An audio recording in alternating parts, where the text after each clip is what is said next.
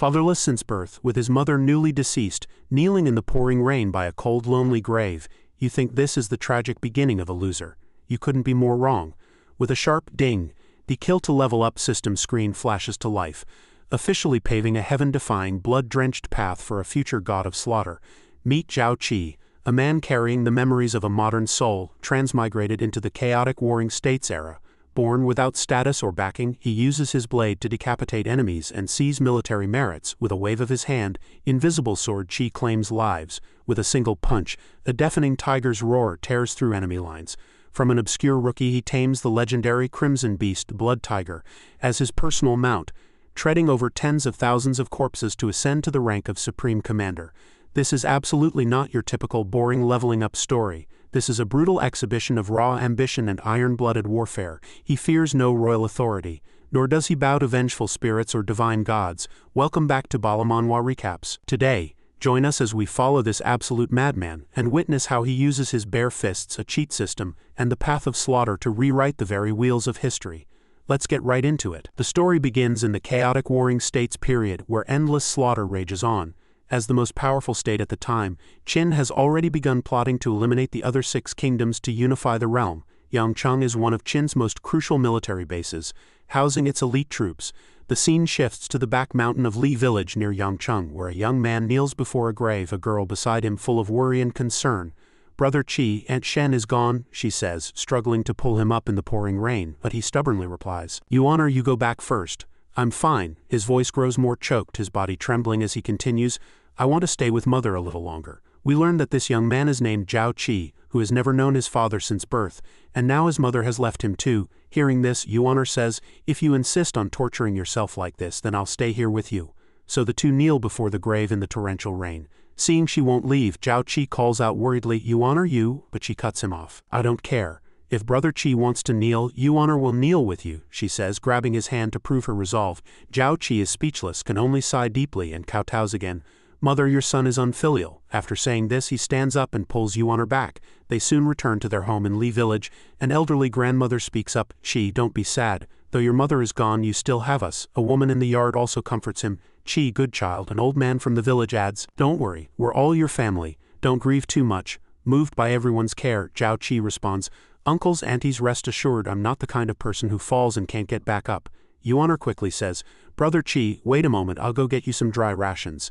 Zhao Qi tells the villagers again, "Uncles, aunties, I'm fine, please go back and don't worry." After a while, he goes inside to pack his belongings. With his mother gone, Yuan'er is his only attachment, but he feels how can a commoner like him deserve Yuan'er, who comes from a noble family. It's been 17 years since he was reborn into this Warring States world. At 17 he's reached the age to enlist, so he makes up his mind, "Since I've been given a second life I can't live in obscurity. I will join the army and rise to prominence." Suddenly, a ding-ding sound startles him. A system screen appears before Zhao Qi. System activated. Kill to level up system initiated. Mission released. Join the army. Unlock reward system. Also unlock newbie gift pack. Does the host accept the mission and claim the rewards? Zhao Qi is utterly shocked. Is this the golden finger system? After waiting all these years, it's finally here. 17 years ago, he traveled from the modern technological world to this turbulent Warring States era, and now the golden finger has appeared. This is a heaven-sent opportunity. He must throw himself into this grand chaotic age. In the future, he will hold power over the world in one hand and embrace his beloved in the other. He will ensure the women he loves are safe and happy. Then he presses accept mission. Mission accepted successfully. Congratulations, host, for activating the newbie reward system. Congratulations, host, for obtaining a yellow tier martial arts technique, basic internal energy. The next reward is a yellow tier martial skill, basic sword technique. Finally, the system notifies, "Congratulations, host, for receiving one chance at martial foundation building." "What? Martial arts technique? Are you kidding me?" The system prompts again. Does the host wish to claim the gift pack? Seeing there's still a pack, he immediately clicks yes. Instantly, treasures, money, and spiritual herbs all appear. Everything's here. I'm rich. Since that's the case, he'll be the first to embark on the path of cultivation. Next comes the martial arts reward. He uses the foundation building opportunity, and in an instant his body feels as if surrounded by lightning. The system prompts, starting body data conversion. The host can gain enhancement experience by killing enemies. The more enemies killed, the higher the experience. During the body transformation, he feels his strength surging, his body light as if he could leap. After the foundation is laid, The system asks, does the host wish to cultivate the technique and skill now? No-brainer. Start martial arts. Beginning cultivation. Processing host request. Basic internal energy cultivation successful. Basic sword technique cultivation successful. After processing, countless phantom figures seem to dance around him. He immediately closes his eyes to comprehend. Moments later, Zhao Qi lets out a loud shout as if fully mastering the basics taught by the phantoms. Then, Zhao Qi's info panel pops up. Character, Zhao Qi, Level 1, HP 100, Internal Energy 200, Cultivation Technique, Basic Internal Energy Level 1, Martial Skill, Basic Sword Technique Level 1, Experience needed to level up 200 points. Haha, unlocking martial arts. Leveling up by killing. Zhao Qi excitedly grabs his hat, clenches his fist in a vow. Finally about to soar, he wastes no time, immediately shouldering his pack to set off. Yuana rushes over, calling out, Brother Qi, where are you going? She's carrying some things. Zhao Qi steps forward and tells her, Yuana, I've made a decision. What decision? I'm going to enlist in the army. Hearing this, Yuana shakes her head repeatedly, unable to accept it. Join the army? No, the battlefield is too dangerous. Yuana, I know your feelings for me. But how can I, a man of stature, stay cooped up in this small village forever? I must become excellent so I can marry you properly in the future. But do you know, once you go to war, it's 9 chances of death to 1 of life. If something happens to you, what will I do? Zhao Qi reassures her, don't worry, I won't die. Wait until I earn military merits and get a title. I'll come back in glory to marry you. I'll make the whole world envy you. Brother Qi, do you really mean that? Of course. So Yuana no longer stops him, hugging him tightly and saying, Brother Qi, my body, my heart, they're all yours. Then they spend the night together. Afterward, Zhao Qi promises, Yuana, rest assured I'll take responsibility for you. She asks again, Brother Qi, do you really have to join the army? Yes, I must. Now Qin grants titles based on military merits. I must earn a title, rise above the rest, and then marry you openly. After saying this, he takes something from under the pillow. This is the jade pendant my mother left me. These 2 pieces together make a whole. I'll give you this half to wear, and I'll wear the other half. Consider it a token of our love. Once I have status, I'll give your elders even richer betrothal gifts. Brother Qi, rest assured, I'll wait for you to return. The next morning, many young people from the village gather, ready to set off for enlistment. Zhao Qi among them. The old village chief steps forward and says to him, Qi, have you thought it through? The battlefield is 9 parts death. Your mother just passed away. By custom, you could observe 3 years of mourning and be exempt from conscription. But Zhao Qi is resolute. Grandpa village chief, my mind is made up. As a man of Qin, I should be loyal to my lord and serve my country, daring to act. Besides, this is the only way for us young folks to get ahead. The old man nods. Then someone points ahead and shouts, the recruiting officer from Yangcheng camp is here. At this moment, a man steps forward and says to the village chief, I'm Wang Da, captain of Yangcheng camp, representing Qin to receive new recruits. Are these this year's new soldiers? The village chief hands over a list. This is the list of young men from Li village joining the army to defend the state. Taking the list, the captain barks, new recruits fall out, stand at attention. Soon the recruits don their armor and stand in neat rows. The village chief calls out, farewell wine, raise. Then each young man drinks a bowl of wine. Zhao Qi downs his bowl and exclaims in delight. Suddenly Yuana runs over clutching a sword. Brother Qi, she hands it to him. They embrace tightly. Yuana, you look beautiful today. Brother Qi, I'll wait for you to return. I'm already yours, and in death I'll be your ghost. Wait for me. At that the captain says, all right, from today on for this year of service you're no longer civilians but soldiers. Follow me to the camp. Zhao Qi turns and leaves, silently vowing, Yuana, I will become outstanding, and then come back to marry you. Enlisting is just the beginning. Meanwhile, the system prompts, congratulations host for successfully joining the army.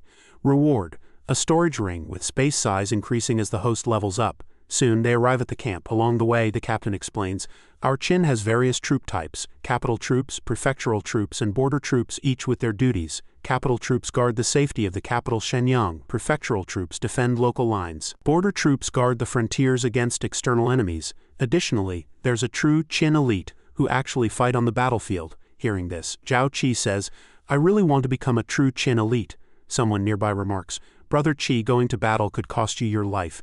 HMPH, compared to death I fear mediocrity more. I came here to rise above. Then someone shouts, new recruits enter the training ground to receive the general's orders. Soon they arrive at the training ground. Zhao Qi strides forward confidently, unflinching. As he walks he chats, it seems everyone here is a new recruit this year. After division, they'll go their separate ways. Someone beside him echoes, Brother Qi sure knows his stuff. Moments later, someone announces, the general arrives. Seeing this, Zhao Qi quickly falls in line. The newcomer is a white-haired general who looks surprisingly young, his armor imposing. The young general looks down and declares, "Welcome everyone to join the ranks of the Qin army." Then he shouts loudly, "Joining the Qin military formation, you become the sharpest blade under heaven. Enlisting, donning armor, duties are divided. Obey your officers, the general's command is your destiny. The Qin elite are the best in the world, governed by military law. Anyone in the army who dares to break military law will be punished lightly or executed heavily. I expect you all to abide by military law. Next, I announce the new recruit training program." Then another steps forward and says, "New recruits must train in the induction camp for 1 month before being assigned to various units. Regardless of who enlists, pay is distributed according to rank." Zhao Qi thinks to himself, "Qin places such emphasis on military law and treats soldiers so well, no wonder they can unify the realm."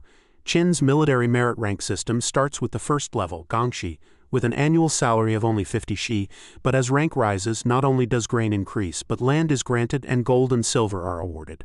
For Qin's commoners, as long as they achieve merit for the state, everyone has a chance to reach the top. At this point, the general on the platform closes his notes and announces the end. Next, troop types will be decided by drawing lots fair and square. Someone below murmurs, "If I could draw capital troops guarding the capital, it'd be much safer." Yeah, pray I don't draw border troops. Though they offer more chances for merit, I don't want to lose my life. Someone asks him, "Brother Qi, which troop type do you hope to draw?" Instead of answering, he asks loudly, "General, if I draw border troops, will I be able to go to the battlefield?" Hearing this, the white-haired general is also stunned and asks back, "What, you want to choose border troops voluntarily?" The general walks up to Zhao Qi, looking him in the eye. Zhao Qi replies, "Yes, I want to choose border troops. As a Qin soldier, defending the homeland and fighting the enemy is my duty. Moreover, I need to earn military merits and rise to prominence." His impassioned speech stirs the recruits. Is this guy crazy? Alas, Brother Qi actually chose border troops. Is Brother Qi serious? Seeing his decisiveness, the general praises him. "Well said, with such spirit. I want to know your name."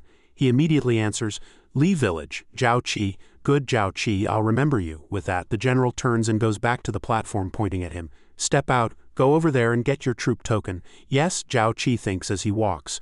Having caught General Meng Tian's attention right after entering the camp, such a great opportunity must be seized. Behind him, the general announces the start of the draw. By nightfall, the soldiers are settled in tents with guards patrolling outside. Inside one tent, Zhao Qi takes out the jade token. Now he just needs to wait for the battlefield. In the historical tide of eliminating the 6 kingdoms, as long as he seizes the chance to kill and level up, he can roam the world and climb the peak of martial arts. Suddenly, a group of new recruits enters the tent, shouting, "Brother Qi, why are you here?" There are about a dozen of them. A young man stepped forward and said, "Brother Qi, we've made up our minds." "About what, Brother Qi?" "The 9 of us have decided to stick with you for the coming year." "HMPH, don't tell me you all chose the border troops." "That's right, we all chose the border troops." Hearing this, Zhao Qi warned, "The battlefield is fraught with danger, with 9 deaths out of 10 chances. Have you thought it through?" The brothers replied in unison, having grown up together and always listening to Zhao Qi. Besides, if they were transferred to other branches, they might get bullied, so it was better to follow Brother Qi. "Really? On the battlefield, we'll live and die together with Brother Qi." Another brother added, "I think Brother Qi is absolutely right, and as long as Brother Qi is here, we're not afraid even on the battlefield." Hearing this, Zhao Qi fell into thought. They were also worried about him going alone, which is why they all chose the border troops. They were all brothers who grew up together and had shared life and death experiences. With that in mind, he said, "All right, just in time, the system has issued a mission for promotion in military rank. Every time you rise a rank, you get a system reward." "Hey, the system issued another mission. Get a reward for promotion?" The young men looked puzzled and asked, "Brother Qi, what are you mumbling about?" "Ah, nothing. Have you all decided to come with me?" "Of course, we've come this far. How could it be fake?" "Good. We've grown up together, and on the battlefield, we'll be brothers sharing life and death." Everyone agreed. "Tomorrow is the first training for the new recruits. I'll do my best to earn military merits. If I can become a squad leader, I'll take you all with me. If I can help you get ranks too, even better." "Yeah, right, good. We'll all listen to Brother Qi."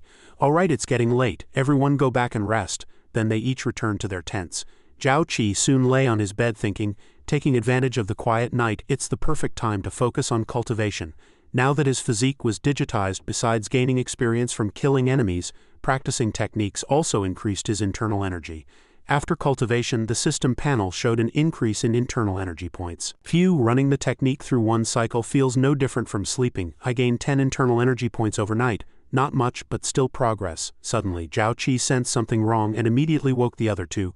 "Li Qing, Li get up quickly." Something's wrong. Brother Chi, it's not even dawn yet. What's wrong? Stop talking. Go wake up Guzi and the others. Hearing this, the brothers were confused but didn't argue. Zhao Qi thought that the first day of recruit camp wouldn't be simple. As long as they performed well in the camp, they could earn the rank of squad leader. So, the veterans would definitely make a move to intimidate the new recruits. Although a squad leader only commands 5 soldiers, if all 9 of them became squad leaders, together they'd form a small unit. That way, they could look out for each other on the battlefield. As he expected, a group of veterans appeared outside the tent. The leader said, "Charge in and hit every one of them. We need to teach these new recruits what camp rules mean. Don't worry, Brother Wu, we'll make sure these newbies never forget." Soon the group stormed into a tent.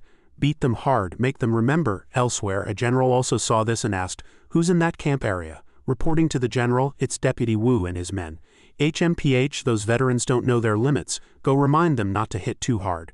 Teach the new recruits a lesson, but don't go overboard. No deaths." Understood, but inside the tent a veteran was kicked flying. That kick was from Zhao Qi, sending the man sprawling. Then he charged forward and landed a heavy punch on a fat veteran's face. Turning, he delivered a brutal sheath strike to another's abdomen, making him writhe in pain. Soon the tent was in chaos. After a while the veterans realized something was off. Someone shouted, "Brother Wu, something's wrong. These new recruits are tough." The leader, called Brother Wu, roared in frustration, You dare to hit veterans? You have no respect for military law," Zhao Qi sneered. "So a bunch of veterans barging in with clubs just wanted to give us a massage." "That's right, lucky Brother Qi was prepared. Brothers, show them what we've got, go." Then the new recruits gave the veterans a warm reception. After a while, the assembly horn sounded, and someone announced a gathering. Soon, the new recruits came out of their tents, and someone complained, "Those veterans only know how to bully us newbies hitting hard." "Exactly." Suddenly, the general froze when he saw something.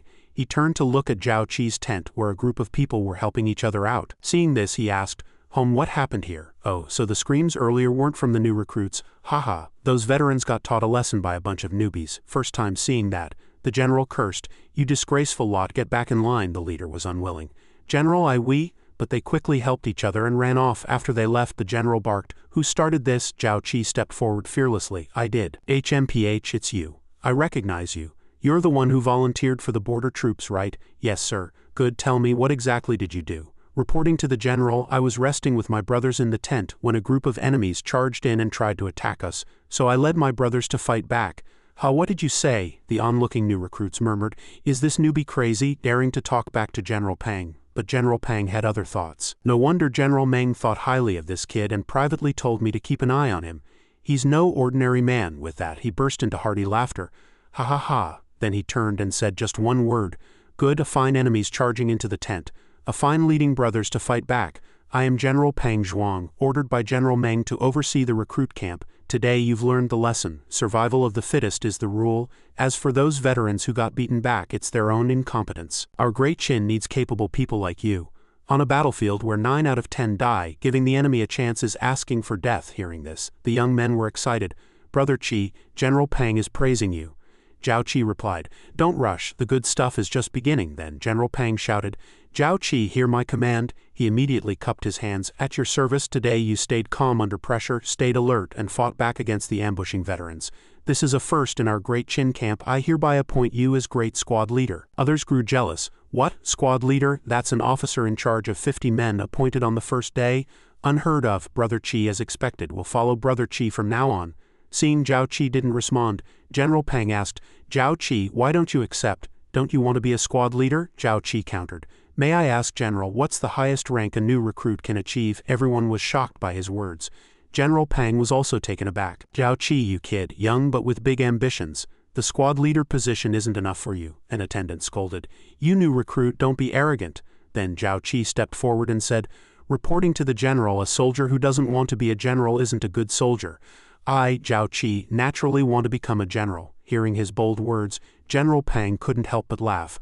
"Ha ha ha, what an arrogant kid, but I like your spirit. Great Qin rewards with ranks based on military merit, as long as you have achievements. Let alone a general, even the position of Grand General can be yours. Today I'll give you a chance. If you have the courage, I'll appoint you as Centurion, the highest rank in the recruit camp." Hearing this, Zhao Qi was pleased and replied, "It's a deal. Please set the challenge, General." General Pang said, "Pick any one of my personal guards. If you can beat him, I'll make you a Centurion." Zhao Qi looked at the soldiers, showed a confident smile, and then said, "General, since that's the case, why not make it bigger? Let all 10 guards come at me. If I lose, I'll accept any punishment. If I win, I want these brothers to serve as squad leaders and section leaders under me. How about it? Holy crap, 1 against 10, is this kid crazy? Exactly too arrogant." One of Zhao Qi's brothers whispered. Brother Qi apologized to the general quickly. General Pang's eyes showed a hint of disappointment. He thought this was a promising talent, but it turned out to be just a reckless fool. If he didn't curb his arrogance, he'd never know his limits. So the general said no more and immediately ordered, "Guards, hear my command, onto the platform." Seeing the general agree, Zhao Qi cupped his hands. "Thank you, General, for the opportunity." On the platform, Zhao Qi was surrounded by 10 men. One guard sneered, "Kid, how about we go one by one so you don't lose too badly?" Another guard roared, "Brat," and swung a punch from behind. "Never seen such an arrogant soldier. Today you'll learn your lesson." Zhao Qi calmly assessed that their speed was completely manageable in his eyes. Looks like last night's cultivation wasn't wasted. As the punch came, Zhao Qi ducked and dodged, swiftly moving to the side. Before the opponent could react, he landed a heavy punch to his face. The blow sent the man flying 5 meters away. "What the hell?" Brother Qi's punch, the veteran who had been beaten earlier, also noticed the power. "Looks like he was going easy on us earlier." General Pang was also surprised. "This kid has something. One punch took down one of my guards." Then the guards stopped fighting one-on-one and all attacked at once. Facing attacks from front and back, Zhao Qi nimbly dodged a strike from behind, then threw an uppercut that sent a guard flying. Before the first one landed, he leaped and kicked another down. Then he assumed a martial arts stance and slammed his fist into the ground. The shockwave knocked the rest off their feet, all falling to the ground. General Pang was speechless with shock. His brothers were also stunned to see his prowess. "Am I seeing this right?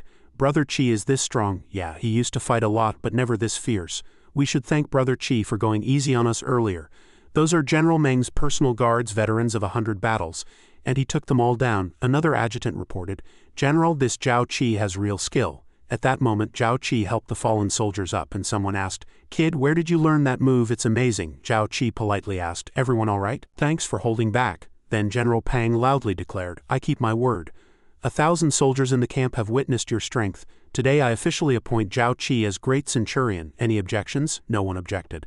Instead, they cheered in unison, "Zhao Qi, Zhao Qi, Zhao Qi." Soon, the system sent a notification. "Congratulations to the host for completing the mission. Appointed as Centurion, skipping 4 ranks. Squad Leader reward, 1 bottle of yellow rank low-grade Qi supplementing pill. Section Leader reward, 1 bottle of yellow rank mid-grade Qi boosting pill. Squad Leader reward, yellow rank mid-grade martial technique Fierce Tiger Fist.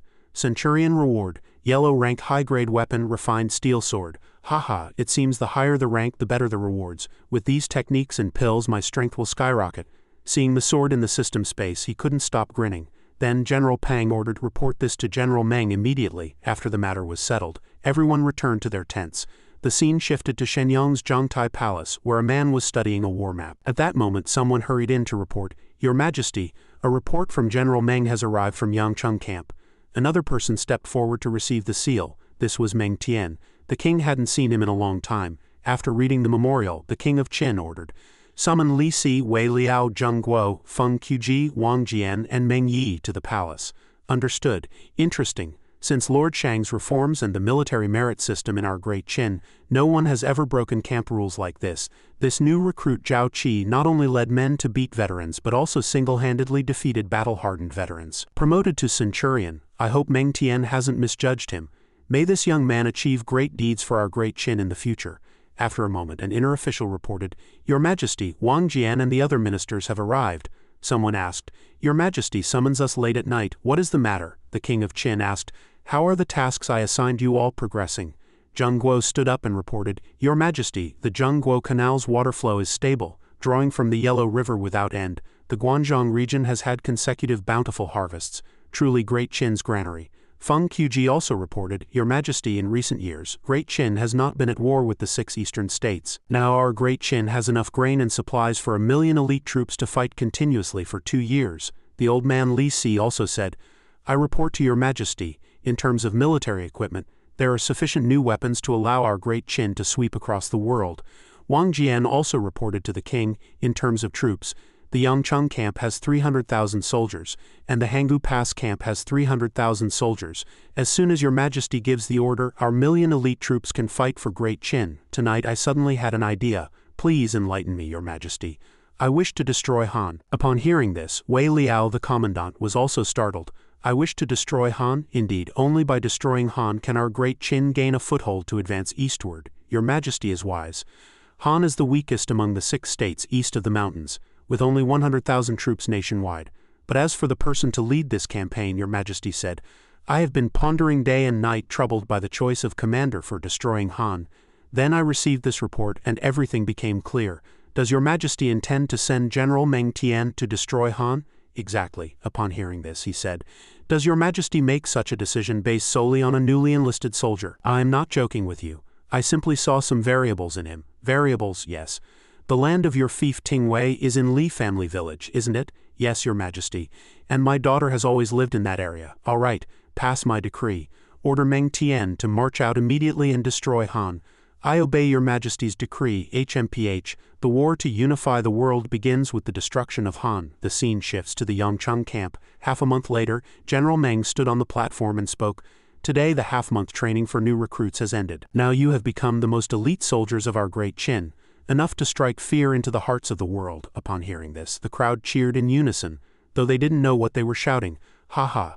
The general then raised the imperial decree and said, I, Meng Tian, am the commander of the Yangcheng camp. I am here today to tell you some news. Someone recognized it as the king of Qin's war order.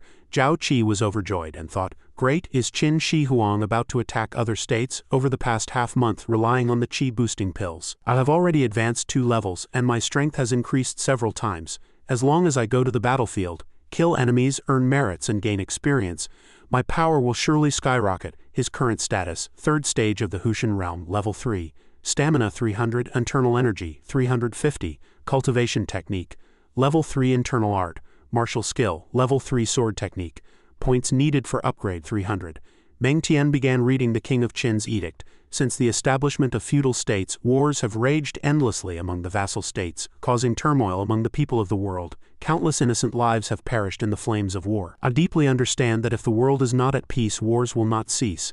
I am determined to destroy all the states, pacify the world, and bring peace and stability to all. I ordered General Meng Tian of the Yangcheng camp to lead 200,000 troops eastward to attack Han. No delays are allowed. Upon hearing this, a few young men began to discuss. What? Are we really going to the battlefield? Isn't it said that new recruits need long training before going on campaign? But one of them thought, it seems Han is indeed the target of a war of annihilation. At this moment, Meng Tian raised his sword and said loudly, The king's decree is the mandate of heaven. The battlefield is your best training ground. In half an hour, our Yangcheng camp will set out. General Pang, who was leading the eastern expedition against Han, also chimed in. What's there to fear about a mere Han? Charge into Han territory, break their camps, the soldiers shouted in unison. Charge into Han territory, break their camps. Soon after, within less than half a day, the entire Qin army's route of action was set. General Wang Jian was ordered to lead 300,000 troops from Hanggu Pass to attack Zhao, coordinating with the campaign to destroy Han. Meanwhile, on Zhao Qi's side, General Pang reminded them, this time, on General Meng's orders, we are to act as the vanguard of 3,000 men, launching a surprise attack on Han. On the battlefield, there is no distinction between new and veteran soldiers. You must not flee or disrupt the formation. Zhao Qi and another man acknowledged the order in unison. Zhao Qi then said, Li Cheng, ahead is the border of Han. Go tell the brothers to stay close to me and follow my commands. Got it, Qi Zhe. Soon the army arrived before the Han garrison. Upon seeing them, the Han soldiers sounded the alarm horn. A soldier rushed in panic. General, the disaster, the Qin army has attacked. What? Aren't the Qin forces still attacking? The man repeated. Yes, they've already arrived here. Pass the order. Gather all soldiers to fight the Qin army. Soon both sides clashed in battle. Elite warriors of Great Qin, charge with me. But the man at the forefront had just drawn his blade when an arrow struck his chest. The Han archers had already drawn their bows and loosed a volley of arrows at the Qin soldiers. Zhao Qi was also among the vanguard. He immediately ordered, Stay behind me, I'll block the arrows. Li Cheng, charge with me to take out those archers first. Qi Zhe. Soon Zhao Qi spurred his horse to the front, thrusting his spear cleanly to kill one. I must claim the first merit. He then continued thrusting with his spear, killing countless archers. The system also prompted, Congratulations, host, for successfully killing an ordinary enemy. You have gained 10 experience points. The prompts came one after another. General Pang observed and praised, This kid really is fearless. Seeing him, the Han soldiers charged forward shouting, Kill all Qin troops. He showed no fear and dismounted. Power and strength, I want both. Today I will kill to my heart's content and earn rank through merit. With a single sword stroke he sent a head flying, then with a horizontal sweep 2 more heads fell, A young soldier tried to ambush him with a sickle but was discovered because he shouted, "Kill!" Zhao Qi then cleaved him in two with one blow. Damn, how is his weapon so sharp? Seeing their fear, he laughed. Haha, come on, all of you at once. Seeing their hesitation, he charged forward alone, intending to surround them. With one sword stroke he shattered their weapons. By now he had fought his way deep into the Han formation, while the soldiers following him were still engaged outside. As he fought, he thought, "If I can claim the merit of killing the general, I will surely earn a promotion. Anyone who stands in my way must die." Saying this, he pressed forward, and wherever his sword passed, limbs, heads, and bodies were sent flying. Seeing this, the general was terrified and immediately ordered, "Hurry, someone! Kill that man!" Upon hearing this, the crowd swarmed him, only to be cut down and scattered. After clearing the path, he charged straight at the general. The general was terrified, and the soldiers beside him were equally panicked. "Quick, stop him, he's coming!" The general quickly found a horse and tried to flee. "The battle is lost today. I must return to Xinjiang to report." But Zhao Qi had already spotted him and gave chase, with no one able to stop him. Trying to run? "Have you asked, my sword?" He then leaped like a bird over the soldiers blocking his way. Damn, is this guy human or a bird? How strong is this kid? Soon, he flew ahead and blocked the fleeing general. The general looked at him as if seeing the king of hell, stammering in fear. You? Zhao Qi smiled confidently. "I'll take your head." He then charged forward coldly and swung his sword at the general's neck. With one stroke the head was severed and blood sprayed. Soon the enemy's flag was also cut down. Holding the general's head high, he shouted, "Your commander is dead. Surrender and you will be spared." Upon hearing this, the soldiers panicked. "The general is dead. We've lost, truly lost. Surrender or we'll all die." Soon they laid down their weapons one after another. "I surrender." Seeing this, his soldiers cheered. "Qi Zhe defeated tens of thousands of enemies. He's too strong." Then shouts of Zhao Qi rang out continuously. General Peng was grinning from ear to ear. "Haha, this kid, I was right about him." General Meng Tian was also right. "Our great Qin has gained another warrior who can take on 10,000 alone." His system also prompted continuously. "Congratulations, host, for earning the admiration of 10,000 people. Activating reputation reward 1,000 points. Martial skills can be upgraded with points. Congratulations, host, for killing 10,000 enemies, gaining 500 experience points. Receiving a high-grade Imperial Protective Inner Armor. Congratulations, host, for gaining enough experience to level up. You can level up at any time." Seeing the rewards, he was overjoyed. Reputation reward. "I've upgraded my combat skills. I've gained quite a few rewards this time." General Peng stepped forward to praise him. "Kid, you've earned the first merit in the campaign to destroy Han." Then General Peng announced, "Zhao Qi, hear my order. I am here. Today you killed enemies and slew their general, earning the first merit of this battle. I now appoint you as commander of 1,000 men, leading 3,000 new recruits. Thank you, General." "Haha, within my authority I have appointed you to the highest rank of commander of 1,000 men. I have already sent word of your achievements to General Meng." Upon hearing this, he replied, "I will do my utmost to serve Great Qin." At this moment his soldiers were also jubilant. "Qi Zhe is mighty. Long live the commander of 1,000, he spoke up. "Let's quickly clean up the battlefield." After a while, he sat down to check the system panel.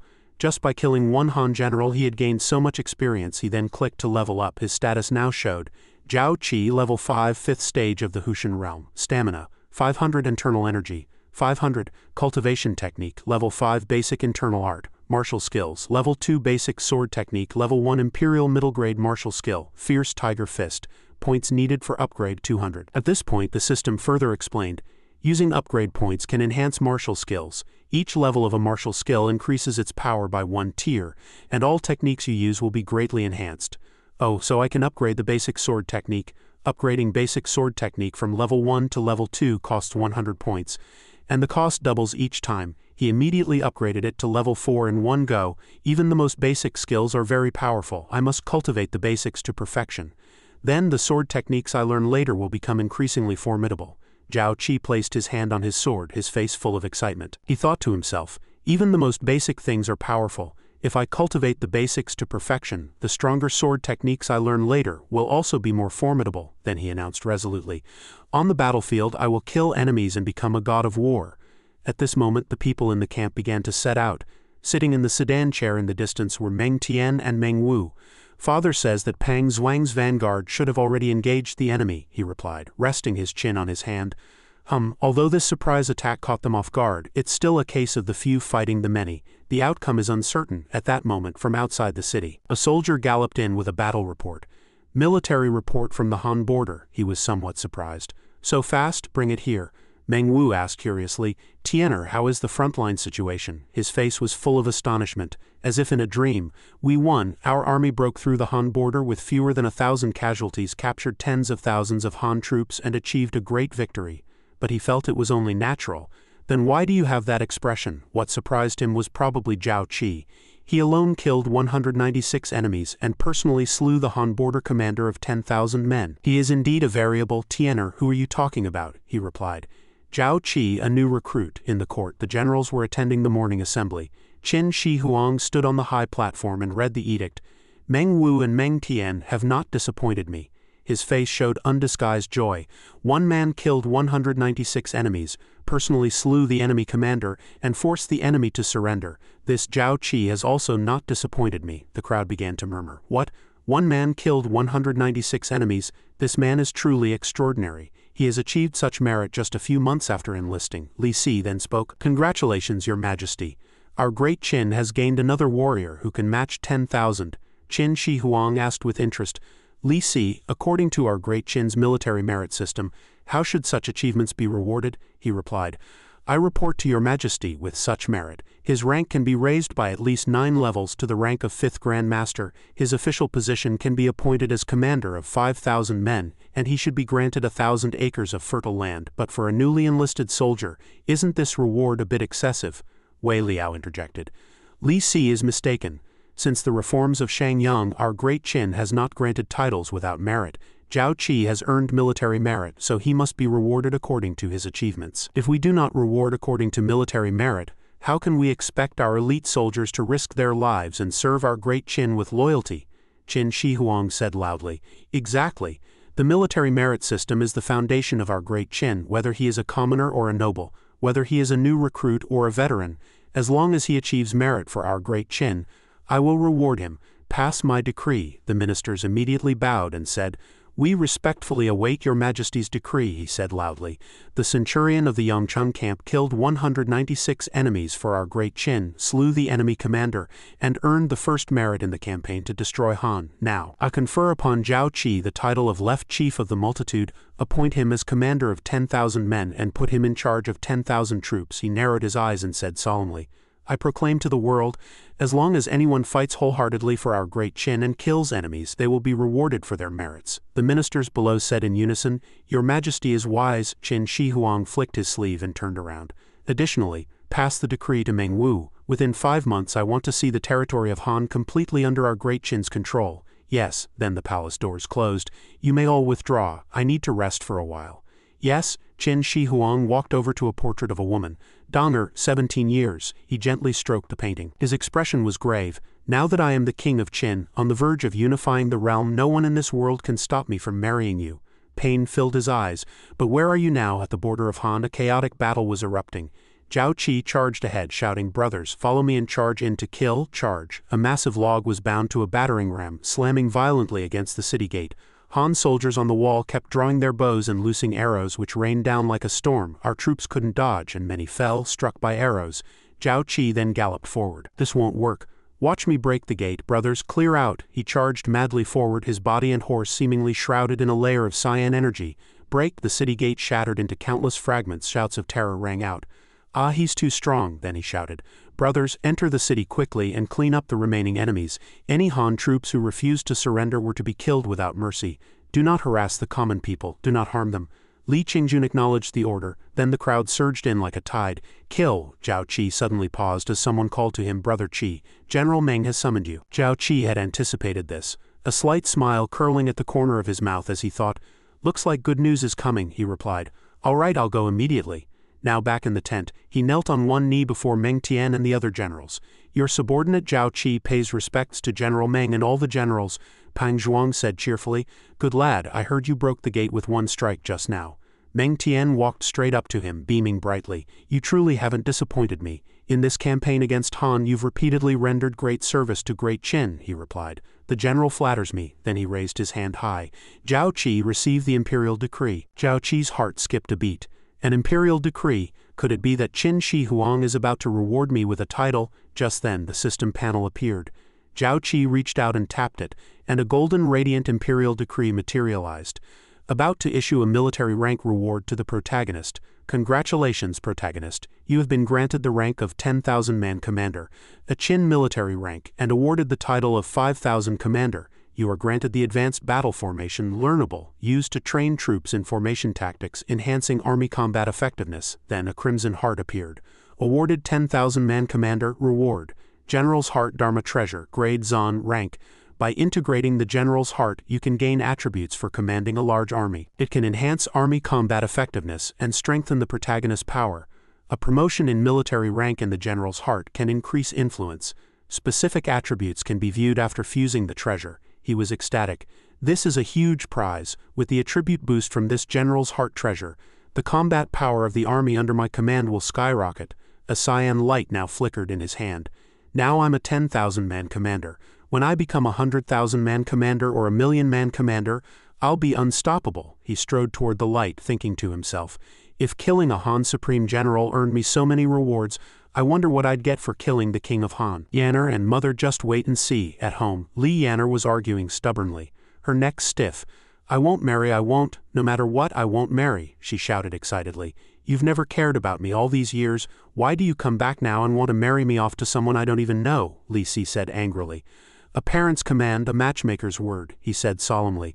I didn't personally raise you because I bear the heavy responsibility of Great Qin. If not for me, could you have lived peacefully in Li family village for all these years? Fusu is the eldest son of Great Qin. If I betroth you to Prince Fusu, you'll have a chance to become the Empress of Great Qin in the future. Such a good match. Why are you unwilling? She frowned and turned her head away. I told you, I already have someone in my heart. Even if it's being Empress, I don't care about it, Li Si said again. Someone in your heart, just some wild boy, even if he's joined the army now. Who knows if he's alive or dead? Why waste your time waiting? He won't die. He'll come back and marry me. He irritably flicked his sleeve and turned to leave. This matter is settled.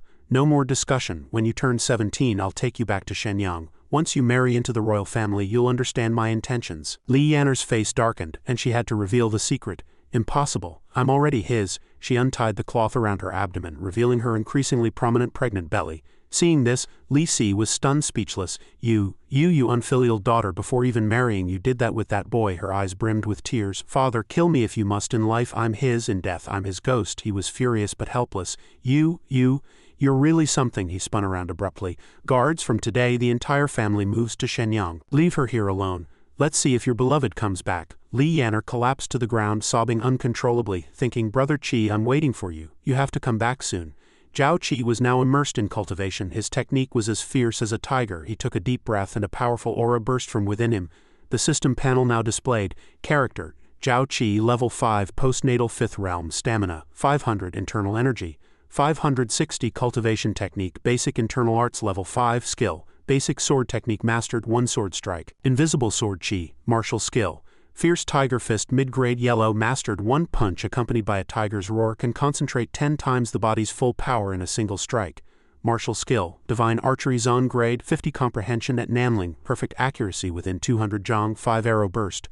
Weapon, Overlord Halberd Fine Steel, protective inner armor. Experience needed for level up 686. He rubbed his chin, muttering to himself, I've used up all my attack points, but once I kill the King of Han, I'll have more. Then I can not only break through to level 6, the postnatal 6th realm, but also gain greater fame rewards, he thought to himself. The innate realm, where internal energy transforms into true Qi, that's the true threshold of martial arts. I can't wait. Just then the sound of orderly footsteps came, and a group of people knelt at his feet. Greetings, General Zhao. Zhao Qi thought, they're all brothers from my village. It's perfect to make them my personal guards. He walked over, patted their shoulders and smiled. We're brothers. Now by the king's grace, I've been granted the rank of 10,000-man commander with the right to form a 500-man personal guard. Li Qing, do you want to stay by my side as a personal guard or continue serving in the army under my command? Li Qing thumped his chest and replied, Brother Qi, we brothers will follow you to the death. That's right, we'll follow the general to the death. All our achievements come from you. He smiled with satisfaction. Good, then you'll be my personal guards. Follow me to the new camp to take command of the 10,000-man army. Yes, they donned their armor and lined up. Zhao Qi knelt on one knee in the center, announcing himself. Newly appointed 10,000-man commander Zhao Qi reporting for duty. 2 men stepped forward to report. Your subordinates Tu Sui and Zhang Han welcome General Zhao. Zhao Qi told them to rise. Looking at these 2 men, much older than himself, he thought, Tu Sui and Zhang Han. I never expected these two historically renowned generals to become my subordinates. Tu Zui spoke up. All elite soldiers have assembled. Please, General, conduct the inspection. He thumped his chest and said, fellow soldiers, from today onward, I, Zhao Qi, am your 10,000-man commander. In the future, I will fight alongside you, for great Qin for our nation. It is my honor to be your general. The soldiers below shouted in unison, General Zhao, General Zhao. Inside the tent, Pang Zhuang was talking with General Meng Tian. It seems this lad doesn't need anyone to back him up. With his successive great achievements, the troops are convinced. No one cares about his age. Indeed, the younger generation is formidable. Even the Lord of Wuan in his day couldn't match this, Zhao Qi shouted loudly. Now that Great Qin has just taken Yang City in a great victory. But Han is not yet settled. For now, training continues as usual with 2 days of rest permitted, pending orders. Everyone responded in unison, yes. Then he turned to ask Zhang Han, General Zhang, where is the wounded soldiers' camp? I'll go take a look. Zhang Han bowed respectfully. Yes, inside the wounded soldiers' camp. Some soldiers had light injuries, while others screamed in agony. I've lost an arm. It hurts so much. I don't want to die. I have a wife at home. I don't want to die. That man's face was pale, sweat pouring like rain. Medic, save me. It hurts so much. Zhang Han spoke up. In this battle of Yang City, our army suffered heavy casualties. Of those wounded on the battlefield, even with full treatment, no more than 1 in 5 survive. Most die from blood loss. Once an arrow is pulled out, the bleeding can't be stopped, and we're already short on medics. Physician Wu approached. General Zhang, we're running out of hemostatic medicine and strong liquor. Zhang Han introduced him. Physician Wu, this is 10,000-man commander General Zhao. Seeing him, Physician Wu said in surprise, I didn't expect General Zhao to be so young. Zhao Qi thought to himself, using strong liquor for disinfection. It seems Physician Wu has some skill, knowing to use strong liquor to sterilize. Then he said, General Zhang, personally go and allocate bandages, herbs, and strong liquor to Physician Wu for treating the wounded. Yes, suddenly, a young man shouted, Old Wu, it's bad. The arrow wound of a wounded soldier is infected. Physician Wu went to the soldier's side. If we don't pull the arrow, he'll get tetanus. Pulling it gives him a chance. Bring a cup of liquor quickly. Without hesitation, he immediately poured a mouthful for the man. Zhao Qi watched this scene very surprised, thinking, is this strong liquor only meant for drinking? Zhao Qi stopped him. Physician Wu, hold on. Physician Wu paused, puzzled. General Zhao, what is it? He asked directly. Physician Wu, is this strong liquor only for drinking? Physician Wu explained. When pulling an arrow, we have to cut the flesh with a knife. It's excruciatingly painful. Strong liquor can numb the body, making it more bearable. Without liquor to ease the pain, many soldiers can't endure it and die from the agony, he asked with a smile. Besides pain relief, does the liquor have any other uses? Physician Wu, do you know? Physician Wu was taken aback. Other uses. Zhao Qi picked up the bottle and said, this liquor can not only relieve pain but also be used on wounds to disinfect and kill germs, thus preventing tetanus. Physician Wu seemed angered by this. General Zhao, lives are at stake. Please don't joke. I've practiced medicine for over 20 years and never heard that liquor can disinfect. And what is this killing germs you speak of? Besides, tetanus is a major taboo in war wounds. How can strong liquor prevent it? Zhang Han also spoke up. Your claim. Your subordinate has never heard of either. Zhao Qi was a bit troubled, thinking, how am I supposed to explain this to you? Physician Wu continued, when it comes to fighting and killing on the battlefield I know nothing, but when it comes to saving lives I'm quite confident. Zhao Qi sighed, thinking, well, this era doesn't know about alcohol's effects yet. It's understandable they don't get it. Physician Wu quickly began working. Bring it here. Zhao Qi quickly stopped him. Physician Wu, hold on. With your treatment method, what are this brother's chances of survival? Physician Wu replied. It's up to fate. If we can stop the bleeding, he has a 30% chance. If we can't, he frowned deeply, at most 10%. Zhao Qi confidently thumped his chest. With my method, he has a 60% chance of survival, he thought to himself. With over 1,000 brothers in this camp screaming in pain, I have to find a way to save them. Physician Wu kept feeling he was joking. Is the general mocking me, he thought. This general is too young. How can he pour strong liquor on wounds? I can't let him do this, the wounded soldier groaned. General Zhao. He quickly grasped the soldier's outstretched hand. I'm here, the soldier spoke as if uttering his last words. General Zhao, today I saw with my own eyes you break the city gate and slay the enemy general. If not for you, who knows how many more brothers would have died under enemy blades. I'm willing to trust you. At this, other nearby lightly wounded soldiers also voiced their support. That's right, General Zhao leading us is an honor for us brothers. We're rough men, we don't know much, but we know General Zhao won't harm us. They earnestly begged Physician Wu. Please just use the general's method. Another man also spoke up. That's right, I'm willing too. General, use me as a test subject first. Seeing everyone's trust in him, Zhao Qi smiled. Don't worry, I won't let you down. Physician Wu calculated in his mind, if his method really works, then our great Qin soldiers won't have to die in such numbers anymore. Then he replied, all right, General Zhao, tell me what to do. I'll follow your orders. Having convinced him, Zhao Qi smiled. Good. First, all knives used to cut wounds must be cleaned. The knives for pulling arrows must be heated over a fire. Second, when cutting the wound with a knife, pour strong liquor over the knife, and then use a small amount of liquor to rinse the wound. Third, all bandages used to dress wounds must be boiled in water and dried in the sun before use. Physician Wu looked astonished. Good, I'll arrange it immediately. Does the general have any other instructions? Zhao Qi handed him a small bottle. This bottle contains a medicine I developed before enlisting called Golden Wound Powder. It has a decent hemostatic effect. Physician Wu was amazed. This is a self-made golden wound powder from the general? He took the bottle. Zhao Qi said solemnly. That's right, go ahead and carry it out. If anything goes wrong, I'll take full responsibility. Yes, Zhang Han was still half doubtful. General, I've never heard of these treatment methods. Are they really effective? He turned back and replied, it's up to fate. If my method succeeds, then in the future when our great Qin soldiers are wounded, they won't have to die in agony but will have a chance at survival. Just then, a young man ran in with all the tools. General, Physician Wu is ready, he smiled. Physician Wu, please proceed with my method. Yes, Physician Wu began cleaning the tools with liquor. Then without hesitation poured the remaining liquor over the wound. The wounded soldier trembled in pain, groaning. Zhao Qi thought to himself, pouring strong liquor on a wound can kill the toxic wind, but it will also cause some pain. You have to bear it. Physician Wu now began cutting the wound with a knife. The arrow had been removed, but blood gushed out. Not good, this arrow indeed damaged the blood vessels. The vessels are ruptured, the bleeding won't stop. Zhao Qi shouted, quick, use my golden wound powder. Physician Wu quickly applied the powder to the wound. His face showed shock. How is this possible? The wound immediately stopped bleeding, and everyone rejoiced. It had worked. The bleeding was staunched. Physician Wu said happily, General, this golden wound medicine is truly miraculous. I have never seen anything like it in all my years. He then ordered the other physicians that from today onward all wounded soldiers in the camp must be treated according to the method you described. Additionally, all soiled white cloths must be washed, boiled in hot water, and dried before reuse. Yes, Physician Wu approached him and said, I did not believe you earlier, General. Please forgive me, but what is the medical principle behind disinfecting with fire and alcohol? And what is the reasoning behind boiling the white cloths in hot water? Please enlighten me, General.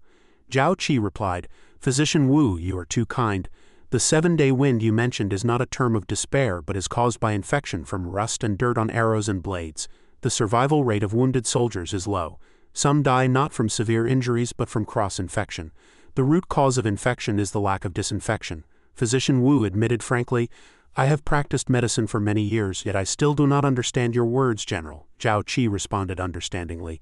You cannot be blamed, for these principles are not recorded in any medical texts. General Zhao, transfer 1,000 elite soldiers to assist in the wounded camp. Additionally, I will later seek an audience with General Meng to promote these treatment methods throughout the entire army. At that moment Meng Tian lifted the tent flap and entered. No need to go, I have come myself. He quickly clasped his hands and bowed to greet General Meng. Meng Tian praised, Good lad, you are truly remarkable. Lad, I heard outside the camp about your miraculous medicine. What is the formula for this golden wound medicine? Would you be willing to offer it to our great Qin? Zhao Qi replied with a smile. If it can be used to save our brothers in Great Qin, I will not refuse. Are you satisfied with me, General? Good lad. He smiled with joy, thinking to himself that with a promotion in rank, the system rewards would be even greater. Now with the miraculous healing pill Shaohuan Dan, it is far superior to the golden wound medicine. Meng Tian, hands on his hips, said, Today I will report to the king about your military medical reforms and the golden wound formula, and I will request a reward for you. He clasped his hands and bowed. Thank you, General. In his mind he thought, another reward is coming. I wonder what the system will bestow this time. He continued, Additionally, I have come to convene the generals to discuss the final battle to destroy Han. Upon hearing this, Zhao Qi declared loudly, I will do my utmost and devise a strategy to breach the Han capital. This battle to destroy Han sounds truly exhilarating. On the battlefield at that moment, all enemy soldiers had fallen unconscious. Yangcheng was breached, triggering a chain reaction along other routes of the Qin army. Various cities of Han fell one after another, and 20,000 elite Qin soldiers converged from multiple directions toward the Han capital. During the camp meeting, Meng Tian asked, How is the troop mobilization progressing? Zheng Shang responded, Reporting to the general, the encirclement strategy against Han is complete. The Han capital is now surrounded by our great Qin. Tomorrow our army can march on the Han capital and begin the final battle to destroy Han. Zhao Qi thought to himself, Han is now at its last gasp. Its 100,000 elite troops have been routed by Great Qin. Breaking the city is only a matter of time. It seems everyone wants to seize this opportunity for great merit. At that moment, everyone was discussing animatedly, but he alone sat still. I request to be the vanguard to breach the Han capital. Please grant this, General Meng. I also wish to be the vanguard. Please give me this opportunity, General Meng. Seeing that he was not moving, Meng Tian asked curiously, Lad Zhao Qi, why aren't you requesting to be the vanguard? He replied with a smile. General, after months of attacking Han, I have already earned considerable merit. I will not compete for the merit of breaching the capital this time. Meng Tian laughed heartily. Lad, you are very practical. He narrowed his eyes, calculating in his mind, how can the merit of breaching a city compare to the merit of killing a monarch? Let them fight over being the vanguard for breaching the city. My goal is not this. Suddenly, a soldier ran in from outside, reporting to General Meng. What is it? Since the entire army adopted the treatment method proposed by General Zhao Qi, the survival rate in the wounded camps has greatly increased. In our army's wounded camps, there are currently 13,000 injured. In the past few days, over 4,000 have been successfully saved, with a survival rate approaching 50. He was shocked upon hearing this. What? 50%? His heart was filled with excitement. This Zhao Qi is truly remarkable. He gave me 10 bottles of golden wound medicine, and using just 2 bottles has achieved such a high survival rate. As a general, he now clasped his hands and bowed to Zhao Qi. Zhao Qi, on behalf of the million elite soldiers of Great Qin, I thank you. He quickly waved his hand. General, you are too kind. The other generals began to murmur. What? The golden wound medicine the general took out earlier was developed by Zhao Qi. That miraculous medicine can stop bleeding and is truly a lifesaver for our Great Qin army. They clasped their hands and bowed. General Zhao is not only outstanding in strategy but also proficient in medicine. Meng Tian spoke up. Zhao Qi, no one can compete with you for this merit. I will report your proposed treatment plan and the golden wound formula to the king. Zhao Qi said humbly, You flatter me, generals. As a soldier of Great Qin, it is my duty to save my fellow countrymen. Meng Tian was very satisfied with his words. Well said. With our Great Qin elite united in heart, how can any state stand in our way? Who wishes to be the vanguard to destroy Han? Zhang Shang replied at that moment. I am willing to be the vanguard. Seeing this, he agreed. In this battle, Zhang Shang will be the vanguard to assault the Han capital. Thank you, General, he continued. Additionally, Zhao Qi will assist the main army on the left flank in attacking the Han capital. If there are any changes, provide immediate support. I receive the order. Zhao Qi clasped his hands and bowed. I receive the order. He smiled slightly, thinking to himself, assisting on the left flank allows flexible troop deployment. The opportunity to kill the king of Han has come. Fortunately, I know from history that when the army is defeated, the king of Han will flee from the flank. Haha, I don't care about the merit of breaching the city. Killing the king of Han, I won't miss this chance to level up. At that moment, Qin Shi Huang held the golden wound medicine. It's him again, this Zhao Qi, using this thing to improve the survival rate of wounded soldiers.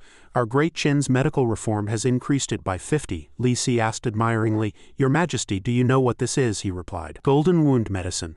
Meng Tian's report says it is highly effective for bleeding wounds, even stopping bleeding from arteries pierced by arrows. It was witnessed by everyone at the time. The ministers began to murmur. I find it hard to believe there is such a miraculous healing medicine. Suddenly, Qin Shi Huang gave an order, Summon someone. Sha Wuju entered at that moment. Your humble servant Sha Wuju pays respects to the king. Imperial physician Sha, you are my only personal physician. Test the efficacy of this healing medicine for me. He rolled up his sleeves. Yes, then he brought it to his nose. Reporting to the king, this is indeed a hemostatic medicine that has never appeared before. It is made from a combination of various medicinal herbs. As for its efficacy, a test will reveal it. He ordered a servant to bring a rabbit. Bring the rabbit. Sha Wuju did not hesitate to cut open the rabbit's abdomen with a knife, piercing the blood vessels.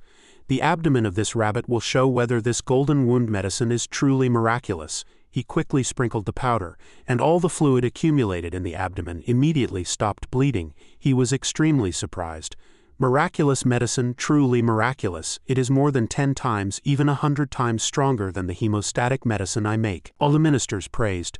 Miraculous medicine, truly miraculous. It stops bleeding so quickly. Sha Wuju said, I never expected there to be such a divine physician in our Great Qin army, developing such a miraculous medicine. Your Majesty, if there is an opportunity, I must meet this person. Qin Shi Huang replied, Divine Physician, you say that lad named Zhao Qi is willing to offer the formula to Great Qin. If this golden wound medicine is promoted throughout our entire army, the survival rate of wounded soldiers will rise to 80. Upon hearing the name, he widened his eyes in surprise. Your Majesty, this divine physician is named Zhao Qi. Qin Shi Huang replied with a smile. Indeed, Imperial Physician Sha, do you know him? However, he pretended not to know. No, I do not, he thought to himself. Could it be a coincidence? He remembered his daughter. Father, if the child in my womb is a boy, I will name him Ying Qi. He is the flesh and blood of me and Zheng Jie. His eyes were sorrowful. My daughter, where have you gone? I have searched for you for years and cannot find you. Qin Shi Huang handed him a bamboo scroll. This is the formula for the golden wound medicine. Imperial Physician Sha, you are responsible for mass production. Sha Wuju took it.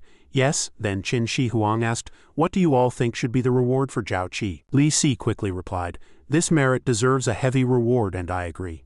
Qin Shi Huang pondered, Zhao Qi is not only exceptionally brave but has also offered this miraculous golden wound medicine, comparable to the merit of destroying a state. If I do not reward him heavily, how can I rule Great Qin? But how to reward him is a difficult question. At that moment a minister spoke. Your Majesty, are you unsure how to reward Zhao Qi? He replied frankly. I am indeed unsure how to reward him, the man replied. I suggest Your Majesty postpone the reward. If he achieves further merit after destroying Han, Your Majesty can then give him a higher reward without attracting criticism, he agreed. Exactly. The matter of rewarding Zhao Qi will be discussed after the destruction of Han, he thought with anticipation.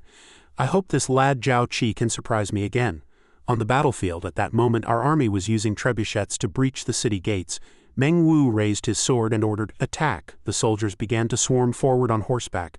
Charge, break Xinjiang, capture the king of Han. At that moment Zhao Qi's army had formed ranks and assembled. Soldiers reported to him in turn. Reporting to the general, no enemy activity to the southeast. Reporting to the general, no enemy activity to the northwest. Reporting to the general, he smiled and said, don't rush, the real show is just beginning. Inside the Han camp at that moment officials and generals were fleeing hastily with bags and bundles. At that moment, a general with an arrow still stuck in his chest ran in to report, Your Majesty, it's bad. The Qin army has attacked our capital from multiple sides and is almost upon us.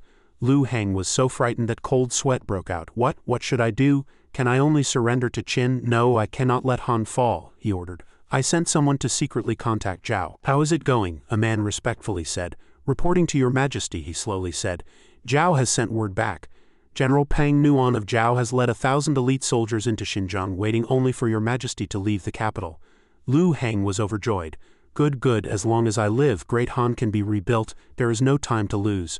Order the guards to immediately leave the palace through the secret passage and evacuate the capital. Yes, he added angrily.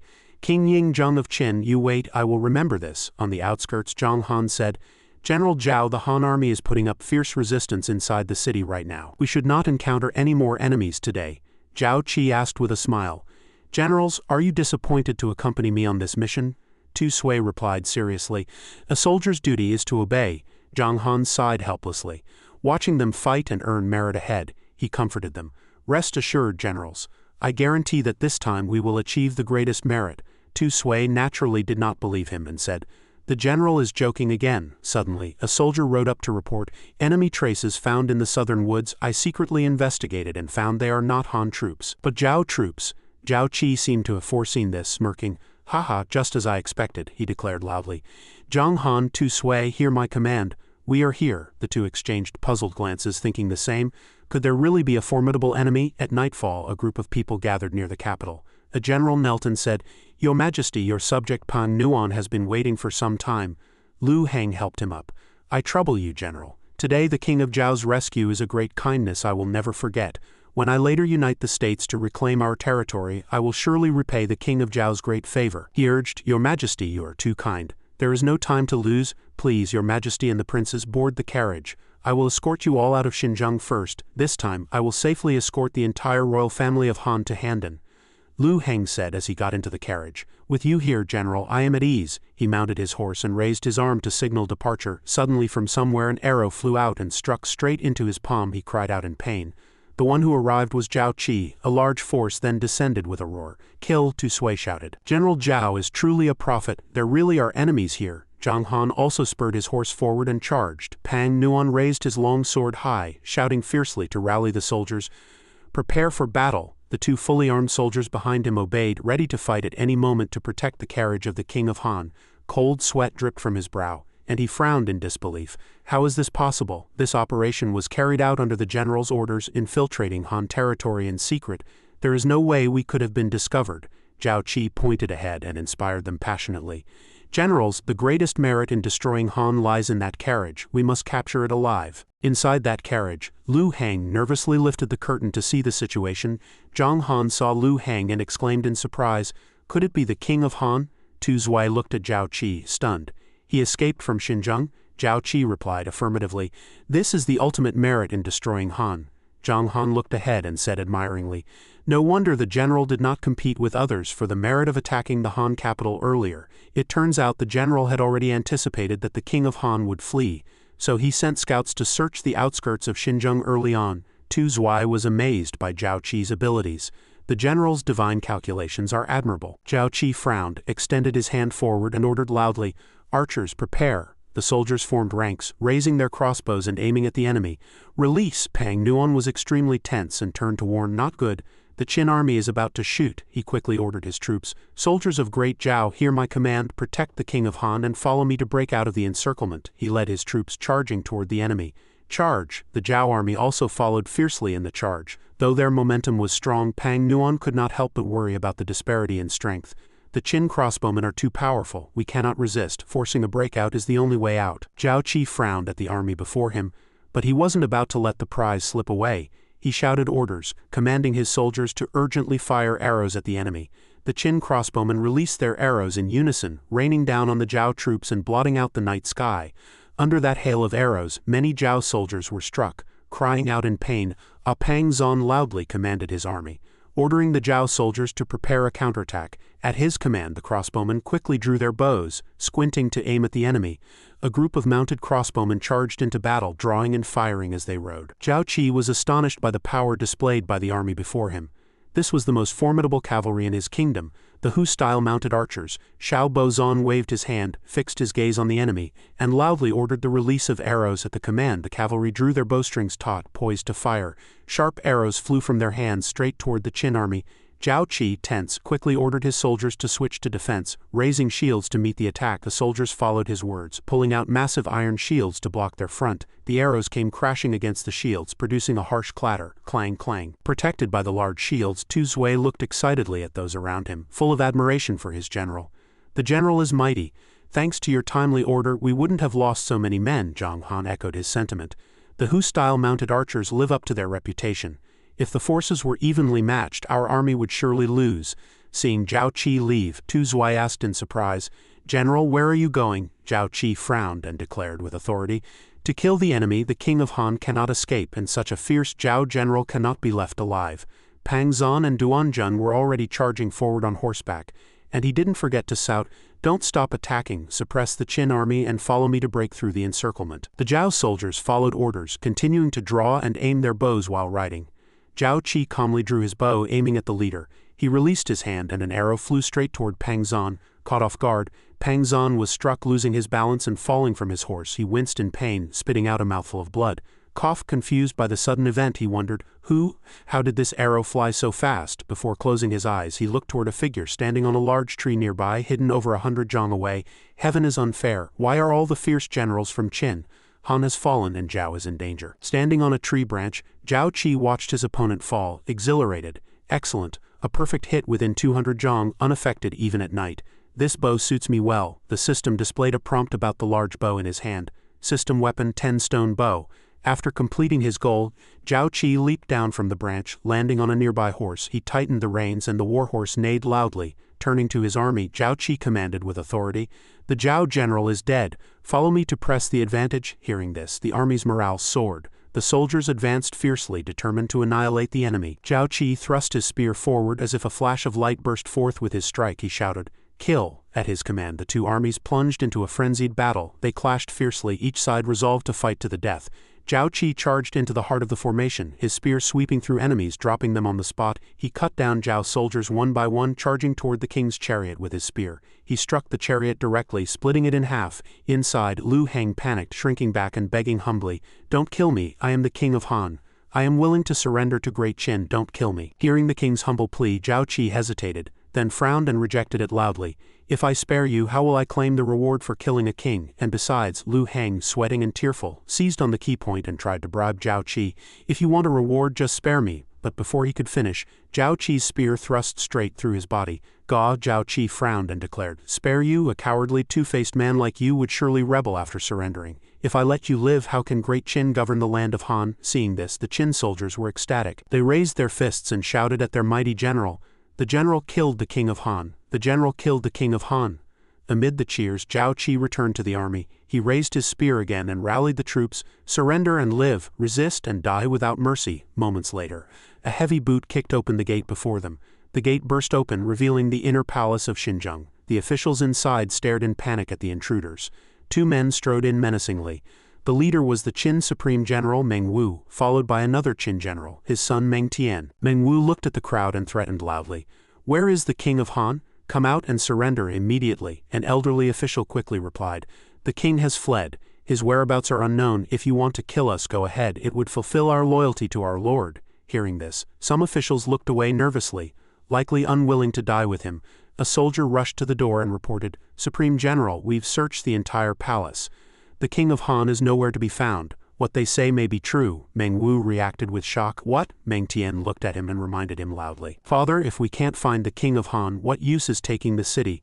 The king will surely hold us accountable. Meng Wu clearly understood this. Sweating profusely, he didn't answer his son. As they worried over this sudden turn, Zhao Qi approached from behind, bowing with clasped hands.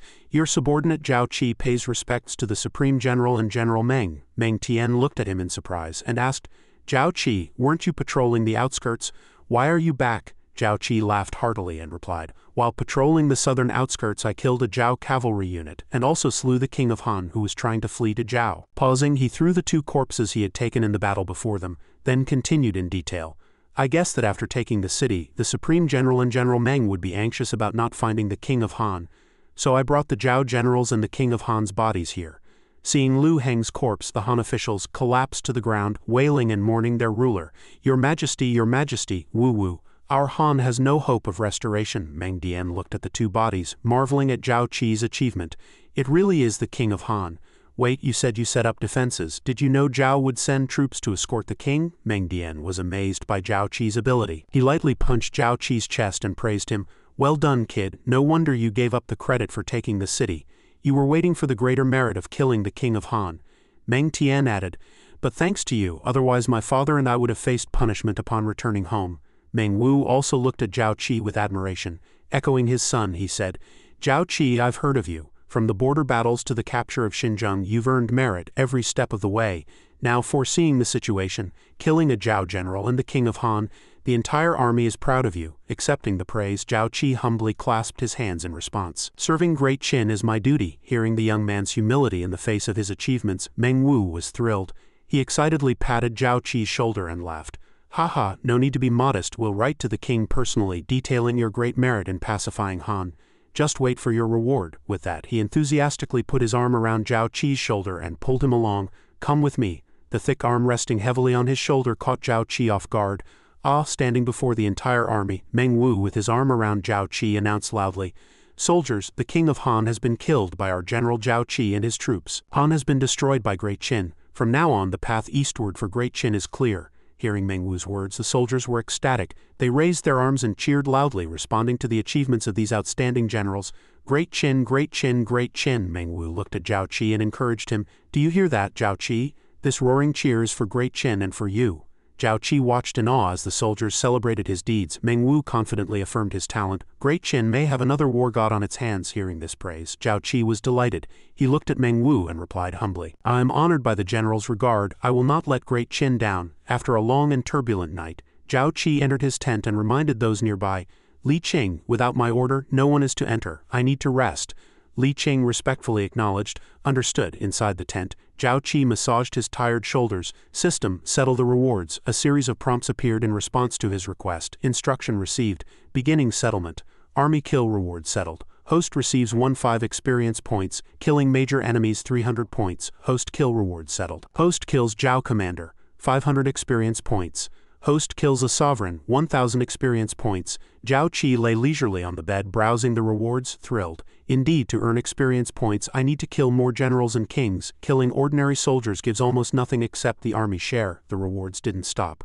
Another prompt appeared. System reward, technique, heavenly origin, art, upper grade Zon rank. Reward, 1 bottle of great return pill, upper grade Zon rank. Seeing the generous rewards, Zhao Qi sat up excitedly. Upper grade Zon rank technique, I've been waiting for this. He eagerly clicked on the heavenly origin art, but the system refused. Host level too low. Cannot unlock heavenly origin art at this time. Seeing this prompt, he was deeply disappointed. I can't even take a look now, so stingy. He lay back down thinking, the max level of basic internal energy is 10, that means I need to break through to qualify for Zon rank techniques, turning internal energy into true Qi to step onto the martial path. Indeed, leveling up is still the priority. Suddenly another prompt appeared. Detected host experience points reaching upgrade threshold. Would you like to upgrade now? Seeing this, Zhao Qi was momentarily stunned. Upgrade. A series of prompts appeared. Strength 700, Strength 700, Martial skill training, basic sword technique mastered, unleashing invisible sword energy with a single strike. Martial skill, upper grade yellow rank fierce tiger fist mastered, a punch producing a tiger's roar. A spear strike can concentrate 10 times the body's power. Divine archery, Zon rank martial skill, 5th level comprehension, perfect accuracy within 50 zhang, 5 stream arrow, weapons. Overlord fine steel sword, inner armor protective 10 stone bow. Experience needed for next level 8,000. Zhao Qi sat cross-legged, and a light radiated from him in all directions. Then the system displayed, processing host upgrade command. Stamina increased to 700, internal energy increased to 700. Experience needed for next level 8,000. Zhao Qi opened his eyes, gritting his teeth during the upgrade process. Host upgraded to 7th level of Hushan realm. He waved his right hand and a blue light full of momentum flashed. 7th level of Hushan realm. I can take the head of a general among 10,000 troops. With my current strength, even the overlord of Western Chu would be nothing. He flopped back onto the bed, feeling relieved. This reward for killing the king didn't disappoint. Next, I wait for the Qin King's reward. He frowned at the ceiling, recalling the past. When I left Li family village, I only hoped to gain power, bring glory to my family, and marry Yanner. Now, though I haven't yet stepped onto the martial path, I've at least found my footing in this chaotic world. He closed his eyes, gradually drifting off to sleep, but couldn't help worrying. Yanner, it's been half a year since I left. I wonder how you're doing now. A village faintly emerged in the hazy mist, a large mansion bathed in warm golden sunlight. Zhao Qi was utterly astonished by the sight before him. This is Li family village. I'm back. No, I should be in the tent. Thinking he was dreaming of the village, he sighed in disappointment. Indeed, what you think about during the day you dream about at night. How homesick am I? A gentle voice came from behind him.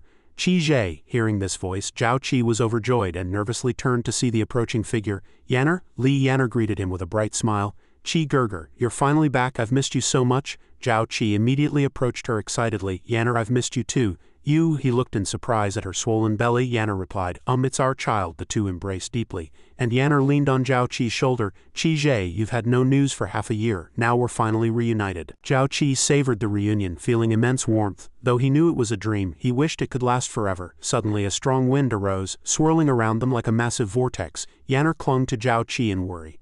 Qi Gerger, what's happening? In the hazy dust, a mighty army stood, staring intently at them. Are kings and nobles born to their station? Recognizing the two leaders of that army, Zhao Qi frowned in tension.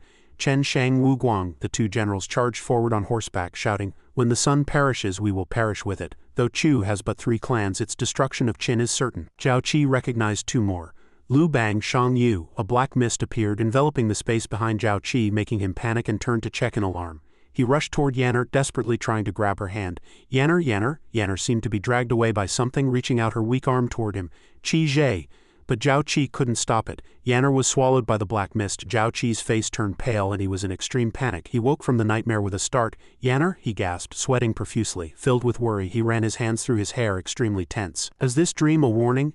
Is the fall of Qin destined by heaven? The day of chaos will come sooner or later. He gritted his teeth, unwilling to accept fate. Even if I reach the highest rank, even if I hold immense power in the future, what use is it? He froze. Suddenly realizing he still needed to strive harder, his strength was far from enough. A new day dawned and golden sunlight shone on a magnificent city. The Shenyang Palace of Great Qin. Ying Zheng held the detailed battle report, unable to hide his joy. Our army has triumphed over Han. The king of Han has been killed by our Zhao Qi. Han is destroyed. Hearing the news of victory, he laughed heartily. Ha ha ha, excellent. This Zhao Qi has repeatedly achieved remarkable feats, and this time he's given me another surprise." He turned his gaze into the distance and declared excitedly, "The world is vast, divided among 7 states for years unchanged, but I have already changed it. Now that Han is destroyed, Great Qin has opened up land to the east." He slapped the war map, ambitious to expand. "The next target is Zhao." Turning to the officials below, he said, "I want to reward Zhao Qi." A minister loudly agreed, "Your Majesty is wise. General Zhao has great merit, we concur." Li Si, however, was different. He seemed unimpressed by the news of victory, instead bowing his head in contemplation. Ying Zheng, brimming with enthusiasm, continued the conversation and rewarded the young general for his merits. Zhao Qi presented the divine medicine and assassinated the king of Han, both great feats. "I decree that Zhao Qi be appointed as the chief general to guard the Han territory. The 100,000 surrendered Han troops are all to be under Zhao Qi's command. Furthermore, Zhao Qi's original 10th rank title shall be raised by 3 additional ranks, and his hometown shall be granted the ceremonial equipment of 10,000 chariots." The lavish rewards sparked murmurs among the officials below. One couldn't help but exclaim, "General Zhao has been promoted 10 ranks in half a year, and now another 3, truly unprecedented." Another official chimed in, "The king indeed holds Zhao Qi in high regard, but Zhao Qi's merits are worthy of such rewards." The others echoed their agreement, finding it justified and proper. Seeing no opposition to his decision, Ying Zheng ordered, "Since there are no objections, you may withdraw. Quickly convey my decree to the Han territory." Li Si and the officials bowed in acknowledgement. "Yes." Suddenly, Ying Zheng spoke, "Li Si, stay." Li Si understood and replied, "Yes." After the officials filed out of the hall, Ying Zheng rose and approached Li Si, probing, "Li Si, I noticed you seemed lost in thought earlier. Do you have any opinion on my decision?" Li Si, still bowing, replied, "Your Majesty is wise, I have no objections, but I do have another thought I wish to present." Ying Zheng nodded solemnly. "Speak." Li Si offered his suggestions. "First, since Han has just been conquered, most of its subjects share the King of Han's sentiments. I recommend executing them all. Second, my daughter's marriage to Prince Fusu may not come to pass." Hearing this, Ying Zheng seemed displeased. He furrowed his brow and fixed a sharp gaze on Li Si.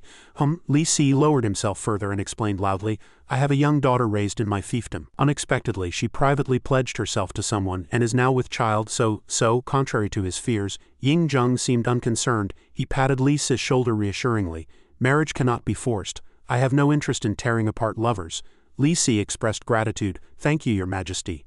But suddenly, Ying Zheng frowned and questioned the first matter. "Regarding the Han subjects, Li Si, you're actually wary of Han Fei's talent, aren't you? You fear that if he submits to Qin, he might hinder your advancement?" Striking a nerve, Li Si was terrified. His eyes widened in shock. He immediately knelt before Ying Zheng, kowtowing in panic. Ying Zheng did not punish him but turned and warned, "You may have selfish motives, but don't use them against me. I will not tolerate another Lu Buwei, nor another Lao Ai. This is my taboo." Li Si, prostrate and sweating profusely, hastily confessed, "I admit my guilt." He inwardly lamented his impulsive action. "In my haste, I violated the supreme taboo of royal power. Royal authority brooks no probing, disrespect, or overstepping." In the military camp, Ying Zheng's decree had arrived. Zhao Qi loudly expressed his thanks. "I, your humble general, thank your Majesty for your great grace." The official handed the decree to Zhao Qi and congratulated him loudly. "Congratulations, General Zhao. This is truly an immense favor." Zhao Qi accepted the decree and thanked the envoy. Meng Tian, happy for him, patted his shoulder and praised, "Congratulations, from now on I can't just call you Zhao Qi, it's General Zhao now." Meng Wu carefully instructed, "The king holds you in such high regard, entrusting you with the entire Han territory. Don't let him down." Zhao Qi firmly promised, "I will fulfill my duties diligently." Looking at the decree in his hands, he felt invigorated by Ying Zheng's generous rewards. "This reward is even more generous than I imagined." As if suddenly remembering something, he turned and probed the envoy slightly. "Sir, since I'm managing military affairs in the Han territory, who will handle the civil administration?" The envoy answered in detail. "The king has decreed that Feng Qiji will manage civil affairs. You can rest assured." Hearing this familiar name, Zhao Qi was greatly encouraged. "Your Majesty is wise." He inwardly marveled at Ying Zheng's brilliance. The first emperor of Qin truly lives up to his name. He wields royal power with great skill. It seems the rewards come with a warning. Everything stems from royal authority, but as long as this authority exists, I can never attain true freedom. He clenched the decree in his hand, silently resolving to work harder, to control my own destiny and not be changed by this chaotic era. I must rise above royal power.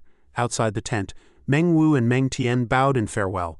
"General Zhao, we return to Rong City tomorrow. We must now discuss troop movements. Farewell." Zhao Qi and the nearby generals returned the courtesy. Yes, after bidding them farewell, Zhao Qi walked back to the main tent with Zhang Han and Tu Sui. Zhang Han happily congratulated him. "General, we heard the king's decree outside the tent." "Congratulations," Tu Sui beaming chimed in. "The general has rendered great service to Qin. This time, you must be a general commanding 50,000 troops, right?" Hearing their praise, Zhao Qi's mood lifted. "Ha ha!" He sat down in the large chair in the tent and announced loudly. "The king has appointed me as the chief general, commanding 100,000 troops and the surrendered Han soldiers, while managing military affairs in the Han territory." Hearing such a generous reward, Tu Sui's mouth dropped open in surprise. 100,000 troops. Zhang Han was no less astonished, exclaiming, "Chief General of Han?" Zhang Han and Tu Sui knelt together before Zhao Qi, celebrating the great news. "We congratulate the general," Zhao Qi generously instructed. "From now on, as I command the Han army, I need 2 generals to lead 50,000 troops each." He frowned and continued meaningfully. "But unless they are truly loyal to me," sensing an opportunity, Tu Sui and Zhang Han exchanged excited glances, their joy evident. They both raised 2 fingers and swore an oath, their voices firm. "We, Tu Sui and Zhang Han, swear to serve the general unto death. If we break this oath, may we be struck by lightning and fall into hell." Zhao Qi excitedly slapped the table and stood up. "Good," he stepped forward and patted their shoulders.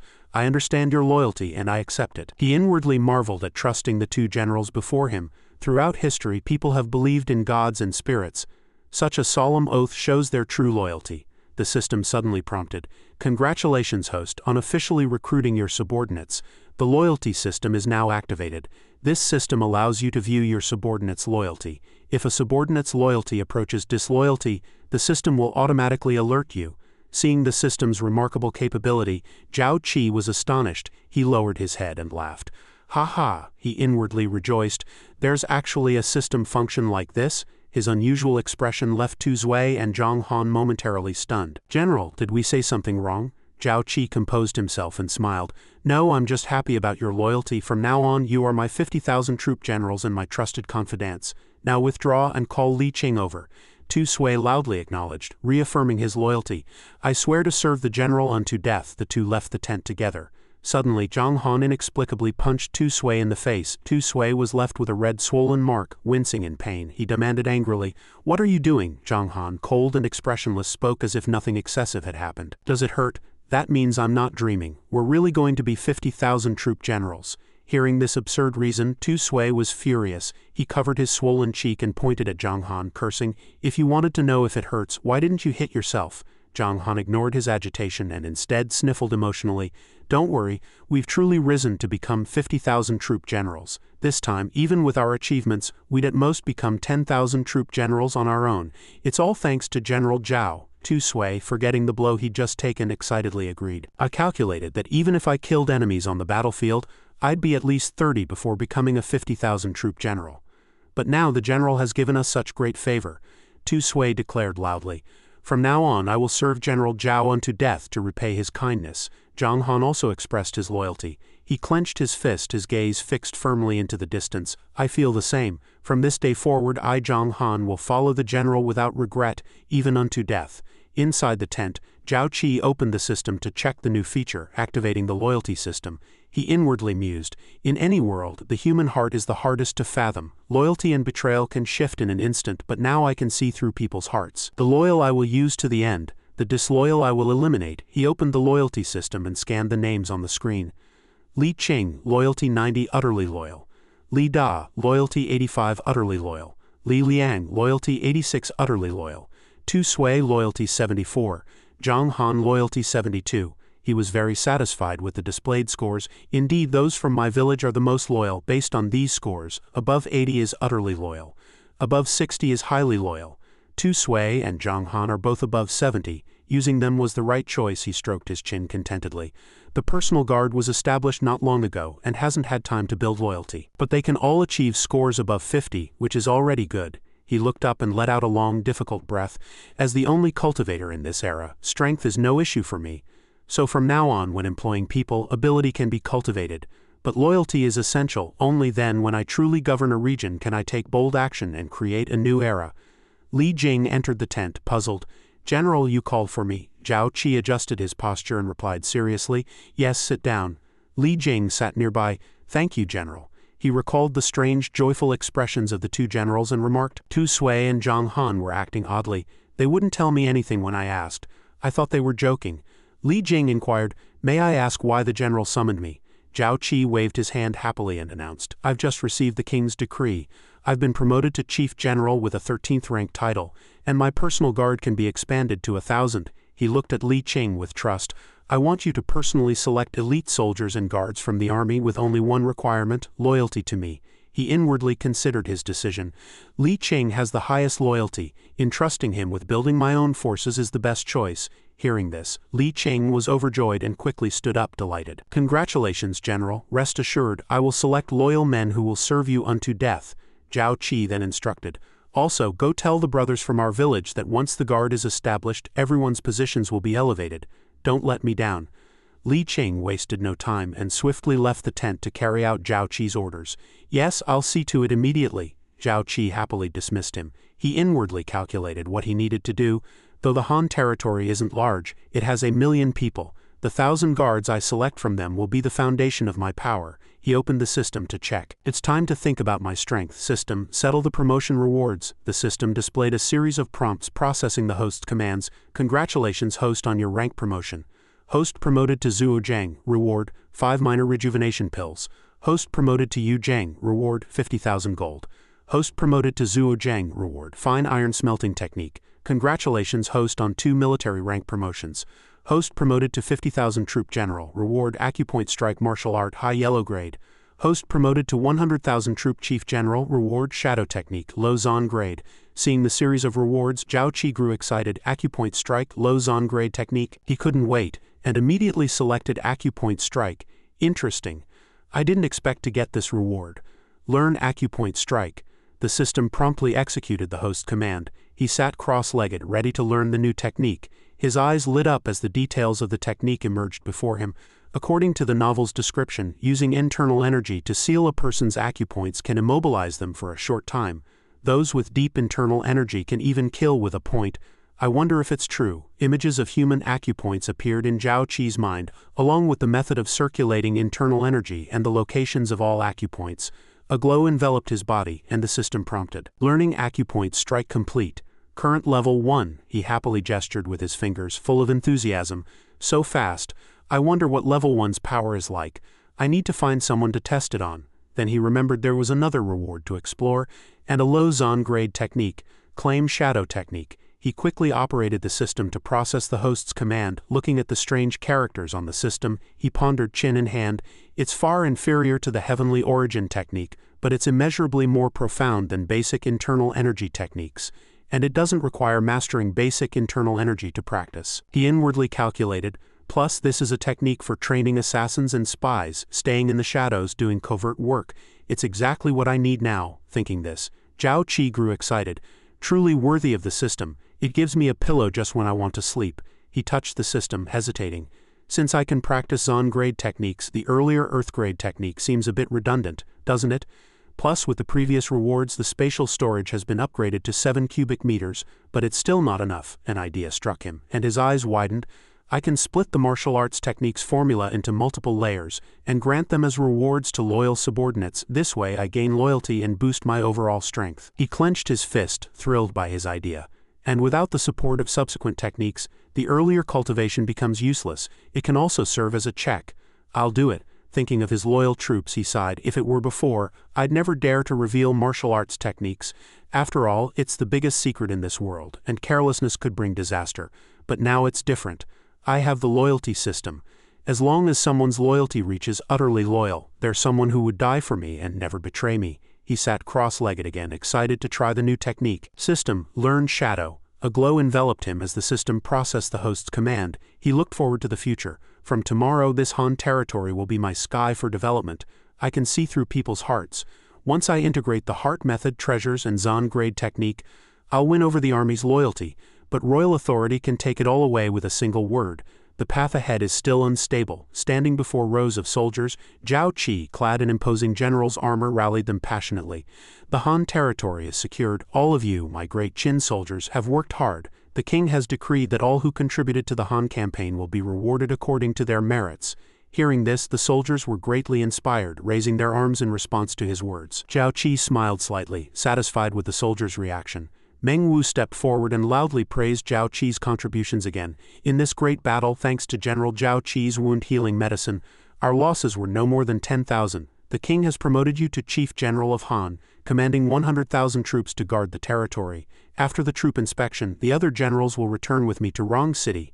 Hearing this, the soldiers were extremely excited, chanting Zhao Qi's name in unison, General Zhao Qi, General Zhao Qi, General Zhao Qi, General Zhao Qi. Meng Tian nudged Zhao Qi with his elbow, beaming with joy. In the past, your father worried about you, but now that Yin Cheng's reputation is so renowned, leading a 100,000-strong army in the future will be without obstacles. Meng Wu urged Meng Tian with a glance. Meng Tian departed. As he mounted his horse to leave, Meng Wu still turned back to look at Zhao Qi and instructed, Zhao Qi, lad, the Han territory is now in your hands, but I have a few words of advice. The Han region has just been pacified and Zhao and Wei may send troops to attack it. You must be cautious. Zhao Qi cupped his hands respectfully in gratitude for the advice. Thank you for the reminder, General. I understand. Meng Wu loudly ordered the soldiers behind him. The victorious army, heed my command and follow me back to Rong City. He reminded Zhao Qi again loudly. Zhao Qi, this time the king has bestowed his favor upon you. As the commander with the authority of a supreme general, you must grasp the intent behind it. Tu Sui cupped his hands and bowed to report. General, below the review stand, the troops guarding Han are waiting for you to address them. Zhao Qi turned to look at him and agreed readily. Good. Tu Sui hesitated and asked in confusion, but there's one thing I don't understand. What did Zhao Qi agree to? He voiced his doubt. Although the troops left by General Meng are elite, most have lost their commanders. Some don't even have mid-level officers. I wonder what the intention is. Zhao Qi chuckled lightly upon hearing this. Ha, I understand Meng Wu's meaning. Then he turned and left. As he passed Tu Sui, he patted his shoulder cheerfully. This General Meng is truly thoughtful. I'll remember this great kindness. Tu Sui still didn't understand. Great kindness? Zhao Qi smiled faintly, thinking to himself. General Meng deliberately left me elite troops and made them lose their commanders precisely so I could cultivate my own foundation and strength. It shows he truly treats me well. He walked before the soldiers and said loudly, All troops, listen up. From today onward you will follow me to guard the Han territory. In my army, there is one iron rule. Military law is as unyielding as a mountain. Those who achieve merit will be heavily rewarded. Those who commit errors will be severely punished. He extended his hand forward to show his resolve. I will defend the foundation of Great Qin alongside you. Wherever my command reaches, that is where the sharp blades of Great Qin's elite soldiers will strike. There is only one voice in this army. My command. Do you all understand? The soldiers below responded in unison, raising their weapons high with overwhelming momentum. Hey, hey, hey, Zhao Qi gazed into the distance, unwavering in his ideals. From this moment on, this is my domain, but this is not enough, far from enough. Entering the tent, Zhang Han still couldn't believe the joy of his promotion. Heavens, from now on we're truly commanders of 50,000 men, promoted 2 ranks to deputy generals. Tu Sui echoed with great delight. Since yesterday I felt like I'm dreaming. Even now that the orders have been issued, I still haven't come to my senses. Hearing their remarks, Zhao Qi teased, What, do you think I'd deceive you? Tu Sui and Zhang Han were startled and quickly retorted, We dare not doubt you, General. Seeing their expressions, he laughed happily. All right, I won't tease you anymore. I actually have tasks for you both. He wondered in confusion. I didn't say much. Why are they so scared? He addressed the 2 generals in detail. In the campaign to pacify Han, many elite soldiers have earned merit through killing enemies. Their military achievements should be recorded, and their ranks and titles elevated. Now, you 2 lead the troops back to camp to reward them according to their merits. And there must be no mistakes. Tu Sui and Zhang Han responded in unison. Yes, we obey. Then they went to carry out his orders. Zhao Qi quickly opened the system to explore. Finally reaching the day when he could fuse the general's heart, he operated the system with a hint of cunning, thinking of the army he was about to build, and began to calculate. Use the army to practice battle formations, enhance combat power, and forge a tiger-wolf force that can change everything, he ordered with anticipation. System, fuse the general's heart. The system immediately responded, As you command, host fuses the general's heart. A blue light enveloped Zhao Qi. It's a sentient artifact detecting the general's heart attributes as commanded. The system lists the attributes. War artifact general's heart. High-grade Zon rank, a growth-type artifact. Host attributes. Leading troops into battle boosts morale by 100. Training troops improves battle formation coordination and training mood, thereby enhancing combat power. Hidden attribute. Protector can block a fatal blow for the host. Zhao Qi clenched his fists, exhilarated. Truly a war artifact. he calculated secretly. Once I truly train 100,000-strong army to fight, it'll be like having teammates kill enemies and gain experience for me. Far better than the experience of a lone warrior, he ambitiously envisioned further. By then I might try attacking Zhao, and I'll be close to the innate realm, the system chimed. Beginning reputation settlement. Host's reputation rewards are being settled. Congratulations, host. You've gained 500,000 reputation, converted to points, and earned 50,000 points from promotion. Looking at the series of prompts, Zhao Qi was satisfied and also upgraded his divine archery and acupoint strike techniques. Divine archery, acupoint strike, 50,000 points. After a series of operations, the system showed 0 points. Divine archery upgraded to level 10, mastery achieved, can fire 10 consecutive arrows within 3 jong without missing. Acupoint strike upgraded to level 5, 50 mastery. Targets struck have their internal energy sealed for 5 days. A voice caught his attention. Report. General Zhao, the task you assigned is done. Li Qing stood before the tent bowing respectfully. Zhao Qi said cheerfully, step forward and report. He continued to report in detail. Yes, the brothers have been properly assigned to various units and received corresponding rewards and promotions. Everything complies with Great Qin's military merit system, so no one will object. Additionally, I have scouted elite soldiers from the army to form the personal guard battalion, which can be established as a 1,000-strong unit within 10 days. Hearing this, Zhao Qi patted his shoulder and praised. Li Qing, well done. You've proven why you're my most valued subordinate. Li Qing bowed humbly and replied, serving the general is my duty. Hearing this, Zhao Qi suddenly fell silent, staring at him. Li Jing said nothing, still bowing respectfully, awaiting orders. Zhao Qi sighed and lowered his hand from his shoulder. I understand, you may withdraw now. Watching Li Qing's retreating figure, Zhao Qi felt a pang of loss. How long has it been since Li Qing called me Qi Zhe? In just a few months our identities have changed. Perhaps Li Qing and I, along with the brothers who came out with us, can never go back to how we were. His eyes dimmed as he lamented the gradual fading of kinship. Military power.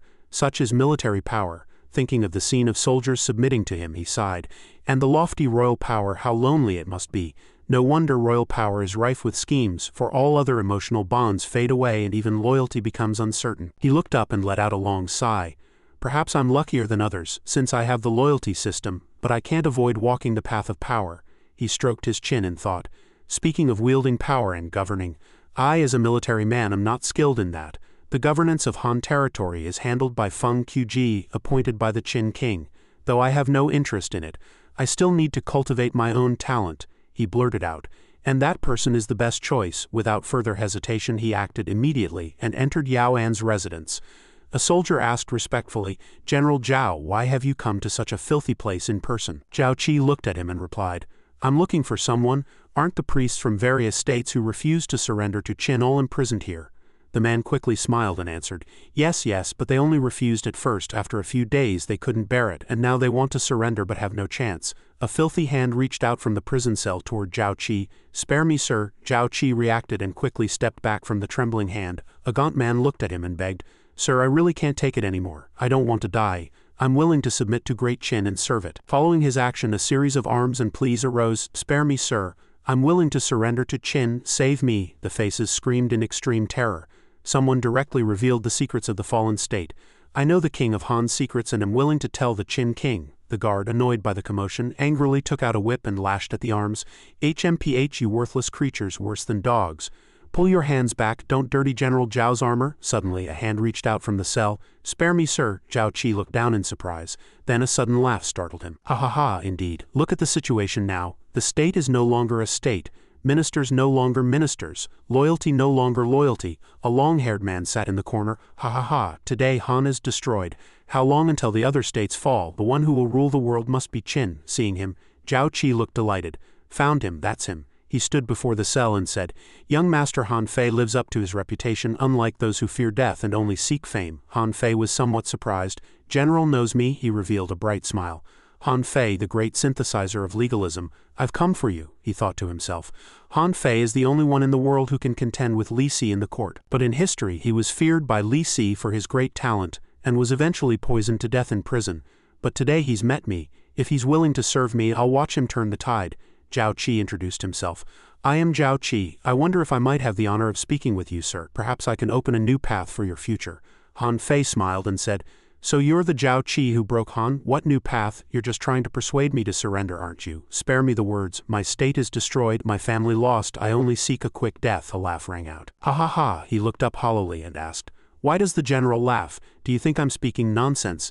Zhao Qi replied with hands on his hips. I was just recalling your work, The Five Vermin, which says, when times change, affairs change, when affairs change, preparations change. His eyes sharp as he looked at him, thinking, Han Fei is a great talent of all time, but with my accumulated historical and cultural insight from the modern era, I'm not inferior to him. Then he said, I think you've long seen through the trends of the world, yet you still trap yourself in so-called loyalty and righteousness. Han Fei lowered his eyes and frowned upon hearing this. He shook his head. Of course I know that Qin's unification of the world is inevitable, which is why I want to fulfill my loyalty and righteousness. Zhao Qi asked again, if you die you'll never see the unification of Huasha. Isn't that your lifelong pursuit? Don't you want to keep watching? Wouldn't it be a pity to serve the enemy state and live in eternal guilt? He smiled calmly. I only hope you'll be loyal to me. Han Fei asked in confusion. Loyal to you? That's right. Loyal to me, Zhao Qi. That way you won't be surrendering to the enemy. It's a win-win. Han Fei found it absurd and burst into laughter. Are you planning to usurp the throne? Then he found it ridiculous and laughed heartily. Ha ha ha. If the Qin king knew that his sharp sword on the battlefield harbored disloyal thoughts, I wonder what he'd think. How absurd. I wouldn't even deign to surrender to the Qin king, let alone to someone as unfaithful and ungrateful as you. Zhao Qi was not angered by this and replied calmly, Didn't I earn the Qin king's favor with my life and military achievements? I have no intention of rebellion, but I also refuse to bow to royal power and hand my life over to others. Han Fei's eyes sharpened as he looked at him. I underestimated you. What you want isn't royal power, but a position above it. But what gives you the right to stand above royal power? Now, Qin has a ruler capable of uniting the world. Only by working with such a king can I realize my ambitions. What do you have? Zhao Qi then extended two fingers which seemed to shimmer with magic.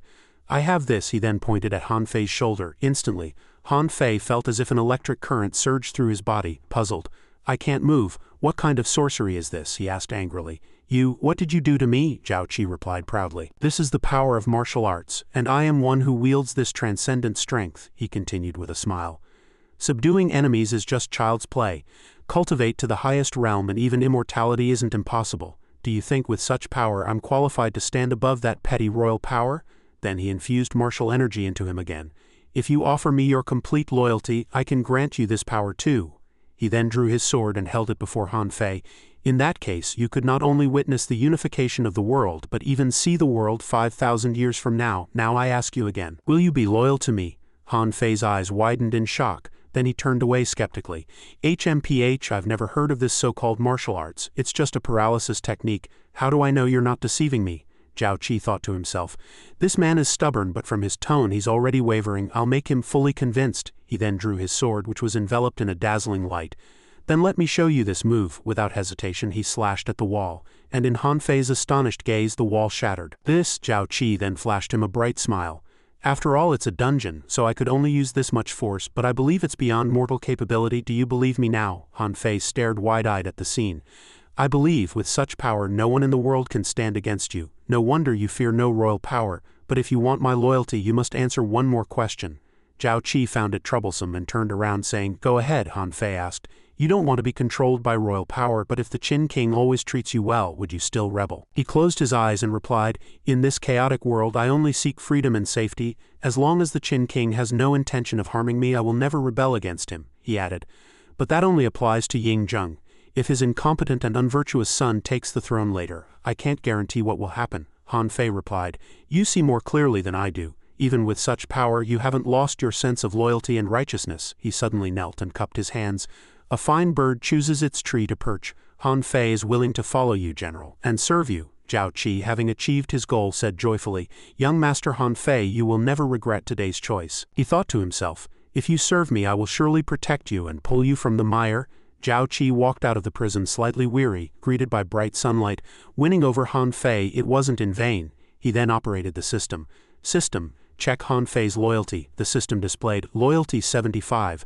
Han Fei's loyalty to the host has been obtained. He was somewhat surprised. Loyalty as high as 75. Truly, in this era a gentleman's word is as good as gold. Suddenly a soldier came to report, General, you're finally back. Someone outside the mansion sought an audience, leaving him puzzled. Who could it be? The man replied, I do not know, General. but he comes from Shenyang and carries travel documents. He claims to have urgent matters to report after seeing you, so I have him waiting in the guest hall." He stroked his chin, pondering. Could it be Feng Qiji, sent by the first emperor to deal with Li Si's affairs? But the timing seems off. "I'll go see first." Zhao Qi, clad in armor, strode in from outside as the announcement rang out. "General Zhao has arrived." As he walked in, he asked the guard, "Who seeks an audience?" A man sat waiting inside who turned to look at the protagonist, introducing himself with a sarcastic tone. "General Zhao, you've kept me waiting long. I am a man of Wuda from the Tingwei office, sent by the Tingwei himself to see you." Hearing this, Zhao Qi turned and warned, "So you're Li Si's man. No wonder you're so arrogant, but I am a commanding general here and not under his jurisdiction. Before me, you'd better drop that dog-like demeanor of yours, lording over others. This Wuda is already fuming." He bowed with a frown, thinking to himself, "This Zhao Qi is a tough nut. If I were in Shenyang, I wouldn't fear you." Yet he said aloud, "Your subordinate was rude. Please forgive me, General. In truth, I come bearing the Tingwei's instructions." Zhao Qi sat at the desk before him, looking at him. "I am under the Rongcheng army and only obey the king's decrees. Do you have the king's decree for this visit?" Wuda looked at him and replied, "It is a private matter of the Tingwei, but it concerns the state's foundation, so there is no decree." The protagonist noted the word private and repeated it. The man glanced up at him and explained, "In this campaign to destroy Han, among the imprisoned Han officials is one named Han Fei, right? This man swore to live or die with Han. The Tingwei wishes for you, General, to kill him, to eliminate future trouble for our great Qin." The protagonist sneered disdainfully. "Ha, eliminate trouble? Li Si clearly wants to use a borrowed knife to kill Han Fei. With such narrow-mindedness, how can he achieve great things?" Wuda stepped closer to his desk and asked, "General Zhao, what do you mean?" Zhao Qi looked at him. "It means Han Fei has already pledged loyalty to me. Why would I kill him and cut off my own arm? But you won't have the chance to relay this to Li Si," he called out loudly to those outside. Li Qing, a subordinate, immediately entered, bowing respectfully. "Your subordinate is here." Zhao Qi ordered at once, "Take this man outside the city and deal with him. Make it clean." Soldiers immediately stepped forward and dragged him away. "Yes," Wuda, still stunned, reached out and demanded, "What?" "Zhao Qi, I am from the Tingwei office. You cannot kill me. Are you going to oppose Lord Li Si for a surrendered general?" As he finished speaking, he was slapped hard, his face turning purple on one side, blood spilling from his mouth. The protagonist watched Zhao Qi being dragged away by the soldiers, thinking to himself, "Li Si, I didn't want to be your enemy, but now that I have Han Fei by my side, I have no choice but to contend with you." Finally, he declared, "The position of Prime Minister, which you value most, is destined to be vacated." On the road, horses galloped swiftly, dust swirling all around. At Li family village in Rongcheng, old man Li stepped forward and asked respectfully, "Sir, what urgent matter brings you here in such haste?" The soldier on horseback looked at him. "Are you the village head? The Rongcheng army has returned victorious. General Pang Zhuang has sent us to bring news of the men from Li family village who joined the army. Quickly gather the villagers." Old man Li immediately cupped his hands and agreed respectfully. "Yes, yes." The soldier unrolled a scroll and began to read the announcement. "The men who went into battle were all valiant. Now I will read the list of the fallen." He began to read names. Li Kun died in battle, in theft with rank 4. An elderly couple, upon hearing the name, immediately collapsed to the ground, weeping bitterly. "My son." Then the announcement sounded again. Li Lin died in battle, in theft with rank 6. An old woman, worried, supported Li Yanner, who was heavily pregnant, and reminded her, "Yanner, why won't you listen to reason? I'll tell you when I get news. Why must you come in person?" Li Yanner replied anxiously, "Auntie, I have to hear news of my Qi Jie with my own ears to be at ease." The soldier announced to them again, "The list of fallen souls has been read. Now I will read the list of those promoted in rank." The old woman smiled with relief. "Great, Zhao Qi's name isn't there. Now you can rest easy, right? He must be on the promotion list." She smiled back and replied, "Promotion or not doesn't matter as long as he's safe." The voice reading names continued. Li Qing, rank 9, appointed as commanding general, leading the personal guard battalion, with a salary of 450 shi of grain. The old woman exclaimed happily upon hearing this. "Oh my Qingzi is truly capable. I wonder which general promoted him." Another name was read. Li Da, rank 8, appointed as commander of 10,000 troops, with a salary of 400 shi. Li Hong, the old woman, smiled at the woman beside her. "Li Da is also good. Everyone from our village does well." The soldier turned and reported respectfully to the official beside him, "General Pang, the roster has been fully read." The man looked at him and ordered, "Good, return to Rongcheng immediately to report." Li Yanner panicked. "No, why isn't Qi Jie on any of the lists?" She rushed forward and asked urgently, "Sir, my husband Zhao Qi joined the army with Li Qing and Li Da. Why is there no news of him?" Pang Zhuang, the deputy general under Meng Tian, looked at her in surprise. What? You say your husband Zhao Qi joined the army with generals Li Qing and Li Da?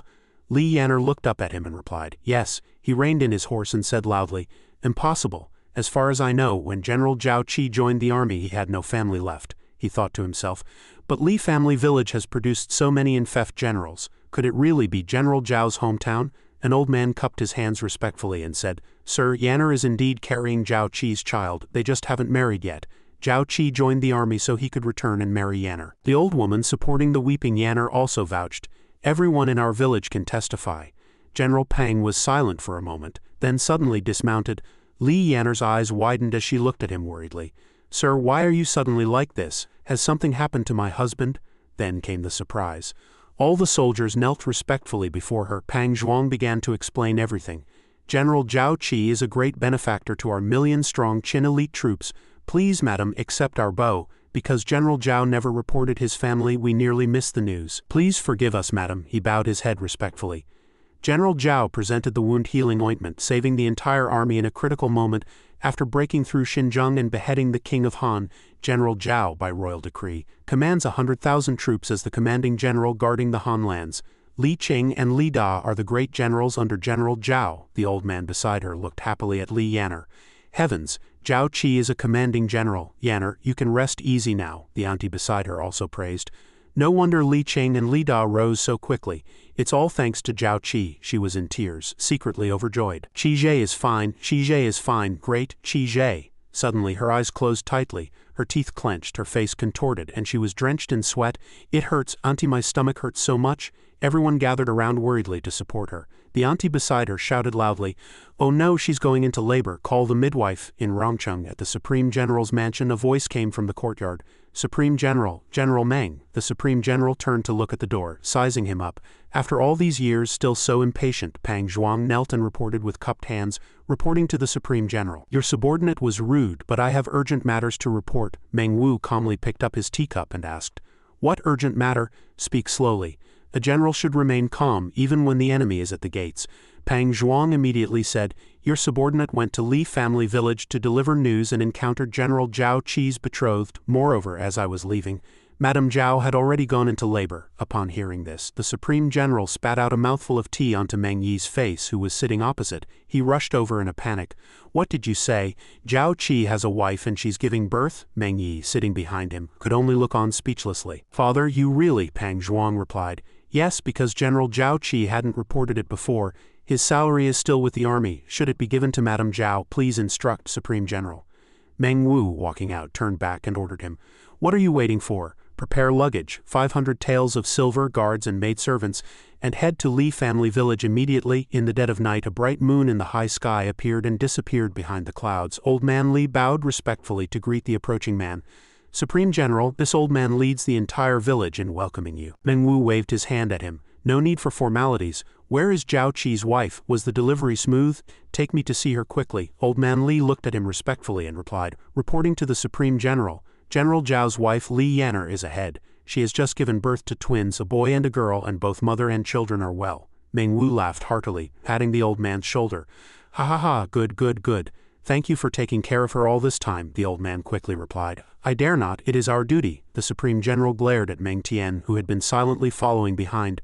Twins, that brat Zhao Qi is truly blessed. Quite the man. He averted his gaze and asked, Father, why are you looking at me? He pointed at his forehead and scolded angrily, as if fire would shoot from his mouth. You still ask why? Look at that Zhao Qi. Not only did he get a wife, but he also had two at once. And you, 30 years old, when will you make me a grandfather? He frowned repeatedly and replied, I know. Meng Tian cursed angrily in his heart. That Zhao Qi becoming a father makes me take the blame next time. I'll make sure he treats me to a drink. Elsewhere, the protagonist also sneezed loudly for no reason. Old man Li lifted the curtain of a room and called inside. Yan'er, the Supreme General and General Meng have come specially to see you. General Zhao is highly valued, and you are fortunate too. Li Yan'er sat on the bed holding her child, bowing respectfully to the two. This common woman pays respects to the Supreme General. Meng Wu looked at the child in her arms and advised, no need for formalities, you've just given birth, don't move. Zhao Qi is my subordinate, just call me uncle. Meng Tian, behind him, leaned in and smiled, call me big brother. Li Yan'er's eyes widened, and she stared at the two before her for a long moment, then stammered, uncle, big brother. The half-jade pendant the protagonist had given her before leaving lay on the corner of the bed. Meng Tian laughed happily in response to Li Yanner's words. Yes, call me big brother. That Zhao Qi is truly lucky, hiding it so deep without a hint. The Supreme General beside him was now staring at her jade pendant, deep in thought. That is, a flash crossed his mind. How is this jade exactly the same as the one I saw in the king's Zhangtai palace? But how could the king's possession appear on a common woman? Am I mistaken? Li Yanner looked down at her two children. Don't blame Qi Zhe. I only found out I was pregnant after he left. Qi Zhe doesn't know, Meng Tian sighed. No wonder I said he couldn't be so heartless as to deceive us. So he didn't know either, Meng Wu said to her. In that case, rest assured, we'll immediately send word to Zhao Qi, he also instructed. I've brought silver servants and guards to ensure your safety. Just focus on recovering. Li Yanner smiled and replied, Thank you, uncle. Yanner is deeply grateful. Meng Wu also smiled and said, Not at all, it's my duty. Outside in the courtyard, Meng Tian ordered his subordinates. Go inside and attend to the madam, also deploy 500 men to protect this place. The madam must not come to any harm. The subordinates obeyed respectfully. Yes, Meng Wu, who had been silent for a long time, suddenly called his son Tian'er. Hearing his father's call, he turned back in confusion. What is it, father? The Supreme General looked up at the sky and suddenly asked, Do you know why our Meng family has been favored by kings for generations and prospered? Meng Tian looked at him and replied with a confident smile. Of course it's because of the Meng family's loyalty, he chuckled softly. Hee, besides loyalty there's also reading the times and relying on the court and the king, so the king can trust and employ us. The Supreme General turned to look at him and ordered, Write a letter immediately and send it back to Luoyang reporting everything here. Meng Tian asked in confusion, Father, what do you mean? He frowned and explained. Don't you understand yet? The king is suspicious. How can he trust a commanding general he has never met but who has repeatedly achieved merits? Only by letting the king know that Zhao Qi has a wife and children, giving the king leverage over Zhao Qi's weakness. Can the king trust Zhao Qi? Then he can be entrusted with important tasks later. I'm doing this for Zhao Qi's good. It's the way of a minister, and of course it will make Zhao Qi remember our favor. Meng Tian finally understood and smiled. Father, you are truly thoughtful and far-sighted. I'll see to it immediately. He closed his eyes and bowed his head, waving his hand. Go. The Supreme General turned to look at the vast sky and sighed. Great Qin, the world, he began to question in his mind. The king is a brilliant strategist. Our Great Qin's unification of the world is not far off, but after unification, what will the situation be? A pair of hands tightly clutched a scroll of documents. In the Shenyang Zhangtai Palace, an official ran forward swiftly, panting. Inside the hall, a map was laid out and the king's voice echoed in the space. Zhao is strong, with fine generals like Lian Po, Li Mu, and Peng Nuan. To destroy Zhao, what is your view, Minister Wei? The man questioned immediately replied, In my humble opinion, the king of Zhao is often ill, and court affairs are in the hands of Prime Minister Guo Kai, a man of extreme greed. This is the opportunity to dismantle Zhao. The speaker was State Minister Wei Liao, who cupped his hands respectfully. But compared to destroying Zhao, our army has only recently destroyed Han. The other states are surely watching, waiting for a chance to attack. The priority now should be to consolidate the Han lands. Ying Zheng lowered his head in thought. The Han lands are guarded by Zhao Qi. I am not worried. He looked up, frowning at the man before him, seeking advice. Minister Wei, what do you think of Zhao Qi? Wei Liao replied respectfully. This man is extraordinary. A hero among men, having achieved such merits within half a year of joining the army is no coincidence. He builds achievements for the sake of merit, showing deep strategy. Ying Zheng, after hearing his reply, threw his head back and laughed. Ha, to receive such praise from a disciple of Ghost Valley. Rare in the world. He looked down at one of his hands and sighed. Zhao Qi was born in Great Qin. It is my fortune. Ying Zheng still stared at his own palm, speaking with concern. But he is too brilliant. I always feel a sense of difficulty in controlling him. If he is to be entrusted with great responsibilities in the future, caution is needed. A report came from outside. Your Majesty, a dispatch has arrived from the camp at Rongcheng. The king ordered it brought forth and the messenger immediately obeyed. Yes, as soon as he finished reading the message on the bamboo slip, Ying Zheng burst into laughter. Ha, what a Zhao Qi married at such a young age, and even fathering a pair of twins. Then he waved his hand and declared, Meng Wu has given me a remedy to ensure Zhao Qi's loyalty. This deserves a reward, a generous one. Suddenly he noticed something. But this Li Yanner from the Li family sounds familiar. The herald immediately explained respectfully, Your Majesty, Minister Li Sis' illegitimate daughter is precisely Yanner. Ying Zheng frowned and thought. So it's Li Sis' daughter. Interesting. He clenched his fist. He had thought Zhao Qi was a variable, but it turned out the reins to restrain him had already been delivered into his hands. Then he raised his hand and ordered, Issue a decree in my name. Betroth Li Yanner to Zhao Qi as his principal wife. Select 2 captive princesses from the Han royal family to be given to Zhao Qi as concubines. Choose 50 virtuous women to attend to Li Yanner, and bestow 1,000 bolts of silk and 1,000 pieces of gold. The herald immediately bowed respectfully and replied, "Yes." Wei Liao remarked respectfully, "Such generous rewards show your majesty's high regard for Zhao Qi. Zhao Qi should serve his lord and repay his country with loyalty." Ying Zheng looked down at the map before him and said calmly, with leverage in hand, "There is no fear of his disloyalty. If there were any concerns before, now there is only anticipation." He frowned and assessed, "Zhao Qi is not one to stay idle. Stationed in the Han territory, he will surely stir up some trouble." The morning sun shone on Zhao Qi's mansion in Xinjiang. A pair of booted feet stepped forward. A man in blue robes entered and said respectfully, "Your subordinate Han Fei pays respects to the lord." Zhao Qi raised his hand to excuse the formalities. He smiled appreciatively at the newcomer. "After a few days of rest, you've shed the dejection of the prison, revealing an extraordinary demeanor. Please sit." Han Fei clasped his hands and smiled, bowing his head in response. "Thank you, my lord." He sat down and looked at the host. "Lord Zhao, may I ask what instructions you have?" Zhao Qi laughed. "Just casual conversation, you need not be tense, sir." Then he asked, "I've heard that Qin's Chancellor Li Si was your fellow student. How is your relationship?" Han Fei replied enthusiastically, "We understand and cherish each other, sharing the same aspirations." The protagonist thought to himself, "Though Han Fei has great talent, his mind is truly naive," he said to him. "It seems you truly regard Li Si as a good friend, but unfortunately he does not share your heart." Han Fei looked at him in confusion. "What do you mean, my lord?" Zhao Qi replied. "To be honest, a few days ago, Li Si sent someone to find me, but not to plead for his old friend." He frowned and stared at the man before him. "Instead, he specifically demanded your death." Upon hearing this, Han Fei sprang up from his chair in shock. "What? Why would he want to kill me?" The protagonist countered. "Do you think I'm deceiving you?" Han Fei's face had turned pale and defeated. He sat back down, bewildered, and said, "No, my lord has no need to deceive me. I just truly cannot understand. I regarded him as a kindred spirit. Why would he treat me like this?"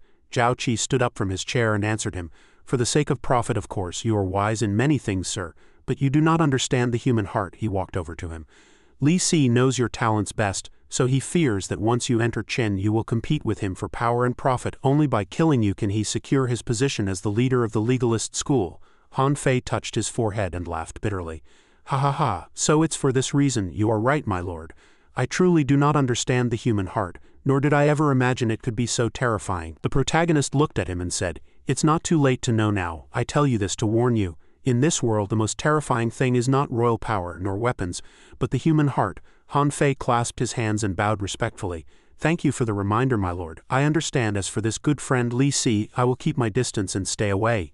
Zhao Qi frowned slightly and countered, "Sir, in this chaotic world he wants to kill you. What use is keeping your distance?" Han Fei stared blankly at the protagonist. The protagonist continued, "You don't want to contend with him. He fears you taking his position. Then take his position.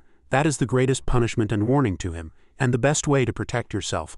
Han Fei looked up uncertain and asked, "My lord, do you want me to enter the court and replace Li Si's position, rather than serve by your side?"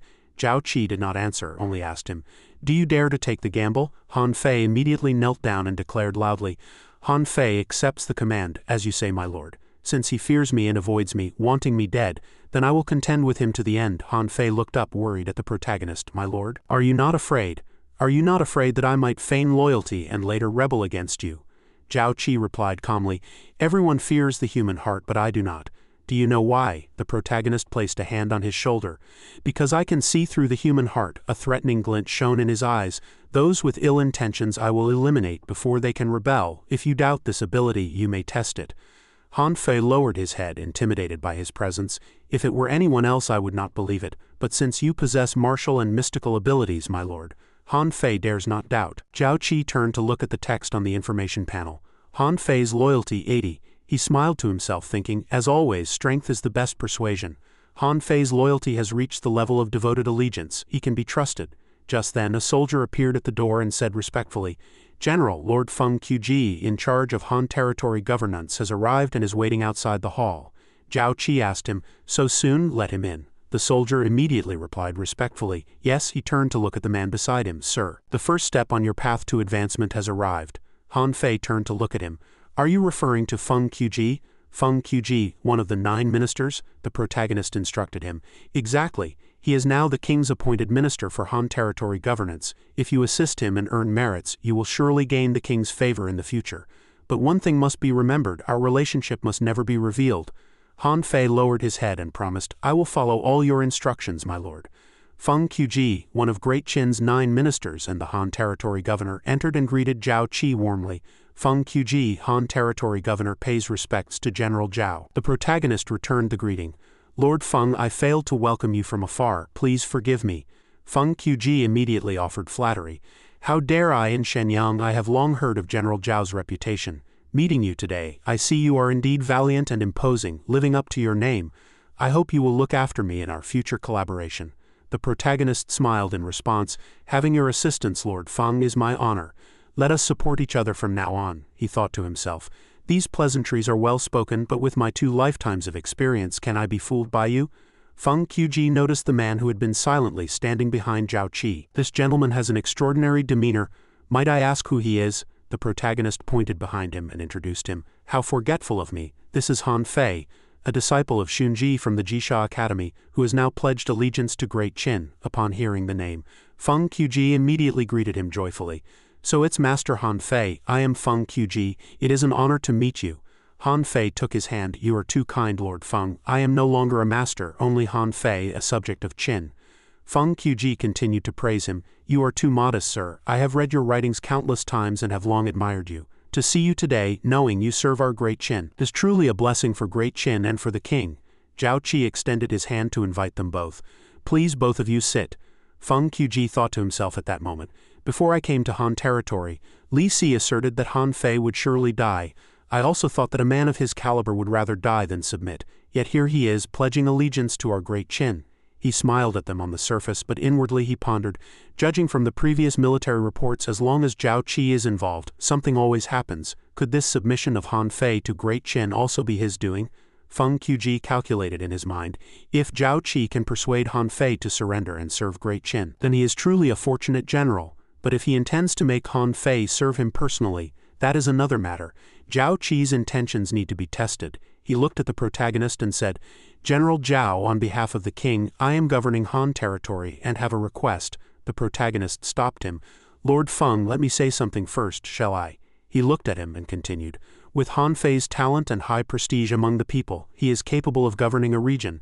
So I think if he could become your right-hand man in jointly governing Han territory, it would surely yield twice the results with half the effort. Zhao Qi looked at him, now somewhat stunned, and continued. This would also demonstrate Han Fei's loyalty.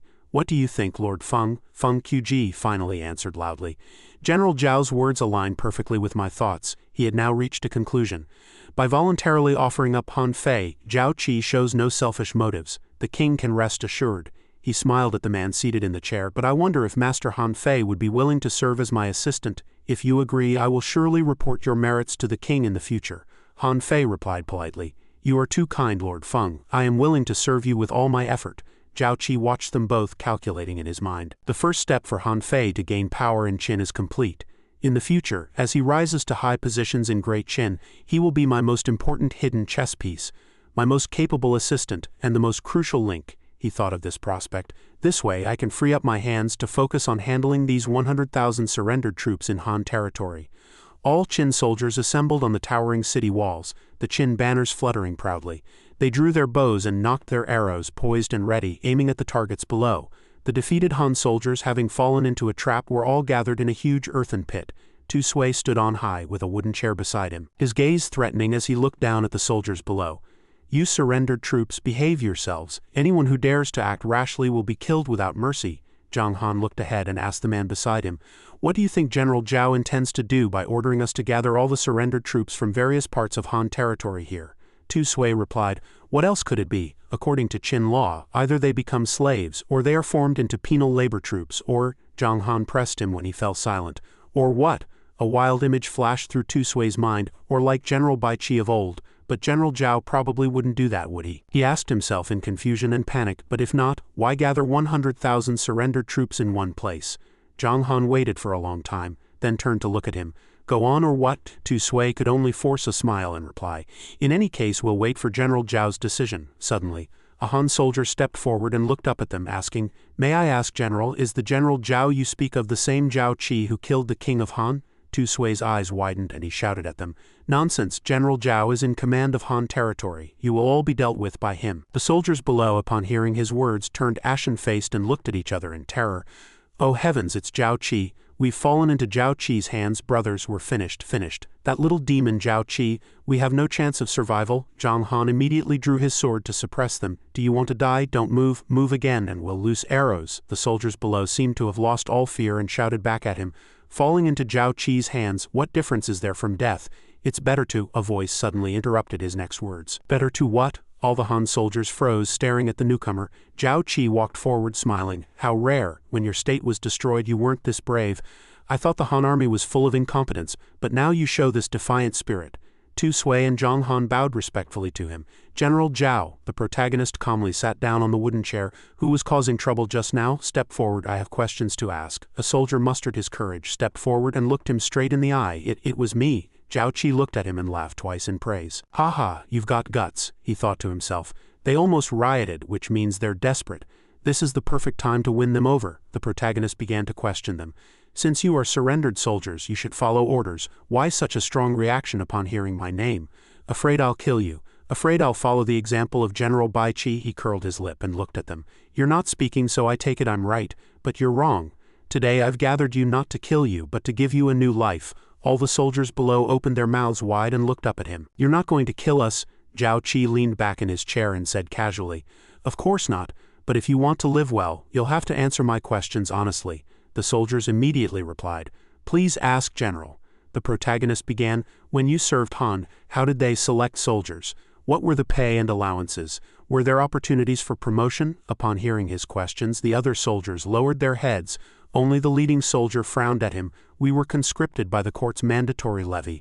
If we didn't join, our families would be implicated. There were no allowances, and most of the pay was embezzled by our superiors. We were lucky to see any money at all. And for commoners, promotion was utterly impossible." Zhang Han frowned and sighed. "You couldn't even get your pay and allowances? You Han soldiers are truly pitiful. I feel for you." Tu Sui beside him also remarked, "I never expected the king of Han to be so stingy." Upon hearing their words, the soldier suddenly shouted at them, "What right do you Qin soldiers have to mock us? At least we got a little money, but you violent Qin only know slaughter and don't understand propriety. Your common soldiers are all illiterates, forcibly conscripted by the Qin court, and they get no pay at all." Zhang Han and Tu Sui, upon hearing this, widened their eyes and opened their mouths. Even the soldiers behind them, who had their bows drawn and arrows nocked, were stunned, their faces full of question marks. "Ha!" Then all the Qin soldiers burst into loud laughter, echoing through the mountains and forests. "Ha ha!" Zhao Qi waved a hand to the side and asked, "Soldiers of Great Qin, did you hear that? How do the frogs at the bottom of the well in Han territory see us?" Tu Sui was still laughing as he spoke, tears streaming down his face. "Ha ha, General, your frog at the bottom of the well analogy is brilliant." The Han soldiers turned their heads, looking around, and asked, Isn't it true?" Zhao Qi calculated inwardly. "Historically, Great Qin unified the world through the extraordinary vision of Qin Shi Huang, but even more so through its advanced legal system, far surpassing the other states." He beckoned to the two men behind him. "This is killing me with laughter. Come on, tell him what Great Qin is really like." Zhang Han stepped forward with a smile. "Under Qin law, every man of Great Qin must enlist at age 17, but the term is only half a year. After that, he can choose to retire or stay in the army. Where's the coercion?" Tu Sui continued, "Our Qin army, whether new or veteran soldiers, all receive pay. Those who die in battle get pensions, enough to support their families." All the Han soldiers were stunned, staring wide-eyed at them. Zhao Qi pushed hard on the armrest of his wooden chair. The protagonist stood up, clasped his hands behind his back, and walked forward. "If you say our Great Qin soldiers are all forcibly conscripted, how could we have a disciplined, invincible army?" He furrowed his brow and spoke seriously. "You've been deceived and don't even know it. Let me tell you another thing.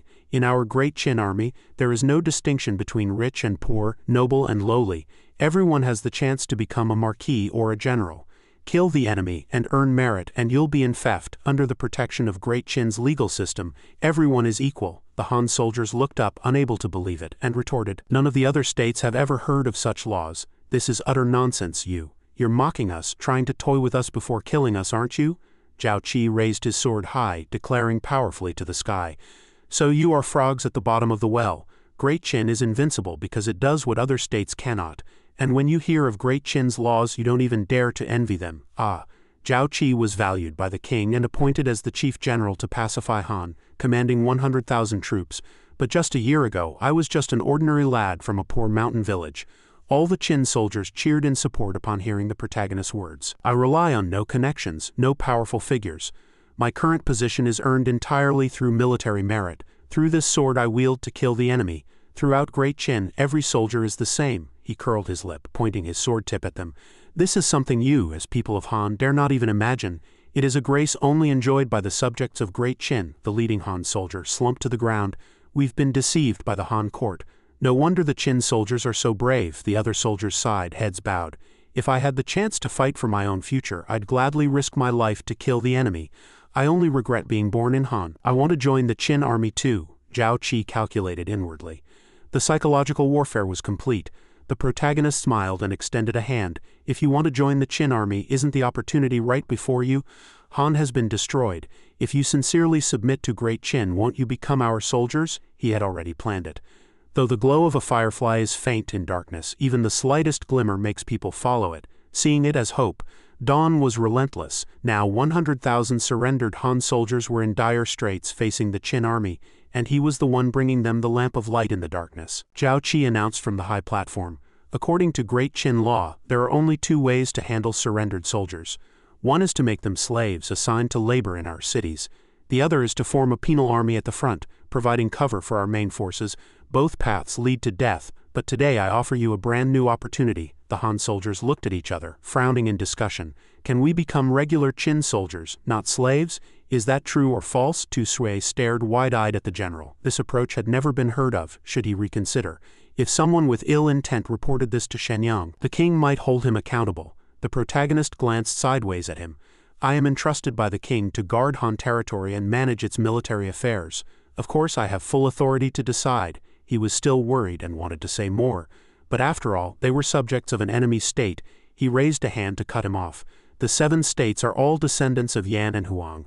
That's why the king has the grand ambition to unify the world. Based on the king's principles, I've made a slight adjustment in handling surrendered soldiers. I believe the king will surely permit and approve. Zhao Qi assured him confidently. Even if the king later questions this, I alone will bear the responsibility, never shifting the blame to others. Then the protagonist spread his arms and said to the crowd below, You just need to say whether you are willing to sincerely pledge loyalty to Great Qin. The Han soldiers responded with enthusiastic shouts. General Zhao Qi is magnanimous. We swear to die for Great Qin.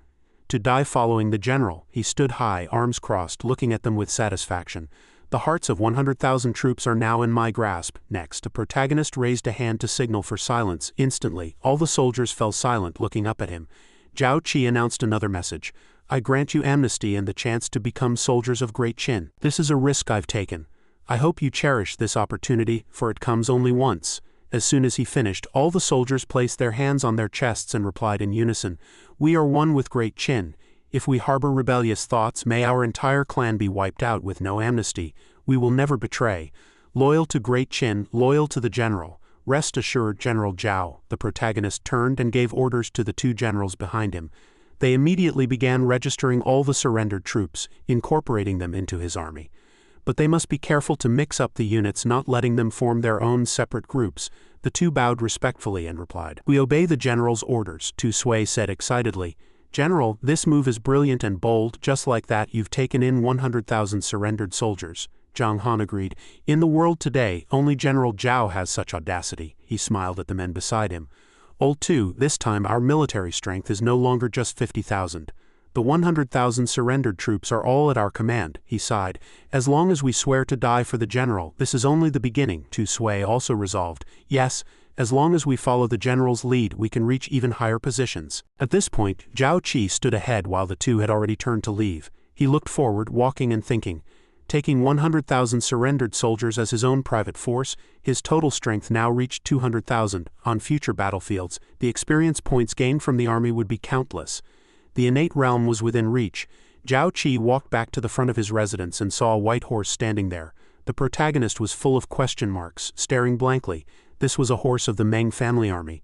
Why was it here? He glanced sideways at the guard at the gate.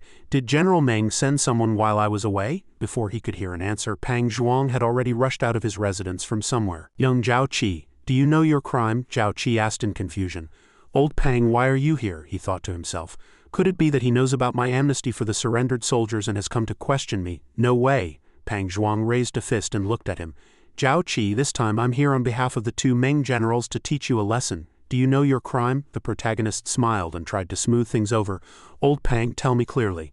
What did I do? Pang Zhuang grabbed him by the neck and laughed. Kid, when you enlisted you were unmarried, but not only did you marry Li Si's daughter, you got her pregnant. If I hadn't gone to Li family village, you'd have kept it from me. The protagonist looked at him and explained.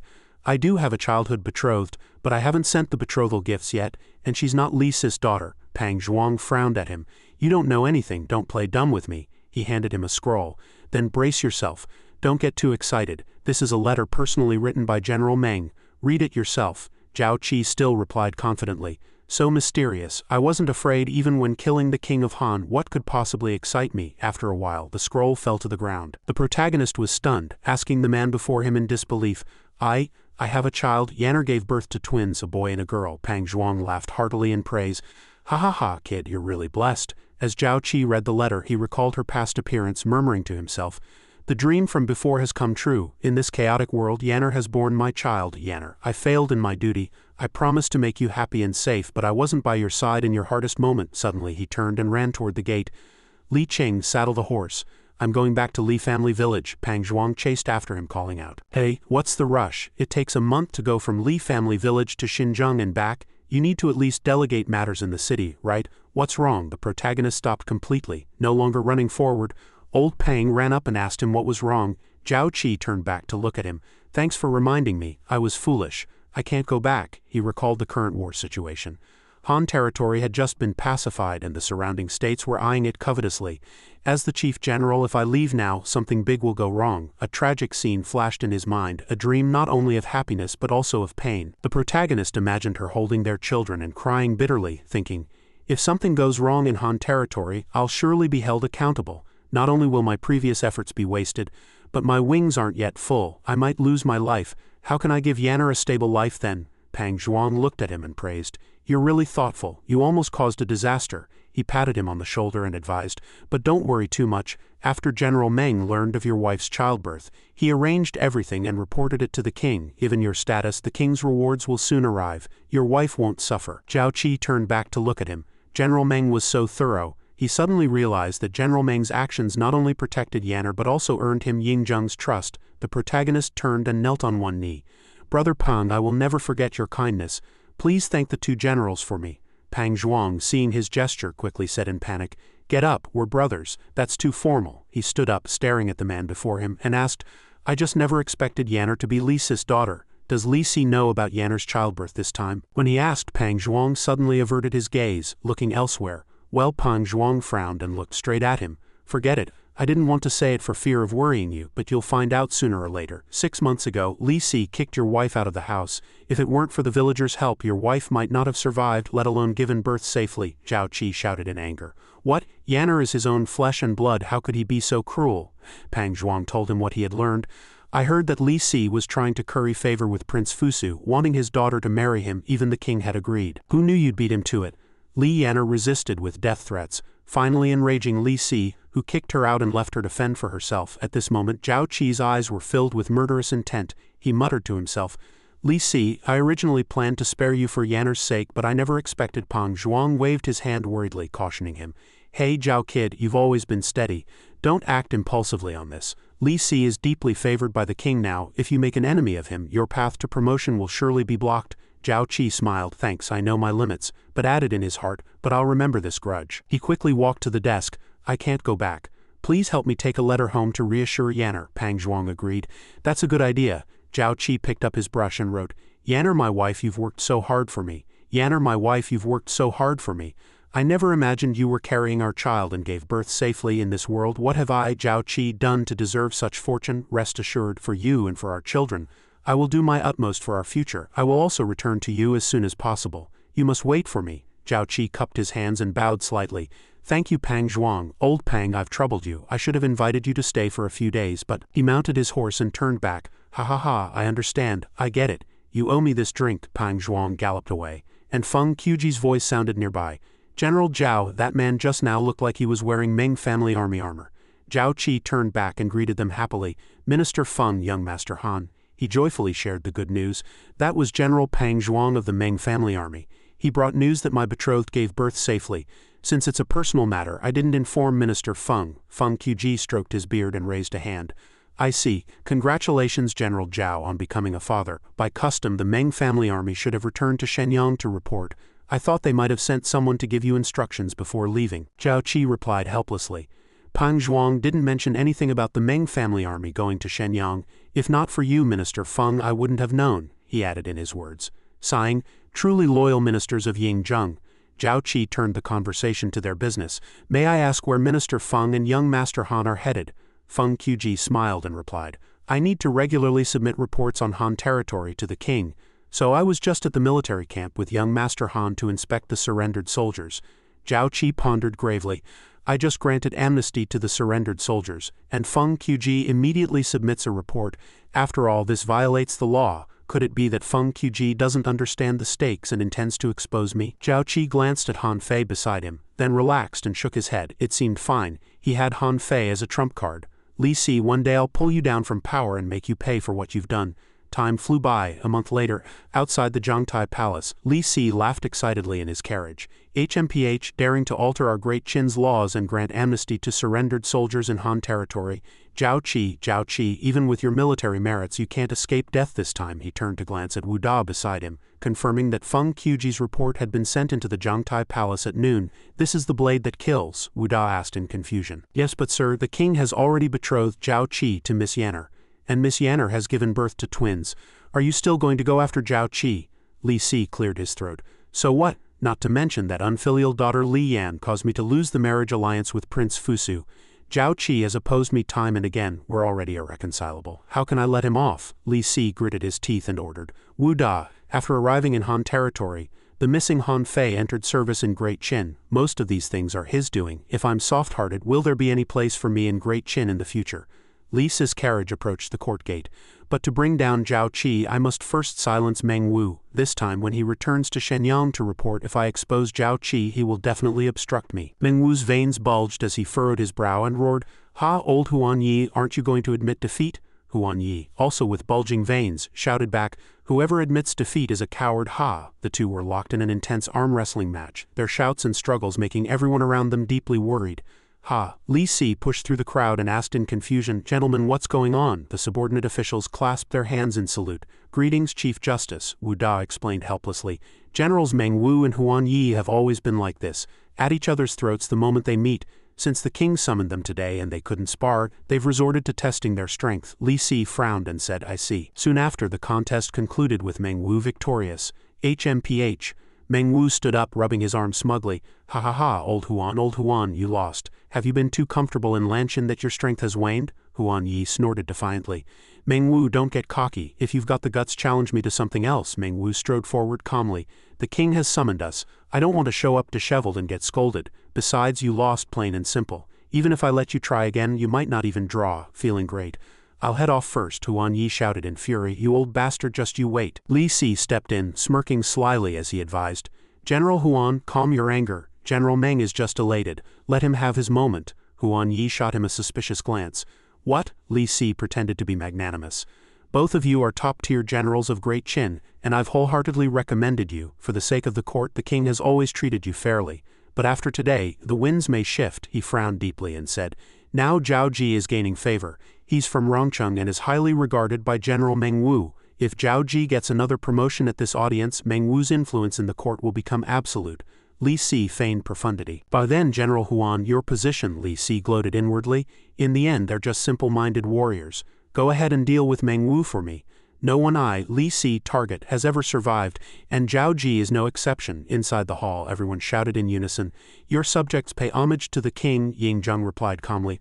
Rise. Li Si looked up, a treacherous smirk hidden in his heart.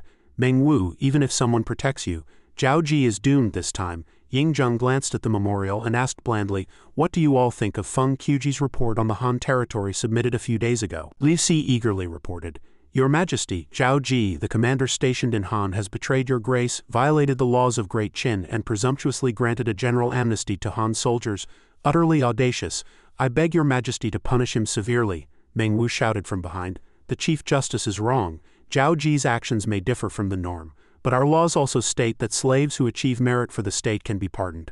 What crime has Zhao Ji committed? Li Si turned, staring deeply at Meng Wu with a smile. Zhao Ji mixed the surrendered troops into our elite ranks, and I even increased their pay, raising financial costs. That is his great crime, Meng Wu frowned and asked.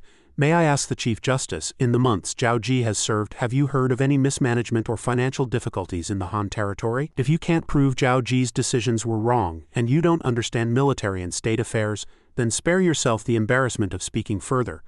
Li Si pointed at him angrily. Embarrassment as a minister, how dare you be so rude in court? Meng Wu turned away, ignoring him. I am a military man. If my words are improper, I trust the king will understand. Your Majesty, Zhao Ji winning over the hearts of the surrendered troops is a great merit. I beg you to reward him. Li Si knelt and said, Your Majesty, do not listen to General Meng Wu. Zhao Ji is from Rongcheng, so he naturally protects General Huan Yi. Since they are both generals, why not ask for his opinion? Ying Zheng looked at them, his gaze sweeping across. General Huan Yi, you're from Lanshan. Do you think Zhao Ji should be punished or rewarded? Huan Yi clasped his hands. Reporting to your Majesty, Zhao Ji's actions were indeed bold. Beside him, Li Si thought smugly, HMPH Huan Yi and Meng Wu have always been at odds, he'll surely side with me. But Huan Yi didn't say what he wanted to hear. Instead, he replied forcefully. However, this method both addresses the past weakness of surrendered troops easily rebelling and expands our military strength. Therefore, I believe this approach should be implemented across all of Great Qin's forces. Li Si stared at him in shock. What? Meng Wu clapped Huan Yi on the chest armor and laughed. Haha, old Huan, you've got good judgment. Huan Yi glared at him discontentedly. I'm doing this for Great Qin, not to support you. Meng Wu glanced back at the displeased Li Si. Haha, Li Si, you're narrow-minded and selfish, thinking yourself clever, assuming Huan Yi would oppose me. You've underestimated our loyalty to Great Qin. Besides, Huan Yi and I both value talent. How could we join you in framing a capable general like Zhao Ji? Ying Zheng looked at the memorial with satisfaction and smiled approvingly. I understand your views and have made my decision. According to Feng Qiuji's report, Zhao Ji said the 7 states are originally of the same Yanwang lineage, hence the grand vision of unification can be achieved. This is a selfless statement deeply aligned with my thoughts. At this, the ministers began murmuring praises. Zhao Ji not only commands battles but also understands the way of the world. This man is extraordinary. Well said. The world is vast and the states are at odds, but we are all of Yanwang descent. That such a talent has become a general of Great Qin is our honor. Ying Zheng cleared his throat and looked down at them. Zhao Ji said he would willingly bear punishment alone to establish a new legal precedent. This is great righteousness. With one word, he pacified 10,000 surrendered troops and stabilized the Han territory. This is great wisdom. Such character, boldness, and insight have not disappointed me. The courtiers responded in unison. The king is wise. He turned to Li Si, startling him. Furthermore, according to Feng Qiuji's report, Han Fei, recommended by Zhao Ji, has submitted to Great Qin. With his assistance, the Han territory is gradually being integrated into our administration. Another merit. Ying Zheng frowned. Chief Justice, you hold a high position but fail to discern talent. Your judgment is somewhat biased, which disappoints me. Li Si bowed in panic. Forgive me, Your Majesty, I have only upheld the laws of Great Qin, and my loyalty is as clear as the sun, Meng Wu laughed. Chief Justice, it's best to stick to your own duties. Overstepping to meddle in military affairs is truly laughable. Ying Zheng waved his hand. Since I have entrusted the military affairs of the Han territory to Zhao Ji, I trust him. All matters within his authority will henceforth be decided by Zhao Ji. If similar issues arise again, there's no need to report them. Everyone responded. Yes. Ying Zheng rubbed his brow and closed his eyes. Now, with Wang Jian stationed at the border, Zhao and Wei dare not act rashly. But their troops haven't withdrawn. I expect they'll make covert moves. For the Han territory, Great Qin will soon face another battle. Fortunately, with Zhao Ji there, I can rest a bit easier, he waved and shouted. The Han territory has been conquered by Great Qin. The next targets are Zhao and Wei. As Zhao Ji said, the world will be unified. Anyone who dares to obstruct the great unification of our Yanwang lineage will be killed without mercy. The ministers shouted. The king is wise. Your subjects swear to follow you to the death to revive Great Qin and unify the world. Ying Zheng turned to leave. Very well. If there's nothing else, you may withdraw. At this, Li Si spoke. Your Majesty, my daughter Li Yan'er was graciously betrothed to Zhao Ji by your decree, but they have yet to marry. She is now stranded in Li family village. I beg your majesty's permission to bring her and her mother back to Shenyang for care, he schemed. If I can't kill Zhao Ji, at least I'll hold his weakness in my hands, he pleaded urgently. Please, your majesty, grant this father's longing for his daughter. Meng Wu worried. Damn you, Li Si. Failing to frame Zhao Ji, now you're scheming against your own daughter. He quickly shouted, Your majesty, absolutely not. If Li Si takes Li Yanner back, their lives will be in danger. Li Si retorted, General Meng, how rude. As a father, what's wrong with wanting to bring back my own daughter and grandchild? Huan Yi beside him also found it odd. Old Meng, this is a family matter. Leave it alone, Meng Wu still urged. Your majesty, please hear me out, he quickly explained. Li Yanner and Zhao Ji were in love, but Li Si, eager to curry favor with Prince Fusu, forcibly separated them. Later, when Li Yanner resisted the marriage at the cost of her life, Li Si cast her out to fend for herself. He had already severed their father-daughter bond. If not for the kind villagers of Li family village, Li Yanner would have died long ago. How can we now throw her back into the tiger's den? Ying Zheng exclaimed in shock. What? Meng Wu continued. Moreover, Zhao Ji is now guarding the Han territory, with Zhao and Wei eyeing it hungrily. If they learn that Li Yanner is being threatened by Li Si, how can he focus on fighting the enemy? Huan Yi said disdainfully. Li Si, how could you do such a thing? You're unworthy of being a father, Li Si stammered in panic. Meng Wu concluded.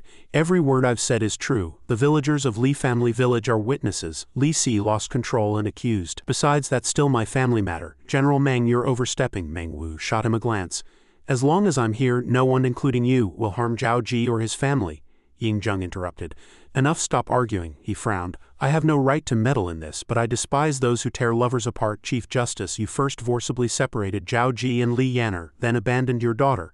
Truly improper. Li Si trembled. I admit my fault, finally. Ying Zheng decreed, go find Li Yanner. Whether she returns with you is entirely her choice, you must not force her. And even if Li Yanner returns, her child will be placed under Meng Wu's care. Li Si knelt. Yes, Ying Zheng waved and turned. I'm tired. If there's nothing else, withdraw. Meng Wu turned to look at Ying Zheng, unsure whether to speak. Ying Zheng noticed and asked, Meng Cheng. Meng Wu clasped his hands. Your majesty, I have a personal matter. He probed. Your majesty, did you once have a beloved jade pendant? Is it still with you? Ying Zheng looked puzzled. Jade pendant? What jade pendant? Meng Wu turned and left.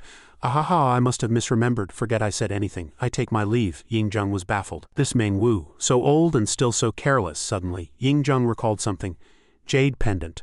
Why did Meng Wu suddenly ask about that? I gave my most cherished jade pendant to Donger back then. Could Meng Wu have met Donger? But he knows her. Maybe it's just a coincidence. He walked out and looked at the sky.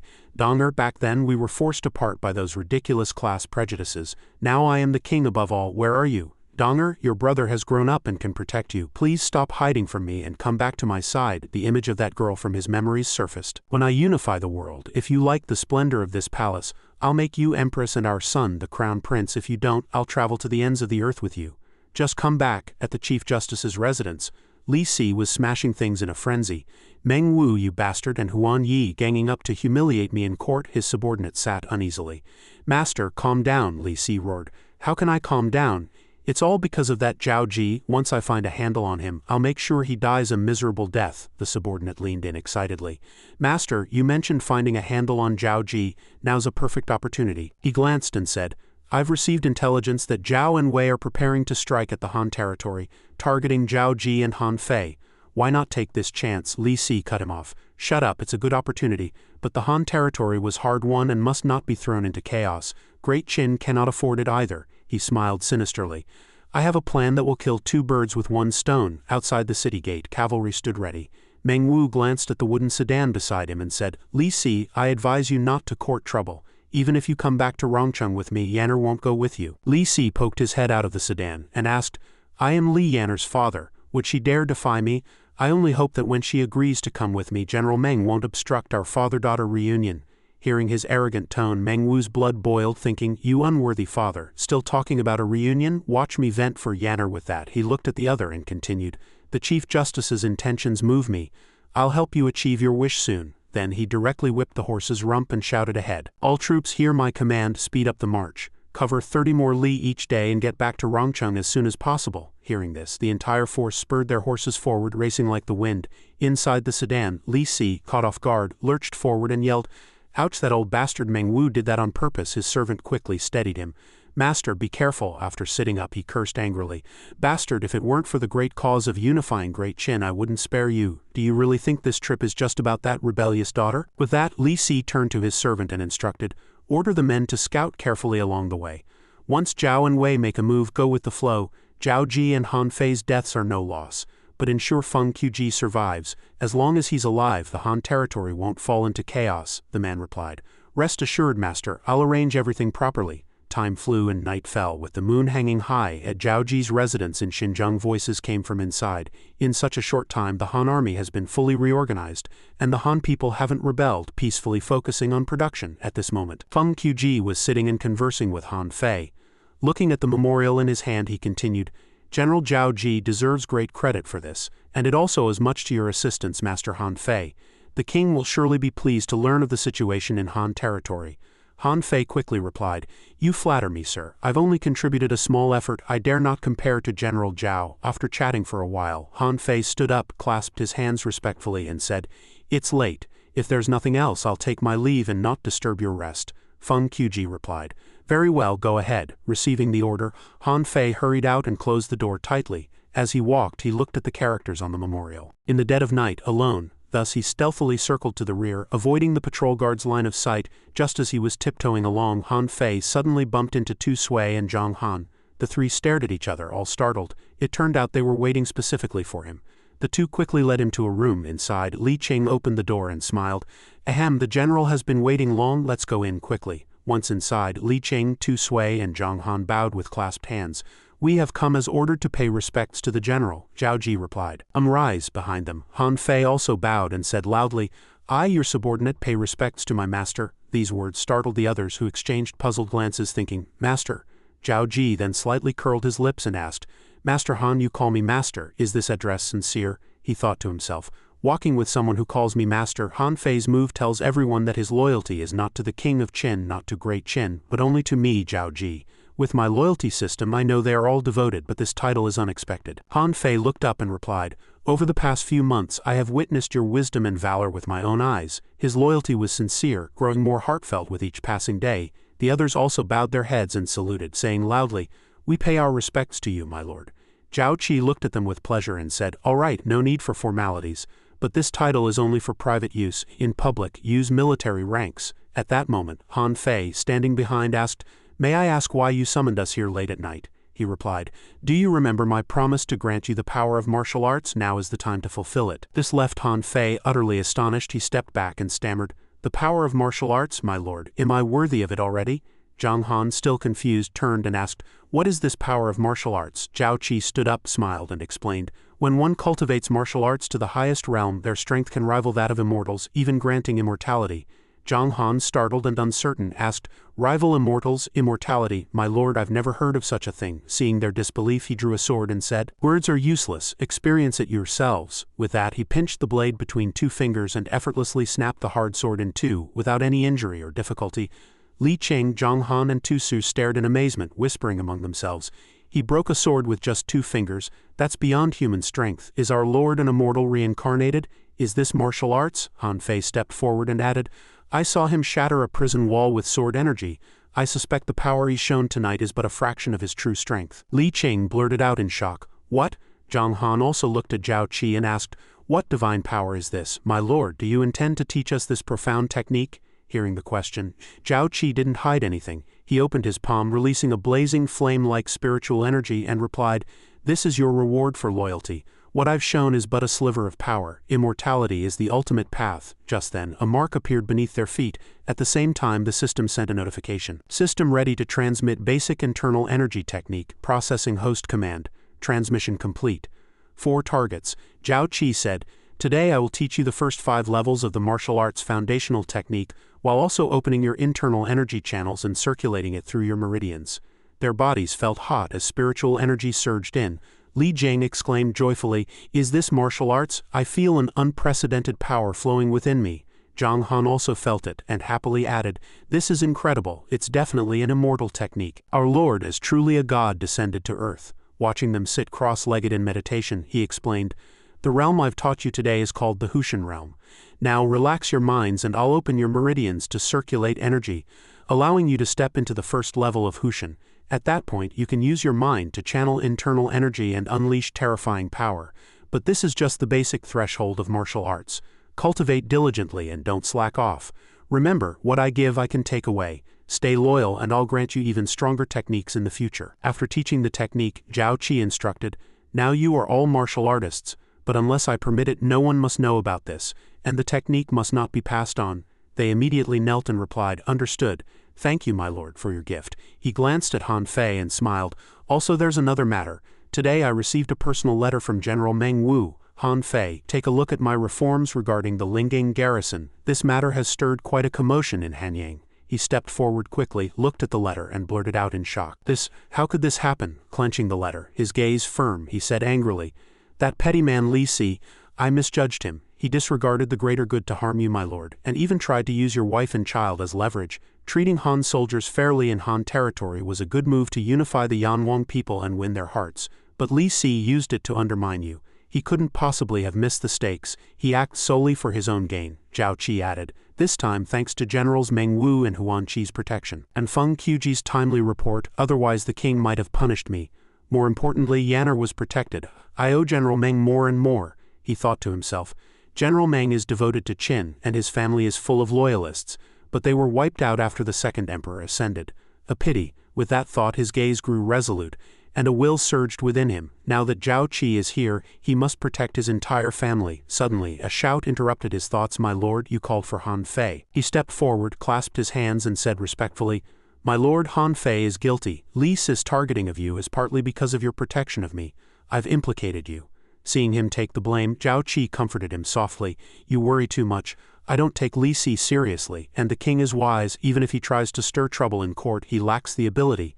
Han Fei immediately replied, one day, when I gain power I'll make Li Si pay for his actions. Zhao Qi added, Li Si has tried to harm Yanner repeatedly. I'll take his life sooner or later. And now it seems Li Si is vengeful. Since he failed to frame me in court, he'll strike again behind the scenes. Acting on it, he directly ordered Li Qing.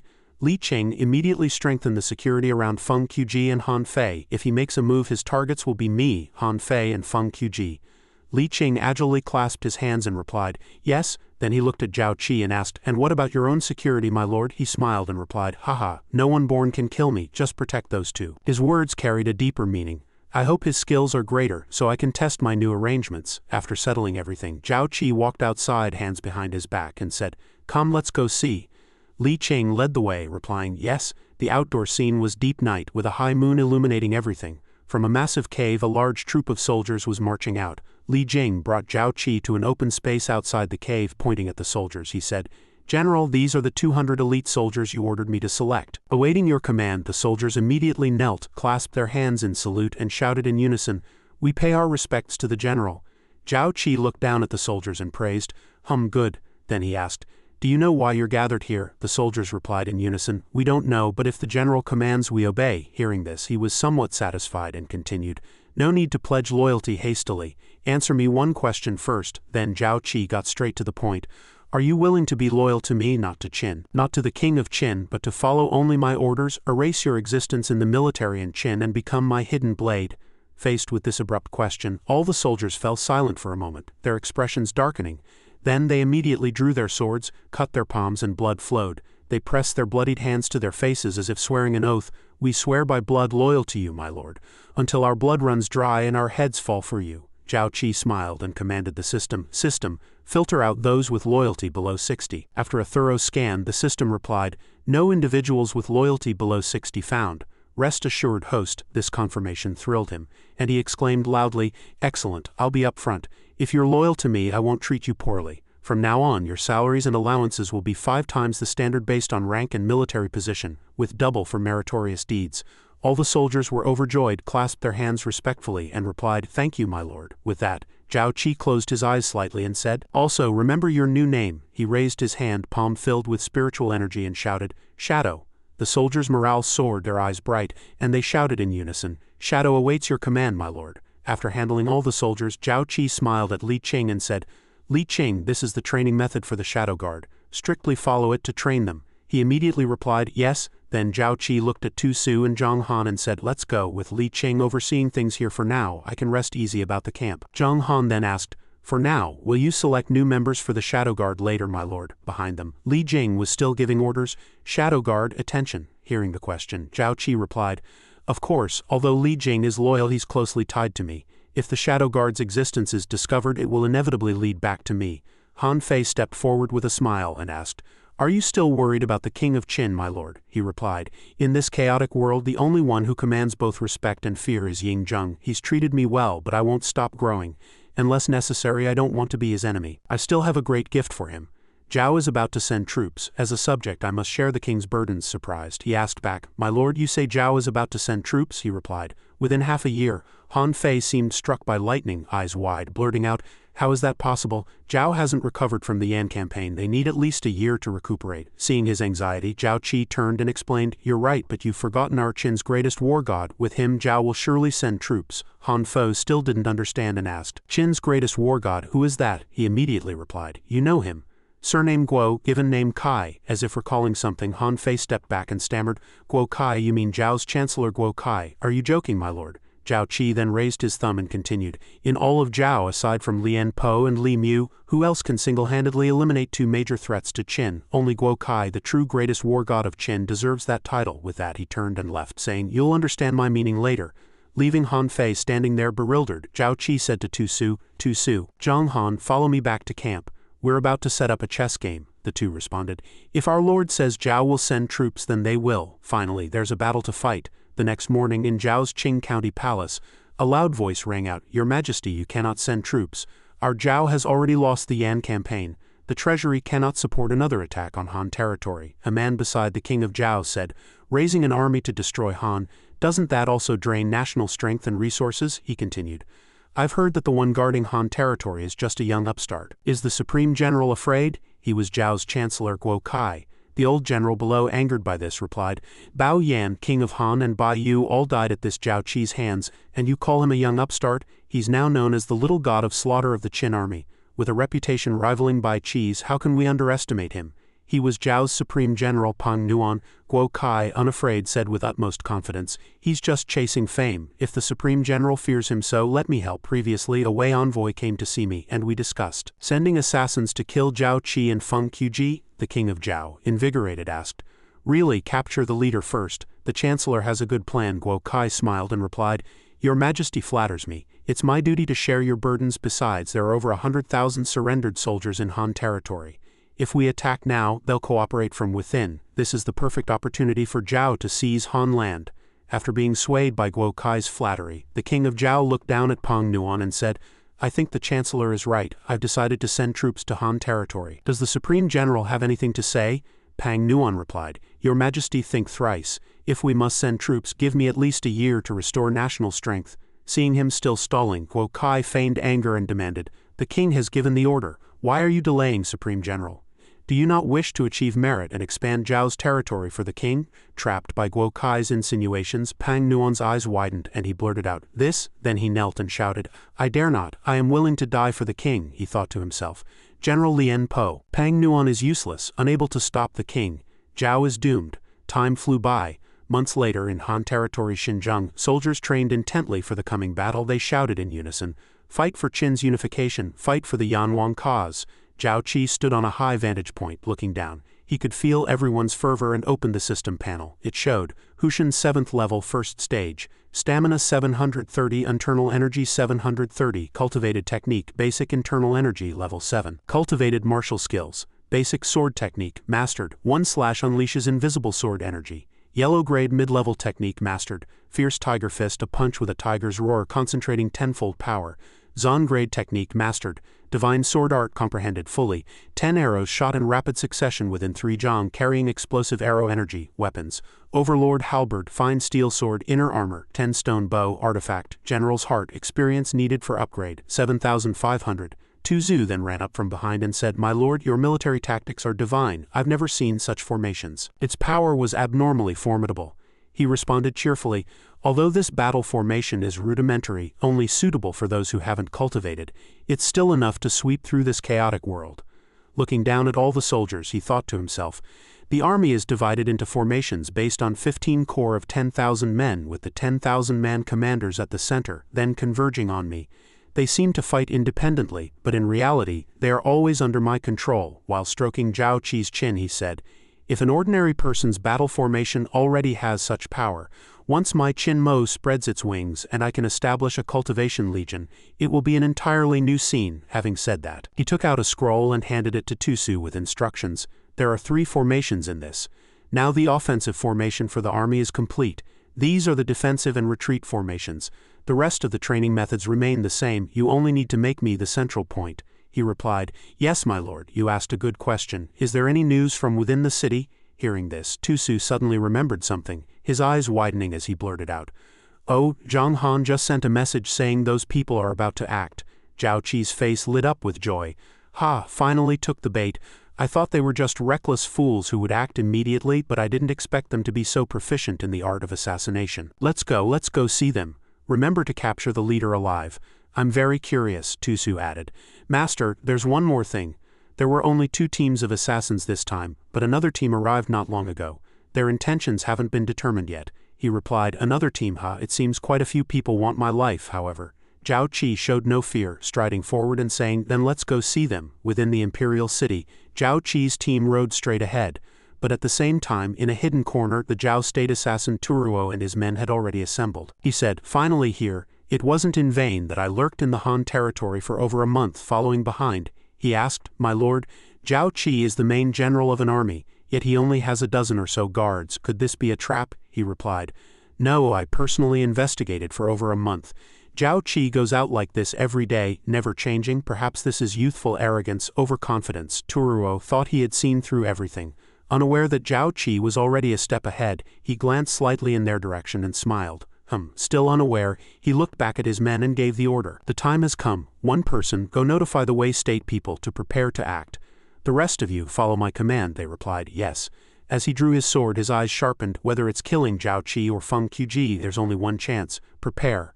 At this moment, as Zhao Qi dismounted, several of Turuo's men were already waiting on a nearby rooftop, bows drawn and aimed at him.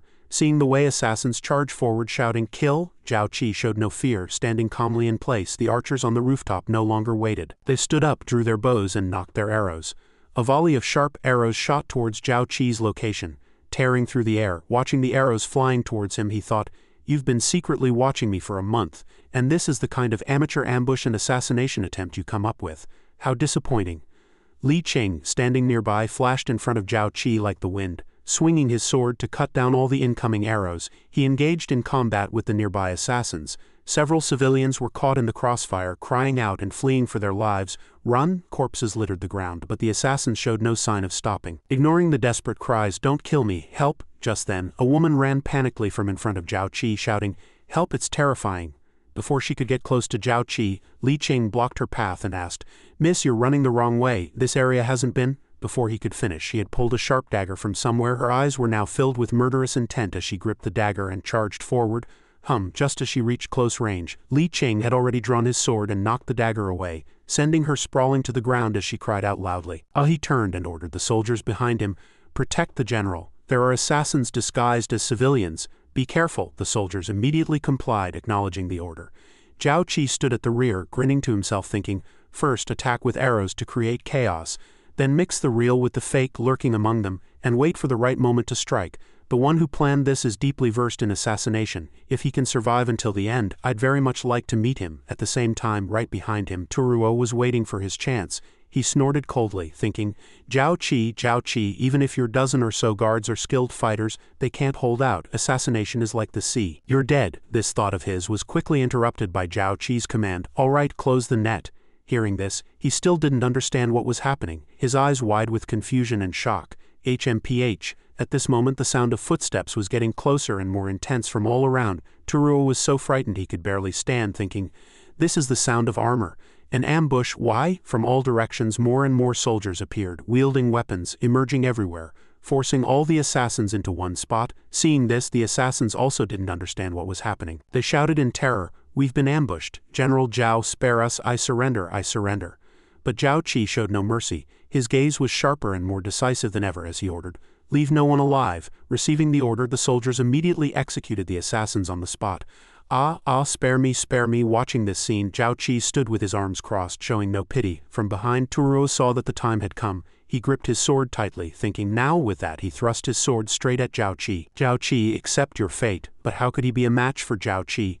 Before he even got close, Zhao Qi had already sensed him. Glancing over, he said, "Too slow." Turuo was startled by these words, thinking, what? How is that possible? His sword had been caught between just two of Zhao Qi's fingers. Turuo felt as if his entire body was being crushed by a boulder, unable to move.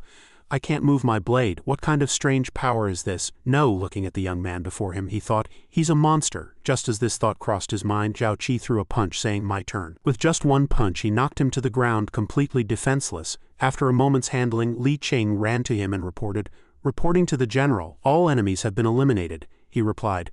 Turuo lay on the ground, looking up and laughing loudly.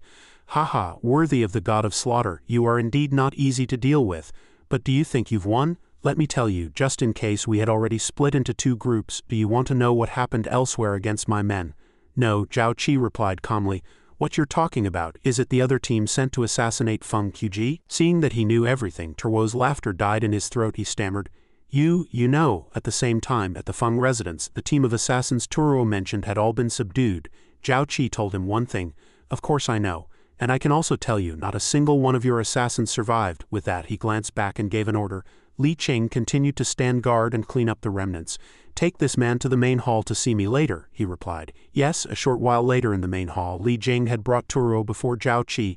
General, the man is here, he ordered. Good, I have something to ask him. You may withdraw. He acknowledged the order. Looking at the assassin sitting before him, he asked, Speak. Are you from the Zhao state, the Wei state, or some other power? Turuo's question was still the same. How did you know about our actions and set up in advance? When did you know of our existence? Zhao Qi replied.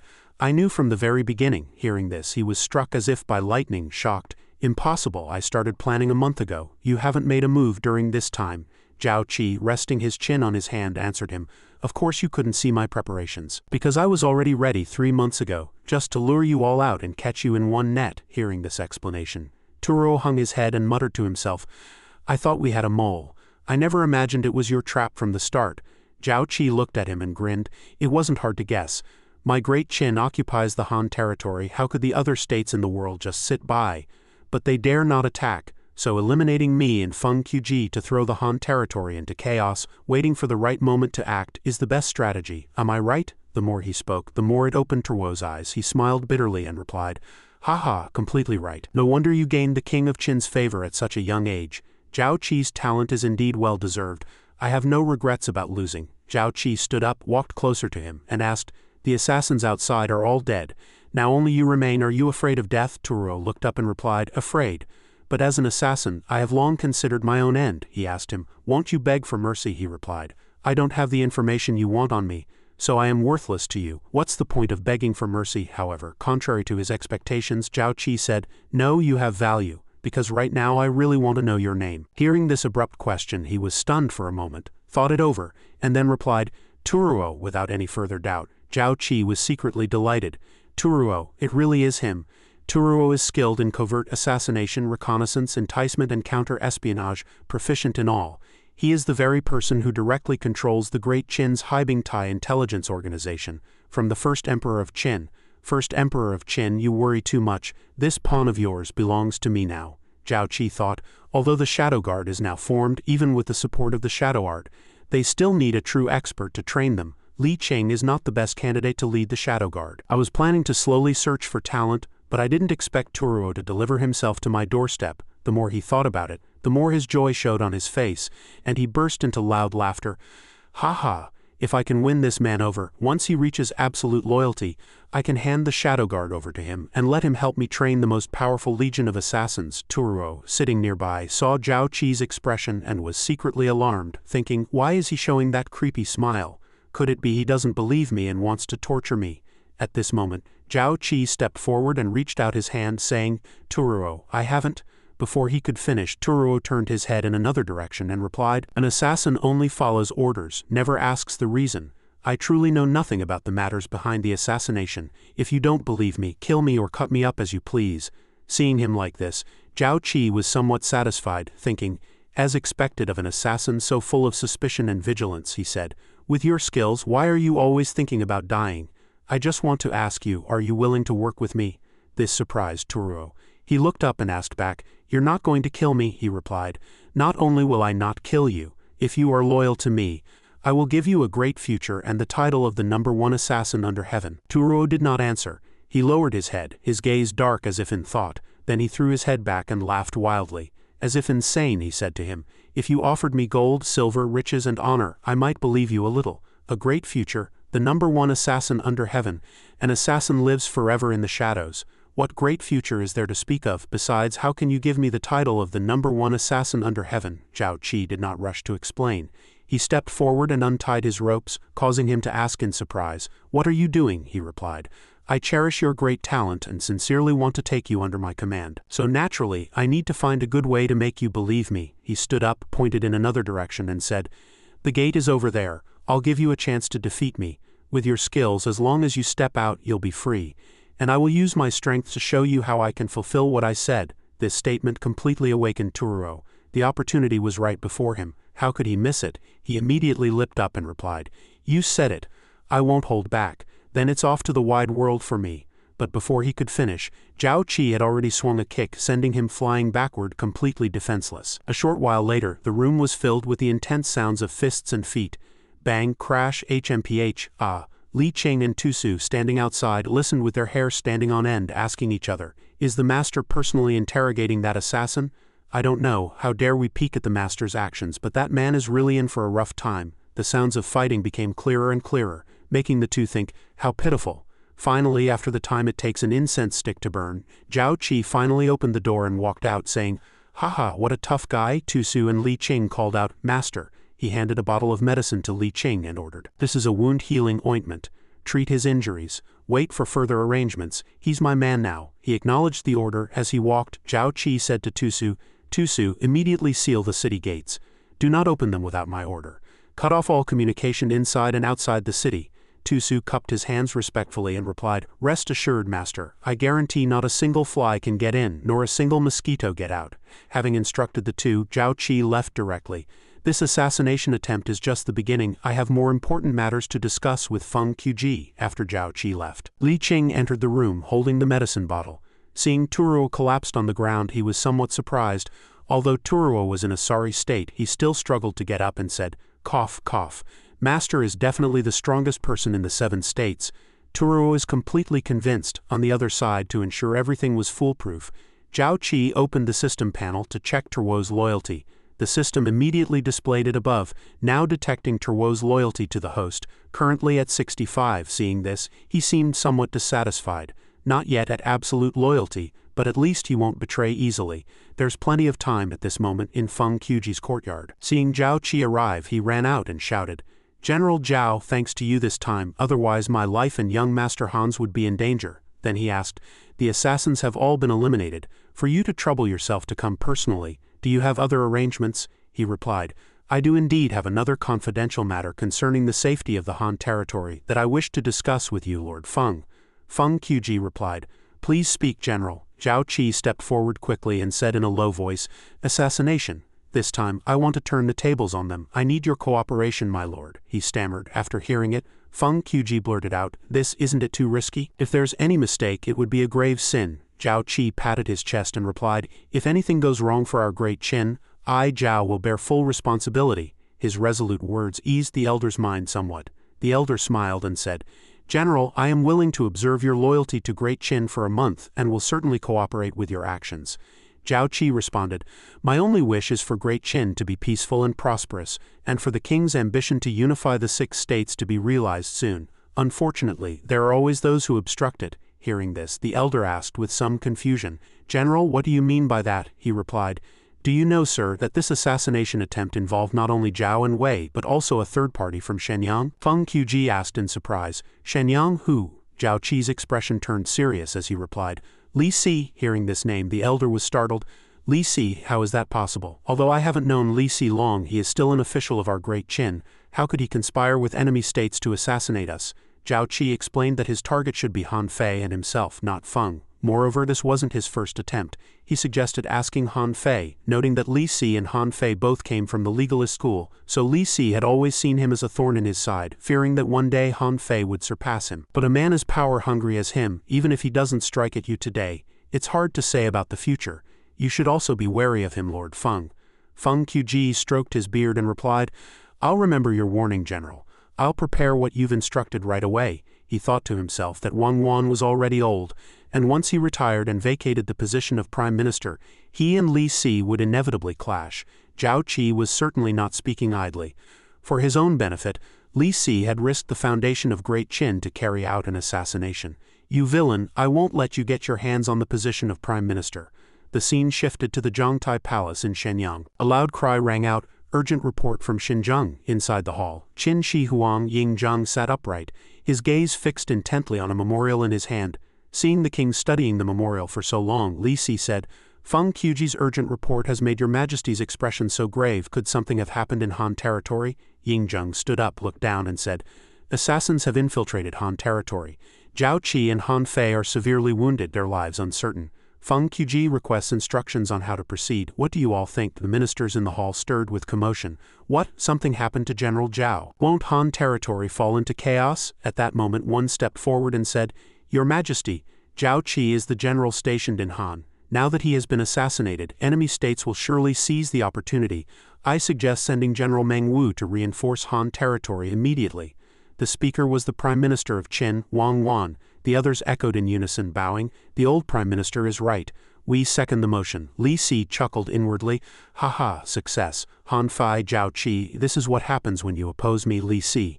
Yingzhang, standing above, also declared loudly, I will secretly order Meng Wu to prepare troops to reinforce Han territory. Furthermore, send Imperial Physician Sha Wuju to Han territory immediately and ensure the lives of Zhao Qi and Han Fei are saved. With that, he turned and went inside. All right, all of you may withdraw. The matter of Han territory must not be leaked. The ministers below immediately shouted, We understand. After the crowd dispersed, Yingzhang picked up the memorial again and examined it closely. It read, Your subjects Zhao Qi and Han Fei are not injured. This time we ask your majesty to cooperate in the decoy operation. Your subject will surely capture all the culprits. He smiled slightly. What a Zhao Qi, truly bold, daring to risk his own life, and using Han territory as bait. This time I'll play along with you in this grand drama. Don't let me down. After all, you've rendered so many military achievements for our great Qin, and I've never met you. Once Zhao is destroyed, I will summon you to Shenyang to meet you, and also meet your wife and children. On the other side, seeing troops hastily marching out of the city, Yuan, holding a child, said worriedly, Is there going to be war again? Brother Qi, be careful. At that moment in Xinjiang, someone was hiding in the bushes observing a group of people in front of the city gate. One of them shouted loudly, Open the city gate quickly. The carriage carries Imperial Physician Sha Wuju, Lord Sha, sent by the king's order to treat General Zhao Qi's injuries. Hearing this, the man released a carrier pigeon to transmit the intelligence. Meanwhile, in Handan, the king of Zhao read the intelligence and laughed heartily. Ha ha, good, the king of Qin has even sent Sha Wuju. Zhao Qi must be beyond cure. Prime Minister, what a brilliant plan. Guo Kai naturally dared not claim credit, instead bowing obsequiously. All thanks to your majesty's wise decision. Seizing the opportunity, he quickly ordered, Prepare the troops. Soon Han territory will belong to our great Zhao. Back in Xinjiang, Sha Wuju stormed into Zhao Qi's residence, shouting loudly, Is General Zhao here? General Zhao. Seeing his impatience, Li Qing hurriedly stepped forward to stop him. Lord Sha, please don't rush. Let me announce you. He refused to listen, instead turning back to scold. You young man, you don't know the gravity of the situation. General Zhao is gravely ill. How can we delay? The king ordered me to ensure the general's life. If something goes wrong, can you bear the responsibility? He barged straight into the inner courtyard, only to see Zhao Qi unharmed, discussing military affairs with his generals. This sight left Sha Wuju frozen in place at a loss, while the guards outside hurriedly reported to Zhao Qi, Forgive us, General. Lord Sha insisted on entering and we couldn't stop him. Seeing him arrive, Zhao Qi flashed a spirited smile and said, So it's Lord Sha, the imperial physician sent by the king. Apologies, we are discussing military matters. Please wait aside. He then turned to continue speaking to the other generals. While Sha Wuju still wondered blankly what was going on, Li Qing stepped forward to explain, This is the general's decoy plan. Let me explain it to you. At that moment, Zhao Qi was discussing strategy with Tu Sui and Feng Qiji. With Wang Jian's 300,000 troops holding the border, the combined Zhao and Wei forces attacking Han territory won't exceed 200,000. And if they want to break through, he slammed his hand on the map of Nanyang, asserting, Their first choice is Nanyang. Feng Qiji looked at the map and pondered, Nanyang's flat terrain allows Zhao's cavalry to maximize their effectiveness, which is disadvantageous for us. but Zhao Qi thought, I've seen Zhao's cavalry in action, they're formidable but not invincible. Hearing this, Feng Qiji understood and asked, it seems the general already has a plan. Zhao Qi indeed had a plan in mind, but one thing he was still weighing. Winning is easy, but I'm thinking about how to completely annihilate the incoming enemy. Suddenly, Zhao Qi thought of using fire to wipe out the entire enemy force. After careful consideration, he deemed this method the most feasible. Nanyang sits at the crossroads of 3 territories, sparsely populated, making it ideal for a fire attack. He gazed deeply at the map, thinking to himself, this time I'll use the enemy's lives to help me break through to the 8th or even 9th level of the acquired realm. Later, when I destroy Zhao, I'll reach the innate realm. Just then, Feng Qiji suddenly spoke. With you here, General, our Great Qin's territory is secure. But I wonder when they will move their troops. Hearing this, Zhao Qi thought that Sha Wuju's entry into the city must have been noticed by spies. Now they must believe I'm severely wounded or even dead. So he concluded, I estimate that within a month they will gather their forces at Nanyang. Sha Wuju, having listened to Zhao Qi's strategy for a while, couldn't help but admire his talent. He had heard that Zhao Qi, though young, was a brilliant military commander, and indeed, seeing was believing. No wonder the king had orchestrated this grand deception. And there's something else. Sha Wuju felt that Zhao Qi resembled an old acquaintance of his. He hadn't noticed it when he first entered, but now the more he looked, the more familiar it seemed. Like a replica. Suddenly he murmured Zhao Qi's name. Qi, Qi. He suddenly recalled what Afong had said to him. Father, if the king and I have a child, what do you think of naming him Qi? A sudden wave of grief made him call out his daughter's name with deep emotion. Afong, Afong. Yet he saw her turn and walk away without looking back. Father, I'm leaving, it's my own choice. Forgive me for leaving without saying goodbye. The scene pained him as he shouted, trying to stop her. Afong, my daughter, don't leave me. Suddenly, Zhao Qi's voice rang out, waking Sha Wuju. Lord Sha, wake up. Just roused from his dream, he saw through Zhao Qi the exact image of his daughter Afong. You must be exhausted from the journey, Lord Sha. I'll arrange lodging for you to rest. Still not fully awake, he rushed to Zhao Qi and shouted loudly, Afong, my dear, my Afong, my daughter, I've finally seen you again. His state left Zhao Qi stunned, blurting out, Ha! While Zhao Qi was bewildered, Sha Wuju suddenly lunged at him, hugging him and crying, My dear, I've searched for you for 18 years and finally I see your face again. Seeing that Sha Wuju seemed disoriented, Zhao Qi ventured, Lord Sha, were you dreaming? Even Feng Qiji, standing by, had to intervene to defuse the situation.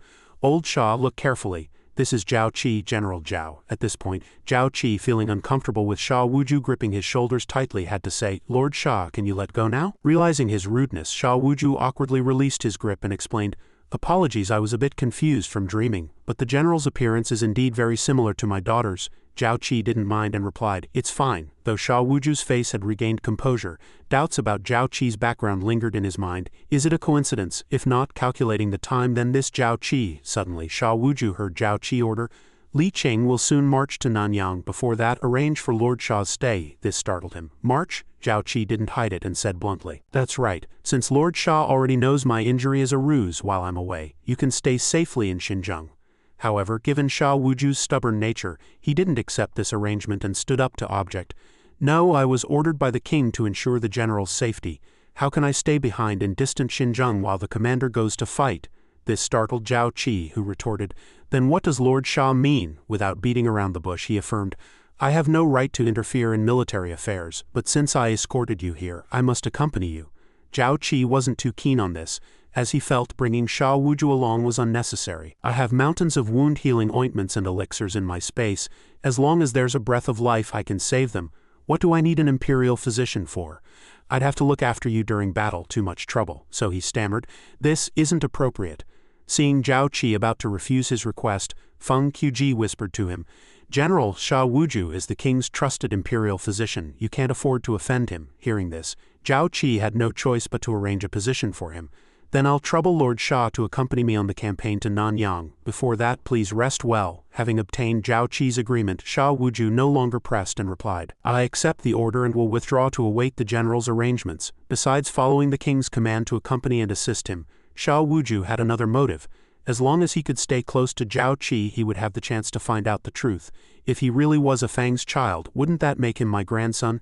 After seeing off Sha Wuju, Zhao Qi asked Feng Qiji helplessly, Lord Feng, is this imperial physician Sha always so emotional? Even Feng Qiji found it strange and replied, This is the first time I've seen him like this. It's indeed odd. Time flew, and a month later in the Nanyang region, the Zhao Wei allied forces had set up camp. Inside the main tent, several lords were drinking and conversing.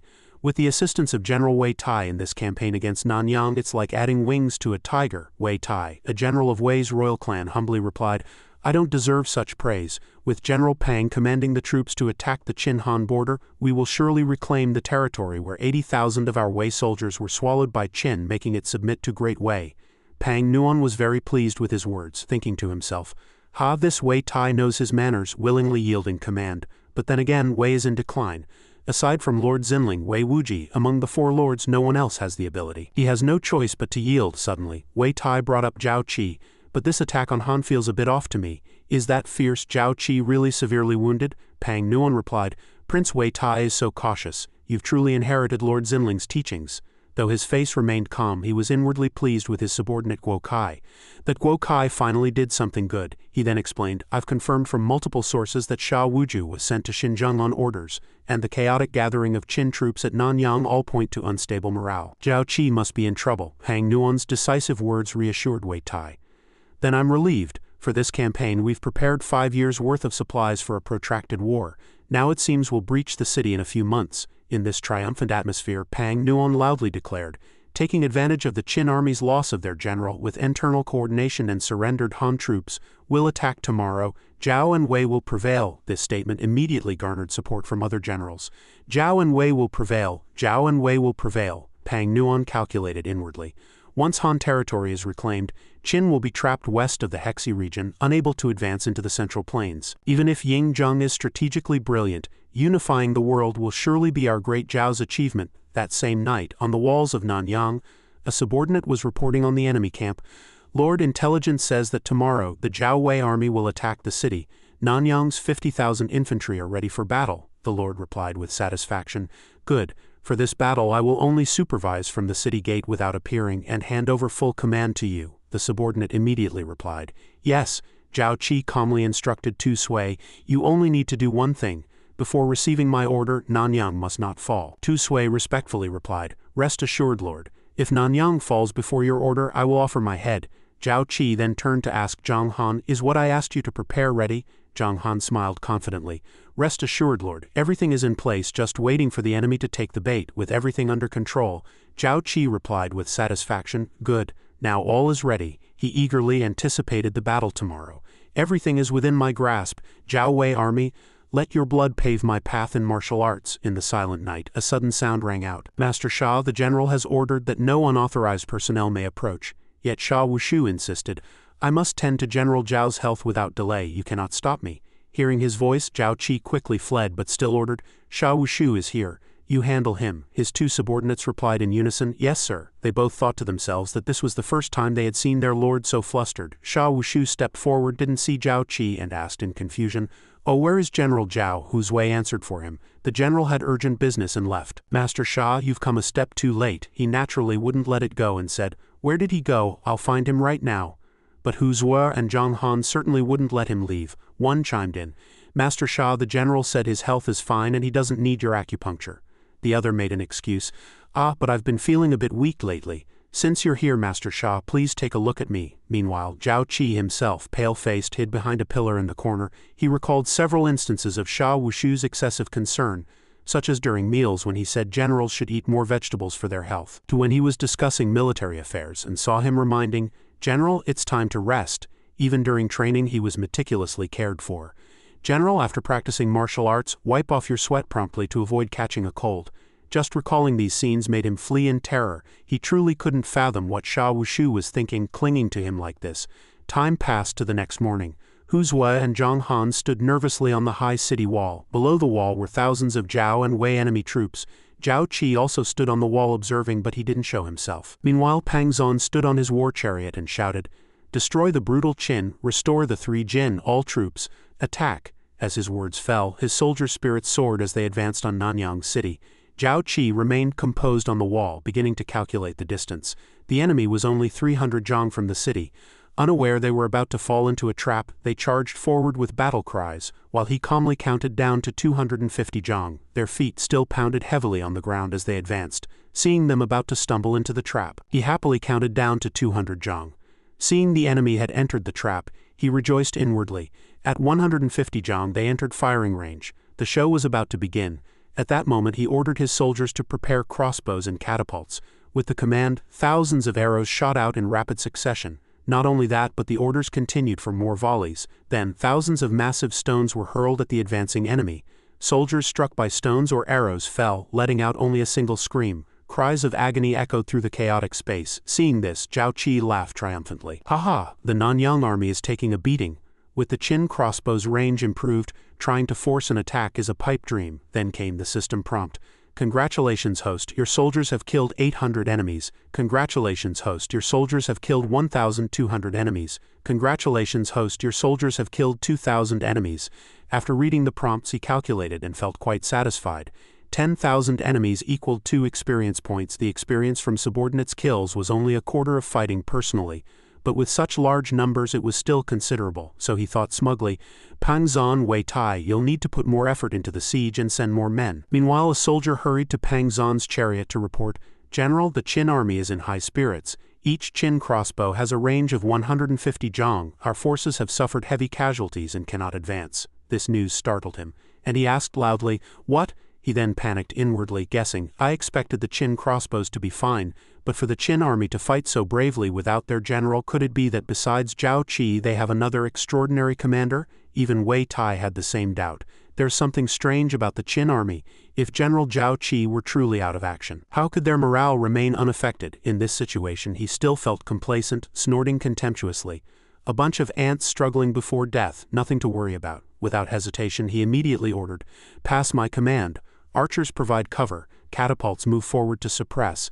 Anyone who flees will be executed. The order stands, no retreat. The whole army continues the attack," they replied in unison. "Understood." Then the military order spread through the ranks.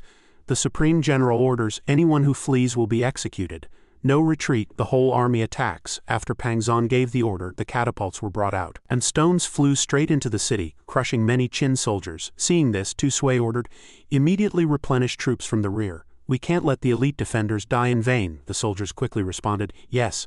On the Zhao Wei side, news came again. Report, "Our forces have successfully closed in and are now less than 100 zhang from Nanyang City." This news pleased the commander, who replied, "Good, pass the order, attack with full force, no delays." Pang Zan said smugly, "Without Zhao Qi in the city, even the 100,000 Qin and Han troops are spent arrows. I'm confident I can take." And next will be Wang Jian. His proud, arrogant voice echoed through the night. "Behind Nanyang City lies Hanggu Pass. Once I join forces with Lian Po, Great Zhao will surely win." Fierce fighting continued on the city wall. The Zhao Wei army had set up ladders and climbed onto the wall amid battle cries. The Qin soldiers didn't panic but instead encouraged each other loudly. "Swear to defend Nanyang City to the death." Unlike the tense soldiers, Zhao Qi calmly assessed Pang Zan's tactics. Supreme General Pang Zan of Zhao lives up to his reputation, daring to press the attack despite such heavy losses. Too bad failure is failure. This time you will surely die at my hands. Zhao Qi was still smug about the plan he had set for Pang Zan.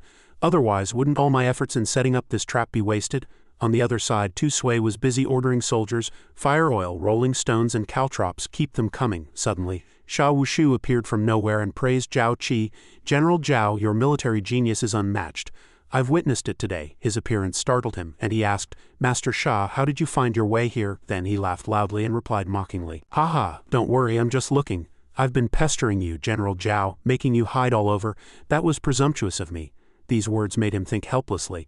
So he knew I was avoiding him. He suddenly felt that war was truly cruel. In contrast to the calm here, Tu Sui was fighting fiercely, ordering kills. His words acted like a shot of adrenaline for the soldiers, making them form ranks and charge forward shouting, "Kill!" Seeing this, the Zhao Wei soldiers cried out in panic, Qin troops are attacking." The Zhao Wei soldiers below were routed, while those above were pushed off the ladders by Qin soldiers using stones and caltrops. Even fire oil was poured on the Zhao Wei troops.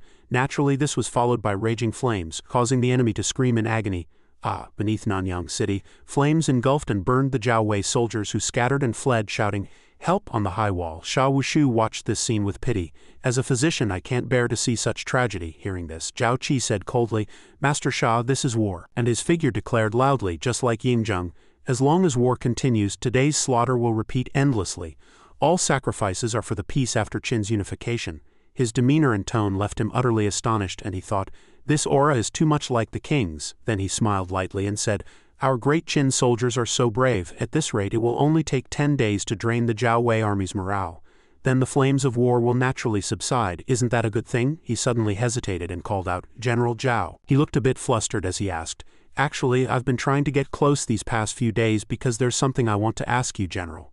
Hearing this, he graciously allowed, Oh, Master Sha, feel free to speak. Just as Sha Wushu was about to say what had been on his mind these days, he suddenly remembered the words A Fu had urged him before disappearing. Father, I can't delay him. The big picture comes first. Remembering this, he suppressed his thoughts and turned to leave. Never mind, the battle is urgent now, and General Zhao bears a heavy responsibility. Once the great deed is accomplished, I will speak with you in detail, General. This hesitant attitude left Zhao Qi with 3 question marks, wondering what does he want to say. The battle between Great Qin and the Zhao Wei army continued until the next morning, by which time the Zhao Wei forces lay dead across the battlefield. Then Tu Sui reported to Zhao Qi, General Pang Zan has ordered a retreat. He wasn't surprised and asked about the battle situation. He retreated faster than I expected. How did it go? Tu Sui cheerfully explained. In this attack by the Zhao Wei coalition, no one reached the city top. Roughly, our forces killed over 20,000 enemies. Our defending soldiers suffered few casualties, and thanks to the healing ointment the wounded are fine. This pleased him greatly. And he didn't forget to remind, good, in the next few days we'll still focus on defense, but remember one thing, based on holding the city, keep showing weakness. This instruction puzzled him. Show weakness, he still calmly explained. Exactly. While suppressing their morale, let them see hope of breaching the city. After all, Pang Zan isn't that easy to fool. Time came to the second day of the Zhao Wei siege of Nanyang. Pang Zan led the charge, shouting loudly, Attack! The Zhao Wei soldiers immediately charged forward with battle cries. For every step they advanced, the Qin army shot them down with arrows. On the city wall, Tu Sui walked behind a wall to report to Zhao Qi, Master, Pang Zan has withdrawn again. This time the Zhao Wei army suffered over 10,000 casualties. He smiled and ordered, Good. Tomorrow give them a little taste of hope. On the third day of the Zhao Wei siege of Nanyang, massive stones were hurled at Nanyang city by the Zhao Wei forces. Tu Sui stood high and shouted, Stones incoming, take cover, let the Zhao Wei siege troops reach the city gate below. After a while he went to report to Zhao Qi again, Master, as you instructed, we loosened the city gate defense today. But they couldn't break in. Pang Zan, furious, withdrew again. He remained unruffled. Tomorrow continue to show weakness and reduce crossbow and stone defenses. He naturally had no questions and obeyed. Yes, time came to the 7th day of the Zhao Wei siege of Nanyang. In the Zhao Wei camp the soldiers' morale began to waver and decline. Seeing this, Wei Tai offered an opinion. Supreme General, after 6 consecutive attacks our losses exceed 50,000 men. Should we continue the assault? If Nanyang city can't be taken our morale will collapse. Fighting on like this seems futile. But given Pang Zan's temper he remained stubborn and ordered the attack to continue. This command made him angrily demand, What? General, didn't you hear what I just said?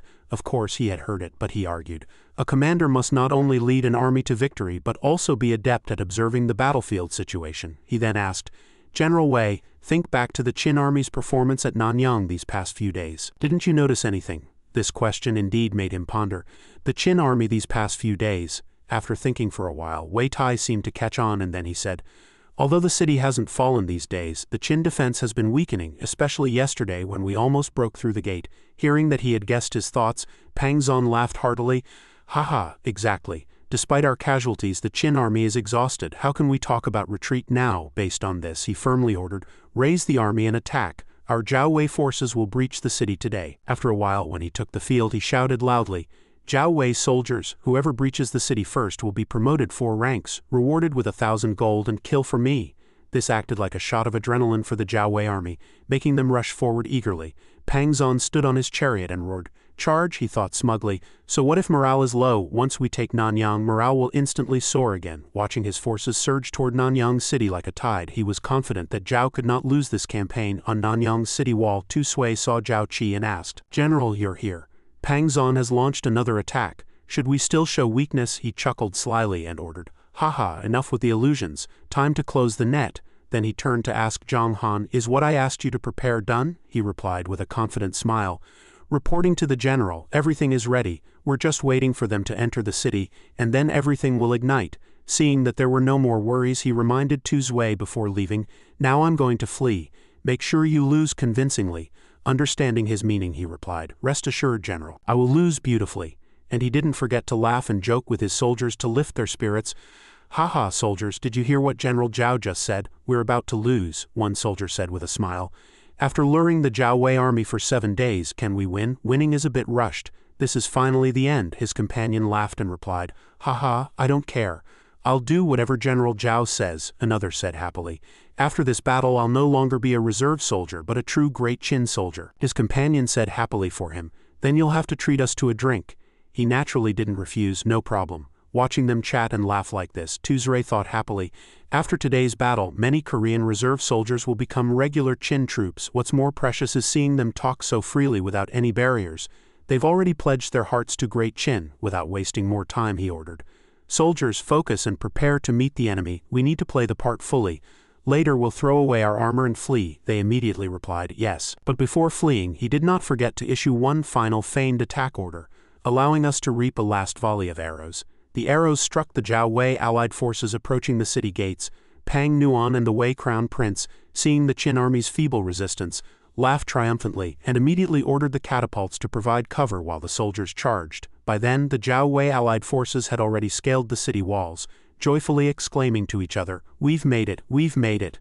Meanwhile, a soldier hurriedly reported to Pang Nuan, "General, our forces have successfully ascended the walls of Nanyang." Upon hearing this, he immediately ordered the siege equipment to be prepared. Soon after, the siege engines were pushed forward by the Zhao Wei allied forces. They advanced together shouting, "Breach the gates." The siege engines then violently battered the gates of Nanyang. On the high tower, an officer reported to Tu Sui, "General Tu, everything is ready." Below the city, the Zhao Wei allied forces had successfully broken through the gates and poured inside. Nanyang city has fallen. Soldiers, kill, kill, kill. Seeing the enemy had fallen into the trap, Tu Sui smiled and ordered, "Retreat." The cries of battle still echoed below. "Charge, kill." Pang Nuan's cavalry had also entered the city. He quickly ordered, "Leave 10,000 cavalry to hold the rear positions and protect the supply wagons. All forces advance to eliminate the remaining Qin troops in the city and destroy the brutal Qin." After a while, an officer reported to him, "Supreme General, our forces have all entered the city. The Qin army has fled in defeat. Nanyang city is now under our control." He then asked, "Has the Qin commander been captured? What are the Qin casualties?" The officer stammered in reply, reporting to the Supreme General, "No Qin commander was found in Nanyang nor any soldiers. All Qin troops fled during our assault. Moreover, even the city's residents have vanished without a trace. This Nanyang city is an empty city." Upon hearing this, Pang Nuan panicked and shouted, "What?" He then abruptly ordered, "No good, we've fallen into a trap. The army must withdraw from the city immediately." This command puzzled the Wei Crown Prince.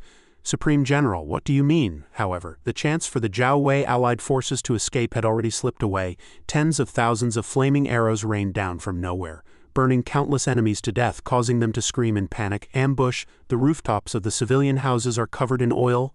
Indeed, at that moment the rooftops were packed with Qin soldiers holding flaming arrows, waiting to shoot the Zhao Wei allied forces. The enemy troops finally realized they had fallen into a trap, shouting in panic, "The Qin army didn't flee. They're setting fires. Retreat quickly." "No, the city gates are sealed shut. We can't break through." Inside Nanyang, smoke filled the air, mingling with the screams of the Zhao Wei allied forces. Flames everywhere. "Oh, help me!" Zhao Qi was at that moment outside the city on horseback with his army, observing the situation. Suddenly he turned his horse as if to go somewhere. The soldiers asked in confusion, "General, where are you going?" He calmly replied, "To see General Pang Nuan." Tu Sui reminded him, "But General, as per your orders, every gate and exit of Nanyang has been blocked with thorny wood and fire barriers." He still replied calmly, "Didn't I tell you to weaken the fire at the back gate of Nanyang? That is the glimmer of hope I left for him." Inside Nanyang, the agonizing screams of the Zhao Wei allied forces continued to echo. "Help, it hurts, Qin army, spare us." At that moment the soldiers were desperately protecting Pang Nuan, vowing to defend the general. They used their bodies as shields, protecting the Supreme General and the Wei Crown Prince as they broke through. Charge out, charge out." Faced with this situation, Pang Nuan felt guilty and self-reproachful. "I have failed the brave soldiers of my great Zhao. I am a sinner of Zhao and the three Jin states. I deserve to die." After a while, the Zhao Wei allied forces carved out a path of escape for him and the Wei Crown Prince. Seeing the city gate open, the Wei Crown Prince said happily, "We've broken out." But upon seeing the scene before him, his attitude immediately turned panicked. "I'll look at the army ahead," he stammered. Qin army, Qin army." Zhao Qi, sitting on his horse, saw their disheveled state and laughed heartily.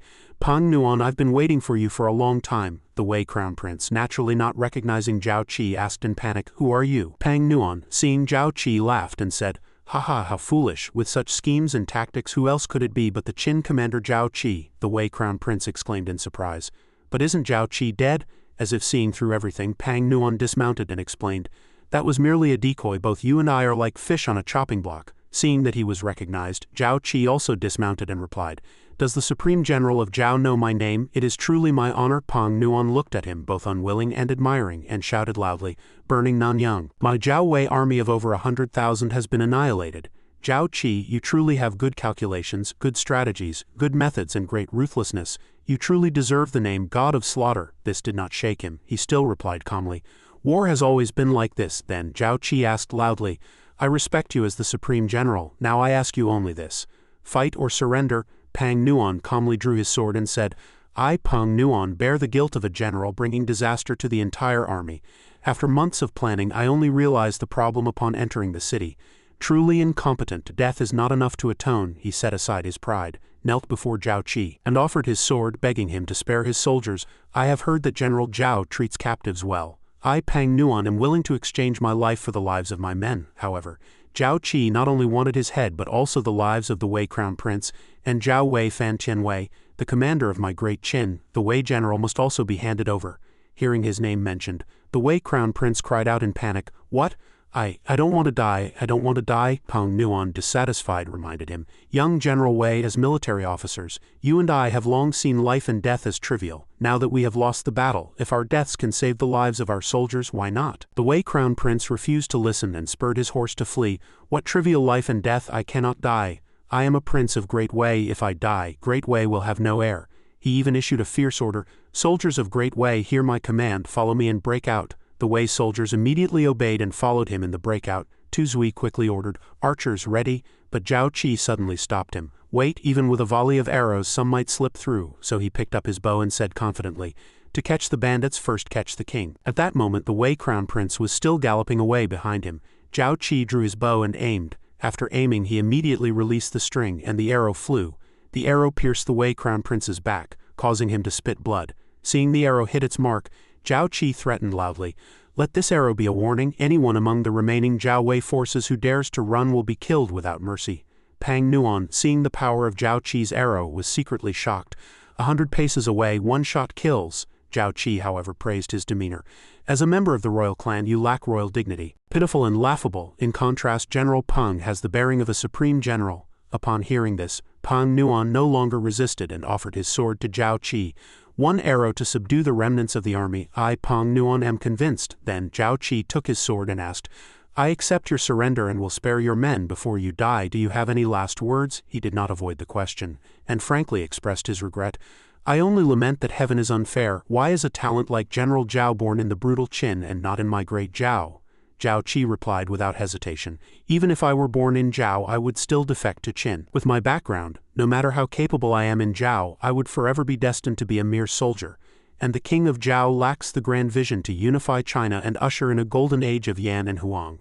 His words made Pang Nuan retort loudly, "The brutal Qin destroys all states, dreaming of creating a golden age of Yan and Huang, but it will only bring endless hatred." His stubbornness forced Zhao Qi to act. "General Pang is truly stubborn. I will make you submit willingly as a token of my respect." So he quickly shouted loudly, "Where are the surrendered soldiers of Han?" In response, his men shouted in unison. He continued to ask them, "Now are you soldiers of Han, or warriors of my great Qin?" They answered without hesitation in unison, "Swear loyalty to great Qin, swear loyalty to great Qin, swear loyalty to great Qin." After this grand scene, Zhao Qi turned to Pang Nuan and asked, "You've been sending people to contact the surrendered Han soldiers, hoping for an inside-outside attack on the city, but no one responded, right?" In response to his question, the surrendered Han soldiers shouted in unison, "Swear loyalty to great Qin, swear loyalty to great Qin, swear loyalty to great Qin." As the words faded, Zhao Qi placed his sword on Pang Nuan's neck and declared, "This is the reason. Those surrendered soldiers are now the elite of my great Qin.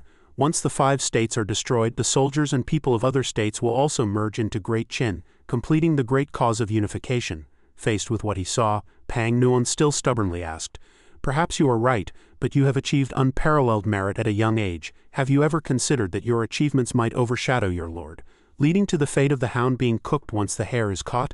Zhao Qi disdained to answer his question and with one sword stroke sent him to the afterlife. Then he calmly mounted his horse, thinking to himself, "Even at death's door you try to sow discord. If you weren't the supreme general of Zhao, worth experience and rich rewards, I would have kept you alive to see the ending." Settling into the saddle, Zhao Qi joyfully announced to the soldiers, "Elite warriors of my great Qin, Pang Nuan has been slain by me. In this battle my great Qin has won, the soldiers responded with cheers. The general is mighty, the general is mighty. A radiant smile bloomed on his face under the dazzling sunlight, he thought happily. Pang Nuan was right, this merit is unparalleled. The king of Qin will surely reward me heavily. Perhaps with this opportunity I can obtain true supreme command and become the youngest supreme general of Great Qin. More importantly, this time I will definitely break through to the 9th level of the Hushan realm, rising to level 9. At the same time the system notified him, Hushan realm 9th level. He was very satisfied with this reward. A huge gain. After a while, the groans of the defeated Zhao Wei army came from within Nanyang. It hurts, spare us. Zhao Qi scanned the area, analyzing the situation. The 100,000 strong Zhao Wei allied forces are no more. This burning of the city goes against the harmony of heaven, but it is necessary for the unification of the world and the eternal peace of Yan and Huang.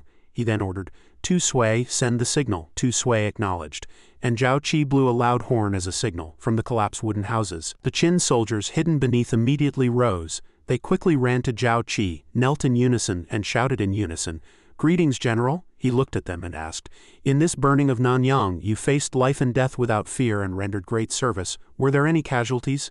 A soldier respectfully replied, Reporting to the general, after the fire started in Nanyang, we hid in the fireproof shelters you prepared in advance.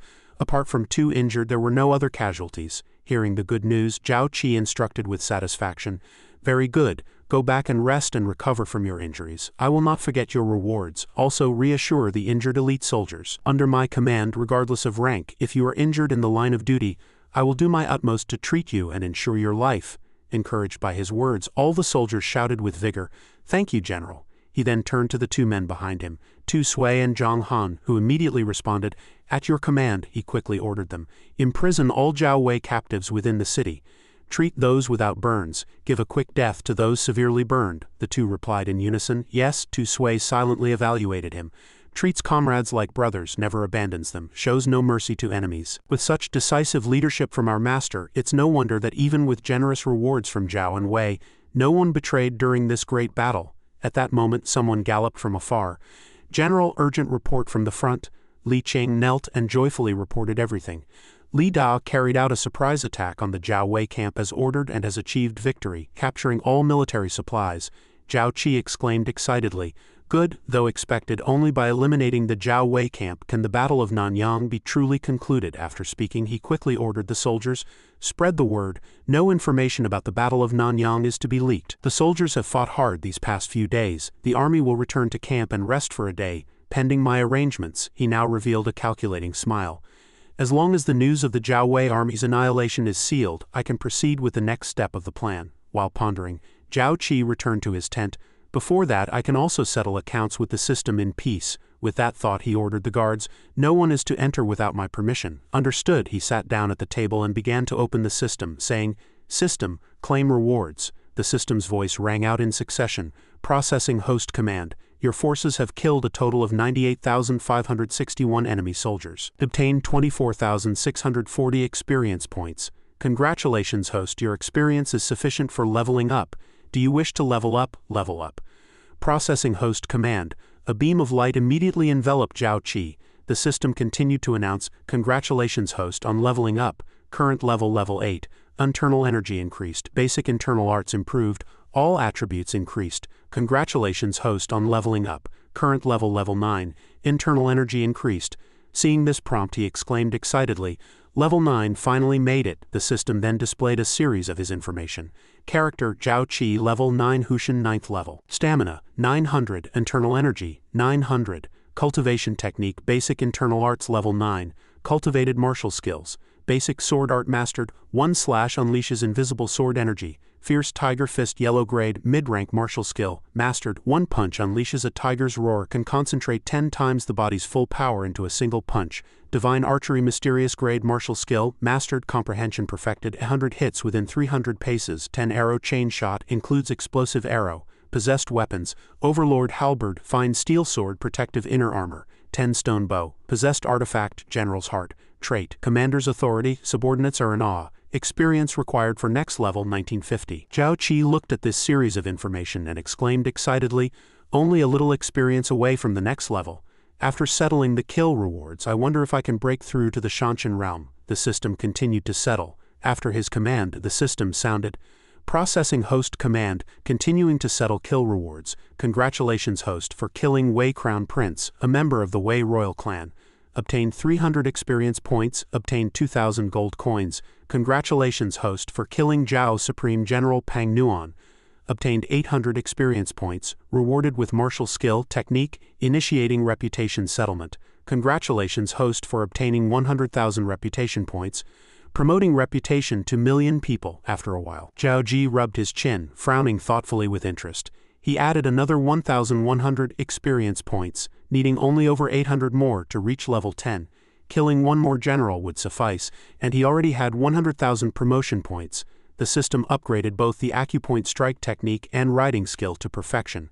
The system's mechanical voice rang out again, processing the host's command. Acupoint strike technique upgraded to perfection, enabling internal force to strike acupoints from a distance with precision. Immediately, a series of images appeared, illustrating each of the system's statements. The riding skill reached perfection, achieving a state of unity between rider and horse.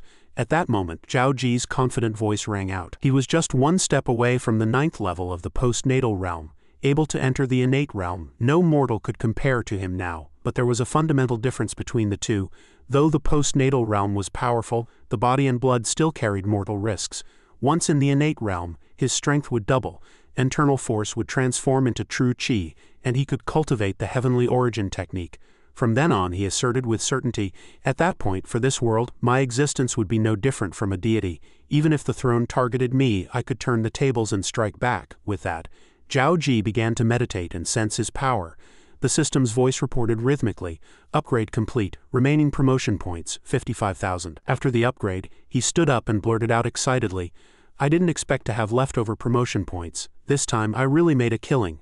Next, he just had to wait for the battle formation to be sent back to Shenyang and Yingzheng to deliver the rewards. Stepping out of the tent, he gazed at the sky and murmured to himself, once Zhao and Wei are pacified and I reach the innate realm, I can return to see Yanner and the child without worry. Suddenly, a voice in the distance caught his attention. Thank you for your guidance, Lord Shah. Thanks to your advice, our methods for treating the wounded have improved. Not at all. It's all for the sake of Great Qin. I won't refuse. I need to check other tents. I'll take my leave now. Hearing this exchange, Zhao Ji thought to himself, Shah Wubbing hasn't been bothering me these past few days, so he's been teaching medicine to the military doctors in the camp. That's a huge help. With that, he immediately called out loudly to the man about to leave. Lord Shah, he said, cupping his hands in greeting, you've been working day and night. On behalf of the soldiers, I thank you. Shah Wubbing replied politely, not at all. With General Zhao's wound healing medicine, I'm just doing my small part. He quickly helped Zhao Ji up and said with a smile, General Zhao leads the troops and our Great Qin soldiers suffer few casualties. I admire that. Once back in Shenyang, I'll surely put in a good word for you before the king. Hearing this, Zhao Ji was slightly taken aback. Lord Shah, are you leaving? Shah Wubbing answered calmly. The plan between you and the king has succeeded, so I have no reason to stay. But before I go, there's something I'd like to ask. I wonder if the general has time now. Zhao Ji immediately invited him. Lord Shah, please go ahead. Shah Wubbing began to recall the past, speaking with a hint of melancholy. I have a daughter who has been lost for many years. Her appearance is very similar to yours. I've always wondered if you might be her descendant. Hearing this, Zhao Ji was startled. No wonder his expression was so strange when they first met. But could Shah Wubbing's daughter be a Fang? Mentioning this name, he gradually recalled that according to unofficial histories, Qin Shi Huang doted on a Fang, building the Afang Palace for her and never establishing an empress or heir. Afang and the Afang Palace left behind a beautiful legend, because Afang was indeed Shah Wubbing's daughter. Thinking this, he ventured to ask, May I ask, Lord Shah, what is your daughter's name? Shah Wubbing quickly replied, My daughter's name is Shah Yufang with the childhood name Afang. Hearing the answer, he thought to himself, I always thought that was just an unofficial rumor. I didn't expect it to be true. Suddenly, with a hint of urgency and hope, Shah Wubbing blurted out, General Zhao, may I ask your mother's name? The atmosphere immediately grew heavy. Zhao Ji said, I'm afraid I'll disappoint you, Lord Shah. My mother's name is Zhao Donger, so I am not your grandson. Shah Wubbing hesitated with some sadness. This, Zhao Ji quickly smoothed things over with a smile.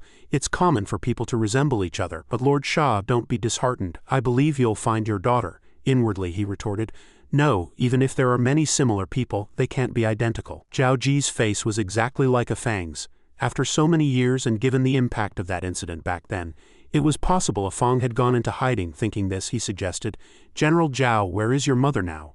I wonder if I could meet her?" Suddenly, the atmosphere around Zhao Ji darkened. He clenched his fists and answered heavily, "My mother passed away a year ago," Xiao Wubing exclaimed in surprise. "Passed away," Zhao Ji continued. "It was because of my mother's death that I could enlist without any ties." Seeing this, Xiao Wubing said with some guilt, "My condolences, General. I shouldn't have asked." Zhao Ji smiled lightly and stopped him. "It's fine. Imperial physician Xia misses his daughter. I understand." With that, Xiao Wubing bowed to him. "In any case, thank you, General Zhao, for clearing things up. I'll take my leave." Zhao Ji replied politely, "It's nothing, Lord Xia, there's no need to thank me." The conversation ended, and they went their separate ways. Xiao Wubing walked away, dejected and worried. A Fong, father thought he'd found you this time, but where are you? Is Zhao Ji really not my grandson? But why do I always feel a sense of closeness with him? Could it really just be a coincidence?" Suddenly he stopped and said loudly, "No, even if there's only a glimmer of hope, I can't give up." With determination, Xiao Wubing turned back. "When I set off later, I'll change course to Li Family Village. I have to see if you really are my grandson, if you really are a Fang's son." A while later, Zhao Ji gathered all the soldiers and announced from the martial platform, "Elite troops, the Battle of Nanyang is over. Great Qin has achieved a complete victory." The soldiers below immediately cheered, "Great Qin, Great Qin, Great Qin." After a moment he raised his hand to signal, and the soldiers fell silent. Then he loudly tallied, "In this battle our army lost 2,685 men, with 3,100 wounded, 90 of whom are not in life-threatening danger. The enemy Zhao and Wei forces suffered 100,000 burned to death and 80,000 captured." Hearing this, the soldiers below buzzed with excitement. "This is the greatest victory since the founding of Great Qin. I was part of this epic battle. Winning this fight means even if I retire later, I can brag about it for the rest of my life." At that moment, Zhao Ji continued, "Therefore I decree a reward for the entire army. I also fulfill the promise I made to you before." With that he announced loudly, "In the Battle of Nanyang, whether you were veterans of Rongcheng or new recruits, you have all rendered great service to Great Qin. All will be heavily rewarded. Every elite Qin soldier will be promoted one rank in nobility." Hearing this, the veterans were overjoyed. The new soldiers listened happily to every word he said. "All Han soldiers incorporated into the army will have their slave status removed and become true elites of Great Qin. They will receive all the benefits of Great Qin, kill the enemy, earn nobility, and receive pay as equals." Some wept with joy upon hearing this. "My slave status has been removed. I am a true elite of Great Qin." Immediately, all the soldiers shouted, "General Zhao didn't deceive us. General Zhao, General Zhao, General Zhao, General Zhao." Zhao Ji stood on the high platform, basking in the cheers directed at him. "General Zhao, General Zhao, General Zhao." Inwardly he laughed with great satisfaction. "Haha, these cheers are for me, Zhao Ji. The greatest gains from this battle are the army's loyalty and ambition." Thinking this, he placed his hand on the shoulder of a nearby soldier and commanded, "Prepare to reward the army. Also pass the order, eat meat today.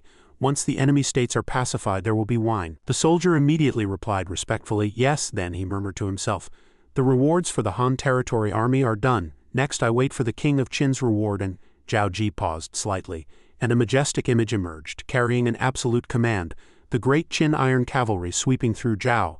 "Zhao Ji, I will surely be promoted and transferred." Meanwhile, in the Great Qin Palace, ministers were submitting memorials. "Your Majesty, Wei and Zhao have mobilized their troops, but the Rongcheng army hasn't been deployed in time. What should we do? Han Territory is in danger. Please make a decision quickly." Ying Zheng calmly reassured them. "Ministers, Han Territory is safe. There's no need to panic." He ordered the eunuch beside him. "I have received a secret report from Han Territory. The Zhao and Wei armies have been pacified by Zhao Ji." Zhao Gao read the report. The eunuch Zhao Gao replied calmly, "Yes." The ministers below were startled upon hearing a name. "Zhao Ji, isn't Zhao Ji dead?" Zhao Gao opened the report and began to read. "Zhao and Wei combined forces of 180,000 to attack our Nanyang city. The main general, Zhao Ji, devised a plan to lure the enemy into the city and burn them. Nearly all of the 100,000 Zhao and Wei soldiers who entered the city were killed. Additionally, 80,000 enemy troops were captured. Our Great Qin suffered fewer than 2,000 deaths and fewer than 3,000 wounded. The people of Nanyang City are all safe. The Wei general Wei Tai was shot dead by the main general Zhao Ji with an arrow, and the Zhao general Peng Nuan was also beheaded by the main general Zhao Ji." The ministers below buzzed with discussion except for one. "Burning 100,000 Zhao and Wei troops. What a brilliant strategy. Both Zhao and Wei generals are dead. Heaven blesses Great Qin. Since the founding of Great Qin, and even among all the states in history, has there ever been such a victory with such a disparity in casualties? But what's going on? Even if Zhao Ji isn't dead, when did he deploy? The Tingwei's face turned pale with tension. Zhao Ji isn't dead. Has the assassination attempt been exposed? If so, then he and I are irreconcilable enemies, the report ended, and Ying Zheng laughed joyfully. Haha, ministers, there's no need to hide it anymore. Zhao Ji was seriously wounded in the assassination and pretended to reinforce Rongcheng. This was all a scheme I set with Zhao Ji to attack Zhao and Wei, he spoke with enthusiasm and pride. And Zhao Ji did not disappoint me, nor did he disappoint Great Qin this time. Zhao Ji not only secured Han territory, crushed the 180,000 Zhao and Wei troops, but also killed Wei Tai and Pang Nuan.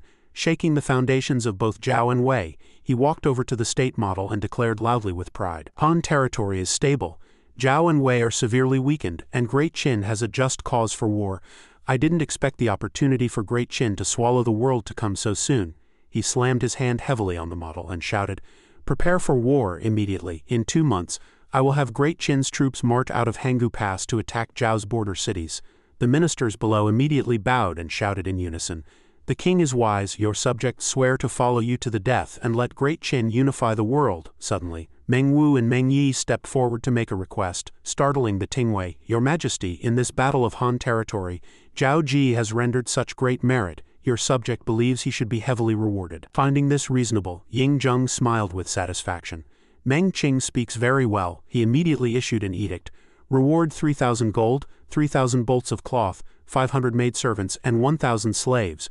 Also grant him the right to expand his private army to 2,500 men. Additionally, Li family village in Rongcheng can be granted to him as a fief. Furthermore, Zhao Ji's noble rank is promoted by 2 levels to Supreme General commanding an army.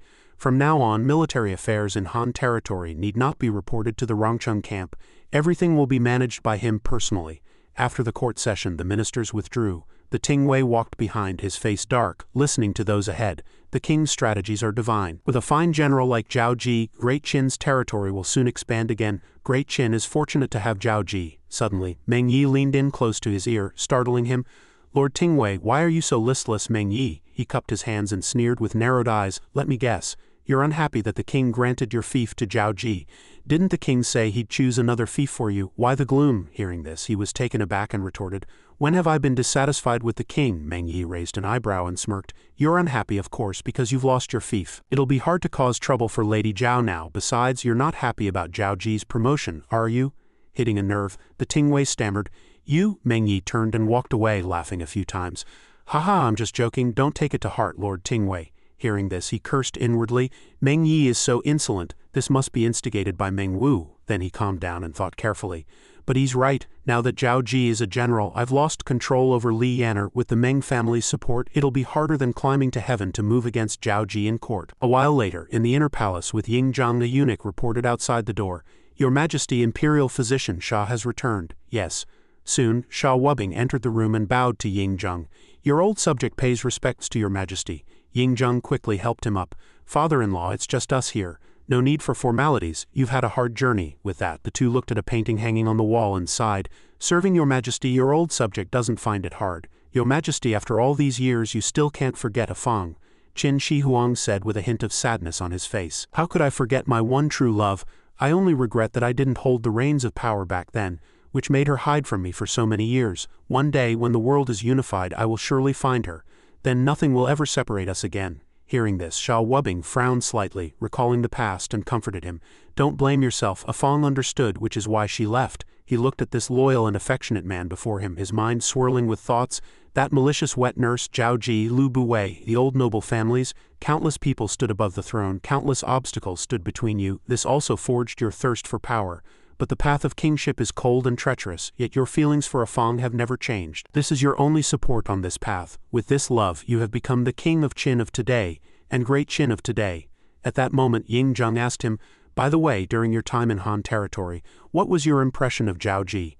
What kind of person is he?" Shah Wubbing replied respectfully, General Zhao is a talent. Young as he has the bearing of a great general. He is decisive in action, a rare hero." Inwardly, he thought otherwise. "He also bears the shadows of you and a Fang, but I can't say that casually. And Zhao Ji said his mother is named Zhao Donger. This matter is not yet confirmed." Suddenly, Ying Zheng clasped his hands behind his back and said proudly, "Indeed, his appearance is exactly as I imagined. After Zhao is destroyed, I will summon him back to the capital to meet." Sometimes I think if Donger and I had a child they might look like this." Hearing a name, Sha Wubbing exclaimed loudly, "Donger?" Seeing his surprise, Ying-jung revealed frankly, "Didn't you know, father-in-law? Donger is the pet name Fang and I used." Hearing this, Sha Wubbing's expression grew even more tense. "Donger was my guess correct after all?" Fang then," Ying-jung said, puzzled by his silence. "What's wrong with you?" He quickly snapped back to reality and replied, Nothing. I was just momentarily lost in thought upon learning that Fang has another name." He then continued, "Your Majesty, I rushed back to see you because there's another matter." Ying-jung granted him permission to speak. Sha Wuju slowly made his request. "Your Majesty, while in the Han territory, I was well looked after by General Zhao. I heard his wife is about to give birth, and I wish to do my small part by taking leave to help her recuperate at the Li family estate." Hearing this, the first emperor agreed without hesitation. "I see, you're very thoughtful. In that case, take the rewards with you as well." "Yes, then I shall take my leave." Afterward, Sha Wuju left the inner palace, his mind heavy with worry and his spirit lost. "Donger is Fang, and Fang is Donger, my daughter. Have you truly abandoned your old father and those who love you?" He then made a silent resolve. "No, until I see it with my own eyes, I refuse to believe it, and I must never let the king know." He planned to leave the capital. "If the king learns that she is gone, what will sustain him and the Great Qin? The world will surely fall into chaos." A while later, a procession laden with gifts arrived at the Zhao residence in the Li family estate. The commoners outside buzzed with discussion. "Great news, great news.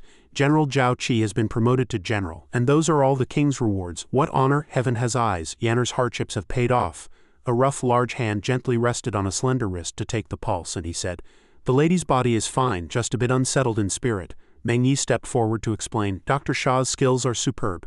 Yanner worries day and night for Zhao Qi and was recently harassed by that old scoundrel Li Si. Indeed, it's draining," he continued to soothe her. "But that Zhao Qi lad is valued by the king, rising step by step, now a senior general, and even the Li family estate has become his fief. I imagine Yanner can be a bit more at ease." Hearing this, Yanner picked up an object and said joyfully, "Qi Ji has truly done it. Kier, Zaire, soon our family will be reunited." At that moment, Sha Wuju caught sight of the jade pendant, and was secretly startled.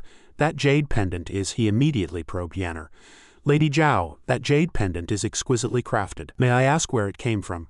"An old acquaintance of mine has a similar one." She was surprised and replied, "Really?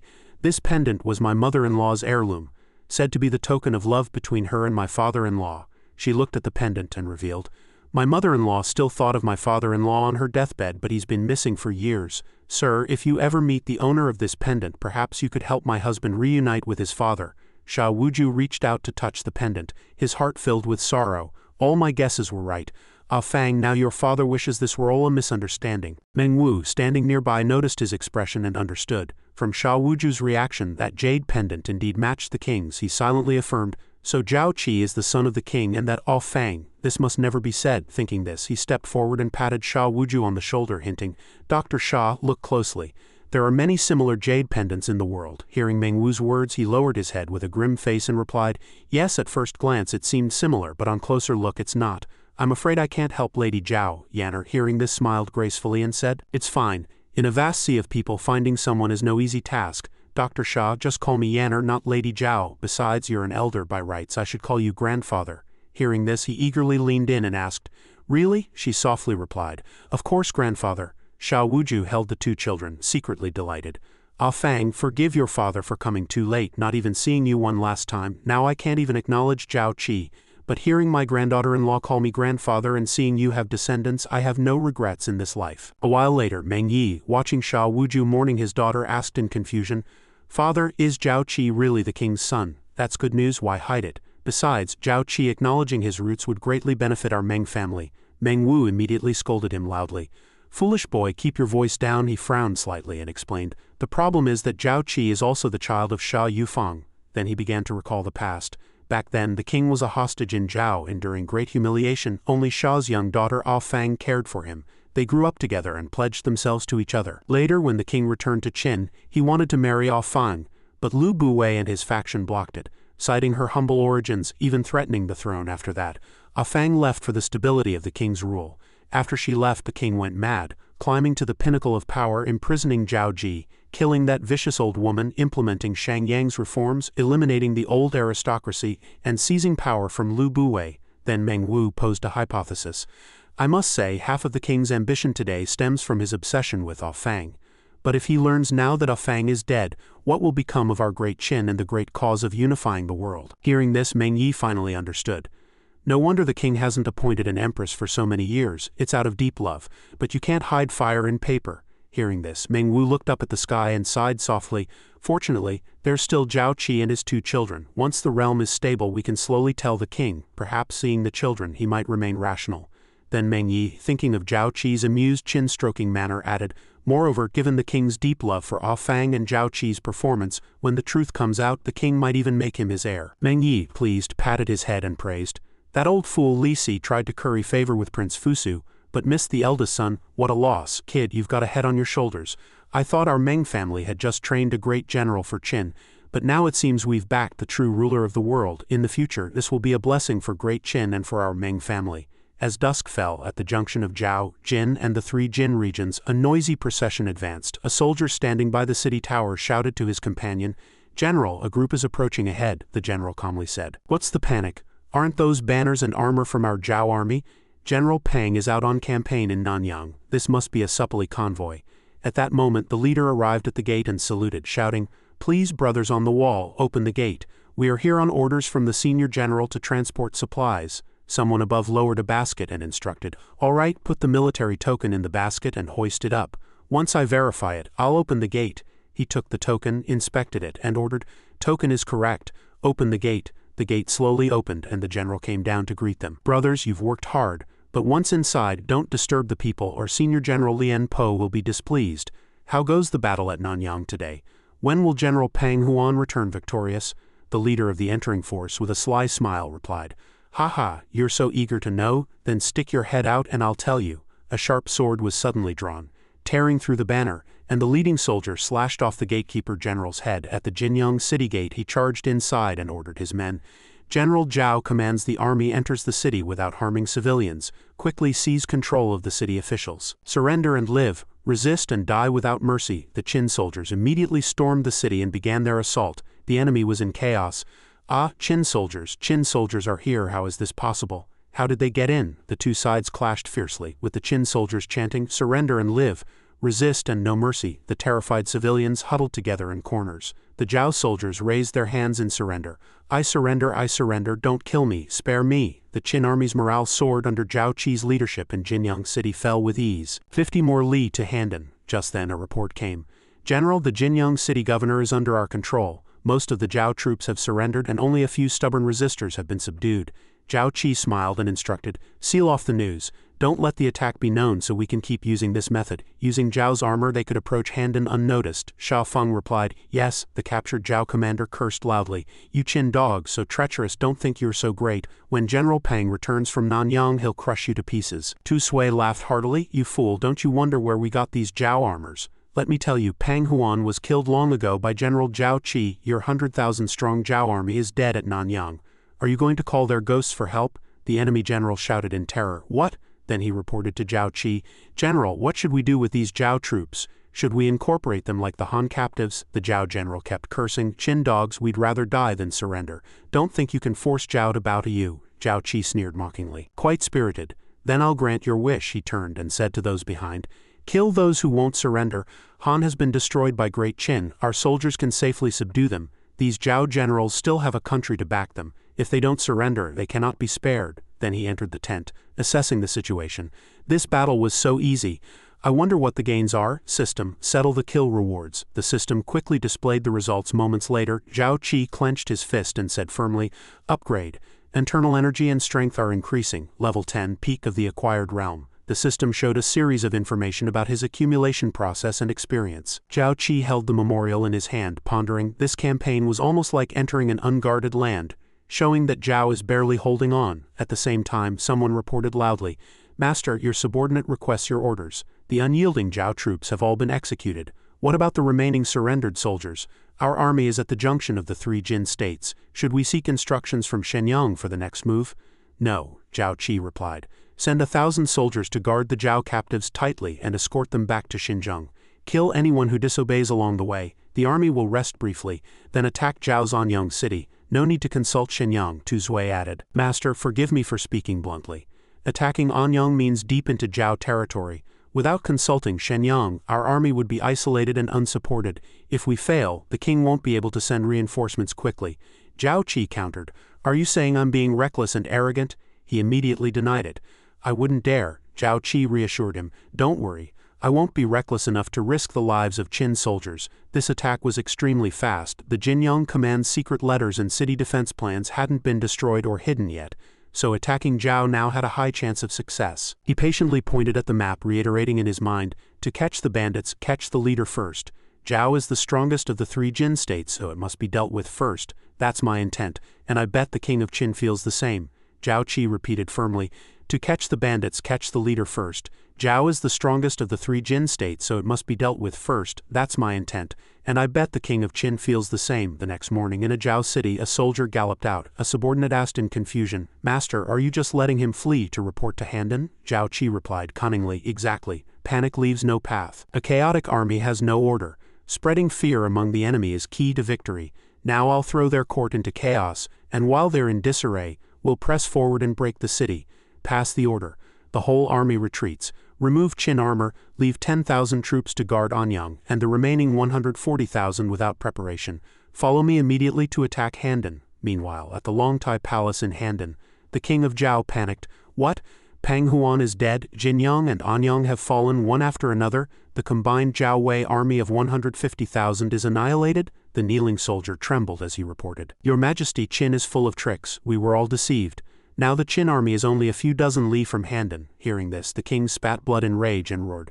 That old fool Pang Huan, how he has brought me to this. Guo Kai behind him cried out in worry. Your Majesty, take care of your health. The king of Zhao looked anxiously at Guo Kai for advice. Chancellor, what should we do now if Handan falls? Great Zhao is doomed, and I am as good as dead. Guo Kai was also at a loss, stammering, Your Majesty, don't panic. We still have 50,000 elite troops in Handan to protect you. Yes, 50,000 troops. Don't talk about falling. Just hold out for a few days and order General Lien Po to rush back to reinforce us. The Qin army will retreat. Someone immediately objected. That plan is unwise. It was Zhao's crown prince, Zhao Da, who added, Your Majesty, General Lien Po guards the border containing Wang Jian. If we order him back to Handan, Wang Jian will take the opportunity to invade. What then? In my opinion, it's better to order General Li Mu to return for defense. Even if Handan falls, Zhao's territory can still be secured. The king of Zhao roared, Shut up, Zhao Da, what do you mean? Is my safety less important than a few border cities? The fastest to return is Lien Po. If we wait for Li Mu to return, will I still be alive? Zhao Da, do you want me dead? Are you coveting this throne? Zhao Da lowered his head and replied, I wouldn't dare, I have no such intention, the king said sternly. Good. My mind is made up. Order Lien Po to lead his troops back to Handan immediately to save me. Zhao Da, if you truly wish to serve the country, I appoint you commander this time. Lead 50,000 troops to defend the city. If the city falls, bring me your head. With that, he turned and withdrew. The ministers bowed and replied, We obey. They left, sighing. The king is confused. Clearly, Lord Chunping's plan was better, but he listened to Guo Kai. With the army at the gates, it's understandable that the king made this decision in panic. Once General Lien Po withdraws, several of our cities will be trampled by Qin's iron cavalry. Such disregard for the bigger picture. If Lord Chunping had succeeded the throne, Great Zhao wouldn't be in this state. Shish, keep your voice down. At that moment, a report came from outside the city, reporting to Lord Chunping there are now 50,000 Zhao troops in the city, ready for battle. Zhao Da looked at the situation and replied, and 10,000 Qin troops below. Zhao Kai could only pray silently at this moment. The fate of our great Zhao rests on today. I hope I can hold the city until General Lien Po returns. With this thought, Zhao Da drew his blade and shouted, Soldiers of Great Zhao, the brutal Qin is unjust. In the Battle of Changping long ago, Lord Wuan slaughtered 400,000 of our flesh and blood. Now they seek to destroy Great Zhao again. Dare you, soldiers, die for Great Zhao and for your families in the city? The soldiers roared in unison, Kill the brutal Qin, kill the brutal Qin. Zhao Da continued to stir their fighting spirit. Hold the city, wait for General Lien Po's reinforcements, and slay the Qin army to avenge our hatred. The soldiers grew more resolute with each word. Revenge, revenge, revenge. The city walls erupted in fervor below. Zhao Qi heard this and couldn't help but marvel. Facing the mighty Qin cavalry with only 50,000 defenders, they still muster such momentum. Who leads them? Tu Sui replied, Reporting, General. The commander is the former crown prince of Zhao, Lord Chunping, Zhao Yi. Zhao Qi smiled faintly. No wonder, but that's all it is. Come now, my tone grows bolder, facing such provocation. Where are my Qin elites? Zhao Qi pointed his sword tip at the city and bellowed. The realm has been divided and war-torn for too long. We descendants of Yan and Huang have suffered years of conflict. Han has been destroyed by our Great Qin. Now Great Qin must destroy Zhao. Breaking Handan begins with Zhao's fall, and it is also the start of Great Qin's dominion over the world, ending the strife. We descendants of Yan and Huang, I, General Zhao Qi, will join our Qin elites to destroy Zhao and usher in the prosperity of Great Qin's Yan and Huang. The Qin soldiers shouted in unison, their momentum soaring straight to the heavens. Zhao Qi adjusted the battle formation and ordered, defensive formation, advance. As the formation spread out, Zhao Da on the wall thought to himself, what are those archers doing out front? This formation is unlike anything I've seen. Never mind, maybe it's just a bluff, as long as they don't get close. With that he shouted, archers, release arrows. At the command, 10,000 arrows flew toward the city below. Zhao Qi loudly ordered, 100-foot forest, archers ready, catapults ready. You think these little trinkets can harm my Qin soldiers? Warriors of Great Qin, show these Zhao brats what real arrows are. At his words, the Qin soldiers drew their bows. Moments later, arrows and stones flew together, straight toward the Zhao royal city. Zhao Da dodged in panic. HMPH. So this is Qin's arrows and catapults. Their accuracy and power are terrifying. But he couldn't falter and shouted again. Release arrows, keep releasing. Don't let the brutal Qin infantry near the walls. At that moment a subordinate covered in wounds ran up. Lord Chunping, our arrows are all blocked by the Qin army. They're useless. The Qin infantry has already started setting up scaling ladders. Zhao Da panicked. What? Impossible! He looked down and exclaimed in terror. They're carrying it. The shields were incredibly sturdy. Arrows couldn't penetrate them. Zhao Da knew the outcome. They couldn't win, absolutely couldn't win. But why were those shields so heavy? How could they lift them and keep advancing? Zhao Qi said triumphantly. Lord Chunping, you're quite curious like a human fish, but you'll never understand the power of this battle formation in your lifetime. Now holding a great bow, he laughed heartily. In this formation, centered on me, the killing intent and morale of all soldiers along with their strength are linked. Those shields are indeed heavy, but they aren't lifted by individual strength. It's the combined force of the entire army. Now, he focused his power into the royal bow, aiming at the city, not just one arrow, but many. All the power attributes of the Hushan realm converged, shooting toward the Zhao city. Each arrow carried Zhao Qi's inner energy, whistling through the air. This was extraordinary, for it was divine archery capable of piercing. The perfected divine archery, explosive arrow Qi. Thus, the Zhao city wall was blasted open and the defending soldiers inside were sent flying on the wall. Zhao Da struggled to suppress the chaos. Quick, quick, rolling stones, logs, fire oil. Don't let the Qin army breach the city. Meanwhile, a soldier ran up to report, Lord Chunping, the city gate is broken. It was shattered by some unknown force. Zhao Da stared at his own hands in disbelief. Suddenly, 2 arrows shot down from above, piercing Zhao Da's body precisely. He let out a painful scream. Several subordinates shouted, Lord Chunping. They tried to comfort him. Lord Chunping, bear with it. The fate of Handan City rests on you. He struggled through the pain. How is this possible? How can such power exist in the world? Qin General Zhao Qi, below the city. Zhao Qi stood tall, bow in hand, staring darkly at the wall now. Lord Chunping, filled with rage, spat out blood as he questioned, Zhao Qi, with you here. Great Zhao is finished, but are you man or ghost? With those words he died. Surrounding soldiers cried out in panic, heavens, Lord Chunping is dead. We're finished. The city gate is broken too. The Qin army will enter soon. We can't hold it. Report to Longtai Palace. Tu Zui and Zhang Han witnessed this, stunned, and sighed. I never thought our Lord's power had reached such heights. Just with arrows he broke the city gate. Over 200 arrows killed the commander. Such terrifying power. I wonder when I'll possess such strength. Hearing this, Zhao Qi chuckled. Martial arts can aid longevity. This little power is nothing. Why rush?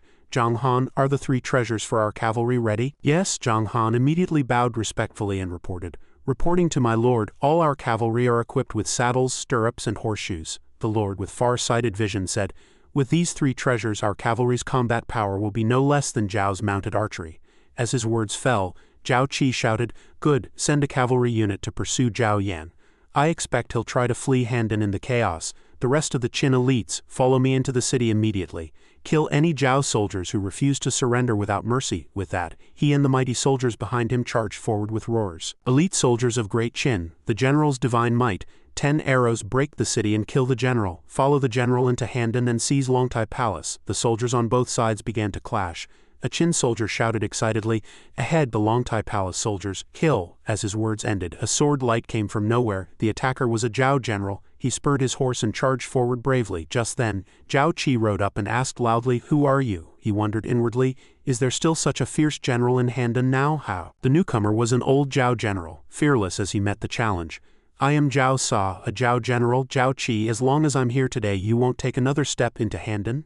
hearing his self-introduction. Zhao Qi said contemptuously, "So you're the father of Zhao Kuo, who fought only on paper? Back then, young Zhao Kuo in his prime was slain by our great Qin's Lord Wuan at Changping. Now you're old and feeble. Can you still block our Qin cavalry?" The soldiers behind him laughed. Zhao Qi raised his hand to silence them and continued, "Old general, I respect your loyalty, why not surrender?" Unexpectedly, he was full of loyalty and roared, "Great Zhao is in peril. I'll fight to the death against the brutal Qin. What fear is death?" He raised his longsword high and asked the soldiers behind him. Zhao saw, "Never surrender. Men of Zhao, will you join me in a desperate fight against the Qin army?" His spirit moved the soldiers behind him. "Fight, fight, fight, never surrender." With that, they charged forward bravely together. Seeing he couldn't persuade them, Zhao Qi raised his arm as a signal. "Zhao is a formidable enemy of great Qin, and I can sympathize. I'll grant your wish." The archers behind him immediately drew their bows. At his command, 1,000 arrows flew. Zhao saw, ducked to dodge, and shouted, "Zhao Qi, I'll take your dog's life." The soldiers in front of him raised their spears high. The man bravely thrust his spear forward. Zhao Sa's eyes bulged wide as he spat out a mouthful of blood. Zhao Qi watched him fall with his warhorse and sighed softly, "A pity, if you were my Qin soldiers it would be different, but an enemy is an enemy." Then he immediately ordered his men to relay the command to enter Longtai Palace. Inside the luxurious palace a report rang out. "General, that coward Zhao Yan fled as soon as the city gate was breached. Even the ministers have all run off." The soldier pulled out a child and reported, "The cavalry sent to intercept was too late." Then he pushed the child to the ground and said, "But they seem to be in a hurry and left this crown prince behind. Can we use him to lure Zhao Yan out?" Zhao Qi approached the child and asked, "Crown Prince, are you Zhao Jia or Zhao Qian?" The child showed no fear and replied stubbornly, I am the Crown Prince of Zhao Jia, Qin dog, kill me if you want. Don't think you can use me to threaten my father." Hearing the child's answer, he laughed heartily and gave orders, astonishing Zhang Han. "Haha, no wonder he was left behind. So it's the Crown Prince. Take him away, he's just a useless waste, no threat to Zhao Yan." Zhang Han asked in shock, "Isn't he the Crown Prince?" Zhao Qi looked at him and explained slowly, "Zhao Yan fled so fast that even our cavalry couldn't catch him, meaning he had plenty of time. This Zhao Jia, though the Crown Prince is not favored. Otherwise, why would he be left behind?" Then he continued his speculation. "The truly favored one is Zhao Qian, Zhao Yan's son by a singing girl. I suspect he took that mother and son with him when he fled, leaving you, the legitimate Crown Prince, as a decoy. I see you're young but have some kingly spirit. Unfortunately, you're just an abandoned child. Zhao has no shortage of loyal ministers and good generals, but Zhao Yan only trusts Guo Kai. With such a foolish ruler, can Zhao ever be at peace?" Hearing this, Tu Sui said in surprise, "So it seems our campaign only broke Handan City. The Zhao king fled, the ministers fled. It doesn't seem like we've inflicted much damage on Zhao." At this, Zhao Qi chuckled and refuted his words. "The capital is breached, our army has entered Zhao territory, and the people's morale is already shattered. How can you say there's no loss?" With that, he immediately ordered, "This chaos in Zhao is the perfect foundation for the king to completely destroy Zhao. Send word quickly that we've broken Handan City to Shenyang. The next step depends on the king's decision." "Understood." He then issued another command. "Lock down the entire city of Handan. No one is allowed to leave. Anyone who disobeys will be executed." These words stunned Tu Sui. The Zhao king and the city officials had fled, so was a lockdown still necessary? Seeing his hesitation, Zhao Qi explained in detail, "The powerful officials have run, but their families are still here, especially the families of Lian Po and Li Mu. They must be strictly guarded. Do you understand now?" Tu Sui grasped his intent and realized, "I see, the Lord is wise. I'll see to it immediately." Not finished, Zhao Qi continued, "Handan is temporarily stable. Instruct the soldiers not to kill indiscriminately. But if anyone resists, show no mercy. Also, the soldiers have been fighting for days. Let them rest well. There may be another great battle ahead." Hearing this, Tu Sui hesitated. "My lord means," he smiled confidently, and affirmed, "Zhao Yan fled and will surely seek aid from Lian Po.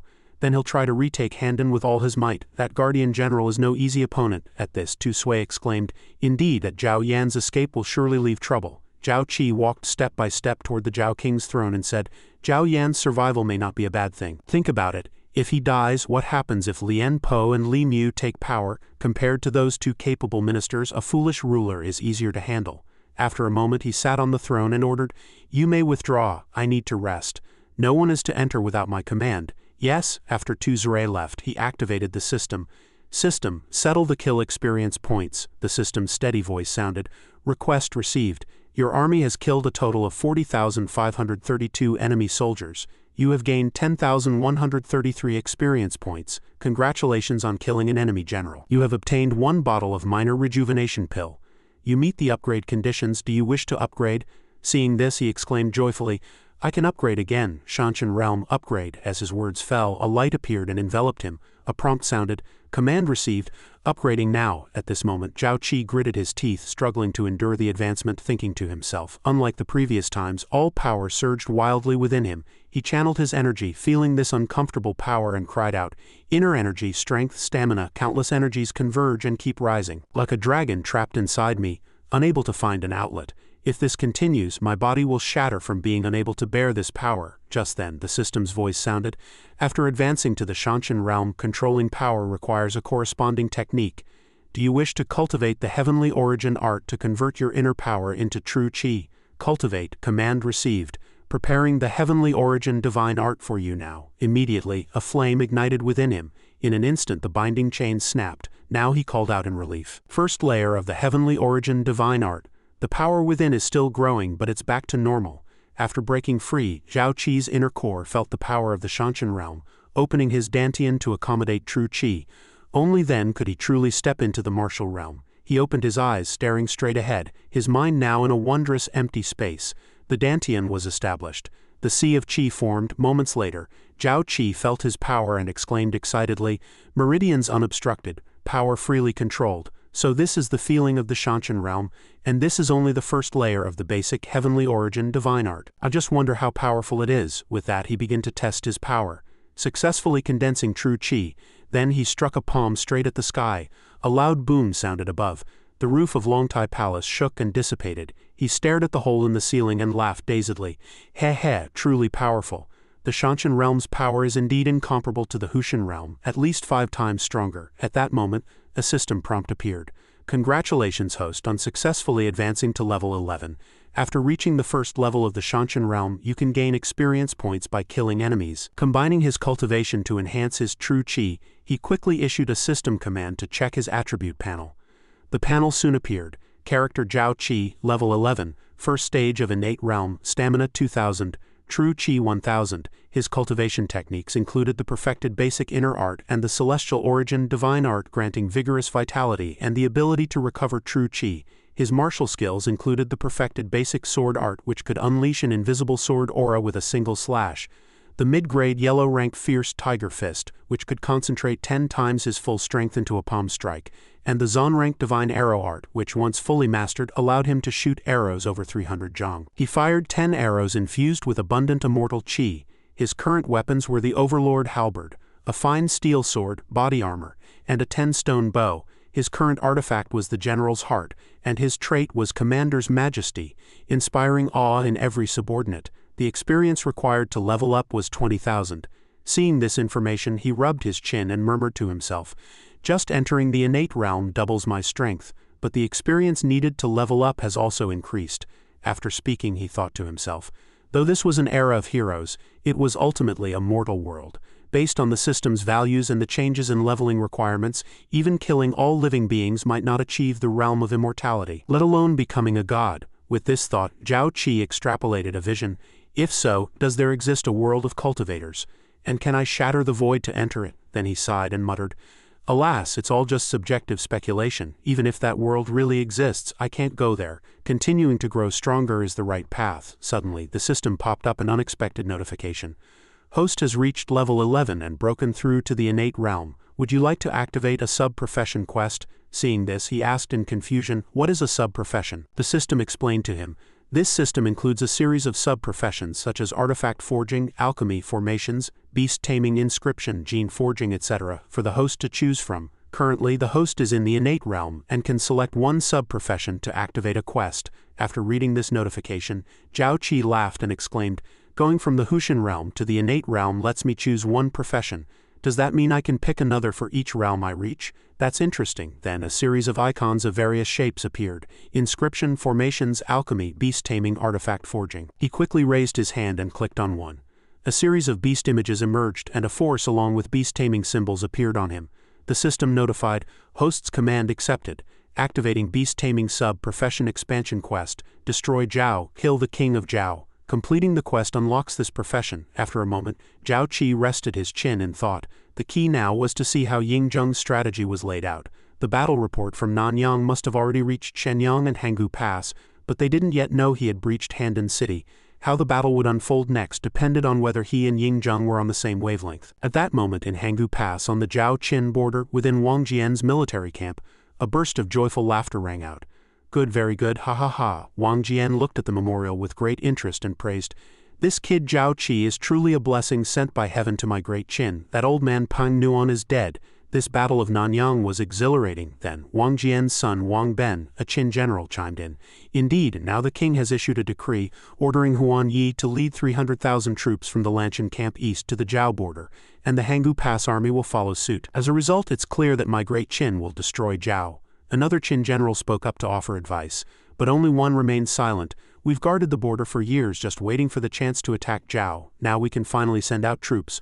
Wang Ben, seeing that person silent, asked, "Brother Li Xin, what's wrong? Your expression looks strange." Li Xin immediately replied, "I just have one question." Wang Jian heard this and said, "HMPH, speak up." Li Xin stood up and bowed. "General, with the great victory at Nanyang, has the king sent someone to inform General Zhao Qi to attack Zhao? To attack Zhao, we combine forces from the Hanggu camp and the Lanchin camp. If we can get General Zhao Qi to join forces from the north, victory is certain. If Zhao Qi doesn't join, the Zhao army might barely survive." Wang Jian pondered and said, "That's true, but the decree doesn't mention Zhao Qi's mission. Besides, the court officials have already advised the king. Yet he still hasn't sent anyone to the Korean border to issue a decree," he asked in confusion. "What does the king mean by this?" Wang Ben calculated in a low voice. "It takes at least 7 or 8 days from Shenyang to the border. By the time the decree arrives, the optimal timing will be lost." Hearing this, Wang Jian also thought thoughtfully, perhaps it's because the king trusts that Zhao Qi will seize the critical moment, so he didn't send the decree. Then Li Xin raised a question, "But can Zhao Qi really grasp the timing to send troops?" He immediately asked them back, "If you were Zhao Qi, seeing this political situation and not receiving a decree, would you send troops?" Wang Jian quickly replied, "Probably, but I would use this opportunity to attack Wei. Wei is weak and closer to the Korean border, so the chances of victory are greater." Li Xin added, "If Zhao Qi attacks Wei and our army withdraws from Hanggu Pass, what if Lian Po takes the chance to harass the border?" Hearing this, he agreed, "Indeed, Vice Commander, we can't gamble with border security." After hearing everything, Wang Jian suddenly stood up, asked himself, and shouted, "From Zhao Qi's position, attacking Wei is indeed the best move. Is my great Qin going to lose the best chance to destroy Zhao? All generals, hear my command." All the soldiers immediately shouted, "At your command." Wang Jian slammed the table and gave a mighty order, "Pass my command. Send troops to destroy Zhao." After hearing the order, Wang Ben exclaimed in surprise, "Father, are we really going to gamble?" He quickly corrected, "It's not a gamble. I trust Zhao Qi, and I trust the king's judgment." Seeing his determination, those people could only support him. But the truly worried general said, "Since the general trusts him, I also trust Zhao Qi and the king. I am willing to follow the general. General Zhao has achieved consecutive victories, so his vision must differ from ours. He will surely seize this opportunity." Suddenly a soldier ran in and reported, "General, there's unusual activity in the Zhao camp." Hearing this, Wang Jian secretly rejoiced, "What's happening in the Zhao camp at this time? Good, whether my judgment is correct depends on that old fox Lian Po's movements." He quickly ordered, "Report immediately." The soldier carefully described everything. "General, today the training sounds from the Zhao camp were very faint. I approached to investigate and found only over 1,000 men left in the Zhao camp. The main force has already retreated with Lian Po." After understanding the situation, he laughed loudly. "Haha, just as I expected. What do you generals think?" Wang Ben replied. "This is a diversion from the Zhao camp. That old fox Lian Po is helping the army. Something major must have happened in Zhao." Li Xin exclaimed joyfully, "Zhao Qi has breached Handan City. We at Hanggu Pass can safely send troops." Then Wang Jian immediately ordered, "Zhao Qi has indeed lived up to expectations, bringing such a great opportunity to destroy Zhao for my great Qin. If I, Wang Jian, don't seize it, I'd be a fool. Send troops immediately." The surrounding generals responded in unison with full momentum, "Yes." Tens of thousands of Zhao Qi's troops stood solemnly, waiting for the order to attack. That general thought smugly, "Zhao Qi has already taken the first credit for destroying Zhao. For this second credit, the Hanggu camp, I must not lose to Huan Yi." Riding on his horse, he said smugly, "Hey, the general has been marching for days. Are you feeling unwell?" Huan Yi angrily said, "What unwell? It must be Wang Jian and Meng Wu cursing me. Pass the order to speed up the march. This time I can lose to Zhao Qi, but I can't lose to those two old men Wang Jian and Meng Wu." In the hall, Zhao Qi was meeting with the generals and soldiers. This time, Hanggu Pass and Lanchin are sending troops simultaneously. The Zhao main force will be surrounded, and Zhao will have no way out. the person beside him said seriously. In this attack on Zhao, all forces are aware. I only hope the king can understand the general's intentions or will become an isolated army. Zhao Qi smiled and said, you can see through this layer of Qin's loyalty. You've improved a lot. Suddenly, Li Qing ran in from outside and urgently reported, General, someone from Shenyang City has arrived claiming to deliver a royal decree for enfeoffment. The soldier behind him said joyfully, although we haven't even reported our deep incursion into Zhao territory, and the king's decree has arrived. The king and the general are truly in sync. Zhao Qi calculated the time with a smile. The Zhao main force should be nearing Handan City by now. The person sent at this time must be someone Ying Zheng trusts. Who is it? He replied. It's the king's personal guard. Renao, amidst the soldier's confusion, said smugly and joyfully, Renao, come in quickly. In Zhao Qi's mind, Renao should still be unknown at this time, but he was the one Ying Zheng would send to pacify the southern Baihui after unifying the 6 states. Ying Zheng is Ying Zheng. You send such a fierce general to my side, don't expect to take him back. Renao arrived and read the decree. The king of Qin decrees, the general stationed in Korea, Zhao Qi, has rendered great service to my great Qin in the Battle of Nanyang. He is hereby promoted 2 ranks in nobility to junior commander and 1 rank in office to general. He also added, furthermore, Zhao Qi's army can be expanded to 300,000. Those with merit in the army. Minister Zhao may determine promotions and ranks on his own. All military matters can be handled independently. I grant you the authority over life and death in the army. After reading, Ren Ao joyfully handed the decree to Zhao Qi and said, Congratulations, General Zhao. In all of Great Qin, you are the only one so young to be promoted to general. The soldier behind Zhao Qi quickly interjected, Isn't that because our general earned it himself? It's only natural to gain the king's trust. Ren Ao said with a worried expression, Right. The general fights and kills enemies, leaving a name for the country, earning honor on his body. Everyone admires and respects him. Ren Ao said sorrowfully, Unlike me, who only serves as deputy captain of the guard, moving within the palace, with no chance to go to the battlefield, wasting my military career. Zhao Qi thought, Ren Ao is no ordinary talent. How could such a capable general be content trapped in the palace? But if I wait for him to shine, it'll take another 10 years. I'll give him this opportunity first. Zhao Qi smiled and said, So General Ren is also a man of passion. Now that the Zhao main force is about to counterattack Handan City, would General Ren be willing to serve under me and do his utmost for my great Qin? Ren Ao knelt down, his expression serious, and replied, The king is about to unify China. As a soldier of great Qin, I naturally want to kill enemies and earn merit for my country. If I can follow General Zhao, it would be my utmost honor, and I will repay it with my life. Zhao Qi smiled smugly and said, I am favored by the king, promoted to command, and will expand the army to 300,000. Tu Sui, Zhonghan, Ren Ao, hear my command. I order you 3 to lead 100,000 troops, promoted 2 ranks in nobility, to guard Handan City. The 3 knelt down, and Ren Ao replied, Thank you, General, for the promotion. I will not disappoint the general's expectations. Zhao Qi said with great satisfaction to Ren Ao, Go and make arrangements. I think Lian Po's army will arrive soon. Tu Sui and Zhang Han exchanged smiles and said, If not for the general, who knows how many years we would have struggled to reach our current positions.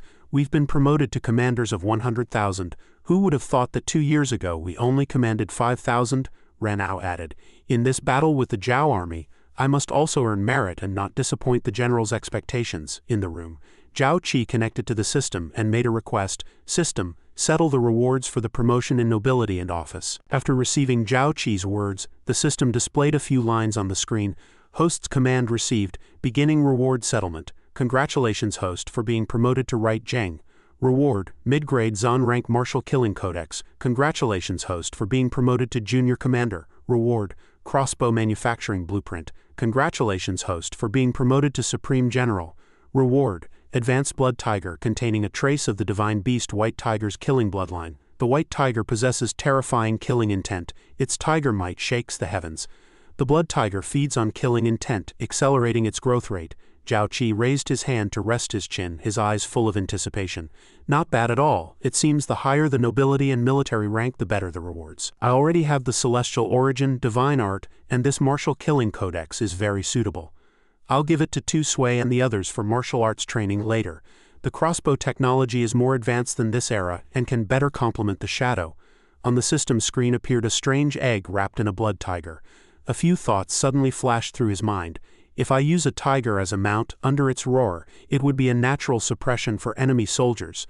It feeds on killing intent, killing aura and blood energy, making it perfect for the battlefield, the system said.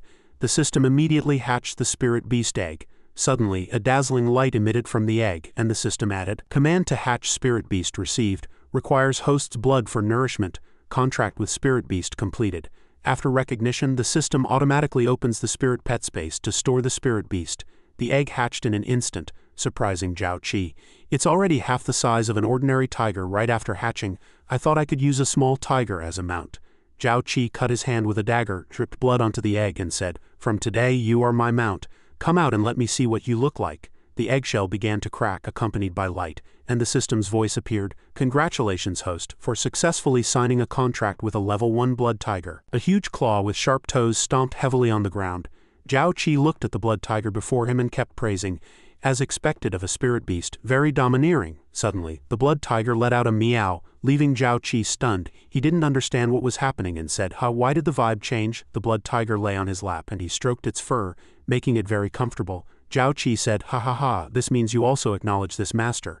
Be good, from now on I'll call you Blood Tiger." On the battlefield, no acting spoiled. You have to perform well. While Zhao Qi was having fun with his new spirit beast, a soldier stood outside the door and reported, "General, traces of the Zhao army have been found within 10 li of the city. They will reach Handan City in at most an hour. General Tu Sui invites you to the city tower to inspect." He replied, "I understand." Below the city tower, tens of thousands of enemy troops surged forward, the leading general with a stern expression. Tu Sui and Zhang Han stood on the city wall smugly and said, 250,000 troops.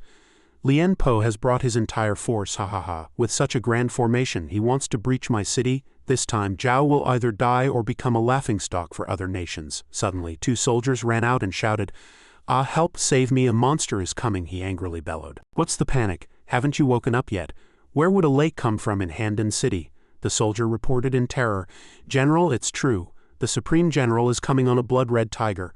Look if you don't believe me." He looked up and widened his eyes in shock. Indeed, it's a box. Zhao Qi charged over on the tiger, and the soldiers immediately fell into chaos. "Help!" Zhao Qi smiled and reassured them. "Don't be afraid, this is just my mount. It won't hurt anyone. Today I'm letting you get familiar with it so you won't panic if you encounter it later. This is my mount, the blood tiger. I brought it out to show the camp so that if it appears on the battlefield in the future, everyone won't scatter in fear." "How are things on the Zhao side?" The subordinate reported that Lien Po had assembled 250,000 troops at the city gate. Scouts ahead reported that King Yan of Zhao was also in the army. But the Zhao troops were at the city gate without any intention to attack. The subordinate couldn't understand. Zhao Qi replied seriously, "Lien Po is a seasoned veteran. His move is to put pressure on our army before the attack and gain the upper hand, Supreme General." Look, suddenly a strong general on horseback appears below the city. "Someone is looking at the mount this way. That's Lien Po, one of the 3 great spear generals of Zhao." Zhao Qi sneered. "What a fine old general coming alone. Is he provoking me, thinking I won't shoot him dead?" Lien Po laughed smugly. "In war, envoys are not killed. Zhao Qi, you brat, if you shoot an arrow, you'll be cursed by the world." The soldiers on the wall drew their bows, waiting for the order to shoot. Lien Po, fearless, shouted to the wall, "Listen, Qin soldiers on the wall, I am Lien Po, Supreme General of Zhao. Where is Zhao Qi, the Qin general? Dare you come down and face me?" Zhao Qi laughed heartily. Ha, why not? Wait, I'll come down immediately. Just hope you don't run away," a nearby officer worriedly said. "General, Lien Po came alone. There might be a trick. Now that the 2 countries are at war, Lien Po is Zhao's only hope," he continued. "Although envoys are not killed in war, this is a matter of great importance. If we eliminate Lien Po now, the Zhao army will surely fall into chaos. This act would tarnish the general's reputation, so let me do it." Before he finished, Zhao Qi laughed loudly. No, it's easy to shoot Lien Po now, but how would Great Qin stand then? The world isn't just Zhao." The officer stood stunned. Zhao Qi looked ahead and smiled. "Besides, as the commander, if someone challenges me at the front and I dare not respond, how can I lead? Not only would I be ridiculed, but it would also demoralize the troops. If we do as you say, our advantage will be suppressed, giving Zhao more chances to win." Playing right into Lien Po's plan, Lien Po remained silent with a dark face. Zhao Qi rode the blood tiger and shouted, "Lien Po, I'm coming down from the city. Blood tiger, go." The blood tiger without a word dashed down the city like the wind. 2 officers stood side by side. One said, "The general is far-sighted. I almost ruined things." Zhao Qi looked at Lien Po with deep eyes. "Indeed, I didn't misjudge you." Lien Po panicked. "What is that?" They landed heavily, and the 2 men were fierce, startling the horses of the messengers. Zhao Qi said triumphantly, Lien Po, you wanted to see me? Lien Po looked at Zhao Qi's red tiger, amazed that Zhao Qi could tame such a fierce beast. Then he responded, Zhao Qi, the commander of Gen Han, I've long heard of your fame. I should call you Supreme General. The younger generation is formidable. Zhao Qi replied. General Lien Po called me down to meet, surely not just to flatter me. Could it be to surrender? Lien Po answered angrily. HMPH, your life is short, and you still have the mind to stand there boasting, he continued.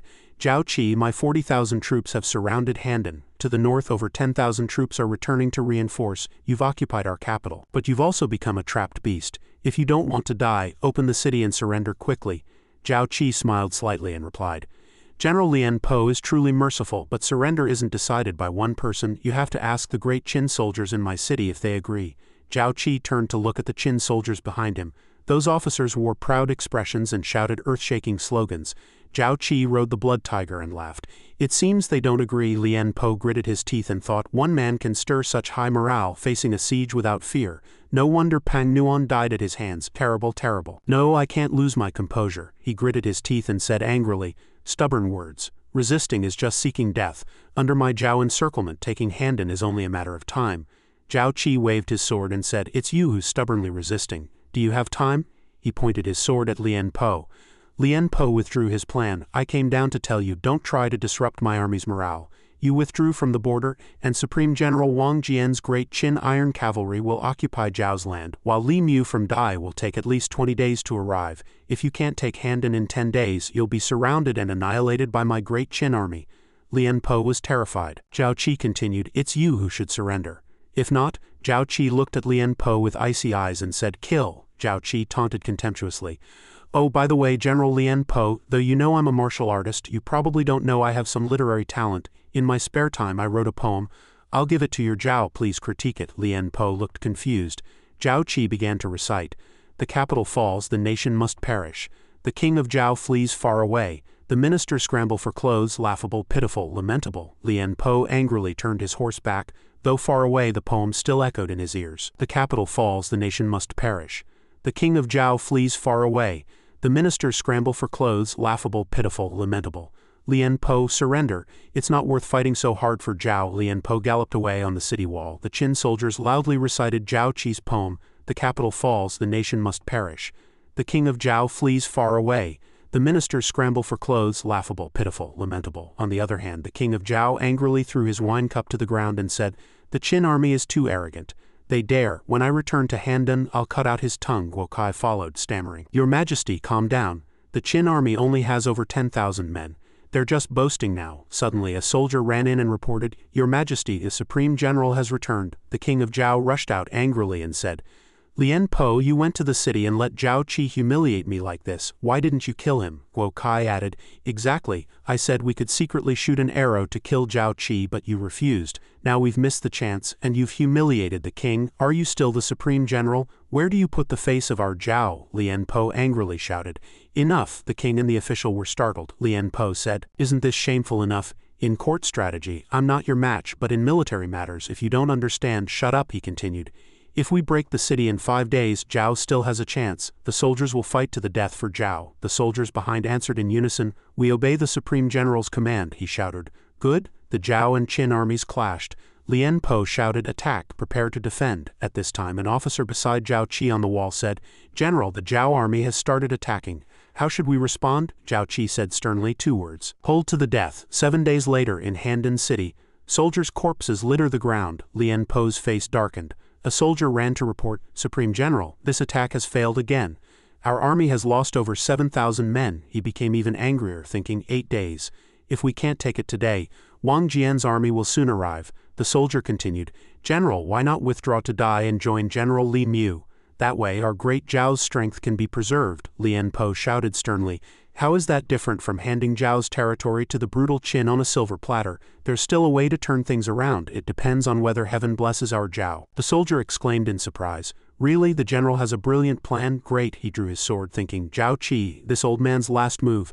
See if you can handle it. He raised his sword and shouted, "Today is Zhao's last chance. Follow my orders, drive out the brutal Qin, retake Handan." On the wall, Qin soldiers rained arrows down on the Zhao troops. The soldiers still shouted, "Kill, drive out the brutal Qin, retake Handan." Zhang Han reported to the general. "The Zhao army's momentum is too strong, even stronger than the last Zhao Han alliance. If we defend like this, we might suffer losses," Zhao Qi replied. "The capital is occupied. The nation is about to fall. Naturally, they'll burst out with several times the combat power in desperation." Zhao Qi held a fire bow, looking down at the fighting soldiers, his tone stern. "But that's just a deathbed struggle. We've played with them for 8 days. It's time to end it." Zhao Qi turned to the Blood Tiger and said, "Blood Tiger, you go too. Eat your fill. You'll be on the battlefield soon." The Blood Tiger mainly devours the bloodlust and killing intent on the battlefield. The war to destroy Zhao is a feast for it. Cherish it. This is Zhao's last bloody banquet. The Blood Tiger kicked hard on the roof, let out a huge roar, and its eyes suddenly lit up. It opened its mouth, sucking in red air, condensing it into a yellow light ball. This move is called Blood Fiend Devour. The Zhao soldiers were terrified, but the rain of arrows continued. Lien Po shouted sternly, "Kill, I, old General Lien Po, will retake Handan for Zhao even if I die."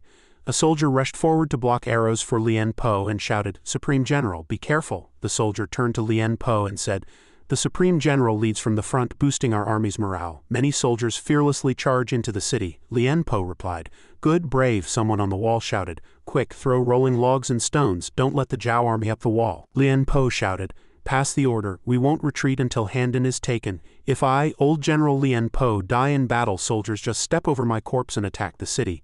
Fight to the death, never retreat." On the wall, Zhao Qi held a city-breaking arrow. He shot multiple arrows at Lien Po, saying, "Lien Po, a lifetime of fame. What a pity." Lien Po was caught off guard, his face turning pale, a drop of blood falling. The surrounding soldiers protected him. The leading soldier shouted, "Zhao Qi's city-breaking arrow protect the Supreme General," but such protection was futile. Where the arrows went, soldiers fell.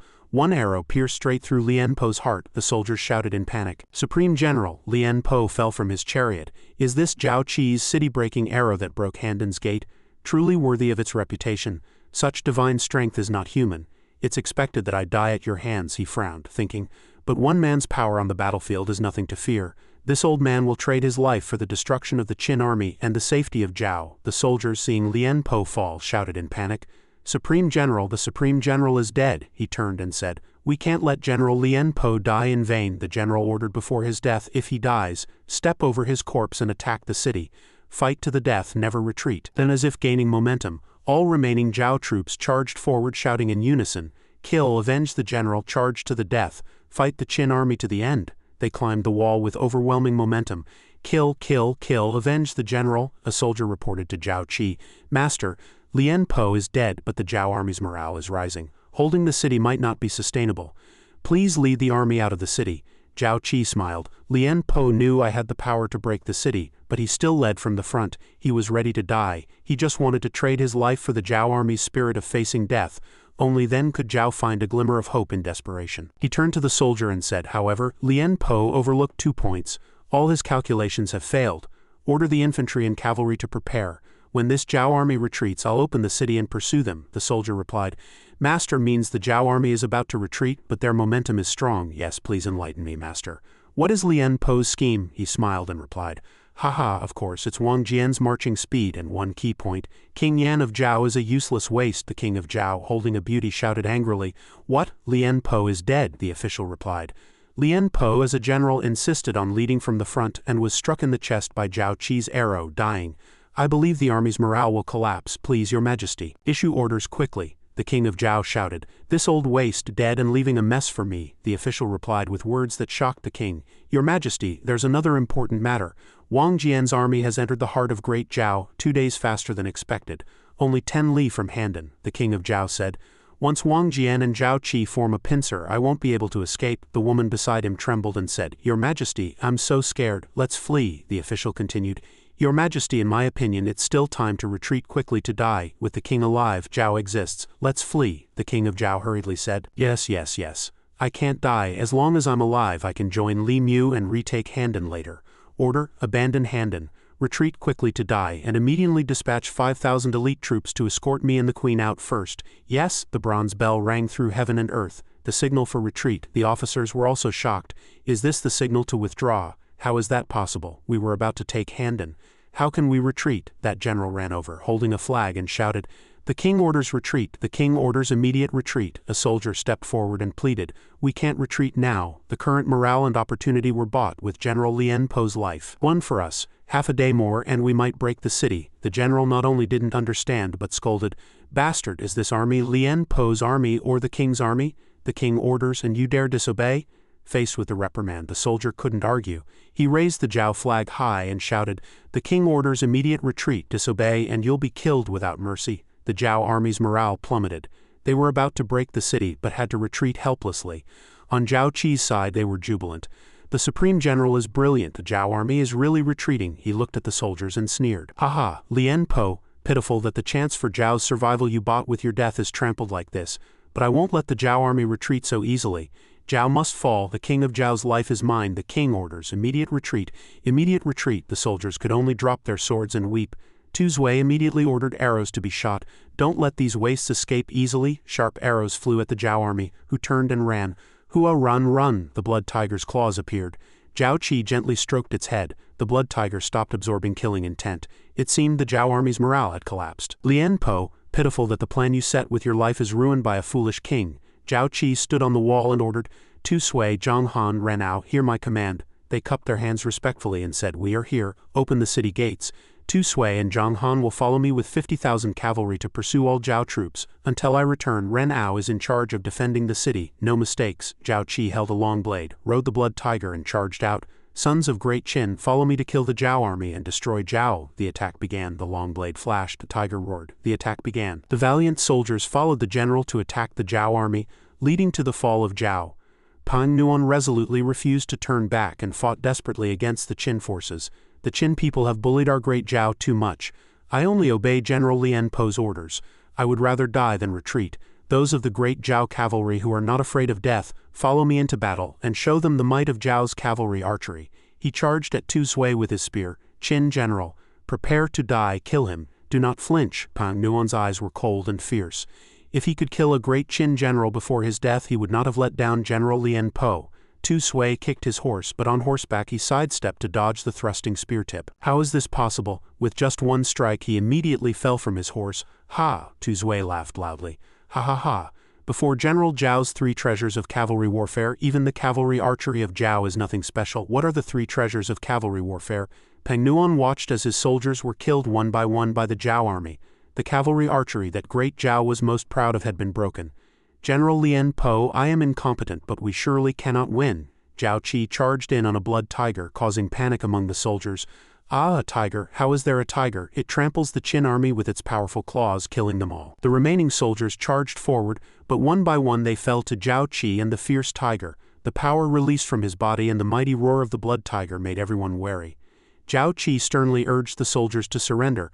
"I am Zhao Qi, Grand General of Great Qin. Listen, Zhao army.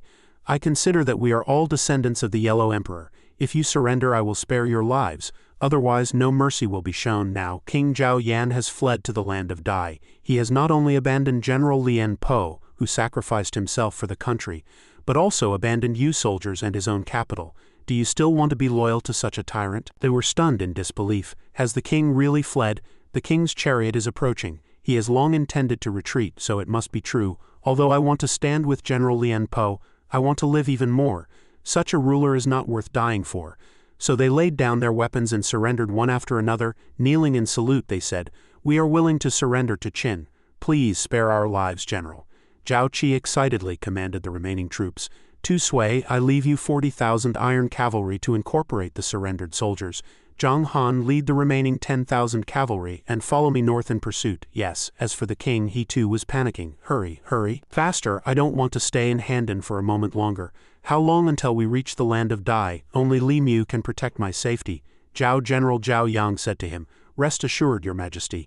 Handan still has over 100,000 troops from our great Zhao. The Qin army won't pursue so quickly." Suddenly, the horse neighed in terror, startling him. He cursed, "What's wrong with this beast?" "Don't panic, your majesty. The horse is spooked." "Why would it be spooked for no reason? Is this damn beast trying to throw me off?" Zhao Yang looked back and saw something. "Ah, why, your majesty, look ahead." Zhao Qi, riding on the back of the blood tiger, mocked them playfully. "Zhao Yan, you run fast. You almost got away again. Zhao Yan and Zhao Yang turned pale, their eyes filled with panic as they watched the Qin army surge forward like a tide, their momentum overwhelming. The Qin army has already caught up. Zhao Qi's loud voice rang out, cold and firm. Listen, people of Zhao. The Zhao army abandoned by Zhao Yan at the foot of Handan has already surrendered to Qin. If you surrender now, I can also spare your lives. Zhao Yang drew his sword and shouted angrily. Qin bandits, don't even think about it. We would rather die than surrender.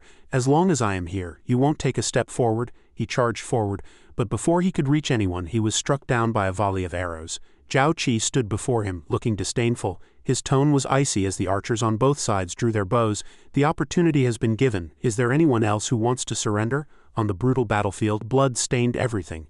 Zhao Yan stepped back, his voice trembling. Why you dare to shoot my imperial guards? When I rebuild my army, I will not let you off. I cannot surrender. Back then, Ying Zheng was imprisoned in Zhao and nearly died at my hands. If I surrender, he won't spare me either. The Zhao soldiers and officials, terrified, knelt and begged for mercy. We surrender, spare us, Qin army. Zhao Yan turned back, his eyes trembling with fear, but his voice carried a bribe. Look at you, so young in the Qin army, just a minor general, right? Why not serve me? I'll make you the prime minister above all but below me. How about that? Zhao Qi stood upright, his eyes cold and unmoved. It seemed the rest were unwilling to surrender. Seeing this, Zhao Yan continued to tempt him. Don't like prime minister? Then I can make you grand general. Zhao Qi swung his blade, thrusting it straight into Zhao Yan's chest. The overlord killing strike, infused with true energy. He smiled faintly. Zhao Yan's eyes widened as blood spurted from his mouth. HMPH, the remaining people watched in panic. The king is dead. The Qin army raised their bows and the rest were all killed. Ah, Zhao Qi loudly declared Zhao Yan's death, stating that there were no more sacrifices in Handan. Zhao had fallen. Night fell, and a faint moonlight shone over Handan. Outside the city, a group of soldiers was hiding. The king and the Grand General's judgment was indeed correct. Zhao Qi had directly entered Handan, moreover the brutality of the battlefield before them. It was truly difficult for him to defend the city. It was a miracle that Zhao Qi could hold out for so many days against Lian Po's attacks alone. A man raised his sword and shouted, leading the troops, Fellow soldiers, the Zhao army has suffered heavy losses. Now is the time of their weakness. Follow me quickly into the Zhao camp. Pretend to reinforce General Zhao Qi. Kill Lian Po, kill the Zhao king, and crush Zhao. The soldiers swarmed up the city walls, and the soldiers on the walls rushed to report. General 2, there's a night attack. Could it be that the Zhao army has reinforcements? What banner are they carrying? It looks like the banner of our great Qin. He looked confused and bewildered at the foot of the city wall. Tu Sui led his troops waiting, and shouted loudly, I am Tu Sui, a Qin general. Who are you? If you are fellow soldiers, state your name quickly, or don't blame my Qin arrows for being blind. The leading young general rode forward and replied, Tu Sui, our great Qin general is in the Zhao camp. Have we arrived too late? Has Zhao Qi already defeated the Zhao army? Impossible. Hearing the news of Lian Po's death, the two were shocked. Really? Lian Po was killed by Zhao Qi and the Zhao king, Tu Sui excitedly replied. Everything I say is true. General Zhao has now gone to pursue the Zhao king. He will return soon. Please, both generals, first discipline your troops and follow me into the city to wait. General Hu replied, Zhao Qi and I are of similar age, but his strategy, courage, and achievements leave me far behind. Seeing 3 strange items on the horse's back, he asked, General 2, what are these? He replied, These are the 3 treasures of cavalry warfare invented by General Zhao, the saddle, the stirrup, and the horseshoe. Thanks to these treasures, the great Qin cavalry's combat power has greatly increased, and even the cavalry archery of Zhao is no longer a threat. However, they had not been used in actual combat before, so General Zhao had not recommended these treasures to the rest of our great Qin army. Huang Ben and Li Xin looked at each other in astonishment. Even the cavalry archery of Zhao had been defeated. Who exactly is Zhao Qi? Such wisdom is unparalleled in the world, even more incredible than the rumors. Inside the hall, Tu Sui bowed respectfully. Grand General, I, Tu Sui, bring Generals Huang Ben and Li Xin to pay their respects. The blood tiger lying beside Zhao Qi was yawning, drowsy. As soon as they entered and saw a red tiger lying next to Zhao Qi, Huang Ben was so startled he drew his sword. A tiger, a red tiger, red as blood. How can such a fierce creature be in the hall? The soldiers quickly reassured the 2 generals. This tiger is a blood tiger, General Zhao's mount. The 2 generals knelt and paid their respects to the Grand General with a military salute. They were just surprised that the Grand General could tame a fierce tiger as his mount. Zhao Qi smiled and said, Generals, no need to stand on ceremony. Wang Ben replied, We were sent by Deputy General Wang Jian to provide support, but we didn't expect General Zhao to be so valiant, and have already cleared the Zhao army. We are truly ashamed, he humbly said. This is all due to the efforts of our great Qin soldiers in killing the enemy. May I ask where Grand General Wang Jian has attacked to now, and where is Grand General Huan Yi? Are there any movements from Wei? Wang Ben respectfully replied. Wei wanted to support Zhao but was blocked by General Huan Yi. As for Deputy General Wang Jian, he has now captured Kuyang. Apart from the land of Dai, which is defended by Li Mu and difficult to take, the rest of Zhao's territory can be incorporated into our Great Qin's domain within a few months. In fact, this relies on the Grand General's great victory at Nanyang. Zhao Qi nodded and laughed. The timing is perfect. The situation is very favorable for our Great Qin. Wang Ben asked, I heard from General Tu that the Grand General went to pursue the Zhao King earlier. May I ask the result? After pacifying Handan this time, where do you plan to march next? The head of King Zhao Yan is here, Zhang Han said, presenting a wooden box. The head of the Zhao King is here. Zhao Yan's head has been properly preserved and will be sent to Shenyang. As for the march, our troops are exhausted from this great battle, and we still need to incorporate the surrendered Zhao soldiers. Therefore, I do not plan to continue the advance. The task of clearing the remaining Zhao cities will have to trouble General Wang Jian. Wang Ben was delighted. General Zhao, do you plan to incorporate the surrendered Zhao soldiers like you did with the Han army?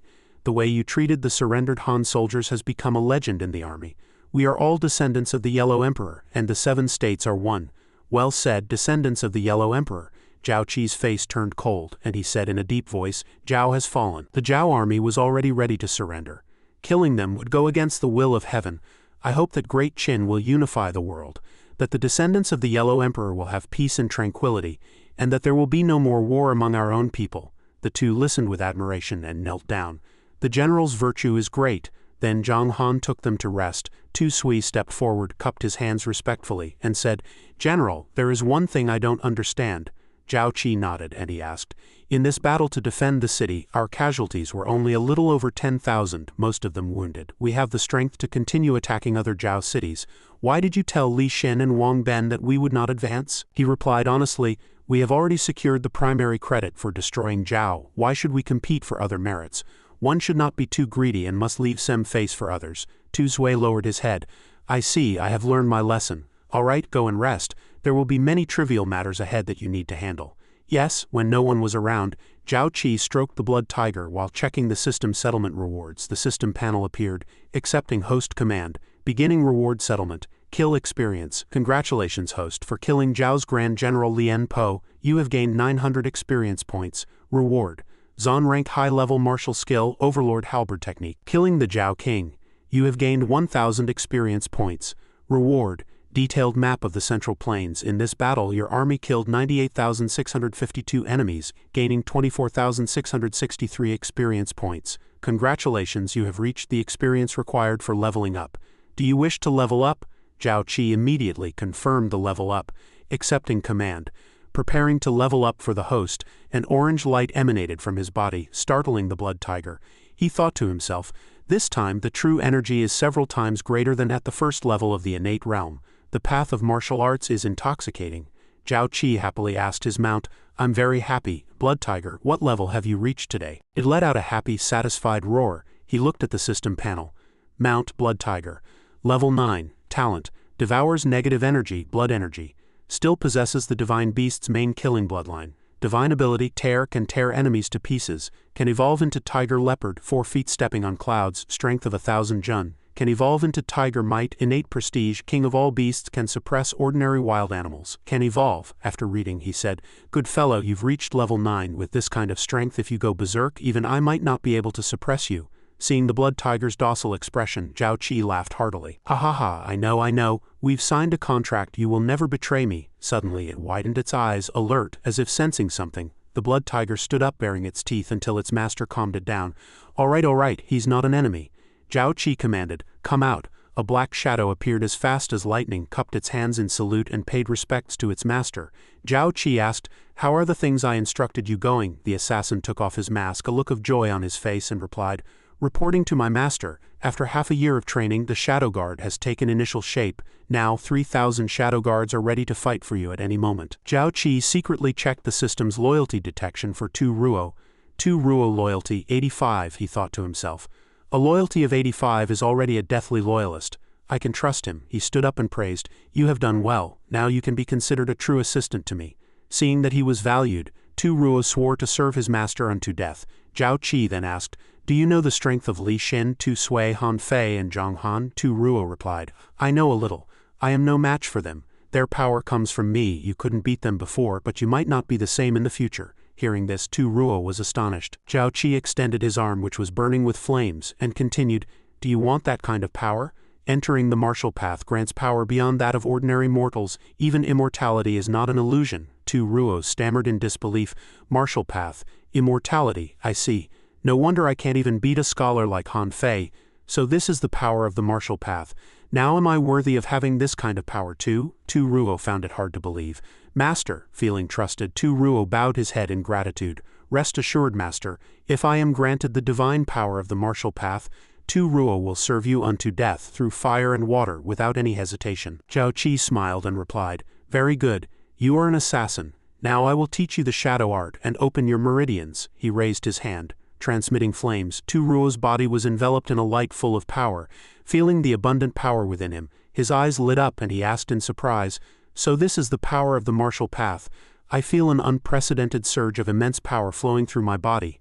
That power made him tense up and shout, "Gaining power, Tu Ruo thanks my master for leading me into the gate of the martial path."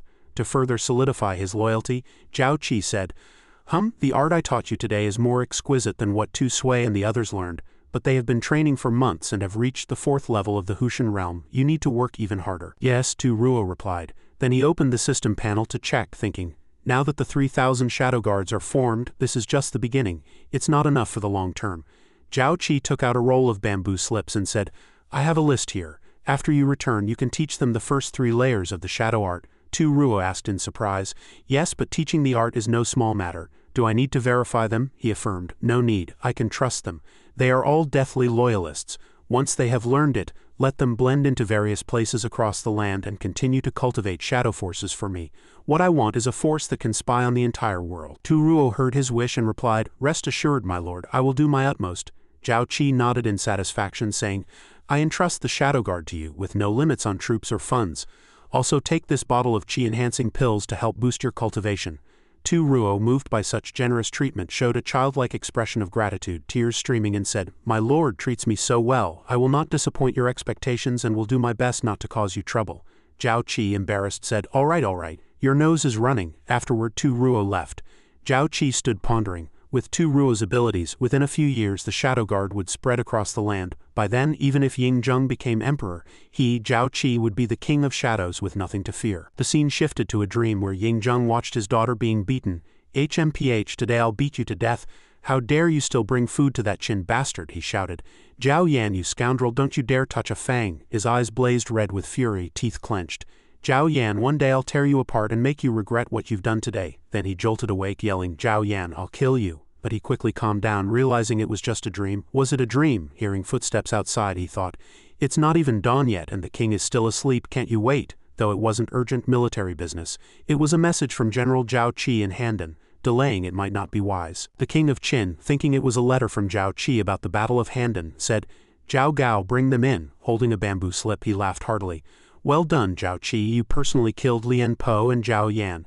Heavy rewards, definitely heavy rewards," he said to the king. "Your Majesty, besides the military report, General Zhao has 2 gifts for you." The king asked in surprise, "What are they?" "The heads of King Zhao Yan and Mu Bo Shu am I." Hearing this, the Qin general exclaimed, "You say Zhao Yan's head?" "Truly." Following the messenger's instructions, the Zhao army officer said, "The king's head is one thing, but Zhao Yan's head must be presented to your Majesty." A look of joy spread across his face as he thought, "Zhao Qi truly understands me. Do you know you've avenged the blood feud for me and Donger?" He glared and commanded, "Feed Zhao Yan's head to the dogs." Zhao Gao congratulated him. "Congratulations, your Majesty. Your great revenge is fulfilled, and the conquest of Zhao is complete," the king said cheerfully. "With Zhao Qi here, this was within my expectations, but it came much faster than I thought. It's your Majesty's wisdom in employing people. Even with such remarkable achievements, isn't he still fighting for your Majesty's empire?" Zhao Gao praised respectfully. Holding a secret letter, the king of Qin said, "Zhao Qi's merits don't end here. Zhao Gao, summon Meng Yi immediately to accompany me to the Imperial Guard camp. Right now, not a moment's delay. Go quickly." Zhao Gao obeyed. The first emperor of Qin rode on horseback with soldiers behind him shouting, "The king has arrived."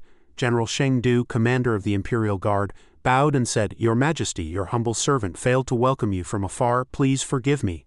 The king cut to the chase without pleasantries. Spare me the formalities. Follow the blueprint and make what's on it within 2 hours. I want to see the finished product. General Han looked puzzled.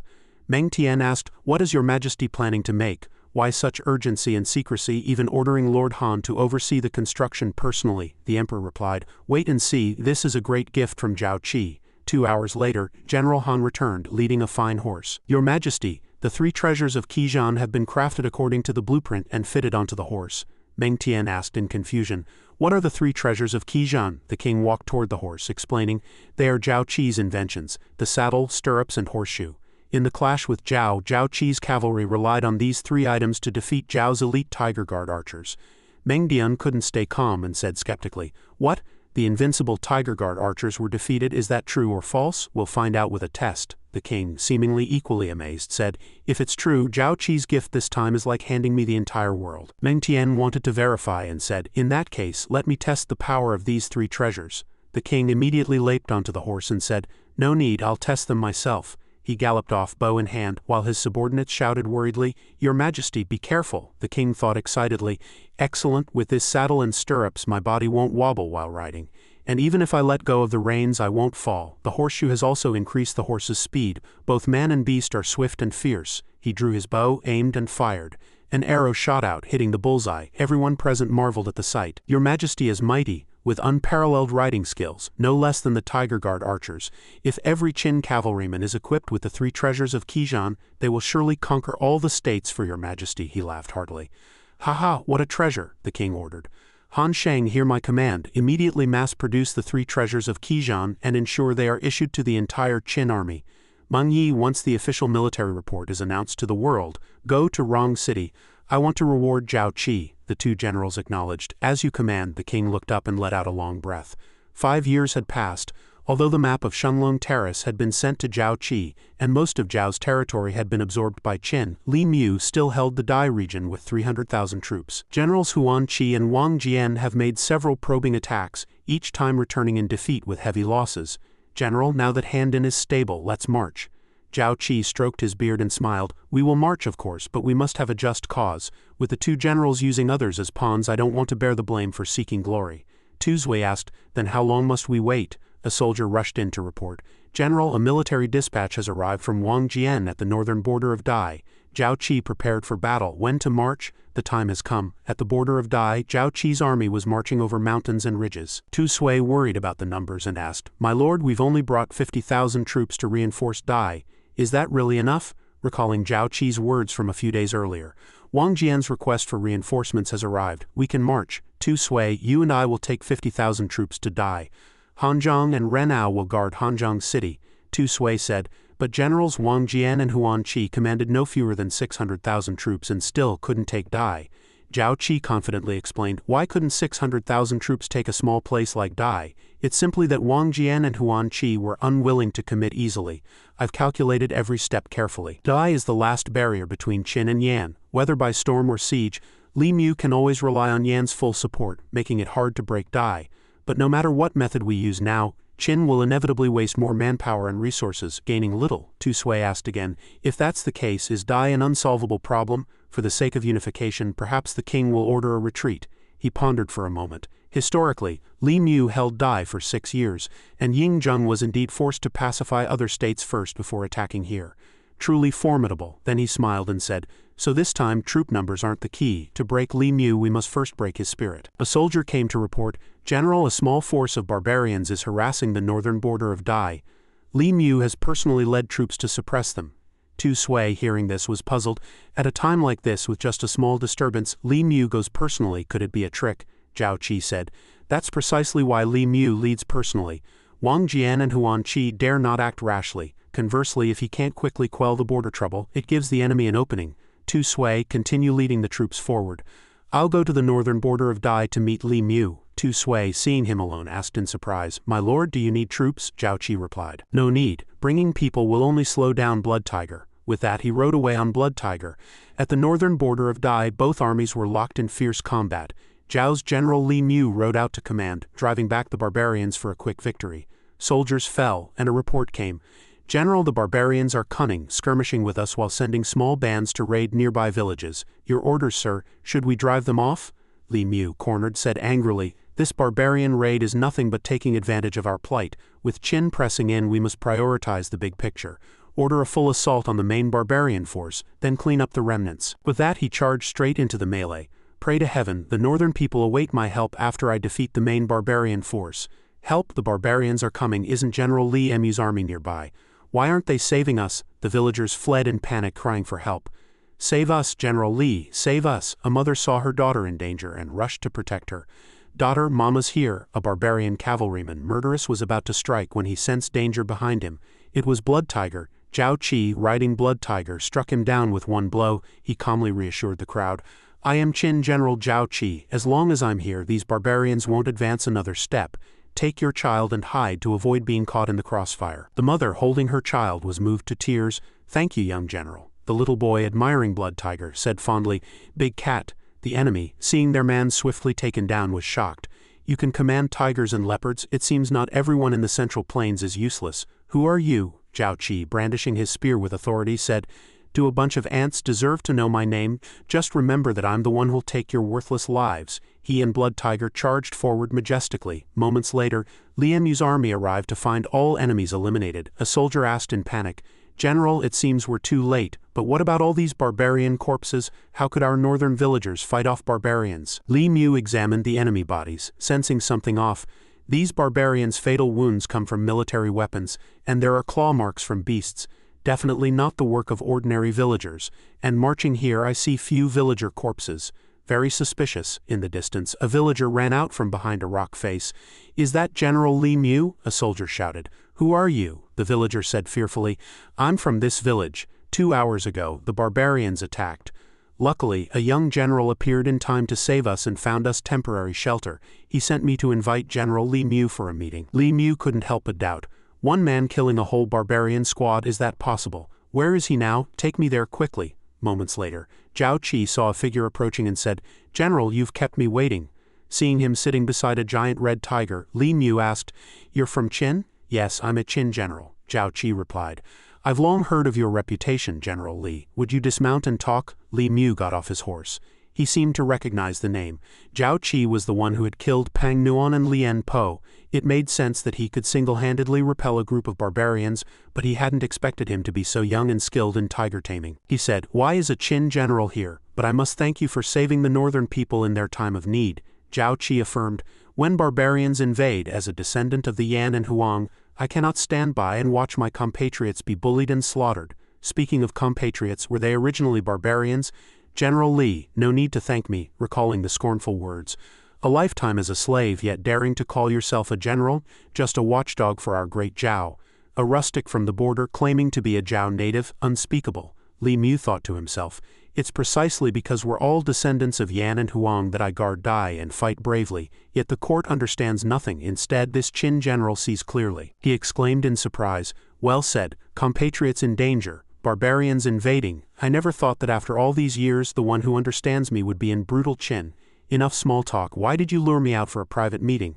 Do you intend to fight me to the death here and relieve Wang Jian and Huan Qi?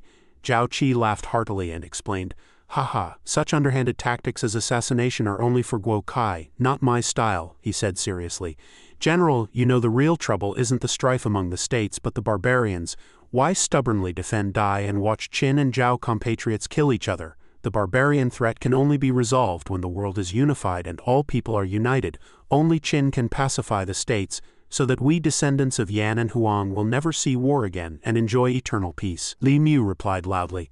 I, Li Mu, eat the Lord's grain and bear his worries as a Zhao minister. If I surrender, how will the world see me? He angrily raised his sword, pointing it at him, and shouted, Zhao Qi, I spare your life for saving the northern people. Leave now. Even if you kill me here alone, you can't break through my army's encirclement. And even if you kill me, as long as Zhao doesn't open its great cities, even if brutal Qin besieges them, it's helpless. Blood Tiger, seeing its master threatened, grew furious. Zhao Qi patted its head to calm it and said to Li Mu, General, you keep speaking of your role as a Zhao minister. May I ask, where is the king of Zhao now? Where is Zhao? Now Zhao's vast territory is reduced to just Dai. The king of Zhao has been killed by me, and the surviving royal nobles have been taken to Handan, like fish on a chopping block. Zhao has already fallen. Li Mu was stunned into silence. Zhao Qi walked toward him. You have no state to defend, no lord to serve. Will you let Yan and Huang compatriots kill each other for the sake of empty fame? Moreover, unification is the tide of the world, yet you go against it. Ask yourself, 1,000 years from now, will you bear praise or infamy? He continued solemnly. If I hadn't arrived just now, the Zhao people you speak of would have died at barbarian hands, and you failed to rescue them in time. I fear your compatriots. Zhao Qi, riding the tiger, spoke his final words. Please ponder my words today, General. When we meet next I hope to have your answer. Then he left, leaving Li Mu deep in thought. Seeing Zhao Qi return, a soldier reported, General, the general is back. Tu Sui approached and asked, My lord, you traveled all night. Did you see Li Mu? How did it go? Zhao Qi smiled confidently. We have a 90% chance of victory, he directed the army. Let's go see Wang Jian and Huan Qi. Dai will soon be reclaimed. Upon meeting, Wang Jian was overjoyed. Zhao Qi, I admire you. Now that we meet, you must drink this cup first. Huan Qi wasn't to be outdone. No way, Huan Qi, I rarely meet someone like Zhao Qi, an old friend. You must drink mine first, the two argued. I invited Zhao Qi with my letter, so he drinks mine first. Caught in the middle, Zhao Qi was also troubled. Generals, please don't argue. Then he raised his cup. I, Zhao Qi, am a junior. By custom I should toast both generals first. Moreover, I serve as a subject for Qin, and it's my duty to campaign. How dare I accept the term invite? The three clinked cups and drank heartily. Good, good, good, a young man with talent, humility, and courtesy. Zhao Qi, I like you more and more. Heroes cherish heroes, no need for words, only hot blood and strong liquor remain. Cheers. Wang Jian sighed.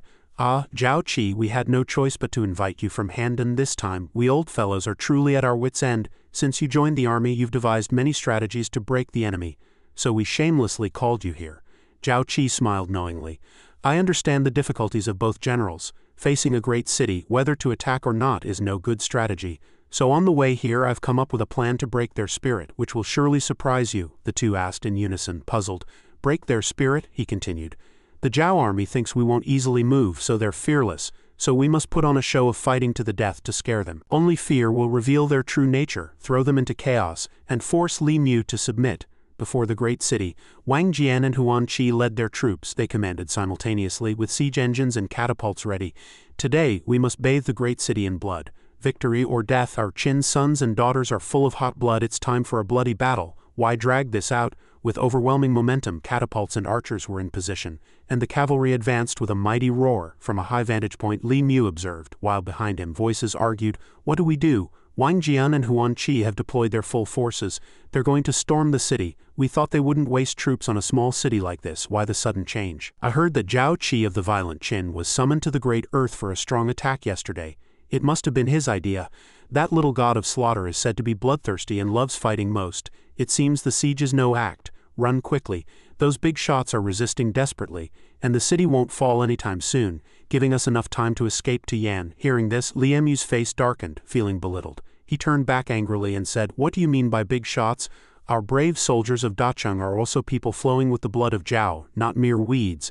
The lowly people have always been Zhao's shield against foreign tribes, and I dare to call myself a man of Zhao. The two pointed at him contemptuously and said, You look like a capable general, which is why we respectfully call you Supreme General. Don't think you're so great, daring to shout at us, you're not worthy. Li Mu recalled Zhao Qi's words. Supreme General, as fellow clansmen in the midst of foreign threats, you and I are both descendants of Yan and Huang, of the same bloodline. Why must we kill each other? Zhao Qi is even willing to fight alongside me against the enemy, yet they are hateful. He seemed to have made a decision. With the forces of Yan and Huang united at the city gates, do you only want to use the flesh and blood of the great earth people to save your own lives? The two, fearing they might lose their lives if delayed, said as they ran, Ridiculous, people are inherently noble and base, or else the rights and laws would be in chaos. Why bother talking to a rude man? It lowers our status. Let's go quickly. Suddenly, an arrow with a gourd flew past Li Mu's head, straight toward the two fleeing men, startling them. Oh no, the violent Qin, the Qin army is attacking. Zhao Qi, riding a spirit beast with an imposing air, declared war on the enemy. General Li, I truly hate to see fellow descendants of Yan and Huang take up arms against each other, but for the sake of unification there's no other way. I know you uphold great righteousness. Now I only ask you, do you truly want to see Qin and Zhao destroy each other while foreign tribes reap the benefits? He presented a more convincing argument. Look at these 600,000 passionate men. They should be fighting alongside you against foreign tribes to protect our Washa, yet now they're forced to kill their own kin. He grew more impassioned. If you, General, understand the greater good and are willing to cease hostilities and submit to our great Qin, I can guarantee the lives of the soldiers within the ranks, ensure the safety of Dacheng, and from then on drink the wine of Huasha with you, and resist foreign enemies together." Then he raised a precious wine flask in his hand. "If not, I'll first toast this cup to the brave warriors of Qin and Zhao who will soon be fighting on distant battlefields." With that he drank the wine directly in front of all the soldiers, who roared with heroic fervor, "As descendants of Yan and Huang, let us drink the wine of Huasha together, and resist foreign enemies together." The soldiers kept shouting, and he drank the toast. "As descendants of Yan and Huang, let us drink the wine of Huasha together, and resist foreign enemies together." Faced with such an urgent situation, a soldier said fearfully to General Li, "General, if the Qin army fights to the death to take the city, we have no chance of winning. Do we really have to fight?" Another soldier chimed in, "Our garrison has always been against foreign tribes. After this battle, the foreign tribes will likely profit from the conflict."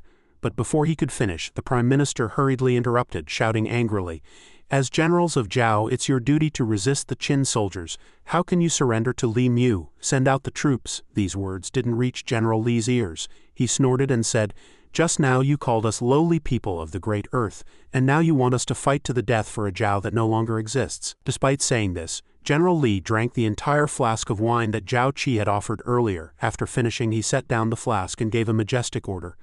"Men, seize those cowards who want to flee to Yan." The soldiers obeyed in unison. Hearing General Li's command, the Prime Minister couldn't hide his fear and stammered, "You, Li Mu, do you think Qin will spare you if you surrender? This is a disgrace to Zhao?" General Li's face darkened, and he frowned, demanding, "Didn't you say we people of the Great Earth aren't worthy of being Zhao's citizens?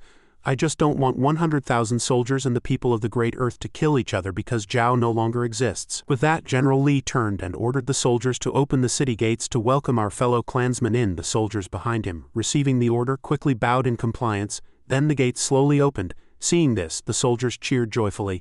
"The Great Earth has surrendered, no more fighting." General Wang couldn't believe his eyes and turned to Huan Qi, asking in confusion, "Is Li Mu really surrendering, or is it a trick?" Huan Qi also couldn't believe his eyes and replied skeptically, "The gates are open, how could it be a trick?" "Zhao Qi, do you know how many soldiers' lives you've saved?" Faced with everyone's doubts, Zhao Qi said, "Li Mu isn't surrendering to Qin, he's just submitting to his own kin." Then General Li, holding a wine flask, strode out of the city gates with an imposing air. System prompt. "The Great Earth has been reclaimed. Host has completed the great achievement of destroying Zhao." That evening within the city, General Wang held a wine cup and turned to ask, "Today we welcome General Li Mu into our great Qin. Where's Zhao Qi? How can we drink without him?" Huan Qi said, "He said he couldn't drink too much and went to rest. He's been working hard for days. Don't disturb him." In a private room, Zhao Qi called out to the system, "System, settle the mission rewards." System prompt. Processing host's command. System continues, "Congratulations, host, for completing the side profession mission. Successful beast taming, successful assassination of the king of Zhao, successful destruction of Zhao. Does the host accept the beast taming skill?" He looked at the system panel, finally able to unlock his first side profession. He accepted the new skill. System prompt. Processing host's command, unlocking side profession beast taming, transmitting beast taming skill. System continues, skill transmission complete. Current host beast taming level is first grade, first rank. But after the system prompt, he still felt no change on his face. It seemed nothing had happened. System displays basic information. Character, Zhao Qi. Side profession, beast tamer. First grade, first rank. Ability, can communicate with wild beasts and poultry. Beast taming skill, taming light, can tame ordinary small wild beasts and poultry, not exceeding first rank, 12th level, innate double weight. Energy 3000, true Qi 2000. Cultivation technique, basic internal technique perfected. 9 Yang divine technique, endlessly regenerating, can restore true Qi. System displays other information. Martial skill cultivation, basic swordsmanship perfected, can slash an invisible sword aura with one strike. Fierce tiger fist, martial skill middle grade, yellow rank perfected. One punch produces a tiger's roar, can concentrate 10 times the body's power. Divine archery, martial skill mysterious rank perfected, comprehended. Perfected, hits the mark every time within 300 Zhang. 10 consecutive arrow shot, clouds containing immortal energy. Violent Overlord Halberd Technique, martial skill, mysterious rank perfected. System continues displaying information. Weapons. Overlord Halberd, fine steel sword. Armor, mysterious armor. 10 stone bow. Magic artifact, General's Heart. Attribute. Training troops, host commanding soldiers in battle formations, can boost morale by 100, enhancing combat effectiveness. Trait. Supreme General's Authority. Subordinate generals all hold in awe. Experience needed for upgrade, 38,650. After reading the system prompt he frowned. No wonder the level is so low. System, can the beast taming skill be upgraded with points? At this level, am I supposed to tame sparrows? System displays prompt. Skill can be upgraded with points. Does the host wish to upgrade now? System confirms upgrade to perfection. System begins consuming points for upgrade. He sat before the system, concentrating his energy in his dantian. The system continued consuming points for the upgrade. He remained highly focused on cultivating the new beast taming skill, and countless images of majestic, divine-looking birds appeared in his mind. After a while, the system displayed a prompt. Congratulations, host, for upgrading the beast taming skill from 1st grade, 2nd rank to 1st grade, 3rd rank to 1st grade, 4th rank to 1st grade perfected, capable of taming any wild beast or bird below level 11. System continues, remaining points, 600. He said, that's acceptable. The current level is enough for me. With that, he suddenly took something out of his clothes. He stared at it intently, reminiscing. It's been 3 years since I left the village. Now that Zhao has been destroyed, I just need Ying Zheng's decree to arrive and I can go back to see her. Wait for me. The next morning, the generals gathered before the city gates, a sea of people waiting to see him off.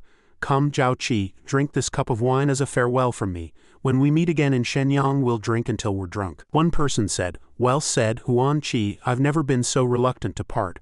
I didn't expect you'd be returning to Handan so soon. Another general added, Zhao Qi is returning to Handan to exercise the authority of Supreme General, tasked with building a major camp. That's a great thing. Why be reluctant? With that, he turned and put his hand on Zhao Qi's shoulder, saying warmly, Zhao Qi, this time in Handan, you're legitimately the Supreme General guarding a region. We're all happy for you. Once everything is settled, when you return to Shenyang to report to the king, you'll surely receive generous rewards. Zhao Qi replied happily.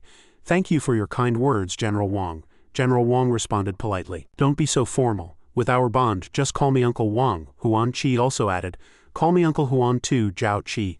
Last time I returned to Shenyang for my post, that Li Si was quite hostile to you. This time, if he still causes trouble, don't hold back. We old-timers have your back. Zhao Qi quickly bowed in gratitude. Thank you for your kindness, Uncle Wang and Uncle Huan. Zhao Qi will remember it. Then he thought to himself, before I had Meng Ao looking out for me in court. Now Wang Jian and Huan Qi are on my side too. Even as a newcomer to the court, no one should dare oppose me. Without keeping him waiting long, General Wang and Huan Qi quickly mounted their horses, ready to leave, but not forgetting to remind him. Then set off soon. Old Huan and I have military affairs at the camp. We'll meet again in Shenyang, but General Li didn't rush to leave with him. You two go ahead. I'd like to see General Zhao off a bit more. Seeing this, Zhao Qi asked curiously, General Li, you've stayed behind. Is there something you wish to say to me? Suddenly, General Li knelt before him, cupping his hands and saying loudly, General Zhao, please accept my bow. Surprised by this, he asked, General Li, what is the meaning of this? General Li said, in surrendering to Qin, if I could ensure peace in the Great Earth, I would be content. I never expected the King of Qin to allow me to continue guarding the Great Earth. I know it was you who spoke on my behalf before the king. With that, he suddenly raised his voice. General Zhao, I swear here that my 300,000 troops are loyal to Great Qin. But if one day you give an order, even if it means defying the king's command, we will go through fire and water for you without hesitation. Faced with General Li's resolute words, he thought to himself, Li Mu has voluntarily allied with me. He must have guessed something of my intentions, but a gentleman need not say much. I accept his loyalty. Then he said, General Li, I understand your intent. Elsewhere, a sudden call came. Master, Zhao Qi. He jolted awake and asked dazedly, Tu Sui, was I asleep? Tu Sui quickly reported, Master, since returning to Handan, you've been busy without rest for over half a month, so fatigue is inevitable, but the surrendered troops have been reorganized, and the Zhao camp is fully prepared. Please give your orders. Still somewhat dazed, he thought, right, I've been back in Handan from the Great Earth for half a month. I thought I was still there. I've been too busy. Then he said, well done. Pass the order. Prepare to depart for Shenyang immediately, with only 2,000 personal guards accompanying me. Seeing his lingering fatigue, Tu Sui asked, Master, don't you need a few more days to rest? You're truly exhausted. But he insisted, no need. At the city gates, countless soldiers and carriages gathered, ready to depart. The Supreme General sets off. Zhao Qi was already seated comfortably in his carriage. Lifting the curtain to look outside, he calculated, the sooner I see the King of Qin, the sooner I can rest and return to bid farewell to Li Village. It's been years. I finally understand what it means to be eager to return. 10 days into the journey, at a distant mountain outside Shenyang, a group of soldiers and their leader had gathered in a sea of people. Then, Ren Ao galloped up to Zhao Qi's resting carriage and urgently reported, Supreme General, Shenyang is ahead, but Xin Shang is leading the guard troops stationed at the city gates. I'm not sure what this means. Sensing the complexity of the situation, Zhao Qi ordered, "Don't panic, let's go see." Ren Ao obeyed. Back in the carriage, he thought to himself, the Imperial guards blocking the way outside the city must be Ying Zheng's doing. What's his intention? Could he have listened to Li Si and be wary of me, fearing I might overshadow him? If so, I need to prepare in advance. But I don't think Ying Zheng would go that far. By then, Zhao Qi's group had arrived before the soldiers outside the city. Zhao Qi gently lifted the curtain and asked, "Are those blocking the way General Xin Shang and the Imperial Guards? What is your purpose?" Suddenly, General Xin knelt, cupped his hands and said warmly and loudly, "Supreme General, you need not alight. From the moment you set foot in Shenyang territory, the king has led all officials and the city's people in waiting. I, your servant, am ordered by the king to welcome Supreme General Zhao Qi on his triumphant return. Please sit steady in your carriage and follow me quickly into the city." Surprised by General Xin's warm attitude, he said, "Then I'll trouble General Xin to lead the way." He then realized he had misjudged and thought, "I was too suspicious. Ying Zheng as the king of Qin, leading all officials to welcome me.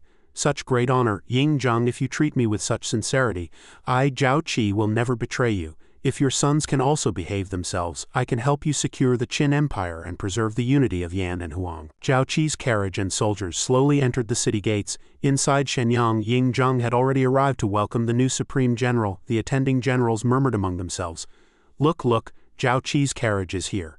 General Xin knelt and reported, "Your Majesty, I, Xin Shang, have carried out your order to welcome Supreme General Zhao Qi. He has now arrived." But before he could finish, Ying Zheng had already rushed to Zhao Qi's carriage, causing the generals behind to hurry after him. "Oh, your Majesty, you must not." Seeing him approach, Ren Ao quickly knelt and bowed. Your Majesty, I, your servant, pay my respects." Ying Zheng told Ren Ao to rise, his heart already stirred, thinking, "Zhao Qi, 3 years and we finally meet again." At that moment, Zhao Qi coincidentally stepped out of the carriage. Their eyes met, both startled. Zhao Qi was shocked. "Is he Qin Shi Huang? He came to lift my carriage curtain," but he quickly composed himself, feigning surprise, and asked, "Your Majesty." Without waiting for Ying Zheng's reply, he knelt and bowed. "I, your servant Zhao Qi, pay my respects to your Majesty. What virtue or ability do I have to trouble your Majesty to come in person? Everything has been arranged. I have established a camp in Handan as ordered with 300,000 troops assembled. Now by your Majesty's decree I return." Seeing this, Ying Zheng quickly reached out to help him up, saying, All right, Zhao Qing, rise and speak." After helping him stand, he took his wrist and laughed loudly to the crowd. "Ha ha ha, come and look. This is the foremost hero of my great Qin. 3 years on the battlefield, repeatedly achieving great feats. Zhao Qi." At his words, all the officials shouted in unison, "Heaven has bestowed Zhao Qi upon great Qin. It is my honor, great Qin's honor, the people's fortune, the empire's fortune. Congratulations, your Majesty." Outside the city, at the distant mountain, Ying Zheng held Zhao Qi's hand warmly, leading him and his group into the city. Come, Zhao Qing, ride in the same carriage with me. Let everyone see the valor of my great Qin's brave general." Following behind, he stammered awkwardly, "I thank you, your Majesty." The soldiers inside the city, seeing Ying Zheng and Zhao Qi return, cheered joyfully. "Zhao Qi, Supreme General." Others joined in. "Zhao Qi, Supreme General, Zhao Qi, Supreme General." Wherever the carriage carrying Ying Zheng and Zhao Qi passed, the soldiers and citizens of the city cheered. "Long live the king, Supreme General Zhao Qi." But amid the enthusiastic welcome, doubt arose in Ying Zheng's heart. Am I being too suspicious? But how could there be such a resemblance? He looks exactly like Donger. If Donger and I had a child, he would probably look like this, wouldn't he? The more I thought about it, the more suspicious it seemed. Not only because I felt an unprecedented sense of kinship from Zhao Qi. Seeing his pale face, Zhao Qi awkwardly turned to greet your Majesty, but he deflected the topic with a laugh. "Ha ha, your Majesty's gaze is too intense. I've longed to see you all these years, and now that my wish is fulfilled, I'm overjoyed." With that, he affectionately draped his arm around Zhao Qi's shoulder and declared cheerfully, "Zhao Qi, I really like you." The other generals, witnessing this, blurted out in astonishment, "Look at that, His Majesty is so close to Zhao Qi." A general nearby explained, "Zhao Qi has rendered great service, so naturally His Majesty is pleased." The generals behind, curious, began to murmur among themselves, "His Majesty holds young Zhao Qi in such high regard. He's already a grand general with boundless prospects. Such favor is unprecedented. From now on in the court, I doubt anyone will dare offend this meritorious official. Don't you think, Chief Justice?" But the Chief Justice, unwilling to hear such talk, snorted and turned his head away, thinking to himself, who would have imagined that Zhao Qi, who came from the wilderness, would rise to such a position? He was once my son-in-law, but now I need to find a way to win him over. After a while in the long palace, Ying Zheng still held his hand, leading him to find a private place to talk. Seeing this, he was greatly alarmed and hesitated, asking, "Your Majesty, this is the palace, and I am an outsider. Surely this is inappropriate." But Ying Zheng, unconcerned, continued to pull him by the hand and walk inside, saying cheerfully, "I've long wanted to speak with you. Do I need to pick a place? Just follow me." At that moment, Ying Zheng's hand still gripped Zhao Qi's wrist, and he felt something was amiss, thinking, "This isn't what I expected. Or is Ying Zheng being too familiar with me?" Still, a private conversation might make it easier to request leave. Entering the inner chamber, Ying Zheng walked over to a battle formation sand table model, clasped his hands behind his back, and said solemnly, "Zhao Qi, I've kept this plaque in the hall to inspire myself. Now come here and tell me what you see in it." He approached the table but remained silent for a long time, then suddenly declared loudly, "All the states under heaven, Yan and Huang." Hearing his answer, Ying Zheng smiled with great satisfaction and said, "Zhao Qi, you truly understand me. Ever since I heard what you said to the Korean surrendered soldiers, I knew you and I yearn for the same place." After saying this, he thought to himself, "This feeling of mutual admiration is something even my worthless sons have never given me." Just then, a minister led a group of palace maids carrying trays of food following behind and bowed to report, "Your Majesty, the meal is ready. It's time for you to dine." Seeing this, Zhao Qi quickly bowed and said, "Your Majesty, as you are about to eat, it is not fitting for me to remain. I beg leave to withdraw." But he was not allowed to leave. Ying Zheng ordered, "Don't go." With that, he looked at him meaningfully and said, "I said we would have a thorough talk. How can you leave alone? Stay and dine with me." Hearing this, he had no choice but to comply. "I obey your Majesty's command." While waiting for the maids to serve the king, he bowed and watched them, silently lamenting, "Is this the evening treatment for a military officer?" Meanwhile, in the rear, Zhao Gao observed his every move, thinking to himself, "His Majesty always dines alone. Even Princes Fusu and Huhai have never received such treatment. This Zhao Qi is no ordinary man." At that moment, Zhao Qi and Ying Zheng were dining in the room. Ying Zheng cheerfully raised a wine jug to pour for him. He was very pleased with him and laughed heartily. "Ha ha, Zhao Qi, I don't know how many years it's been since I've talked so happily and freely with anyone. This lad not only shares my political views but also has a temperament like mine." He took a sip from his cup and praised, "This wine of yours is excellent. Better than the palace's finest nectar. Why didn't you present such fine wine to me earlier?" Receiving Ying Zheng's praise, he proudly raised the wine jug and said, "This wine is called Forget Worry. It's not only rich and intoxicating in aroma, but also helps restore strength and heal injuries. I only have 50 jars in total, and I can't bear to drink them myself." Hearing this, Ying Zheng teased him cheerfully, "Lad, you've galloped across battlefields with great achievements, generous when it comes to tribute, but so stingy with this fine wine." Seizing the moment, he affectionately draped his arm around Ying Zheng's shoulder and said with a smile, "But if your Majesty agrees to one thing, I'll give you 10 jars. How about it?" Ying Zheng replied without hesitation, "You rascal, bargaining with me, go ahead and say it." At that moment, however, he put on a sorrowful expression and poured out his heart. "Your humble servant has been away from home for 4 years without seeing his wife and children. Now that Zhao is settled, I wish to request leave to return home and marry my betrothed." After hearing this, Ying Zheng thought it was no big deal and immediately agreed. "So that's it. I grant your request." But as soon as he said it, his face suddenly darkened. Holding his wine cup, he looked at him and said, "Speaking of which, I have something to tell you." He then informed him that Li Si had recently submitted a memorial, wanting to reclaim Li Yanner, but his past actions were too shameful to mention. At the same time, he allowed Li Yanner to recognize Meng Wu as her adoptive father and handle the wedding. What do you think? After hearing this, he didn't know how to phrase it properly, and quickly bowed to the ground, saying, "Zhao Qi thanks your Majesty for your consideration. Without this, I would find it difficult to perform the rites of father-in-law and son-in-law with Li Si." Ying Zheng continued to sip his wine slowly and added, "Moreover, for the wedding of the first meritorious official of Great Qin, I will bestow generous gifts. I hear your mother has passed away, but the rewards cannot be omitted. What are the names of your parents? Who are they?" He then bowed and replied, "Thank you, your Majesty. My mother's name is Zhao Donger, a native of Zhao. As for my father, he abandoned my mother and me when I was young. He seems a heartless man, not worth mentioning." As soon as he said this, Ying Zheng's face suddenly darkened. Panic-stricken, he thought to himself, "Mother named Donger. No father can't bear this blow." He clutched his head and fell backward. Seeing this, Zhao Qi quickly ran over to support his arm and asked, "Your Majesty?" His mind was in turmoil just now. Donger, a native of Zhao, and Zhao Qi's appearance is so similar to hers. Could it be? Fearing his thoughts might be exposed, he pretended and said, "It's nothing. I just haven't drunk this much in a long time and am a bit tipsy. I grant your request for leave." Hearing this, his heart leapt with joy and he quickly bowed and replied, "Thank you, your Majesty. Then, your Majesty, I will immediately return to Li family village. I beg leave to withdraw, please rest well, your majesty. With that, he turned and left, giving orders to the minister standing in the corner. Summon someone, prepare the carriage. Unable to stop his departure in time, Ying-jung reached out and called, Hey Zhao Qi, I still have questions to ask. Lad, come back. As soon as he ran out of the room, he smirked slyly. If I don't leave now, who knows how long I'll be stuck here. Since I've got the decree, I won't linger. Inside the room, Ying-jung was still calling out, Zhao Qi, you rascal. The minister beside him, though his words showed concern, remained calm-faced. Oh dear, your majesty, how did you get so drunk? Quickly, help his majesty to bed to rest. A few days later in Li family village, 2 children were playing carefree on the rooftop. Zaire and Kier. Zaire shouted happily. Great-grandfather, look, great-grandfather, isn't my ox tall? Isn't it impressive? Beside him, Kier was also laughing joyfully, while their great-grandfather below stretched out his hands, afraid the little ones might fall. Zaire, Kier, don't scare your great-grandfather like that. Come down quickly. Li Yanner, seeing Zaire and Kier so mischievous, grew angry. You 2 troublemakers, get down now, otherwise when your father returns I'll tell him everything. Fearless Zaire, holding a twig high, said proudly, If father knows his son dares to climb so high, he'll praise my bravery. Someday I'll go to war like father and become a great general. Beside him, Kier slowly stood up. Kier is brave too. But just then, Kier, who had just stood up, suddenly lost his balance. Before anyone could react, Kier fell straight toward the ground. Seeing this dangerous scene, Zaire jumped down after him, shouting, Kier? Li Yanner and great-grandfather screamed in panic, Kier, Zaire?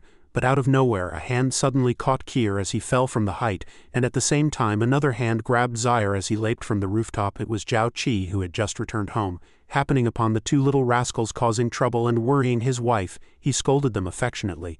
Troublemakers, you're brave lads, but your father wasn't so reckless when he was young. But Zaire, unfamiliar with him, hesitated and asked, Are you my father? Li Yanner, running over, suddenly recognized her brother Qi. He gently turned around, revealing a warm smile. Yanner, I'm back. Before he could finish, she threw herself into his arms and hugged him. Brother Qi holding her in his arms, he whispered, Yanner, after years apart, now I can finally return and marry you with honor. Just then, Meng Wu and Meng Tian appeared from somewhere, warmly welcoming him back. Zhao Qi, lad, you came back without telling us. Surprised, he replied politely. General Meng Tian, you're both here. I was so focused on returning home that I didn't have time to visit. Zhao Qi and Li Yanner bowed to the Meng father and son. Zhao Qi has been away from home for years and my wife and children have been cared for by you all. Please accept my bow. Seeing this, Meng Wu said warmly, You're too polite. I'm Yanner's adoptive father. Isn't it only right to look after my own daughter? Great-grandfather chimed in. Zaire and Kier call me great-grandfather, and I've long regarded them as my own grandchildren. Meng Tian cheerfully walked over to Zhao Qi, draped his arm around his shoulder and chided him affectionately. Long time no see, lad. Why are you so distant? Tonight we drink until we're drunk and we'll discuss your wedding. We can't let Yanner be shortchanged. Hearing this, he solemnly promised, I'll prepare a grand dowry and make Yanner the happiest and most glorious bride. After a few words, the 2 of them, arms around each other's shoulders and shaking hands, walked inside. Meanwhile, great-grandfather and Meng Wu stood there whispering. General, Zhao Qi has returned from Shenyang and must have seen the king. The matter of Donger may be hard to keep hidden any longer. We need to make plans. Suddenly, someone reported that a dark guard from the Black Ice platform had arrived, saying the king had reached Li family village. Startled, the 2 paused their conversation. At that moment, Ying-jung had already arrived at a tombstone. Meng Wu and great-grandfather hurried over and bowed. Ying-jung's face darkened and he asked sternly, Do you have anything to say? Meng Wu bowed and hastily explained, Forgive me, your majesty, but for the sake of the realm we had no choice. Ying-jung closed his eyes and said with great pain, So it's all true. No wonder my father-in-law resigned and came here. No wonder I felt an indescribable closeness to Zhao Qi. No wonder I searched all the states but couldn't find Donger. The more he spoke, the less he could control his emotions. In a fury, he drew his sword and shouted, I searched the whole world, never knowing that the one I sought was no longer in it. Meng Wu quickly blocked him. Your majesty, no. But his emotions were now out of control, and still gripping his sword, he shouted, Let me go, the realm, unifying the world. What use is it if she's not here? At that moment, tears of grief and anger welled up in his eyes. Meng Wu, let me go. I can't let Donger lie alone down there. I want to join her. I am her brother Zheng. But out of nowhere, a hand slapped him hard across the face, making him see stars and stopping his lament. It was great-grandfather who had slapped him awake. Now great-grandfather's face was also streaked with tears, but he said firmly, Is this how you repay a Fang's painstaking efforts? She lived in obscurity for 20 years, enduring all the hardships for you and the world, just to see you die like this. After hearing this, Ying-jung seemed to suddenly understand something. Father-in-law, he could no longer stand, collapsing weakly and breaking down. But father-in-law without Donger in this world, what is there for me to hold on to? Let me go to her. Great-grandfather's tears had now soaked the corners of his eyes. Sliding down his weathered face, he shouted with immense grief and anger, "You still have unfinished work. The people of the world and Zhao Qi and your 2 grandsons, are you going to abandon them all, especially Kier? He's already lost his mother. Do you want him to lose his father's protection too?" Ying Zheng's face was now drained of all life and he stammered. "Zhao Qi, Kier, and my 2 grandsons." Suddenly, a beautiful memory from his past surfaced. At that time, Ying Zheng was still a young man nestling happily beside his lifelong love. The girl leaned into his arms and asked softly, "Brother Zheng, if we ever have a child, let's call him Qi, shall we?" Ying Zheng gently pulled her into his embrace. "Yes, Ying Qi, a good name. When our child is born, I'll give him the entire world." Fearing that Ying Zheng might take a fatal step, great-grandfather shouted to stop him. "The world is not yet unified and the court is rife with schemes. If you leave, what will happen to Kier? How will he reclaim his heritage? Once future rulers learn of his identity, how can they let him live? Aren't you afraid Afang will hate you?" Hearing these words, Ying Zheng seemed to awaken, his eyes widening. "Right, I still have Kier." Then, as if reinvigorated, his eyes and hands filled with determination, he declared fiercely, "Donger, my sister, wait for Brother Zheng. Brother Zheng will protect our flesh and blood. I will place this world in his hands." On the other side, Zaire and Kier were happily riding on the back of a fierce tiger. The tiger looked ferocious but was gentle at heart.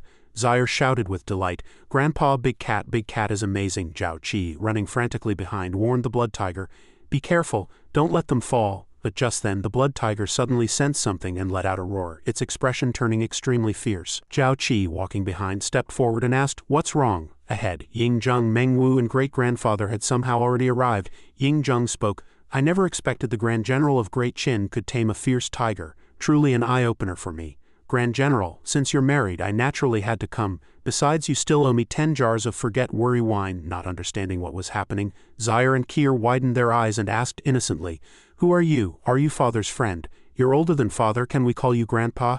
Ying Zheng expected to ignore the children's questions, instead gently approached them. Good, just call me grandpa. Call me grandpa. Come, let grandpa hold you.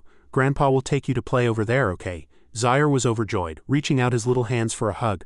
Both Kier and Zaire liked grandpa and wanted to play with him. Standing nearby, Zhao Qi could only watch, thinking to himself, "Did Ying Zheng in history really like children this much? And I've never heard of the king personally attending a minister's wedding." That evening, the village held the wedding of Zhao Qi and Li Yaner. From inside the house came the cry, "First bow to heaven and earth." Inside, Zhao Qi and Yaner were already dressed in splendid red wedding robes, and the shouts continued. "Second bow to parents. Husband and wife bow to each other." The villagers sitting below watched with pride and said to each other, "What great honor this is. At the wedding, the king himself sits in the seat of honor."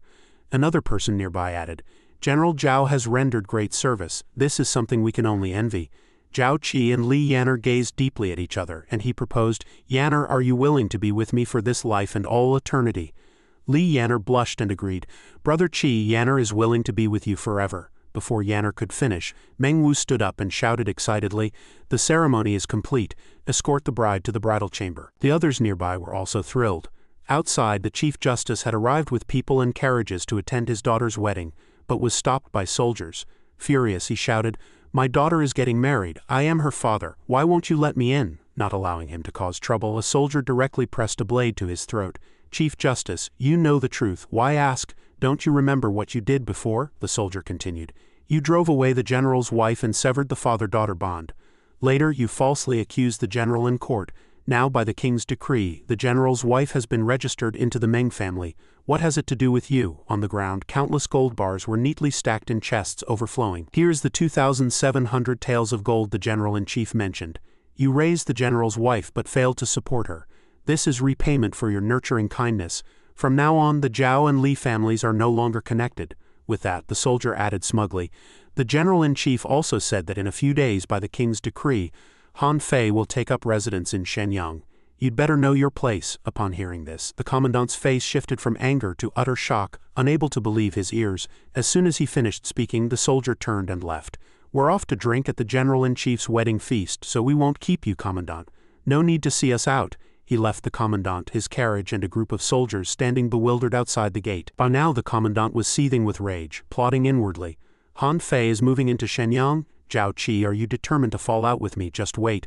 The realm isn't unified yet, so you can still earn titles and ranks. But once the world is pacified and war is no more, I won't let you off." In stark contrast to the tense atmosphere outside, Zhao Qi and Yaner had entered the bridal chamber inside the room. He gently called out to Yanner, then softly placed his hand on hers, caressing her irresistibly beautiful face. Yanner, today you've truly become my bride. A moment of spring night is worth 1,000 gold, how about we? Just as the mood grew intimate, a system prompt suddenly flashed before Ying, leaving him dumbfounded. Congratulations, host, on successfully marrying and completing the hidden quest. Reward. High-grade Zon-level technique, earth-kneeling true scripture. He couldn't help but exclaim loudly. Heavens, are you trying to scare me to death by popping up now? Unaware of what was happening, Li Yanner looked at him with concern. Qi, what's wrong? He closed his eyes, composed. I was planning to tell you later, but since the mood's ruined, I'll tell you now. Still confused, Yanner was filled with doubt. Qi, what are you hiding from me? Tell me, Yanner can handle it. As soon as Yanner finished speaking, a blazing flame ignited in his hand, astonishing her. This is, then the small flame suddenly transformed into an enormous majestic fire phoenix, filling the entire room. Yanner's gaze followed the phoenix, her eyes wide with disbelief. This is, he retracted the phoenix into his hand and explained gently. Yanner, the reason I rose to prominence and became invincible in battle is all thanks to this immortal inheritance. Today I want to pass this technique on to you, but you must remember, tell no one, Yanner asked doubtfully. Immortal inheritance? Qi is so fortunate to have such an opportunity. Yanner will keep it a secret. At that moment the system prompted. After cultivating earth-kneeling true scripture, it can be fused with heaven origin technique into the mid-grade technique heaven origin earth-kneeling mysterious gate transmission of yin-yang true scripture. Does the host wish to cultivate and fuse? He entered a focused state of cultivation. The flames behind him still blazing. Heaven origin is yang, earth ghost is yin. Combining them, yin and yang unite, and the power will surely double. Cultivate and fuse, the system displayed. Congratulations, host, for reaching level 13, the third stage of innate realm. Host's experience is full. Continue leveling up. He channeled all his inner energy into this upgrade. After a while, the upgrade succeeded, and he let out a long sigh. Calming down, Yanner, sitting nearby, covered her mouth in utter amazement. Qi, I never imagined the immortal arts spoken of by the world were real. Today, Yanner's eyes have truly been opened. He turned to her, proudly showing off. Yanner, I've just enhanced my power. I'll teach you the technique, and if we can both achieve immortality one day, we'll never be separated. Hearing this, Yanner happily agreed. Suddenly his cheeks flushed slightly. But I feel like I can try a new method of transmitting the technique. Yanner was puzzled. What? He exclaimed. It's dual cultivation. Then, under the romantic candlelight, the two spent the entire night cultivating in bed. The next morning, the sky was as blue as ever. Zhao Qi was in high spirits, whistling as he opened the door to greet the new day, but before he could step out, he heard voices in the courtyard. Allah Ada, hurry, Allah, hurry. He looked into the yard and saw an extremely awkward scene. Kier was riding on the back of the blood tiger, laughing and playing. Big cat, Dad Allah later let Kier ride. At that moment, not only was the blood tiger walking on all fours, but Ying was also on all fours with Zaire on his back, laughing joyfully. Haha, good. Later Aja will be a horse for Kier too. Seeing this, Zhao Qi didn't know what to do and could only watch them play. But his conscience soon drove him to act. He quickly lifted Zaire off Ying back. Zaire, don't be rude. However, Ying had already stood up looking kind and smiling. Haha, where's the rudeness? I truly adore these two children. Put him down. Then he picked up both children in his arms and said with a smile, I've decided to establish a residence for you in Shenyang. After you return to the camp, Yanner will bring the two children to live in Shenyang. It's safer there, and I can see them every day. Zhao Qi was stunned by this casual decision but quickly. Thank you, Your Majesty. But inwardly he thought, this Qin Shi Huang really does love kids, but the scene is a bit odd. Just then, Li Yanner came out of the house. Your Majesty, Qi, Kier, Zaire. Time to eat. The two children saw their mother and ran over happily. Zhao Qi also slowly walked inside. Ying followed behind, watching the scene, and thought to himself, Donger, isn't this peaceful life exactly what we both longed for? We weren't blessed with it, but our Kier is. His heart was still full of longing and nostalgia. Our Kier excels in both civil and martial arts and values loyalty. With him around, I don't worry about the stability of the realm in the future. Once the 9 provinces are pacified and all obstacles are cleared, I'll pass the throne to Kier. Then I can rest easy and go see you. With that thought, he quickly called out to Zhao Qi. Qi, wait, I have something to tell you. Zhao Qi turned around upon hearing him. Oh yes, Ying and Zhao Qi sat down at the table to talk. He began, yesterday was your wedding. Though I rewarded you with gold and land, there are 2 more things I want to give you personally. Hearing Ying offer, Zhao Qi didn't rush to accept but remained cautious. Your servant is humbled. Your Majesty's rewards are already generous, and your personal visit is the greatest honor for me. Ying had already seen through his thoughts, so these words didn't sound sincere at all. Spare me the act. You say you don't want it, but your ears are perked up. Take it if it's given. He produced two seemingly priceless treasures from somewhere. These two items, one is the Zhanlu sword and the other is a jade seal made from a corner of the he bai, he exclaimed joyfully. What? He explained the first treasure in more detail. The Zhanlu sword, also known as the Sword of Benevolence. In times of chaos, a capable ruler unifies the realm. Afterward, a benevolent ruler governs it. Then the second treasure, the general's jade seal, made from the he bai, which is the supreme divine jade of the world, imbued with spiritual energy. It was later crafted into a seal to pass down the dynastic title and designate wise rulers. Gazing at these two unique and precious treasures, he inwardly marveled. The jade seal is right before me, these two treasures. They can't be fake. Such treasures for stabilizing the state yet bestowed upon a subject. Ying-jung truly favors me too much. Seeing Zhao Qi lost in thought before the two treasures, Ying-jung asked, "What, is the gift too light?" He quickly explained, "No, I just feel your majesty's reward is too heavy. I fear I'm unworthy." Hearing this, Ying-jung explained, "I have nothing else to give.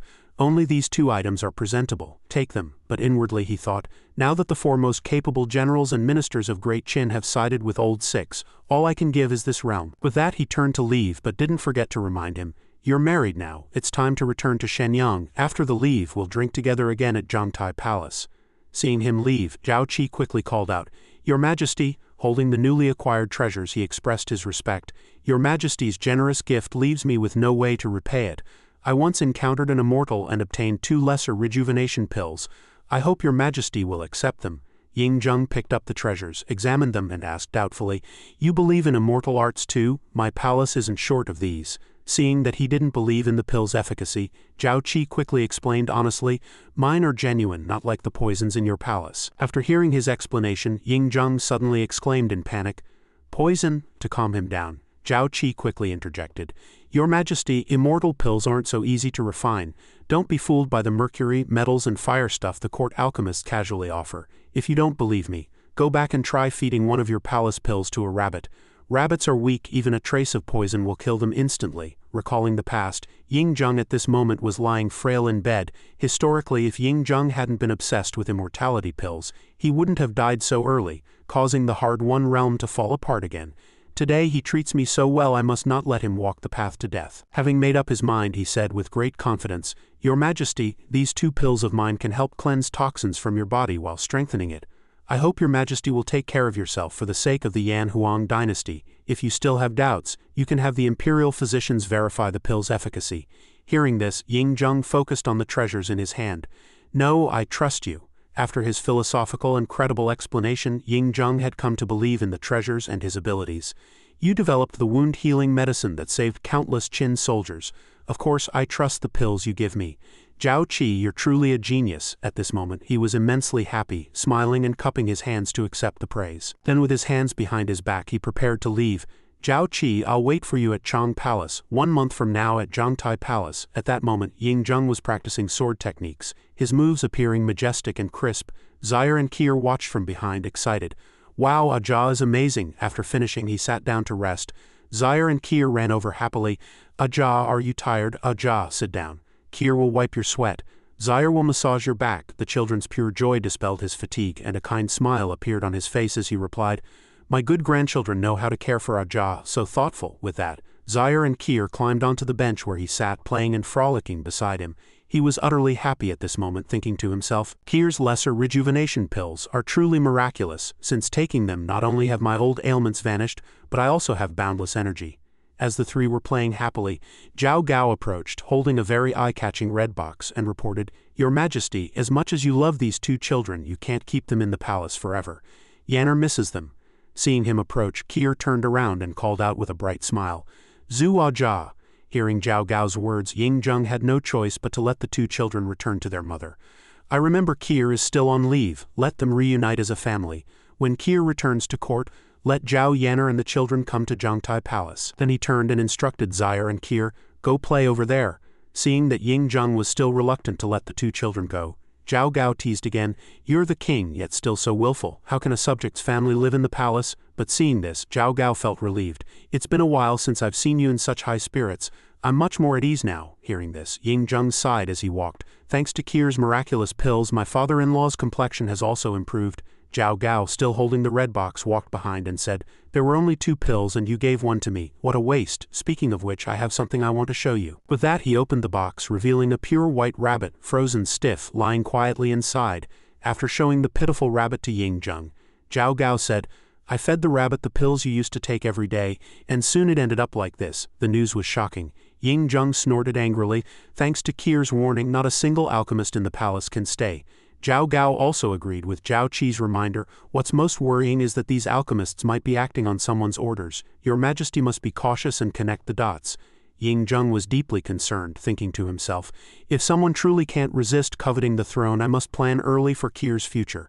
But ultimately it concerns the state. I need to test Qir further. With that thought he left, but didn't forget to instruct, "Zhao Gao, summon the princes and Zhao Qi to see me." Zhao Gao stood behind, bowing with clasped hands. "As you command." At that moment someone in Zhongtai Palace loudly announced, "Prince Fusu, Prince Zhonglu, Prince Gao, Prince Huhai, present yourselves before the king." It was Qin Prince Fusu and Qin Prince Huhai, summoned to meet Ying-jung. "Your sons pay respects to Father King." Ying-jung was seated on the throne, holding Qir in his right arm and stroking Zaire's head with his left hand. Suddenly Zaire noticed strangers and asked, "Ajah, who are these brothers?" Ying-jung gently explained. "Zaire, these people are all Ajia's sons, but they're all younger than your father, so you should call them uncles." Hearing this, Zaire and Qir happily exclaimed, "So they're uncles. Hello, uncles." He looked at the 2 children with immense pride.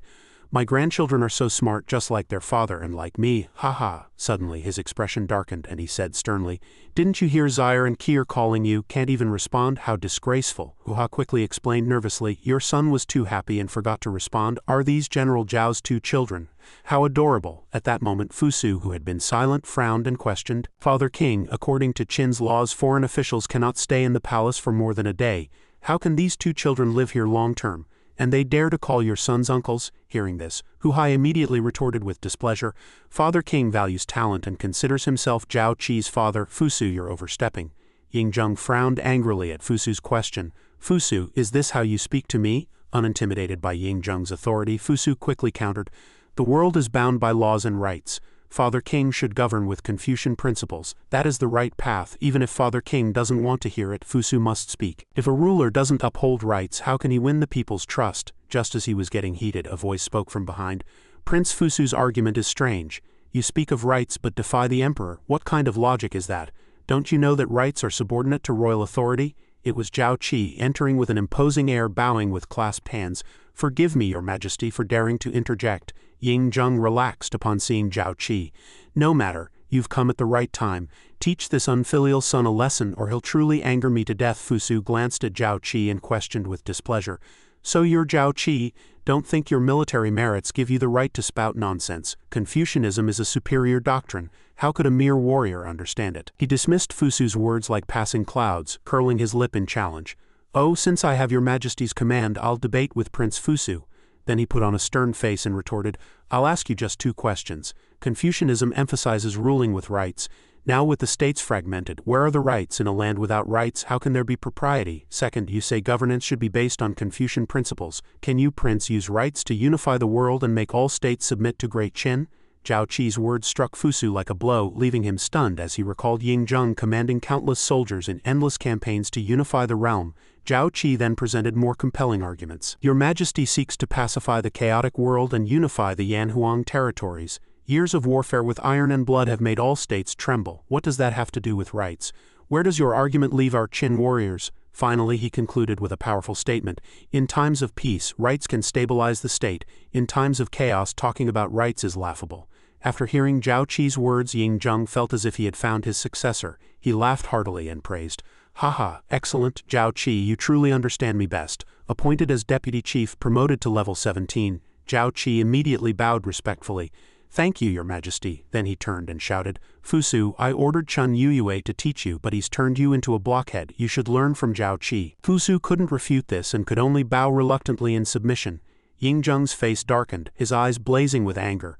"I let you see too little. I had planned to discuss the negotiations of envoys from 4 states coming to Qin, but it seems there's no need to say more. All of you withdraw, leaving only Zhao Qi." Hearing this, Huhai didn't hesitate and bowed respectfully to Zhao Qi. "General, you excel in both civil and military arts. I, Huhai, am unconvinced. Another day I'll visit your residence to seek further advice." Zhao Qi replied with equal politeness. You flatter me, your highness. I am but a rough soldier, merely here to discuss matters. Fusu, however, turned and walked straight out of the room without a word. Seeing this, Hu-He rejoiced inwardly. Thanks to my teacher's guidance, I don't need to offend father over 2 children. That fool Fusu has the support of the scholar officials. But so what? If I want to rule in the future, winning over Zhao Qi is key. With that thought, he followed suit and left. Now only Ying Zheng, Zhao Qi, and the 2 children remained in the room. Ying Zheng spoke. Qi, my boy, do you think these sons of mine can bear great responsibilities? He spoke bluntly without hesitation. Ha, to be frank, your majesty, one is glib-tongued, another is pedantic and rigid, and that silent one is utterly hopeless. Hearing this, Ying Zheng found it reasonable and nodded in agreement. Crude words but true. I think none of them compare to my Kier and Zaire, but one day I will entrust Great Qin to you. What do you think should be done? The 2 children beside him kept calling out, Father. As soon as he sat down, they ran to his side. He turned to Ying Zheng with a teasing expression. In my humble opinion, your majesty is still young. Why not go to the harem and have more children? Maybe you'll produce some good stock. Ying Zheng raised his hand to tap Zhao Qi's head, scolding softly, You brat, no respect for elders. Ying Shi immediately reached out a small hand to protect his father. Don't be angry, grandfather. Don't hit father. Seeing this, Ying Zheng withdrew his hand. They walked together to the table to look at a map. He glanced at Zhao Qi. For Zaire and Kier's sake I won't hit you. But this time the 4 states are sending envoys. You must tell me your thoughts. Zhao Qi's expression turned serious as he analyzed in a low voice. This time the 4 states have united to come to Qin, but I've noticed that Great Qin has already encircled Wei. Once Great Qin attacks Wei, Chu, Qi and Yan will have vested interests, he concluded. In short, they're afraid and want to force us to declare we won't attack Wei, Ying Zheng praised. A thorough analysis. They want to use the combined power of 4 states to pressure Qin, but I wasn't afraid of the 5-state alliance before, let alone now. It's a pipe dream. Zhao Qi spoke up. In that case, I'll request permission to return immediately to Zhao territory to prepare for the destruction of Wei. Ying Zheng agreed and added, Granted, but you must wait until after tomorrow's court session to leave. I order you to cut down the arrogance of those old fools. Zhao Qi quickly acknowledged. Understood. With the major issues resolved, his mood improved and he tested with a smile. Zhao Qi, my boy, I didn't expect you to excel not only in military affairs, but also in governance. Once the world is pacified, how about I give you the position of one of the 9 ministers? Zhao Qi coughed inwardly. 9 ministers in the afternoon, trying to take away my military power? No way, absolutely not. He bowed humbly. Your Majesty flatters me. I only have a slight understanding of governance. Ying Zheng chuckled inwardly. You brat, your thoughts are written all over your face. I'm just teasing you. When the time comes, this whole world will be yours. He then gestured. All right, that's for later. You may withdraw now and wait for tomorrow's court session. Zhao Qi immediately picked up the 2 children and ran quickly to the palace gate. Yes, I take my leave. Ying Zheng was taken aback and shouted. Hey, I said you could go, but why are you taking my 2 grandsons? Come back. Zhao Qi ran even faster. Yanner misses the children. I need to take them back to see their mother. If your majesty wants to see them, summon them another day. Ying Zheng stood still, watching the backs of Zhao Qi and his 3 sons, muttering, This brat. When I give you the empire later, I'll hold my 2 grandsons every day and won't let you even touch them, he thought with satisfaction. Proficient in both military and civil affairs, Donger and Kier have passed my test and are worthy of inheriting the empire. Suddenly he called out, Tai Ying. Then he ordered sternly, Kier is returning to the military camp. Have the Heibing Tai strengthen his protection. I don't want anything to happen to him. Tai Ying appeared instantly and bowed respectfully. I understand. Ying Zheng picked up a bamboo slip and continued. Here's a secret edict, also my final decree. Tai Ying looked up, his voice filled with confusion and bewilderment. Your Majesty. Before Tai Ying could finish, Ying Zheng added, If something happens to me in the future, this decree will be read by you to all officials. Anyone who violates it will be deemed a traitor to Great Qin and their entire clan exterminated. Man's fate is unpredictable. Even as I am, for Kier and for Great Qin, I must prepare for the worst. Tai Ying asked no more, only closing his eyes respectfully. Tai Ying will not fail your Majesty's trust. Ying Zheng remained silent, his mind a tangle of thoughts. Kier, all these years, I've never fulfilled my duty to care for you and your mother. But I'll find a way to make it up. This throne is yours, and no one can take it away. I'll pave the way for you. The next day, the court session at Zhangtai Palace began with all officials assembled. Suddenly, someone hurriedly called out to Zhao Qi, Supreme General. Zhao Qi turned to look behind him and recognized the person. Han Fei, are all matters in Han settled? Have you already taken up your post in Shenyang? Han Fei bowed in reply. Yes, thanks to the Supreme General's patronage. A few days ago, His Majesty appointed me to a position in the court. As one of the 9 ministers, I've wanted to visit your residence several times, but the Supreme General has always been kept in the palace by His Majesty," he continued, tears in his eyes, his voice filled with reluctance. "Today we meet, but I hear the Supreme General is about to return to Zhao territory. I wonder when we'll meet again." Zhao Qi put his arm around his shoulder, his eyes crinkling with a hearty laugh. "Why so sorrowful, sir? It's not like we'll never see each other again. Entering the court as an official is your wish and mine as well. We should both be happy." Han Fei also smiled. "I will not fail the general's kindness." He glanced at the officials ahead and spoke with firm words. "In the court, I wish to be a sharp blade, cutting down all the disloyal and unjust." This made the officials ahead tremble with guilt. Then he turned and quietly asked Zhao Qi, "But the focus of today's court session seems to be His Majesty receiving the envoys of the 4 states concerning military affairs and unification. Does the Supreme General have a foolproof plan?" Zhao Qi smiled without hesitation. "Qi Chu and Yan want to force Great Qin to abandon attacking Wei. Wei is just putting on a show. What's there to fear? The situation is set. Nothing can stop Great Qin's iron cavalry now." At that moment, as a group entered, a voice rang out in the hall. "Summon the envoys of Wei, Qi Chu and Yan into the hall." Among them, the Yan envoy was led by Crown Prince Yan Dan. They all said in unison, "Envoys pay respects to the King of Qin." Ying Zheng declared majestically, "Rise and be excused from formalities." Zhao Qi yawned lazily, covering his mouth with his hand, and stole a glance at Ying Zheng, thinking, Ying Zheng is always smiling when he's with me. Is this the true king of Great Qin? Truly imposing with a single word, commanding awe. Suddenly their eyes met, and Zhao Qi quickly looked away. Heavens, why is he suddenly looking my way? Ying Zheng thought. This brat is yawning lazily beside me, thinking I don't notice. When discussing military matters, his eyes light up, but court sessions bore him. In the future, all this will be your responsibility. You need to get used to it early and let the officials see your skill in governance. Below the hall, Crown Prince Yan Dan reported, Your Majesty, King of Qin, we 4 foreign envoys have come at your summons to discuss the matter of Wei. We urge your Majesty not to act rashly, lest you provoke the anger of the other states. Otherwise, before he could finish, Zhao Qi burst into loud laughter. He frowned in displeasure. How rude. May I ask this Qin general what is so amusing? Did I say something laughable? Zhao Qi looked him straight in the eye. What? Isn't the envoy's statement laughable? He shrugged, mocking the envoy's words. Claiming the campaign lacks justification is indeed laughable. Great Qin always has justification. And just now you said otherwise. Otherwise what? Does little Yan dare to threaten Great Qin? At his words, the officials behind him also burst into laughter. Ying Zheng with a stern face said slowly, Crown Prince Dan, you and I were once hostages in Zhao together. After all these years, why haven't you improved? Supreme General, tell him why Great Qin is mobilizing. Zhao Qi replied, Yes, Crown Prince of Yan, I recall when Zhao attacked Yan, your state repeatedly begged Great Qin for aid. Our king acted righteously and sent troops. Back then, why didn't you say Great Qin's campaign lacked justification? Crown Prince Yan Dan retorted angrily. When Great Qin sent troops, Yan gave sufficient gifts of thanks. Zhao Qi countered bluntly. Gifts of thanks, that's all. Truly ungrateful. Without Great Qin's help, your Yan would have been destroyed long ago. And you wouldn't be here throwing your weight around. Crown Prince Yan Dan rudely changed the subject. Let's not discuss that now. Is Great Qin's plan to attack Wei also justified? Ying Zheng sat on the dragon throne, immensely satisfied. Kier's tongue is truly sharp. The aid to Yan was originally to destroy Zhao, but he's twisted it into something else. With such eloquence, he'll never suffer in the future. Zhao Qi frowned, his gaze sharp. I, the general, was ordered by the king to guard the Han border. Zhao and Wei first sent assassins across the border to kill me.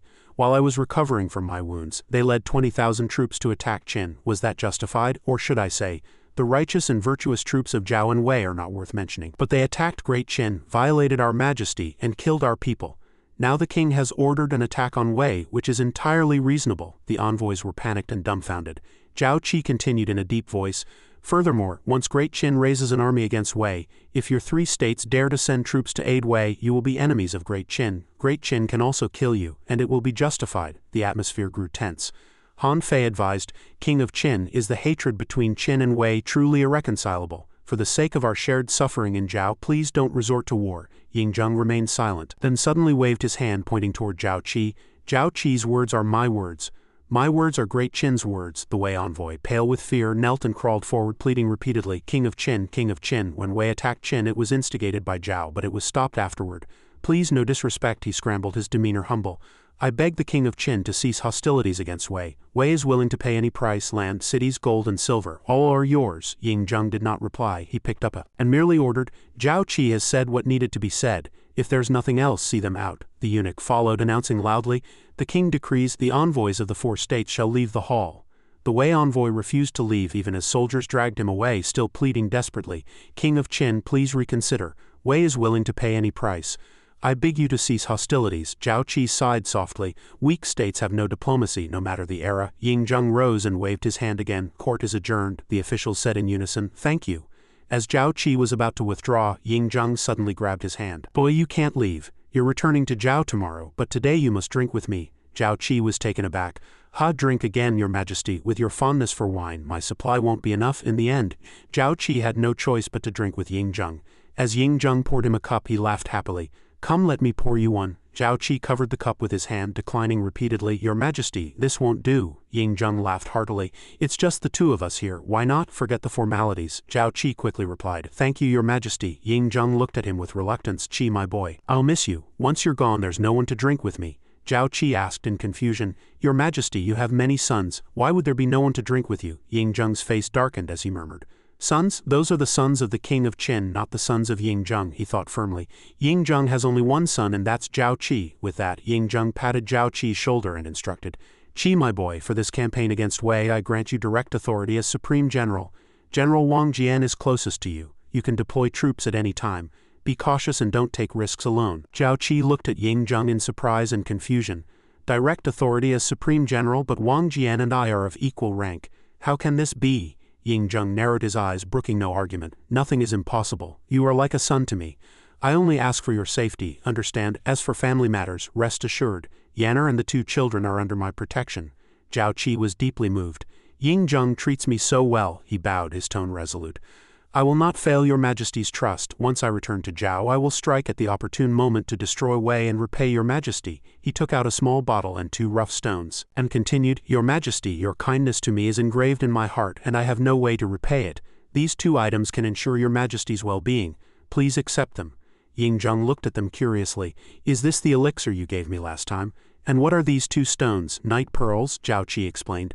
"This elixir is called the Great Return Pill, and these 2 stones are called Spirit Stones. The Great Return Pill is more potent than the small return pill I previously offered. Though it can't revive the dead, it can save a life as long as there's a breath left. The Spirit Stones can keep your majesty healthy." Zhao Qi thought, "Taking the Great Return Pill will let you step into the Hushan realm of martial arts. But don't tell Ying Zheng about this yet." Ying Zheng leaned in, putting his arm around Zhao Qi's shoulder, and teased, "Good boy, how many secrets are you hiding? Today I'll get you drunk and make you spill them all." "I heard you've also developed a martial formation?" Zhao Qi chuckled. "Your majesty, you're not being sporting. That's a bit like relying on seniority. Whatever you want to know, I'll tell you." Hearing this, Ying Zheng asked with a somewhat anxious look, "Then tell me, boy, I heard you lived with your mother before. Your father, do you still hate him?" Zhao Qi lowered his head slightly, paused for a moment, then replied, "Father, I never had him by my side growing up. Maybe I resented him once, but I don't hate him. Now that I'm an adult, that resentment has faded." He smiled and continued softly, "In the end, I believe he didn't abandon my mother and me without reason. I trust my mother's judgment. He must have had his difficulties." At this, Ying Zheng stood frozen, tears welling in his eyes. Zhao Qi looked up and was startled. "Your majesty, what's wrong?" Ying Zheng held Zhao Qi tightly, his heart a whirlwind of emotions. "Kier, my Kier, how I long to tell you now that I am your father. But for the sake of the realm and your safety, forgive me, your father, for I must wait a while longer to acknowledge you." Suppressing his feelings, he said in a trembling voice, "Qi boy, I truly feel for you." Zhao Qi remained silent, thinking quietly, Ying Zheng's heart is sincere. If I had a father, would his embrace feel like this? As night deepened, Ying Zheng slumped drunkenly over the table. Zhao Qi summoned a servant and instructed, "The king is drunk. Attend to him well. When he wakes, tell him I have many matters to prepare and am returning to Zhao first." The eunuch respectfully replied, "Yes." Stepping out of the hall, Zhao Qi looked up at the sky. "Ying Zheng, you treat me with sincerity. I, Zhao Qi, will repay you with this world and my loyalty. If you truly see me as a son, I should see you as a father. With you here, I will never covet the Qin realm." Returning to his room, Zhao Qi focused on cultivation. The spirit stone fell to the ground, and Zhao Qi breathed a sigh of relief. He smiled slightly. This truly was a spirit stone that devoured spiritual energy. Circulating at once yielded 10 times the effect of normal practice, stronger than 10 weeks of ordinary progress. Beside him, Li Yanner called him Brother Qi. She asked puzzledly, "Brother, since cultivation is going so smoothly, why are you still troubled?" Zhao Qi replied with a smile, "Caught by my sister." He picked up the spirit stone, his voice low. Having tasted the wonders of cultivating with a spirit stone, I realize how arduous my past training was. Gazing at the stone in his hand, he mused. Promoted to 4th General, I got 500 spirit stones, but relying on these to reach the peak of the innate realm is impossible. This world has too little spiritual energy. To grow stronger, to surpass this world, I must obtain more. Back in Handan, I must hasten preparations for the attack on Wei. Suddenly, his thoughts were interrupted as Li Yanner gently leaned her head on his shoulder. Zhao Qi blushed and awkwardly called her. Yanner, you care for me tenderly. Our family has finally reunited, yet we must part again. And even knowing my brother possesses divine powers, the thought of you heading to that blood-soaked battlefield still worries me. Zhao Qi gently lifted her face and comforted her with a smile. Yanner, be good. Your brother Qi is so formidable. No one born yet on the battlefield can harm me. Don't worry. He cherished a kiss on her lips to express his feelings. I want to take you with me, but staying in Shenyang under the King of Qin's protection is safer. Wait a little longer. Our days together are not far off. The next morning, Zhao Qi sat in a carriage arriving before Shenyang city. A soldier announced loudly, "The Supreme General departs, the carriage moves." After a while, Zhao Qi lifted the curtain and asked, "Have we left Shenyang some distance?" The soldier quickly replied, "Shenyang is no longer in sight." His subordinates observed secretly, and no spies followed. Hearing this, Zhao Qi curled his lips into a smile. He stepped out of the carriage, tore off his cloak, revealing his imposing armor. "This attire is more comfortable. After enduring 2 months, I can finally wear it again." Then he raised his hand and whistled a few times. Instantly, a flock of birds flew from afar and the ground trembled slightly. Zhao Qi got off the carriage and stood waiting. In moments he leapt onto a massive beast and instructed his subordinates, "That sedan was too uncomfortable. I'm heading back to Handan first. You all return quickly." The soldier clasped his fists and replied, "Yes." A few days later, the beast carried Zhao Qi to the gates of Handan. The soldiers on the wall immediately recognized him. The Supreme General has returned." Zhao Qi rode the beast into the city, asking as he went, "I'm back. How have things been in the city these past months?" He thought cheerfully. "Indeed, this is where I belong. Unrestricted by others, supreme and unrivaled." A soldier bowed and replied, "Reporting to the Supreme General, all is well." Zhao Qi asked suspiciously, "What about Zhang Han and Ren Ao?" The soldier quickly reported. Zhang Han and Ren Ao were in the woods on the outskirts. The tasks assigned by the Supreme General were nearly complete, and the generals left to train troops had achieved great results. Zhao Qi tossed a bottle to the soldier. He praised, "Well done." Then, after giving instructions, he rode the beast away. "This is my victory wine.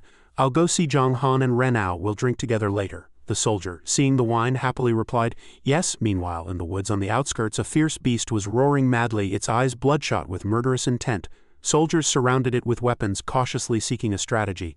"Ah, the beast has broken free from the trap. Contain it quickly. It's startled and hard to handle." Not far away, Ren Ao stepped forward and shouted, "You beast, let's see if your claws or my sword are stronger." Enraged, the beast attacked Ren Ao swiftly. In an instant he was pinned to the ground by its claws, unable to move. "It's over, I'm done for. But why am I not good enough?" He recalled past scenes, thinking bitterly. "This isn't the first time a fierce tiger has broken free, but why can Tu Zui and Zhang Han subdue it in one blow while I can't? I'm unwilling. We're all supreme generals. Why is there such a gap in strength?" Just then, Zhao Qi flew in on his beast, subdued it, and saved Ren Ao. "Blood Tiger, spare its life." In mere seconds, the beast was flipped to the ground by Blood Tiger's claws. Zhao Qi smiled at Blood Tiger. "Subdued?" Blood Tiger responded cheerfully in his mind. "Master, am I awesome? Did I do well? Pet me, hug me." Zhao Qi gladly stroked Blood Tiger's head, making it squint in contentment. All right, I know, you're the best," he thought. "After upgrading the beast taming art, I can start understanding this guy's thoughts. He's quite noisy." Suddenly, a delighted voice came from afar. "Supreme General, you're back?" Zhao Qi took out a small bottle and handed it to Ren Ao, asking with concern, "Are you injured? Use this medicine quickly." Zhang Han ran over, overjoyed. "I was catching a tiger over there. When I heard the roar was off, I sensed trouble. I didn't expect you to return, Supreme General." Zhao Qi asked, "The tigers are fierce. Have you had a hard few months? Any casualties?" Zhang Han respectfully reported. "Some brothers were inevitably injured, but thanks to the Supreme General's divine medicine, everyone is fine. I suppose we haven't failed the General's mission." He then gestured with his hand. "Supreme General, please come this way." The three walked to a high rock and looked down. Zhang Han introduced, "By your orders, General. We've captured nearly 3,000 tigers and several hundred fierce beasts over these 2 months," he continued. "This operation has been kept absolutely secret, known only to your trusted aides and us generals. But I wonder what the Supreme General intends." Zhao Qi replied with satisfaction, Good." Then he patted Blood Tiger and ordered, Blood Tiger, use your divine beast bloodline to subdue them for me. Blood Tiger charged down as ordered, and several fierce beasts cowered in fear at its roar. Zhang Han's eyes widened in astonishment. This Blood Tiger has succeeded in suppressing them. Could the Supreme General's mount be the Beast King? Zhao Qi smiled and answered. From now on they won't harm anyone without orders. Open the cages and release the tigers. Ren Ao hesitated. Release the tigers. Are all 3,000 truly tamed? After a while, soldiers opened the cage doors. Zhang Han and Ren Ao nervously watched the beasts. They were docile and obedient, lacking any ferocity. And the two marveled as they petted them repeatedly. These tigers really won't attack anymore, so well behaved.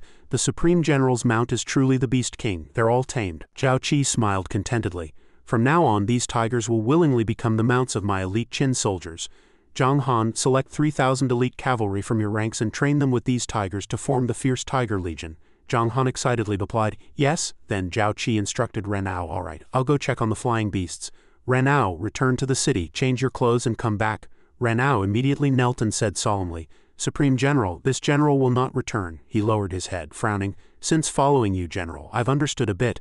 You value Tu Sui and Zhang Han more, and they possess extraordinary divine strength. I deduce it must be a gift from you, Supreme General. I too wish to become your right hand. Zhao Qi scrutinized him. You're quite clever, he continued. So you want that divine power too. But do you know what price it demands? Hearing this, Ren Ao bowed his head even lower. Zhao Qi's gaze sharpened and he lowered his voice. Ren Ao, think carefully. If you can't pay the corresponding price and you already know my secret, then I will not spare you. Zhao Qi pondered as he looked at Ren Ao. Talent is rare. Though he follows me, he's still the king of Qin's deputy general. I can't see his loyalty, so naturally I won't entrust him with heavy responsibilities. But I haven't intentionally hidden the matter of martial arts from him. Now, whether he gets his wish depends on his awareness and performance. Ren Ao thought for a long time, then raised his head, his face full of resolve. From the day you promoted me, Supreme General, I resolved to follow you to the death, unshaken even by royal authority. My loyalty is clear as the sun and moon. Everything I have is yours, Supreme General. Even my life is at your disposal. As he finished, the system prompted that it had detected a general's subordinate's devotion to the host. Ren Ao's loyalty was 80. Zhao Qi smiled happily. Excellent. Once devoted its deathly loyalty, Ren Ao, you haven't disappointed me. He placed his hand on Ren Ao's shoulder and declared solemnly, Ren Ao, you've passed my test. To stand by my side and receive my teachings you need only loyalty. With that, Zhao Qi immediately transmitted spiritual power to Ren Ao. A brilliant light burst from him. Ren Ao's eyes shone and he let out a great roar before collapsing backward in exhaustion. Zhao Qi instructed, Ren Ao need not return to the city. I have other matters to attend to and must leave first. Zhang Han, stay and guide Ren Ao into the path of martial arts. Zhang Han acknowledged. Yes, he stepped forward and patted Ren Ao's shoulder. Congratulations, General Ren. From now on we'll serve the master together as one family. Ren Ao was still dazed. Is this the power Tu Sui and Zhang Han possess? How wondrous, how mighty. The pat jolted him awake. He quickly knelt before Zhao Qi. This general swears to serve the master to the death, to follow you, even if ground to dust until the end. After a while, Zhao Qi was pacing in the woods. He suddenly stopped at a spot and said, Come out. A man appeared, swiftly and respectfully clasped his fists. Your subordinate pays respects to the master. Zhao Qi conversed cheerfully. Rise. It's been days and your skill has improved again. The man looked happily at Zhao Qi. The master guided me. I dared not slack off and practice diligently daily. Now I've successfully reached the 6th level of the acquired realm. Zhao Qi asked, How are the matters I assigned you progressing? He quickly replied. Reporting to the master, the Shadow Guard has now expanded to 8,000 and we've begun placing them in various states. Zhao Qi thought to himself. Tu Ni is indeed a genius, historically valued by Qin Shi Huang, he continued. I trust your work. Now I've called you to give you another trump card. Tu Ni asked curiously. A trump card? Then Zhao Qi looked up to the sky and shouted, Come. Instantly, a bird flew from afar, its eyes sharp and red, followed by a flock. They circled down, chirping incessantly. Flap, flap, flap, Tu Ni asked in panic. Master, this is, Zhao Qi explained with a smile. This is the trump card I'm giving you. The birds stared with cold eyes and Zhao Qi proudly looked at Tu Ni. With their help, the shadow guards across the regions can stay closely connected, forming an unbreakable intelligence network. In this world there will be no secrets from me. 3 months later at Wang Jian's camp in Hanggu Pass, a voice rang out, Deputy Commander, Zhao Qi has sent a letter. Inside the tent, Wang Jian was anxious. Quick, bring it here to see. He took the letter, opened it and read it, then laughed joyfully. Finally the perfect time to attack Wei has come. Zhao Qi says in his letter that he has gathered his army and asks us to prepare quickly. Earlier the king decreed that the Hanggu Pass camp be directly under Zhao Qi's command, and I was somewhat reluctant. Now it seems the king truly has an eye for talent. Wang Ben was startled. So soon? Excellent. Wang Jian frowned. Zhao Qi's abilities have already surpassed mine. Without him seizing this opportunity, the timing for attacking Wei might have been delayed. Quickly muster the troops and prepare to set out. Wang Ben immediately replied, yes. Wang Jian stood up, looked at the planning map before him, and analyzed carefully. According to Zhao Qi's deployment, we'll lure Wei Wuji and the main Wei forces to Hanggu Pass, allowing him to launch a surprise attack from Handan. This feint to the east and attack to the west is brilliantly executed. Our Qin will see a second Lord Wuan. Qin's unification is within reach. But hearing his father sigh, Wang Ben couldn't help asking, Deputy Commander, this is good news. Why do you look so worried? Wang Jian said solemnly, I feel uneasy. Zhao Qi is a young hero, born for the battlefield, but after Qin unifies he'll face the princes vying for the throne. Thinking of Zhao Qi's suffering, Wang Jian grew more concerned. By then, if he can't see the situation and withdraw from the power struggle, his life may be in danger. I hope this old bones can protect him then and prevent this star from falling. Meanwhile, in Wei, a voice startled the entire palace.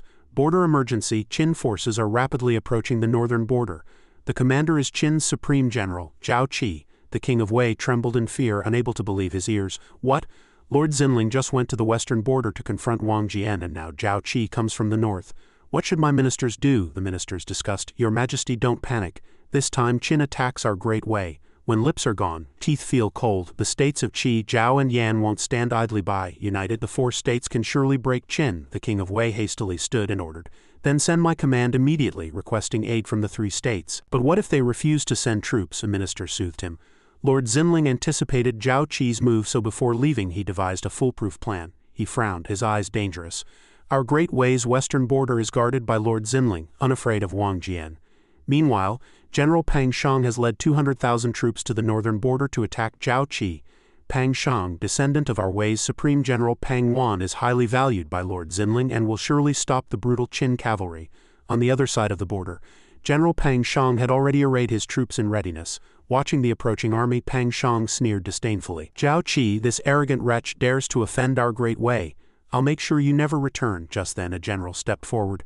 General Pang, Lord Xinling repeatedly instructed that our army must not clash head-on with the Qin forces. We are only to delay them, fighting while retreating, and wait for reinforcements from the 3 allied lords. Pang Shang dismissed this. He replied, Wei Wuji's reasoning is sound, but while this battle may not be the decisive confrontation between Qin and Wei, it is a chance to blunt the Qin army's edge. How can we retreat so easily? Wei Wuji tried to speak again, but Pang Shang cut him off. Enough. Our army is fully prepared for this campaign. Why should we fear the Qin army? Wei Wuji urged caution once more. General Peng, the opposing commander, is Zhao Qi, the newly appointed supreme general of Qin. Lian Po and Pang Nuan both died at his hands. You must not underestimate him. Pang Shang frowned and barked. A mere brat. I don't believe he has any real skill. Killing Pang Nuan and defeating Lian Po, that's just Qin's scare tactics. Besides, most of his troops are surrendered Zhao soldiers. What fighting spirit do they have? With one command I can shake their morale and crush them in a single blow. I am the commander-in-chief here. If you dare speak out of turn again, I'll have you court-martialed. Wei Wuji had no choice but to fall silent. Yes, then Pang Shang raised his sword and shouted, Charge, warriors of Great Wei. He pointed ahead and roared. The tyrannical Qin without cause attacks our great Wei. If our kingdom falls, your homes will be ravaged by these brutes. Do you dare to charge with me? Defend Great Wei, kill the Qin dogs, destroy the tyrant Qin. The soldiers raised their weapons and chanted in unison, Kill the Qin dogs, destroy the tyrant Qin. Kill the Qin dogs, destroy the tyrant Qin. Wei Wuji remained silent. Lord Xinling, I told you long ago that Pang Shang, though capable of commanding troops, is arrogant and cannot be trusted. He will surely disobey orders to seek glory. Now he has indeed ignored your deployment and acted on his own.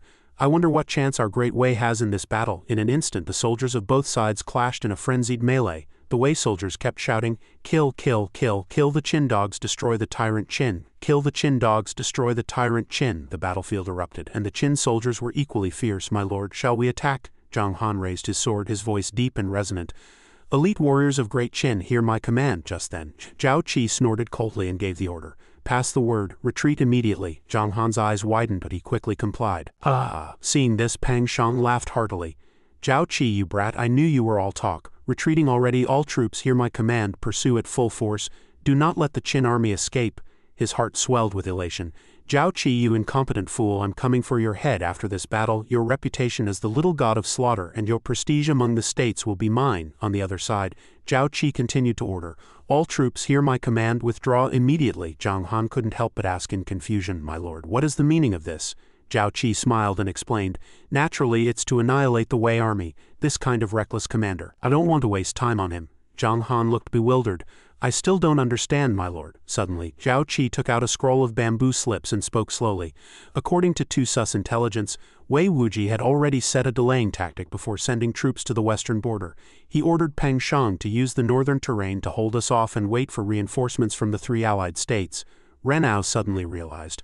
I see, my lord is retreating to advance, luring the Wei army to the plains to break Wei Wuji's strategy, Zhao Qi admitted. Exactly, if Pang Shang had followed Wei Wuji's plan we wouldn't be able to breach Wei for a while, but since he disobeyed orders, I won't give him a chance to regret it. He raised an eyebrow and crushed the bamboo scroll in his hand, his aura sharp. Even if Pang Shang is a descendant of Pang Wan, he's still useless. That Wei Wuji would use him shows just how depleted Wei's talent pool is. Wei's downfall is inevitable. Thinking of those 5 figures, he felt a pang of emotion. It's a pity that the foolish ruler forced Zhang Yi, Fan Zhu and Gong Sun Yan to leave and couldn't keep Shang Yang. Great talents like Sun Bin were all taken in by Qin. It's heaven's will. Suddenly, Tu Zu said joyfully, my lord, the Wei army has been fully lured out. Zhao Qi immediately replied, good. He raised his longsword and declared with force, the time has come. My elite Qin warriors, prepare for battle. This campaign against Wei will decide the fate of the realm. Kill, the soldiers behind him roared in unison. Kill, kill, one battle to decide the realm. The Qin soldiers charged at lightning speed with Zhao Qi at the forefront shouting, activate the battle formation technique. The Wei generals stood frozen, bewildered. The Qin army is counterattacking, why aren't they running? The Qin soldiers' faces were filled with killing intent, their eyes bloodshot as they locked onto their targets. Kill, kill, kill. One battle to decide the realm. Kill, kill, kill. One battle to destroy Wei. Seeing this, Pang Shang panicked. Why does the Qin army have such momentum? This is completely different from before. He tried to steady himself. Generals, don't panic. The Qin army is just bluffing their last struggle. Charge immediately. The 2 sides clashed in a brutal slaughter. Zhao Qi ordered sharply, cut off the Wei army's retreat. Don't let them have a chance to flee. Let that fool Pang Shang witness the strength of our elite Qin warriors before he dies. Zhang Han, swinging his sword, followed and said, did you hear the Supreme General's orders? Show them what we've got. We'll finish this quickly. Cavalry archers, attack. The soldiers responded with cheers. Hoo hoo hoo. The cavalry archers quickly formed ranks, drew their bows and aimed. In an instant, arrows rained down like a storm, forcing the Wei soldiers to scramble for cover. It's the Hu-style cavalry archery. How do the Qin know Hu-style cavalry archery? Run. Zhang Han looked down calmly. Scared and want to run? It's too early for that, he continued proudly. Let me show you what the finest cavalry of Great Qin really is. The soldiers stared at each other in shock as the ground suddenly trembled violently. Rows of soldiers riding fierce tigers and wielding weapons advanced. Zhang Han ordered, tiger cavalry attack. The tigers leaped at the enemy, causing them to scatter in terror. Ah, the Qin have tigers. The Wei formation completely collapsed. Help, there are tigers. I surrender. I give up. Run, run. We can't win. Their war horses also went berserk, uncontrollable.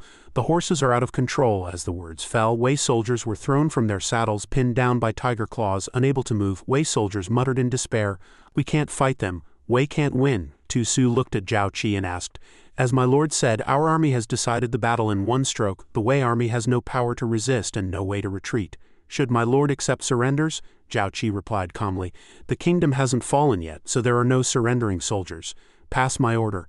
As long as the enemy doesn't break, the attack continues. Also, whoever kills Pang Shang gets the top merit.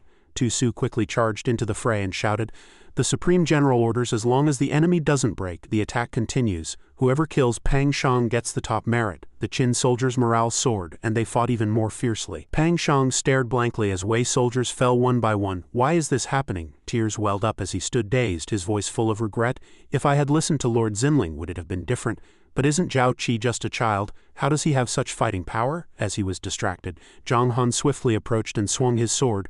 Pang Shang quickly raised his sword to block, frowning. Hu-style cavalry archery. You're a Zhao native, facing the destruction of your country. Why do you fight for Zhao Qi? Zhang Han replied without hesitation. That's right, I was once a Zhao native. But this isn't Hu-style cavalry archery. It's the 3 treasures of cavalry warfare invented by Supreme General Zhao Qi. Zhang Han stepped back, then swung his sword again. Pang Shang was knocked to the ground. Zhang Han looked at him and continued in a deep voice, as for why I serve Supreme General Zhao Qi, it's because he is loyal and righteous, treats everyone equally. and from the moment I surrendered to Qin, I was no longer a Zhao native, I am a Huasha person, a descendant of Yan and Huang. With that, Zhang Han swiftly sent Pang Shang on his way. Zhao Qi surveyed the ruined battlefield littered with corpses and thought to himself, this battle tested the strength of the Tiger cavalry, but it was also too brutal. Fighting against one's own kind is ultimately not the way of a true king, Zhao Qi then ordered. With Pang Shang defeated, Wei Wuji will be forced to return and reinforce. Our army will join forces with Wang Jian's troops to encircle them and guard against reinforcements from the 3 allied states. Within half a month, I must breach Daliang. Behind him, General Wang replied, yes. Hearing this, he commanded sternly, move out, destroy Wei. The soldiers behind him roared with overwhelming momentum, destroy Wei, destroy Wei, destroy Wei. Moments later, at the gates of Daliang, soldiers poured out of the city. Wei Wuji, the supreme general of Wei and Lord Xinling, slammed the battlements in fury. How infuriating! It's all my fault for misusing Pang Shang, plunging Great Wei into such danger. The prime minister beside him interjected. Pang Shang's failure was due to his own arrogance, and even more so to Zhao Qi's cunning treachery. It has nothing to do with you, my lord, he continued. Moreover, fortunately, some have returned to defend Daliang, preventing the Qin army from launching a fierce assault even after days of siege. Then, looking down at the city, he said, now, with over 300,000 troops still within Daliang, ample supplies of grain and weapons, as long as we hold fast and do not sally forth, and wait a month for the 3 allied reinforcements to arrive, the crisis for Great Wei will naturally resolve itself, Wei Wuji replied. The prime minister is right, we are not yet at a dead end. When Li Mu defended Handan, even with Wang Jian and Huan Yi joining forces, they couldn't breach the city without Zhao Qi's baiting. What do I, Wei Wuji, have to fear? The prime minister said calmly. It's good that the supreme general thinks this way. Heaven will surely favor Great Wei. But Wei Wuji still worriedly instructed, however, Zhao Qi is full of tricks. Pass my order. Send the most capable shadow guards in the camp to scout the Qin camp's movements, he replied. Yes, at that moment several night hawks perched on the rooftop. Wei Wuji looked at them with suspicion. These are night hawks. When did Great Wei have such birds, and in such numbers? The scene shifted to a group of people carrying bags outside the forest. They were stopped by Qin soldiers who shouted, halt! The terrified people cried out. Ah, spare us, Qin soldiers, we are refugees fleeing from Daliang. Let us go, one man already on his knees pleaded tearfully. We heard General Zhao Qi's army doesn't kill civilians. Now that Daliang is about to fall, we only seek a way to survive. But just then, several night hawks swooped down and pecked at them. They screamed in panic. Ah, what's wrong with these birds? Zhao Qi on horseback snorted coldly. Those with night hawks on their shoulders are Wei spies. Arrest them. Kill those who don't surrender. His subordinates immediately obeyed. Yes, the spies drew their swords to defend themselves. We've been found out. We'd rather die than surrender. Fight the Qin dogs. In the sky, night hawks soared freely. One landed steadily on Zhao Qi's arm. Just then a report came. Deputy Commander, all spies who left Daliang have been captured. They disguised themselves as refugees. Without General Zhao's divine birds, we wouldn't have been able to tell them apart. Wang Jian laughed heartily upon hearing this. Wei Wuji's tactics rely heavily on his trained shadow guards. This effectively blinds him. Good, he then looked at Zhao Qi with admiration. Zhao Qi, you're really something, kid. So what's the next step? The situation now is similar to that time in Handan. Are you going to use the strategy of offering amnesty again? Zhao Qi immediately dismissed the idea. No, Li Mu surrendered because he had the Huasha spirit in his heart. But Wei Wuji is solely focused on defending Wei's territory. Amnesty is absolutely impossible, Wang Jian added. The 3 allied reinforcements will reach Daliang in a month. Do we really have to spill the blood of our elite Qin warriors to open the gates of Daliang? Zhao Qi waved his hand in denial. The blood of our elite Qin warriors is precious and not to be wasted lightly. Wang Ben then said, General Zhao, from what you're saying, you already have a plan to breach the city. Wang Jian immediately looked at him and asked, Really, kid, that's not fair. Why are you keeping secrets? Zhao Qi finally spoke. I have a plan and I've been secretly setting it up for half a month, but it goes against the will of heaven and I feared the Supreme General might not permit it, so I never mentioned it, he asked doubtfully. Against the will of heaven? Zhao Qi, already standing beside a spirit beast, replied calmly. Supreme General, come with me and see for yourself. General Wang, please continue to besiege Daliang. Make sure none of their spies escape. If there are any other deployments, I'll send word by carrier pigeon. Wang Jian replied, Good. The next day, on the northern bank of the Yellow River near Daliang, Tu Su urged the soldiers, Hurry up, the Yellow River flood season is coming. The auxiliary channel for the Supreme General's plan must be completed within 10 days. The spirit soldiers responded and sped up. Yes, suddenly he turned and called out, Supreme General Wang Jian. Zhao Qi stood opposite him and asked sternly, "How is the project progressing?" Tu Zhu quickly reported. "I will ensure it's completed before the Yellow River flood season. Zhang Han's shipbuilding is also going smoothly." Wang Jian, now understanding, laughed heartily. "I see, Zhao Qi, your plan is." He stood by the river, laughing smugly.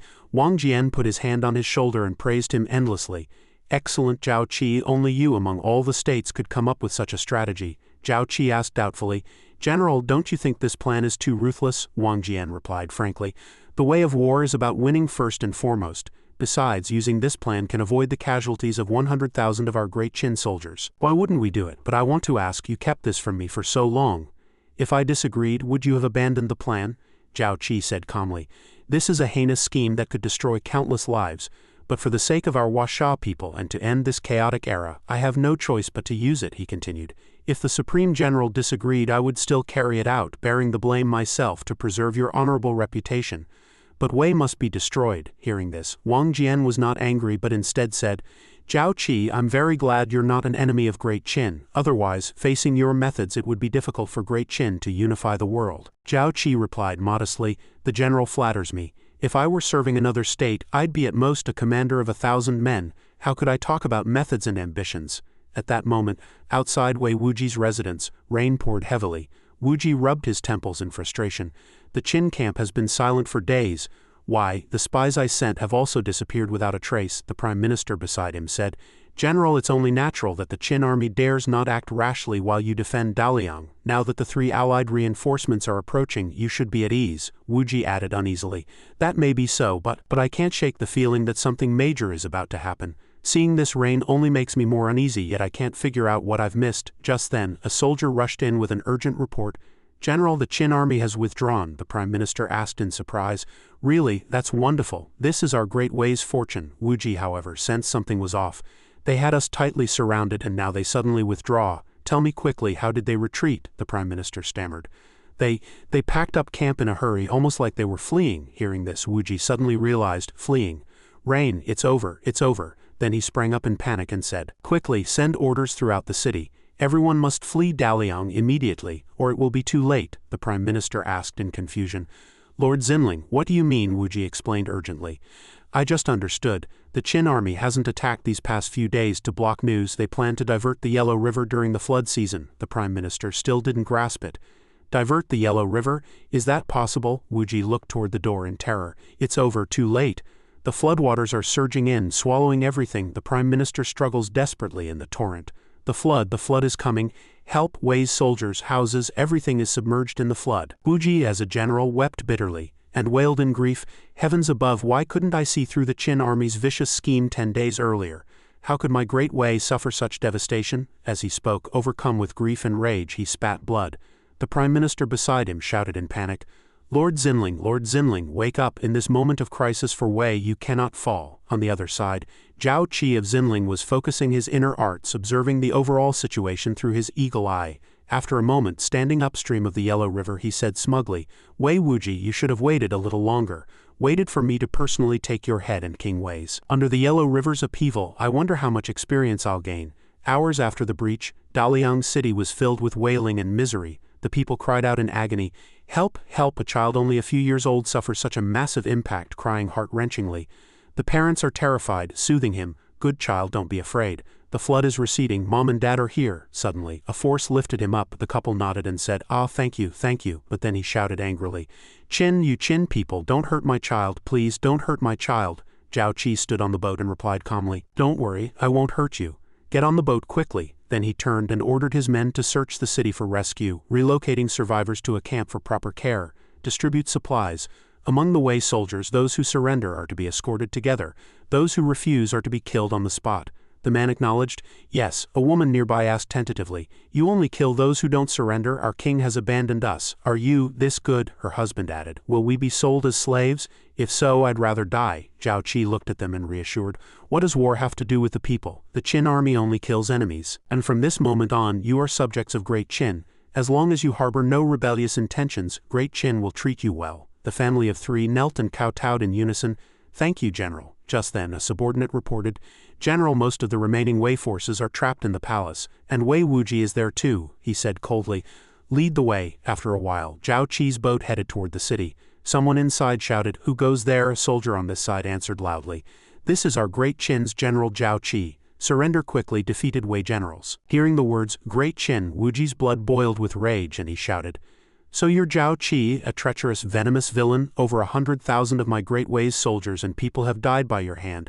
How vicious you are, aren't you afraid of ghosts coming for you at night?"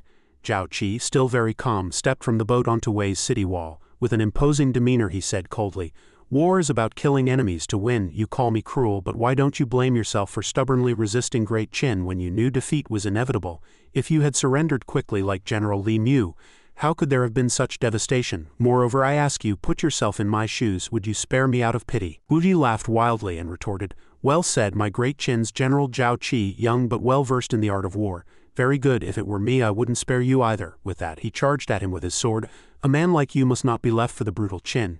Zhao Qi, let's die together." Zhao Qi just looked at him coldly and smiled. Then came the sound of a sword shattering and Wu Ji was cut down with a single horizontal slash. Zhao Qi declared proudly, "No one in this world can kill me." A few bloodstains appeared on his cold face and his tone was filled with murderous intent as he asked, "Where is the king of Wei?" Seeing a few soldiers kneeling and pointing inside, Long Zhao Qi felt secretly pleased. "In this world no one is worthy or capable of taking my life." Outside, Wang Ben looked at Wang Jian worriedly and asked, "Father, the king of Wei and Wei Wuji are in the palace. Are we really not going in? Even if you don't care about the glory of capturing the king, but who is Wei Wuji?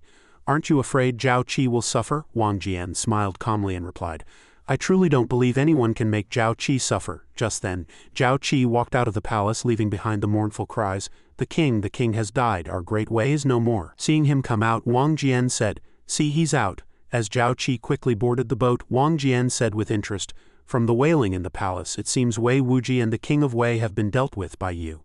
Zhao Qi bowed and replied, "Thank you, Uncle Wang, for your support. I know you deliberately let me have this glory." In his heart, he understood that with Wang Jian's caliber, if he truly wanted to compete for the credit, it would be effortless. Wang Jian chuckled and continued, "That's not true. In this campaign against Wei I only assisted you. The credit is yours. I've already sent Benner back to Shenyang with the details of the battle. Wait for the king's reward." Suddenly he turned serious and said, "It's too early to celebrate. Though Wei is destroyed, the reinforcements from the 3 states are almost here. We must prepare defenses in advance." Wang Jian looked at him and speculated, "Judging by your expression, you probably already have a plan. Go ahead. Leave Daliang to us." Wang Ben added, "Yes, you once warned that after a flood, plague is the greatest fear. I'll ensure everything is arranged properly." Time flew by. The next day at Shenyang's Zhangtai Palace, the ministers excitedly reported, "Your Majesty, Zhao Qi overstepped his authority, mobilizing the Hanggu Pass army to attack Wei without permission. This crime is unforgivable. We beg your Majesty to punish him severely." "I second the motion." Ying Zheng sat on his majestic throne and asked back, "Oh, what do my ministers think I should do with Zhao Qi?" They answered loudly, "We beg your Majesty to strip Zhao Qi of his military command, immediately escort him back to Shenyang and execute him by military law, beheading in public." The commandant below smirked smugly. "Zhao Qi, you've committed a minister's greatest taboo. Look at the king's grim face, you're dead." But Ying Zheng, frowning above, was already deeply displeased. "A bunch of clueless fools dare to think of killing my Kir? They can't be used anymore. On the contrary, those who step forward to defend Kir now are the ones worth employing." With that thought, he asked seriously, "Do any other ministers have different views?" Just then, Han Fei bravely spoke up, "Your Majesty, General Zhao Qi has achieved great military feats. He would never act rashly. The situation must have been urgent and unavoidable." "It's understandable," the commandant argued angrily. "Royal authority is paramount. No matter the reason, it's a grave crime." Han Fei retorted firmly, "A general should not be bound by trivialities. Great Qin aims to unify the world. How can we punish a meritorious official without understanding the circumstances?" Meng Wu added, "Your Majesty, timing is crucial when leading troops on campaign. According to the commandant, if other states invade our Great Qin, should General Zhao Qi just sit idly by and not move his troops?" Meng Wu's voice was full of authority. "When the envoys of 4 states came to mourn earlier, you said nothing. Now you come to accuse our Great Qin's general. What is your intention?" Just then, Ying Zheng interrupted the argument. "Enough. 2 days ago I received a secret report from Wang Jian." Zhao Gao read it. He acknowledged, "Yes, your servant Wang Jian, following your Majesty's secret orders and under General Zhao Qi's command, raised 500,000 troops to attack Wei. Within a month we reached Daliang City. Then, following General Zhao Qi's plan, the army openly besieged the city without attacking while secretly digging the Yellow River's dikes. 18 days later, the Yellow River's waters poured down, flooding Daliang City. Our army captured the Wei capital without losing a single soldier. Additionally, Wei Wuji and the king of Wei have been killed by General Zhao Qi. Wei's foundation is destroyed, the ministers who had just accused him exclaimed in shock. What? Han Fei said joyfully. Diverting the Yellow River. What a brilliant plan, the commandant then asked tentatively. Your Majesty, General Wang Jian said he followed Zhao Qi's orders on your Majesty's command, Ying Zheng said seriously. Of course, it was on my secret orders. Otherwise, do you think both of my Great Qin's generals would disregard the law? Do you think I'm so old that I can't even control my own ministers? By now, the commandant was trembling. Your servant dare not, Your Majesty, forgive me, but I was just overly concerned. In his heart, he was deeply resentful. The king is angry at me for Zhao Qi. I only offered advice. Was it that serious? Han Fei then bowed happily and said, Congratulations, Your Majesty, on reclaiming Wei territory. With General Zhao Qi, our Great Qin will surely unify the world. Hearing this, he laughed with satisfaction. Indeed, with Zhao Qi, Great Qin possesses the world. If I don't heavily reward Zhao Qi for his nation-stabilizing achievement, how can I govern Great Qin? Issue the decree. Promote Zhao Qi 2 ranks in nobility to Marquis of the Interior. Grant him authority over military affairs in Zhao, Wei, and Han territories. Additionally, bestow the title Lord Wuan. The ministers below immediately buzzed with discussion. Lord Wuan? Our Great Qin has a Lord Wuan again. Only General Zhao Qi is worthy of that title, Han Fei thought secretly. Lord Wuan. Only one who can stabilize the state and defeat enemies deserves that name. In our Great Qin, only General Bai Qi once held this title. Now my master can stand shoulder to shoulder with the god of slaughter, Bai Qi. Then he glanced at Li Si behind him. And Lord is the honorific for high-ranking officials. Li Si, you've lost this round, Ying Zheng then said. Dismissed if there's no further business. Han Fei and Meng Wu stay behind, they acknowledged in unison. Yes. After a moment of hesitation, he said, Meng Wu, I used to envy you for your 2 sons, but now it seems my Kier is the true elite among men, unmatched in the world, Meng Wu said in surprise. Your Majesty, you've misspoken. Han Fei was also shocked. Son, is Ying Zheng no longer hiding it? If I kept Han Fei here, it's because I trust him. Meng Wu, you can tell him Kier's secret later. I kept you both here because I have an important task. One day Kier must reclaim his identity. As a minister, he wins people's hearts. But not everyone will be happy to see him become a prince or crown prince. I need you both to fully support him, they answered in unison. Your servant will fully support Prince Qi. Li Yan, hidden behind the wall, was shocked. Qi Ji's father is the king? Suddenly, Ying Shi ran out happily. Father, he called softly, Kier Zaire. The child ran excitedly toward Ying Zheng. Father, you're done with court. Play with Zaire, he smiled gently and said. Go on, you're both smart. You know what to do. The guards bowed and replied, yes. After a while, he held Ying Shi and teased. Yan, you heard our conversation, she replied. Your Majesty, forgive me. I didn't mean to eavesdrop, he smiled and said. Why still call me Your Majesty? She stared blankly at him. Afei, father, Ying Zheng said with satisfaction. That's right, rise and speak, he then said seriously. My few incompetent sons lack ability, but they're very diligent in forming factions. For Kier's safety you must keep it secret until the time comes, Yan replied softly. I understand, daughter-in-law, he continued. Even if Zhao Gao tells the world that Kier is my son, it won't be long. Once he has absolute power, there will be no more worries. Then if one person obstructs Kier, I'll kill one. If a clan obstructs him, I'll wipe out the clan. Ying Zheng picked up Ying Shi and teased him. I want Kier to sit firmly on the supreme throne. Then I can leave without worry and find your mother in the underworld. Hearing this, she thought, I always felt the king's favor toward Qi Ji was excessive. So it was family affection. His feelings for his mother are truly deep. With that thought, Yan said earnestly, Father, please take care of your health and don't overthink. Perhaps one day you can reunite with mother. Hearing this, Ying Zheng asked incredulously, What did you say? Yan smiled lightly and explained, Qi Ji once said that perhaps there is a way to bring the dead back to life. Once he finds it, he can revive mother, his face filled with hope. Did Kier really say that? Can I see Donger again in this lifetime? Ying Zheng's heart was full of anticipation. If anyone else said that, I'd think it was nonsense. But Kier is extraordinary. He wouldn't speak without certainty. Kier, you must do it. Even if it costs your father's life to revive Donger, it's worth it.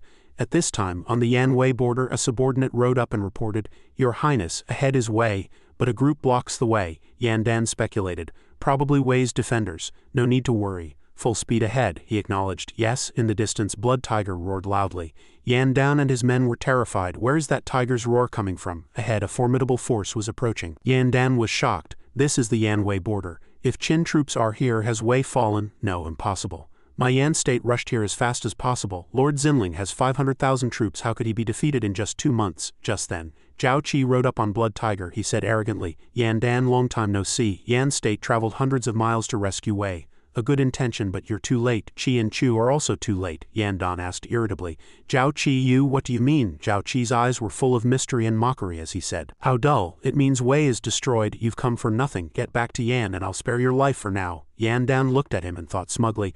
Zhao Qi has only a few thousand troops behind him, no need to fear. With that thought he laughed and said, Zhao Qi, you're trying to fool me? You must have deliberately led troops into the border to trick me into withdrawing reinforcements. Zhao Qi sneered disdainfully. I've said enough, I won't waste words with you. With that, Zhao Qi charged fiercely at Yan Dan. A cloud of smoke rose, and a soldier shouted a warning, from here on it's the Qin border. Anyone who dares to invade our great Qin territory shall be killed, they shouted incessantly. Anyone who dares to invade our great Qin territory shall begin to kill, kill. Yan Dan, barely concealing his panic, barked loudly. What are you afraid of? Don't retreat. The Qin army has only a few thousand men. What is there to fear from our great Yan's 150,000 troops? Zhao Qi, ignoring the murderous shouts, bellowed. Get out of the way! The Yan warhorses neighed in panic. Nay. Yan Dan, dragged by two horses, shouted in panic. Beasts, these beasts are spooked. Don't retreat, don't retreat. The Qin soldiers cheered excitedly. General Zhao Qi is mighty. He drove back the Yan army with earth-shaking shouts. Zhao Qi sneered disdainfully. Yan Dan, that useless waste, actually dared to think he could rival the first emperor. How laughable. At that moment, a subordinate came to report. General, should we proceed to the Qi-Chu border? Zhao Qi replied sternly. No need. Just spread the news of the Yan army's retreat and station troops to guard. One of the 3 allied reinforcements has already collapsed. The other 2 won't dare come. Meanwhile, Yan Dan, sword in hand, angrily hacked at branches, cursing incessantly. Zhao Qi, you bastard! Zhao Qi, chop those 2 beasts, pulling the chariot into pieces. Cut them into 1,000 pieces. You made me lose face in front of the Qin army. Do you also think I fear that, Zhao Qi? Several soldiers knelt in unison, saying, we wouldn't dare.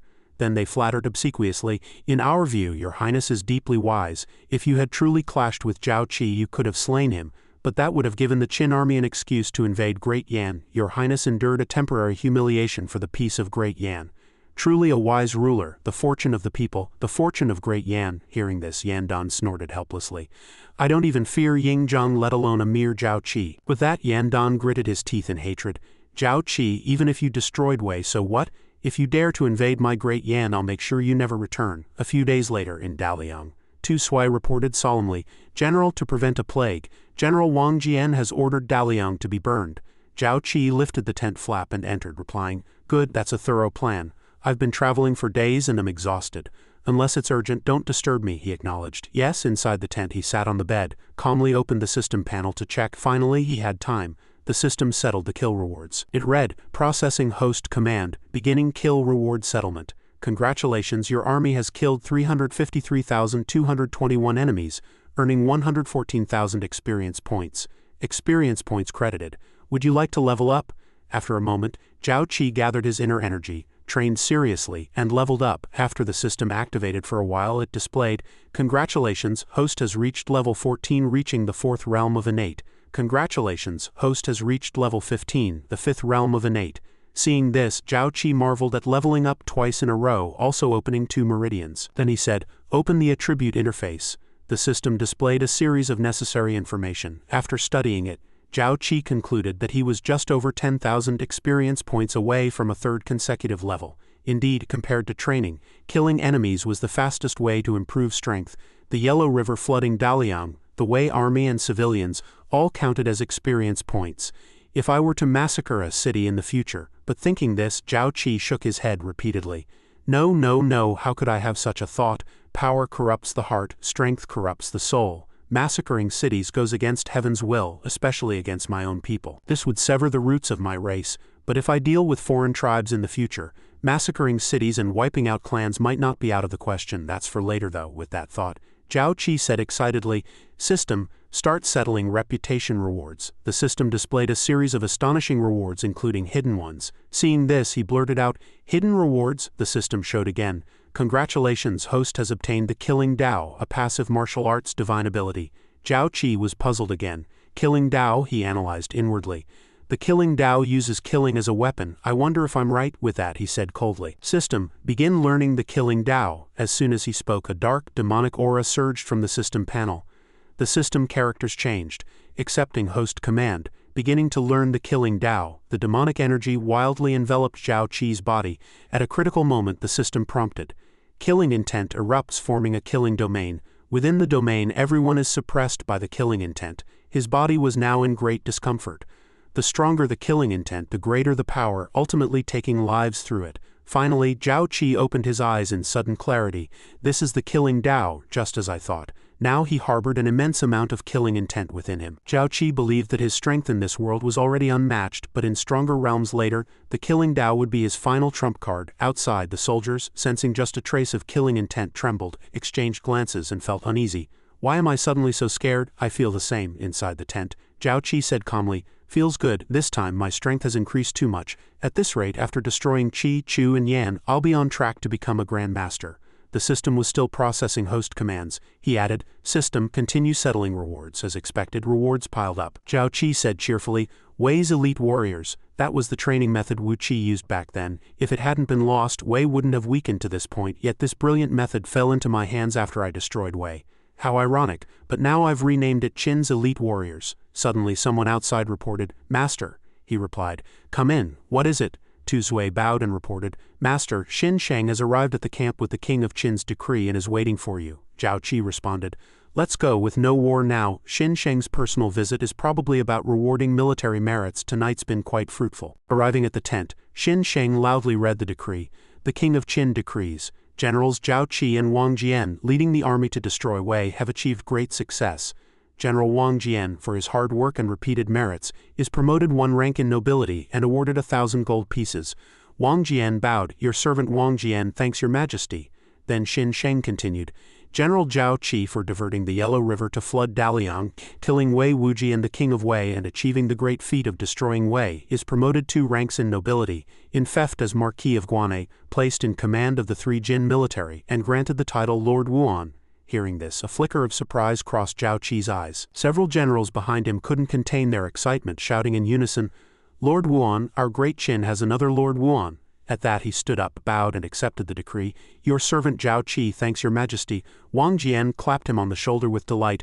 Lord Wuan, you little rascal Zhao Qi, you truly deserve it. Wang Ben added, This is the highest title every military man pursues. Congratulations, Lord Wuan. Zhao Qi replied humbly, All thanks to the king's grace. Then he smiled and bowed, adding, General Xin Sheng, you've traveled far. Now that the king's decree has been delivered, we should catch up. Wang Jian, beaming throughout, interjected. Haha, right. Lord Wuan is thoughtful. I've prepared a feast. Let's drink until we're drunk. Xin Sheng thought to himself, Young Master Qi, now Lord Wuan remains so humble. In the future, when great Qin is in his hands, it will surely usher in a prosperous era. They exchanged smiles, and the system chimed in to celebrate. Congratulations, host, on being in theft as Lord Wuan. System rewards have been issued and can be claimed at any time. Seeing this, Zhao Qi thought, the title Lord Wuan is indeed a heavy reward. The system's rewards are truly something to look forward to. The generals had now taken their seats and Zhao Qi spoke first. General Xin Sheng, how has the king been lately? Xin Sheng immediately replied. The king was overjoyed to learn that Lord Wuan had won a decisive victory over Wei in one battle. He scratched his head awkwardly and stammered, And how are my wife and children? Xin Sheng answered happily, Rest assured, Lord Wuan. Your wife, son, and daughter are all under the king's personal care and are doing very well. Especially your son and daughter. They play with the king every day and are much favored. Hearing this, he relaxed. That's a relief, then he thought. Ying Zheng treats me so generously. I should repay this kindness. As the feast ended, Zhao Qi hurriedly called out to Xin Sheng. General Xin Sheng, I have a treasure to present to the king. Could you take it back when you return to Shenyang? Xin Sheng asked, puzzled. A treasure, Zhao Qi added. Please follow me to a nearby tent. He lifted the tent flap and said, This is the treasure I wish to present to the king. Please take a look, General Xin Sheng. Seeing what was inside, Xin Sheng was even more confused. Pigeons, Zhao Qi explained. These aren't ordinary pigeons. They are carrier pigeons I've trained, Xin Sheng interjected. Carrier pigeons, Zhao Qi elaborated. Pigeons have a homing instinct. No matter how far they are taken, they return to their original nest. What if their nests were placed in Shenyang? Wang Jian blurted out in surprise. You mean to use them like divine birds to relay messages? Xin Sheng was equally astonished. If they nest in Shenyang, then messages from anywhere in the world could be sent back to Shenyang without losing a single soldier. As he spoke, Xin Sheng reached out to grab one. In wartime, relaying messages was incredibly difficult. Even without ambushes, a fast horse from the 3 Jin to Shenyang took 7 or 8 days. But these pigeons, not only could they evade detection, they could arrive within a day. Truly a treasure with that. Xin Sheng knelt down and said gratefully, Lord Wuan, on behalf of the king and all the Qin warriors who have died delivering messages, I thank you. Zhao Qi said in surprise. I am not only the Lord Wuan appointed by the king but also a soldier of great Qin. General Xin Sheng, there's no need for this. Wang Jian beside him clapped him heavily on the shoulder. You little rascal, you've created an era for our great Qin. Zhao Qi smiled proudly. What I can bring to this era is far more than this. The future of my Yan Huang lies farther away. Then he smiled sheepishly and said to them, I'd like to keep a few of these pigeons for General Wang Jian and present the rest to the king. Since you've seen them, you two generals should rest. Wang Jian stared at him blankly. These pigeons have a share for me, I want to see them. Xin Sheng chimed in. Me too, he replied cheerfully. As you wish, I'll go rest first. The two men, like overgrown children, laughed heartily and played with them. These birds are great. From now on, delivering messages is your job. The king will be thrilled to see them. Walking out of the tent, Zhao Qi whispered, System, claim rewards, processing command, now issuing rewards to host. Looking at the rewards, he mused, the title Lord Wuan truly suits the killing Dao. Ying Zheng has been a great help, the system said again. Does the host wish to equip the title Lord Wuan? He replied, equip immediately. Process command. The system listed another series of rewards that made Zhao Qi's eyes light up. Cloud stepping leap. This was a superior lightness skill. With inner energy, one could scale walls and leap over roofs. If combined with true qi, could martial arts allow one to borrow force and soar through the air? With this thought, Zhao Qi immediately began practicing cloud stepping leap. He leaped between branches using inner energy to launch himself into the air, his movements growing increasingly adept. Even with pure cloud stepping leap, he was already so light. Suddenly his gaze caught several figures skulking below. Seeing them masked and furtive, Zhao Qi understood immediately. Spies, the three jinn are already mine. Who could these people belong to? Zhao Qi watched them closely from a distance. Seeing him approach, they fled in panic. Go, damn it, we've been spotted. He quickly landed and gave chase, drawing his sword mid-stride. A swift sword strike sent them flying, followed by screams. After a moment he asked coldly, you should be glad I still have questions. Who sent you? What are you doing lurking near our Qin camp? They clutched their chests in pain and stammered. One restless figure reached for something at his waist. Zhao Qi, sharp-eyed, noticed the anomaly but let him throw it to the ground. The crowd scattered. Zhao Qi was hit by a hidden weapon and coughed a few times. Cough, cough. Good, you have some skill. Then he raised a crossbow and fired into the smoke, hearing only a few screams. When the smoke cleared, the area was empty. Zhao Qi picked up a torn leaf and put it to his ear. Escaping from me, definitely a master. But do such people still exist among the states? That person chose a smoke bomb over a poison gas bomb, clearly not intending to kill me. Otherwise, I wouldn't have hesitated and let them escape. But why? Suddenly, he stepped on something on the road. Picking it up, he identified it as a token. After a while, Zhao Qi returned to his tent. He smiled at the carrier pigeon on the rack. Thanks for delivering the message. Too many things happened tonight. I almost forgot you. The letter read, reporting to Master, Shadow has discovered a spy organization active near you recently. It is highly secretive and as strong as Shadow. I've clashed with them several times without a decisive outcome. But only one line lingered in his mind. Your subordinate boldly speculates that this organization may be the Black Ice Platform under the King of Qin. I hope you, Zhao Qi repeated in disbelief, Black Ice Platform. Then he clenched the letter, burning it to ashes. Those people earlier carried tokens from our great Qin inner palace. I thought they were Li Sis men, but they turned out to be Ying Zheng's subordinates. No wonder they were so skilled. Ying Zheng is wary of me. On one hand, he gives me power to conquer states for him.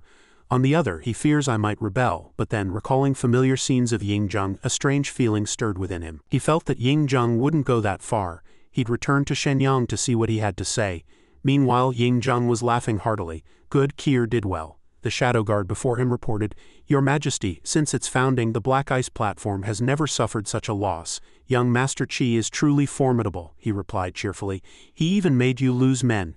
Tell me the details. The shadow guard quickly recounted the situation. At first, we discovered a shadow organization operating very actively in the Jiaohan region.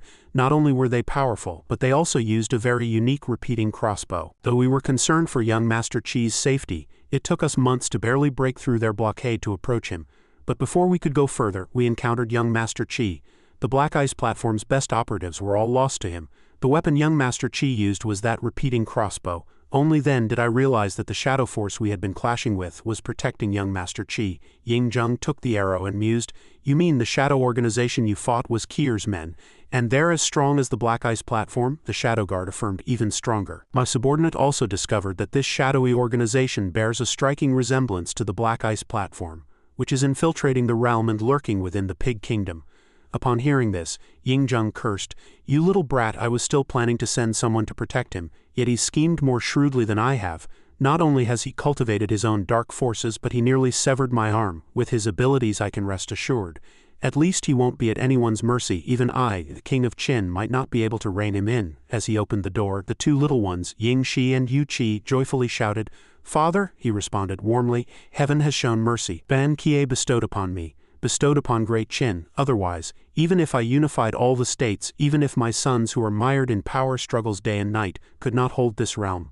Ying-jung picked up the two little treasures, who laughed and said, "Father, father, you look so happy. What good news is there?" He quickly replied, "Of course there's good news. Kier, do you miss your father?" They answered honestly, "Yes, we dream of you every night." "Father, are you coming back, really?" "Kier must tell mother this good news." Ying-jung looked at the children with resolve. "Soon, soon, father misses your father too. Once the matter in Wei is settled, father will have him return immediately." At this time, Wang Jian's troops were gradually leaving the city. Zhao Qi entered the tent, hands behind his head, and said, "Having sent off Wang Jian, it's time to deal with the affairs of the three Jin. The King of Qin has ordered me to command the troops of the three Jin, but Han, Zhao, and Wei all need great generals to guard them. I plan to send the three of you. Are you willing?" The three asked in surprise. "Can we guard a region?" Zhang Han and Li Xin knelt to express gratitude. "We are honored by your favor, my lord, and will swear to serve you to the death, never fail in your trust." Zhao Qi calmly added, "Don't rush, don't rush. Whether you're up to the task depends on whether you can pass my test." The three were full of questions. A test. At that moment, Blood Tiger was on lookout duty as ordered. Zhao Qi spoke, "The test is simple.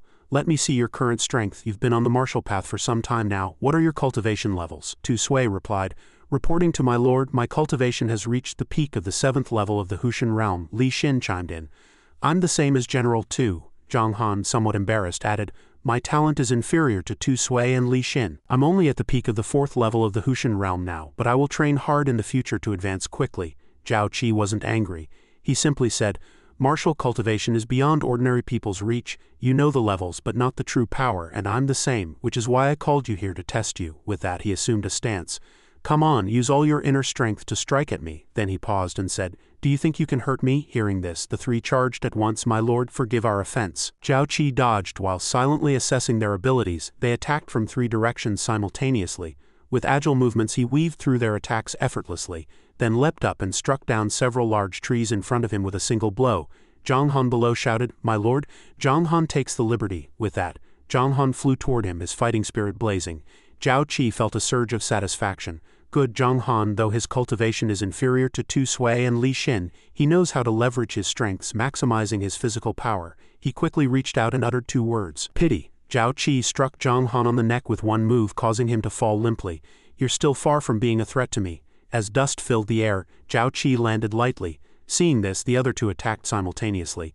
"Let's go together." But Li Xin couldn't touch him, and neither could Tu Sui. Panicked, they found themselves trapped in a barrier. What is this? We can't move," Zhao Qi explained with a smug grin. "This is a true Qi barrier. As long as the true Qi remains, you won't be injured even in a hail of bullets, and the power of martial arts goes far beyond this. Once your level increases, this barrier alone can withstand an army of thousands." With that, he released his power, and the barrier sent both men flying. Zhao Qi rubbed his hands and instructed, "In martial arts, each level is a new realm. Now you should understand your own strength. In the future, while stationed as garrison, don't neglect your training." Tu Sui, lying on the ground, stammered, I understand, my lord. I won't neglect it." Then Zhao Qi took out 3 small pouches. "Come here, take these." Li Xin asked curiously. "My lord, what are these?" he explained.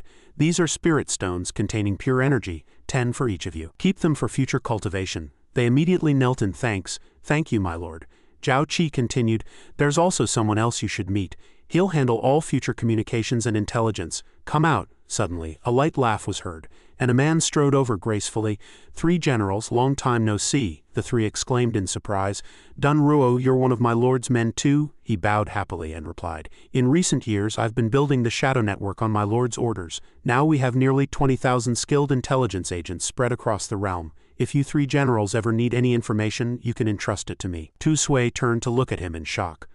My lord has established an intelligence network spanning the realm. Could it be? Zhao Qi understood his meaning and said, I know what you're thinking. You think I'm aiming for the throne? He quickly replied. I was presumptuous to speculate. Zhao Qi continued, No, you're partly right. I respect the current king. As long as he sits on the throne I will make no move, but if the realm falls into the hands of a tyrant one day, and I'm expected to serve him, that would be laughable. A king's word can take everything. Do you understand my heart? Whether it's the armies of the three Jin or the Shadow Network, they are the foundation of my future survival. Dun Ruo and the three submitted in reverence. My lord, from the day I followed you, my life and heart have been yours. No matter what you choose in the future, I will follow you to the death. The three behind him echoed in unison. Our hearts are the same as Dun Ruo's with no second thoughts, Zhao Qi said with satisfaction. I know your loyalty, and I hope you understand my intentions. With that, he turned to leave. All right, go attend to your duties. Once I finish handling state affairs, I'll prepare to return to Shenyang to report. Suddenly, Dun Ruo called out, My lord, I just remembered something. I'm not sure if it's useful to you. Zhao Qi turned back with a puzzled look. Dun Ruo continued. A few days ago, the Shadow Network received news from Yan that they sent an envoy, Yan Dan, to Shenyang, claiming to offer gifts to the king and seek friendly relations between Yan and Qin. Zhao Qi repeated in surprise. Yan Dan offering gifts? What gifts? Dun Ruo added. I heard it's Fan Yuki's head and a map of Yan. Zhao Qi held his head in worry. It's over, it's over. History has reached this point. Ying Zheng. Zhao Qi quickly used his cloud soaring technique to rush back to Shenyang. I must return to Shenyang immediately right now. Dun Ruo asked in confusion. My lord, what's wrong? Zhao Qi didn't have time to answer. He called for Blood Tiger, mounting it. He urged urgently, Quick, back to Shenyang. In Yan, the king angrily threw a memorial at Yan Dan's head. Fool, how did I sire such a brainless idiot? A close advisor soothed. Your Majesty, calm your anger, Yan Dan retorted defiantly. What did I do wrong? The three Jin have been unified by Qin. The realm is in ruins. Where is the good life? How can Yan only look out for itself? Better to strike first. The king coughed painfully and said, Yan cannot afford war right now. If we don't provoke them, Qin has no excuse to attack. At least great Yan can rest and recover, waiting for the future. But you've handed them the excuse on a silver platter. Don't think I don't know. You grew up in Qin and you've clashed with that young Qin General Zhao Qi when supporting Wei. Yan Dan's heart sank at this. The king continued to scold. Isn't this just settling personal scores out of revenge? How childish. Just then, General Qing Qin stepped in to defuse the situation. Your Majesty, if this assassination succeeds, Qin will surely fall into chaos. The crown prince's move might truly save Great Yan from peril. Yan Dan seized the opportunity. Yes, I will surely succeed. He felt immensely smug. Jing Ke and Qin Wuyang are top-tier assassins. I've even prepared the divine blade fish gut, coated with deadly poison for them. One cut and death follows. Then Yan Dan pleaded urgently. Father, I've been crown prince for years and you've never entrusted me with any major task, but Great Yan will eventually fall to me. Please trust me this once. The king of Yan was somewhat swayed. Using the map of Yan and Fan Yuki's head as bait does give a chance to get close to Ying Zheng. That's clever. Perhaps this is truly Great Yan's opportunity. I hope nothing goes wrong. The something going wrong they feared was now racing back to Shenyang. Zhao Qi urged, Blood Tiger, faster. He was so anxious for a reason. My appearance has disrupted the course of history. Jing Ke's assassination attempt on Qin has come earlier. Will the outcome change? I now command 600,000 elite troops from the three Jin. Whether Fu Su or Hu Hai succeeds the throne, I can ensure I'm not constrained and even unify the states. But Ying Zheng, I don't want him to die. By then, Zhao Qi had reached the city gates. He raised his token high and shouted, I am Lord Wuan. Zhao Qi, open the gates quickly, the soldier above replied apologetically. Lord Wuan, please calm your anger. Today the Yan envoy is having an audience. The city is under tight security. The king has ordered the gates not to be opened. If you wish to enter, allow me to report. Hearing this, he thought to himself, too late. Jing Ke has already entered the city. If I delay further, it may be too late. Should I force my way in, but that would be defying orders. Even if I save Ying Zheng, we might end up at odds. The Yan envoy was already standing before Ying Zheng. Summon the Yan envoy to the court to present gifts. Jing Ke then spoke, Your subjects Jing Ke and Qin Wuyang pay homage to your majesty. Ying Zheng said sternly, Your Majesty, you are ministers of Yan. That title seems inappropriate. Jing Ke flattered. Your subject is not mistaken. Your Majesty aspires to unify the six directions. How dare Yan defy heaven's will? Thus we willingly submit and become a vassal state of Great Qin. Then he knelt and kowtowed to show sincerity. This time I bring the map of Yan and Fan Yuki's head. I beg your Majesty's mercy. Ying Zheng remained expressionless, only noting whether the box truly contained Fan Yuki's head. The man trembled and replied, Yes, it's Fan Yuki. Ying Zheng cursed inwardly. Fan Yuki, you traitor, you thought Yan's protection would let you die in peace, yet you've died at the hands of those you relied on. With that he said in a deep voice, bring it to me. At this point Ying Zheng could no longer contain himself. Cheng Zhao, my only brother. If not for that villain Fan Yuki's deception, how could you have turned against me? The more he thought, the angrier he grew, slamming his hand on the armrest. But when Cheng Zhao was defeated, he abandoned him immediately. Despicable, the envoy below trembled in fear, slowly approaching him. Seeing him stumble, Ying Zheng said, HMPH, are you afraid? Jing Ke impatiently kicked his backside. We're both from the Yan border. Faced with your majesty's majesty, we're scared out of our wits. Seeing Qin Wuyang tremble, Jing Ke grew uneasy. Damn it, Qin Wuyang has lost his nerve. It's up to me. I must not fail the crown prince's trust. Above, Ying Zheng said, enough, I won't bother with Fan Yuki's head. Present the map. Jing Ke stepped forward eagerly. Your subject will present it to your majesty. Suddenly he was stopped. The king's presence is here. Do not approach. Hand the map to me, Jing Ke insisted. Your majesty, Yan's territory is vast. Does your majesty not need an explanation? Ying Zheng replied, it's fine. Zhao Gao stepped back. Let him come up. Ying Zheng said, after all these years you are the only foreigner to get this close to me. Jing Ke answered, I am honored by your majesty's grace. I have no regrets. Ying Zheng then ordered the map opened.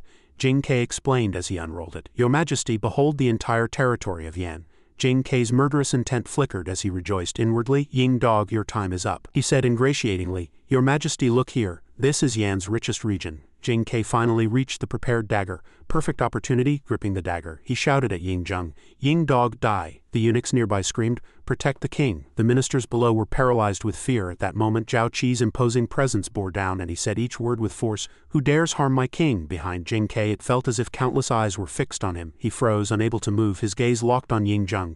To his surprise, Ying Zheng also remained still. Then Ying Zheng shoved Jing Ke away. Get lost. Jing Ke stumbled backward. Ying Dog, you can't escape. He chased after him menacingly. Ying Zheng had already grabbed his sword, but Jing Ke's blade was faster, already at his forehead. Ying Zheng thought, my life is over, but suddenly an arrow flew from nowhere. It grazed his cap. Ying Zheng seized the moment, drew his sword and thrust it deep into Jing Ke's body, shouting, you madman. Jing Ke, wounded and spitting blood, fell, closing his eyes in regret. So close, before his eyes shut he recited a poem. The wind blows bleakly, the Yi River is cold, the brave man leaves, never to return. To probe the tiger's den, to enter the dragon's palace. He sighs to the sky, forming a white rainbow. Crown Prince, I have failed your great trust. Everything was orchestrated by Zhao Qi, who had shot that arrow from outside the king's crossbow. Jing Ke died without understanding. It was so close, who was it? Seeing the situation stabilized, Zhao Qi breathed a sigh of relief. Made it in time. Several ministers looked outside and shouted, look, it's Lord Wuan. Lord Wuan has returned to the palace to save the king. Ying Zheng was overjoyed. It's Kier. Kier has come to save me. At this, all the civil and military officials greeted him in unison. Lord Wuan is mighty. Zhao Qi stepped into the hall, looking around. The Meng family, father and son, and Han Fei were absent, as was Wu Qi, who in history had bought Ying Zheng time. On the civil side, if I hadn't returned, history might have been rewritten. Ying Zheng, I've saved your life. What you do next is up to you. With that thought he knelt and bowed. Your Majesty, forgive me. I returned to court without your summons, Ying Zheng said urgently. Rise quickly, let me look at you, Zhao Qi replied. Thank you, your Majesty. At that moment Xin Sheng ran in to confess. Your Majesty, it was I who opened the city gates for Lord Wuan. It's absolutely not Lord Wuan who broke into the palace. If you want to punish someone, punish me, Zhao Qi interrupted with authority. If I hadn't used the assassin's attack as a pretext to force General Xin Sheng to open the gate, he would have only been thinking of the king's safety. He is not at fault. Ying Zheng didn't mind. He walked up to Lord Wuan and said, did I say you were guilty? You rushed back specially to save me, earning one merit after another. Now you've saved my life again. Tell me, how should I thank you? Zhao Qi scratched his head sheepishly. If your Majesty doesn't punish me, that's the greatest grace. If you ask what I want, let me just sleep, he thought to himself. 300 li a day, 3 days and nights without sleep. Even as a cultivator of the innate realm I can't hold out. Hearing this, Ying Zheng happily took his hand and ordered his attendants. Good. Zhao Gao, prepare the finest bedding and calming herbs. My Lord Wuan wants to sleep. But Zhao Qi was being evasive. Your Majesty, you're not the king. His real thought was of his beloved wife. He grumbled inwardly. I mean, I want to go home. Your finest bedding isn't as comfortable as holding my wife, but now that it's come to this, I can't seem to refuse. A while later, in the Zhangtai Palace, a shadow guard reported, we've investigated. The news from Yan had just reached Wei territory when Lord Wuan sensed something was wrong. He rushed back from Shenyang immediately, without even bringing guards. Ying Zheng said with concern, 3 days and 1,000 li. Kier truly cares for me and is exceptionally clever. By then, Zhao Qi had changed clothes and woken up from a long sleep. That was comfortable. Where am I? As he sat up he heard a voice. Have you found out who orchestrated this assassination? Were there any accomplices in the palace? Zhao Qi thought, that's Ying Zheng's voice. Then he suddenly remembered entering the room earlier. Your Majesty, this isn't proper, he had said, to which Ying Zheng replied happily, between us there are no rules. Attendants, help Lord Wuan change clothes. Realizing this, he was startled. Right, this is Zhangtai Palace. I really did sleep here, outside, Xin Sheng reported. Qin Wuying couldn't withstand the torture and confessed. It was Yan Dan who planned this. All the bribed spies in the palace have been captured awaiting your Majesty's judgment. Ying Zheng said, execute all the spies in the palace. Dismember Qin Wuyang, Xin Sheng acknowledged. Yes, then Ying Zheng said coldly. Now let's talk about your dereliction of duty. Tai Ying, it seems you've lost again in spying on Yan. Tai Ying kowtowed in fear. He was indeed outmatched, and hadn't detected Yan Dan's actions. Please punish me, your Majesty, then he added. As for you, Xin Sheng, did Lord Wuan really enter the city because of you? Xin Sheng recalled the scene. Zhao Qi riding the blood tiger straight into the city shouting, get out of my way, I'll bear any punishment from the king later. If you keep blocking me, don't blame me for being ruthless. Now, Xin Sheng stammered. Lord Wuan did force his way in, but he risked it for the king's safety. That's the truth, forget it. I'll spare you this time, Zhao Qi thought. It's no surprise Ying Zheng didn't punish me. But that man in black must be from the Black Ice platform. From his speech he should be a shadow guard. Did Ying Zheng already know I had planted spies? Zhao Gao entered from outside and reported, Your Majesty, Prince Hu Hai and Prince Fusu have been kneeling outside the hall for 2 hours, Ying Zheng said. I almost forgot about them. All of you withdraw, they answered in unison. Yes, outside, Hu Hai rushed in. Father, are you all right? Hu Hai wept bitterly. I heard the assassin's blade was coated with deadly poison, fatal at the slightest cut. Father, are you okay? If anything happened, I would die in your place. Ying Zheng seemed to find it amusing and thought to himself, die in my place? You were just waiting in the palace for news of my death, then he replied. You're well informed. Well, I'm fine, then he asked. Fusu, do you have anything to say? I suppose Chun Yu taught you what to say, Fusu stammered. Father, Fusu recalled Chun Yu's words, entering the capital without a summons, forcing entry into the city, bringing troops to court. All are illegal and punishable by death. Such a reckless man cannot be kept. Then Fusu knelt to apologize. Zhao Qi's disregard for propriety is a grave offense, but he saved you in a crisis, which is a great merit. Merit offsets crime. I have nothing to say, only wish for father's health. Ying Zheng said seriously, Fusu, it's good that you have your own opinions. Chun Yu is talented, you must learn to use him, not be bound by him. Fusu immediately replied, yes. Finally, Ying Zheng said, all right, since you know I'm fine, withdraw. It's been hard kneeling outside for 2 hours, they both said in unison, as you command. Thank you for your concern, father. We take our leave, suddenly Ying Zheng asked, startling him. What do you think of their sincerity regarding my assassination? Zhao Qi awkwardly came out from inside. Your Majesty, did you know I was awake all along? Ying Zheng looked at him gently. Sit down. First answer my question, Zhao Qi asked calmly. Your Majesty must have your own judgment. Why must I say it? Ying Zheng immediately replied, if I tell you to speak, then speak. Hearing this, Zhao Qi explained seriously, kneeling for 2 hours, Prince Hu Hai could still cry so pitifully. Clearly he started acting only upon entering. Prince Fusu, on the other hand, was genuine. He must have cried outside for a long time, which is why he looked exhausted. Ying Zheng asked doubtfully, Fusu targeted you, yet you speak for him. Zhao Qi replied calmly, Prince Fusu and I only have political differences. It's just a debate. Why would I hate him? Ying Zheng thought to himself, magnanimous and sincere. Very good, Fusu is indeed a kind and filial child, but his character is easily influenced by others. Then he said, how about I entrust him to you, you teach him? Zhao Qi was startled. Huh? Ying Zheng wants to drag me into factional strife and make me assist Fusu? No way. I won't engage in such schemes. If anything, I'd rather be Sima Qian. Ying Zheng looked at him probing. An elder brother is like a father. Let him teach his younger brother. Seeing his reluctance, he added, let him bond with his brothers. When he ascends the throne later, he'll have more help. Zhao Qi asked, Your Majesty, do you want to kill me? Ying Zheng asked, puzzled. What do you mean by that? Zhao Qi reacted strongly. Prince Fusu and I already have different political views. If you make me teach him, it will only increase animosity. When he becomes king, I'll be the first he targets. Ying Zheng laughed heartily. So that's what you're worried about? I didn't think it through. Forget it. Zhao Qi couldn't believe it and glanced at him cautiously. That easy? Was it really a test? Then Ying Zheng shouted loudly, Someone bring in the gifts for Lord Wuan. He looked at the items and exclaimed, The Luocha lady and the fish intestine sword are really for me, though not as good as Zhanlu. They are still divine weapons full of spirit. Ying Zheng looked at him and said, And the map of Yan, it will be useful when you attack Yan later. That fool Yan Dan wanted to kill me, but he prepared thoroughly. Zhao Qi calmly examined the precious sword and replied, I'll accept the items, but the map is fake. Useless, Ying Zheng repeated in surprise. Fake? Then Zhao Qi secretly took a map from his system, spread it on the table and said, I have a real map here, your majesty can compare. Look, though similar, the details differ, Ying Zheng agreed. Indeed, the differences are all at strategic passes. If used for military maneuvers, we would suffer. He looked at Zhao Qi with deep eyes. Though Yan is small, its internal defenses are very tight. My Black Ice platform hasn't been able to obtain their map for years. How did you get it?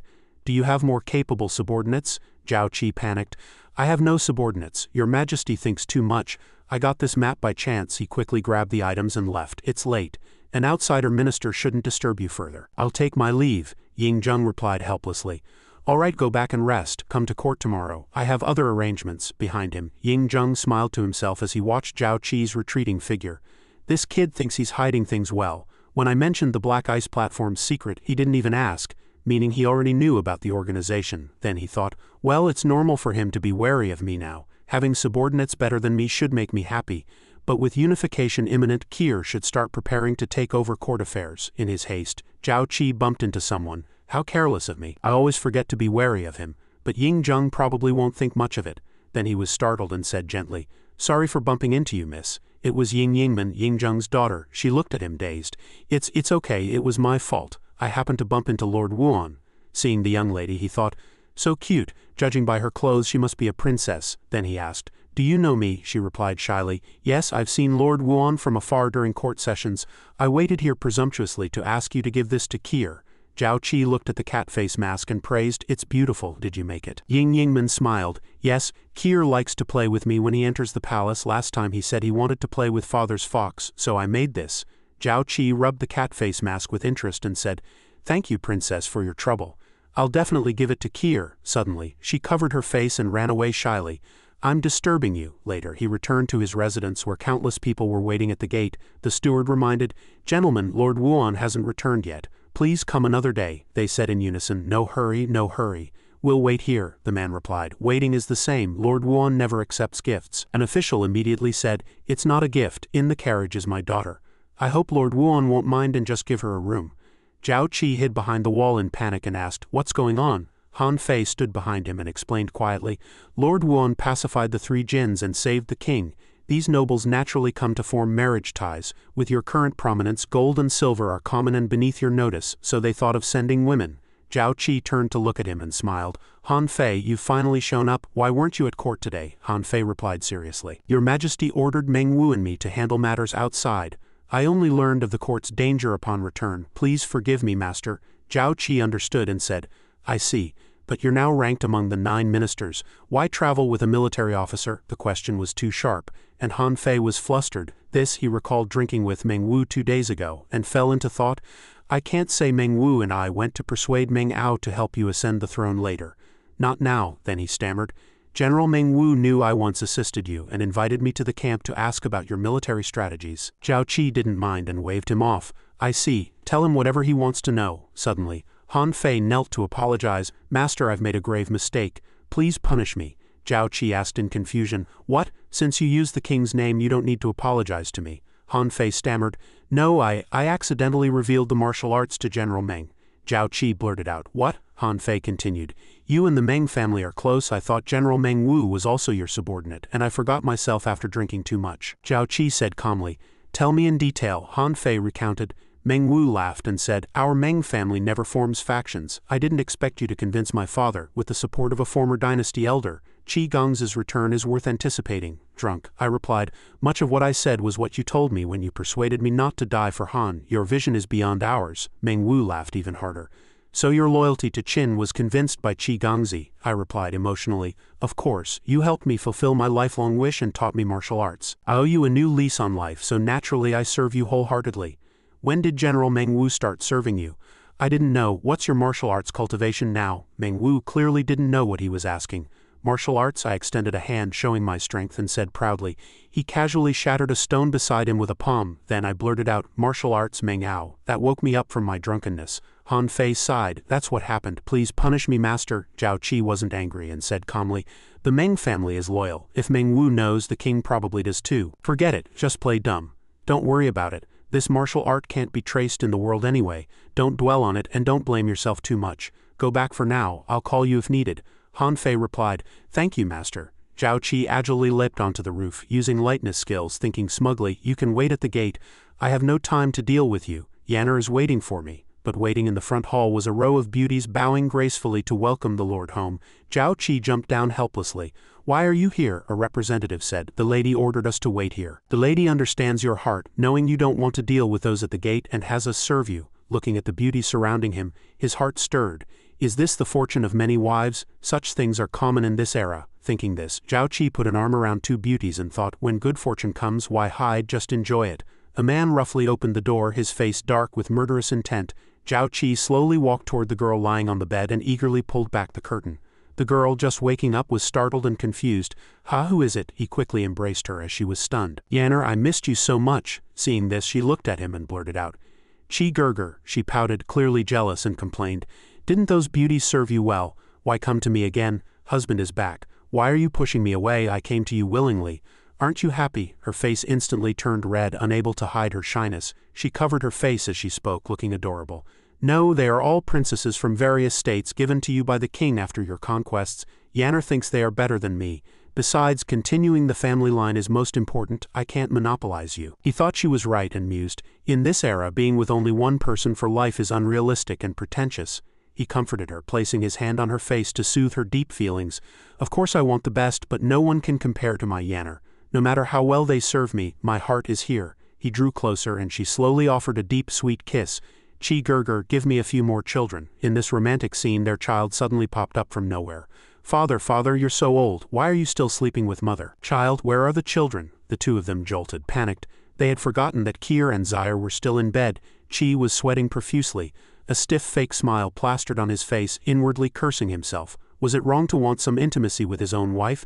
This was harder than going to war. Tomorrow he'd send them to the inner room. With a sly grin, he picked up a plush toy and explained, "Father brought you toys, are you happy?"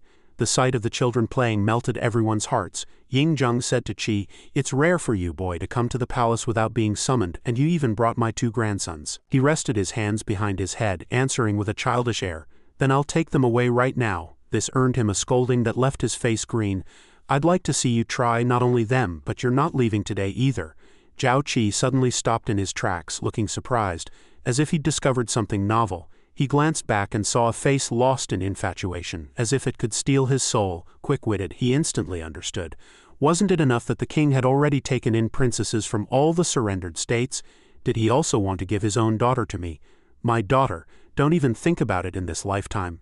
As soon as he entered the palace, he saw that the emperor had already swept a pile of memorials cleanly to the floor. He raised his hand and pointed decisively, commanding, "Handle these memorials for me." Both surprised and worried, he said, "This goes against protocol." The contrast between relaxation and tension was stark. He was frantically dealing with a mountain of documents while the king leisurely sipped tea, unhurried and savoring it. "I am the protocol. If I tell you to handle them, you are the king. A king knows how to delegate." He looked at him, his gaze deep as if pondering something profound. "Unification is near. If I don't let you get familiar now, when will I, in the future? You'll tour the realm on my behalf. And who knows when you'll return." Outside, an official and a young noble were eavesdropping on their conversation. "Master, TCH." The young noble was extremely annoyed, feeling it beneath his dignity. "For nobles like us, we don't even qualify to look at memorials, yet father lets Zhao Qi review them directly. This is overstepping. Zhao Qi has been favored by the king for a long time. Why are you in such a hurry, young master?" The official's face suddenly darkened, revealing a sinister look and smile. "Young master must not criticize the king's approval. Besides, isn't Zhao Qi the very person you want to win over?" The young noble smirked slightly and replied, "I understand, master is wise. Let's leave the desperate remonstrance to Fusu and Chun Yuyue. I'll mediate. Even if they bring down Zhao Qi later, they'll lose the king's favor." After finishing his tea, the emperor set the cup back on the table with satisfaction. "How is it?" Zhao Qi remained calm, confidently resting his chin on his hand. "The most urgent matters now are the tax laws for the Three Jin region and the distribution of relief supplies after the flood in Daliang." "Well said. Continue." He delved deeper, offering his judgments and insights. Led by Li Si, most court officials advocated heavy taxes on the Three Jin. "But I believe this approach is foolish. Since the Three Jin have submitted to Great Qin, they should be treated equally and governed by Qin law." The emperor looked very proud, thinking, unifying the realm isn't just about territory, but also laws, writing, and measurements. "Kier, we truly think alike. No one but you can inherit my legacy." Approved. You'll be in charge of the Three Jin's taxes, he stepped back. On behalf of the people of the Three Jin, I thank the king, a minister suddenly rushed in. Your Majesty, the granaries are in trouble. I hear there are refugees across the Three Jin, and Prince Fusu has already ordered the granaries opened for relief without authorization. Fusu was directing his soldiers, bustling with the grain transport. Hurry, every day we delay, the people of the Three Jin suffer another day. No slacking, yes. Suddenly, a familiar authoritative voice came from afar, accompanied by a troop of imposing soldiers. Damn it, who authorized you to act on your own? Father, before Fusu could figure things out, he hurried over to report. All the supplies I've used, I'll cover myself. I can't bear to see the people of the Three Jin suffer, so I wanted to help. Zhao Qi immediately got out of the carriage and opened the grain sacks to inspect. Just as I thought, mixed with sand. Great Qin's key grain-producing area was in Guangzhou. As for Shu, even if you ran from Shenyang to there, how many could you save? And with just your personal wealth, Prince, you, the eldest prince's face changed, turning serious. If not for Wuanjun diverting the Yellow River back then, how would the Three Jin have faced this disaster? Since it's come to this, if you don't want to help, fine, but don't stop me. Zhao Qi replied frankly, if I hadn't diverted the Yellow River, how could the Three Jin have submitted to Great Qin? Besides, relief isn't done like this. The local nobles along the way will skim off the top and this grain won't reach the refugees. If Prince Fusu insists on delivering relief, he should first deal with this grain. To fully solve the famine in the Three Jin, they'd ultimately rely on Shu. Fusu was left speechless by Zhao Qi's sharp words, standing frozen. The emperor seemed to expect something from Wuanjun. What do you plan to do with this grain? Bring an equal amount of sand, mix it with the grain and send it to the disaster area. Yes, the soldiers acted swiftly and decisively. They poured in various materials one by one, leaving the prince dumbfounded. He found it absurd, grabbing Zhao Qi's collar and demanding, Zhao Qi, what do you mean by this? Ruining the grain like this? What about the refugees? Do you think this grain is inedible now? Of course, mixed with sand, how can it be eaten? Zhao Qi said solemnly, this grain, you can't eat it, and the local nobles can't either because you've never known hunger, but to the refugees it's precious. The emperor was very pleased with Zhao Qi's decision. Haha, good, when lives are at stake, who would dare to skim? The king of Zhao reported. Your Majesty, for the relief of the Three Jin people, please approve this method for preparing the next batch of grain. Approved, the emperor scolded. Fusu, governing the realm requires not just a kind heart but also a brain. Father's lesson is well taken, I've learned. A somewhat grim scene emerged. Chun Yuyue stood behind Prince Fusu, his face full of anger. He shouted, Zhao Qi has some nerve. Though Zhao Qi was rude, his method did solve the Three Jin's suffering, and he acted on father's orders. The prince seemed somewhat impressed by Zhao Qi's talent, muttering, I wanted to shine before father, but I messed up. Master, maybe I really can't compare to Zhao Qi. If he could wholeheartedly serve Great Qin, we wouldn't need to trouble him anymore. Chun Yuyue was furious and venomous. Absurd, how can such a rude man stand in court? I just heard that Zhao Qi dared to review memorials for the king, a grave crime. He appeared extremely violent and confident. Tomorrow I'll drive him out of Shenyang so he'll never be so reckless again. Meanwhile, at the king's residence, a minister rushed in excitedly to report, Your Majesty, today's memorials have arrived. Should they be handed directly to Wuanjun? Not yet. Let me see first. Yingzheng read the memorials, utterly shocked. His breathing grew rapid, and he leaned on the table to support his increasingly heavy body. Your Majesty, what's wrong? He still couldn't believe the contents, reading more and more blurrily. Suppressing extreme rage, he overturned the memorials on the table, roaring incessantly.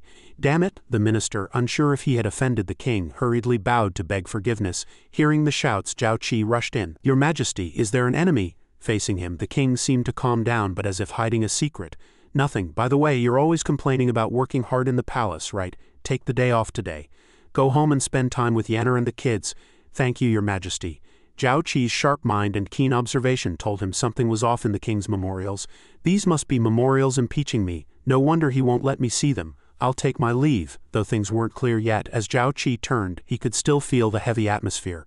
But what was Yingzheng's attitude? His killing intent was already uncontrollable. Did he want to kill me? I must be on guard. Yingzheng was furious, barely containing his emotions. The censorate dares to touch Kier, then don't blame me for being unforgiving. After reading the memorials, the king immediately summoned all officials and generals. What's the important business at today's court? Your Majesty, I heard you allowed Wuanjun to review memorials. Is that true? It is, confirming it. The official quickly put on an arrogant expression. Then today I impeach Wuan-jun, and I also impeach your majesty. He doesn't know the rules, shouting wildly here. The ruler of Great Qin must follow ancestral laws, since ancient times only the king and the crown prince regent are qualified to review memorials. Allowing an external minister to do so violates protocol and calls for self-reflection. Wuan-jun's overstepping is a grave crime. Ying-jung defended himself and acknowledged Zhao Qi's talent.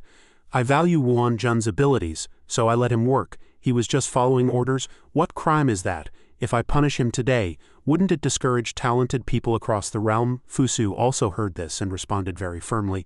As a minister, if Wuan-jun sees the king erring, he should remonstrate even at the cost of his life.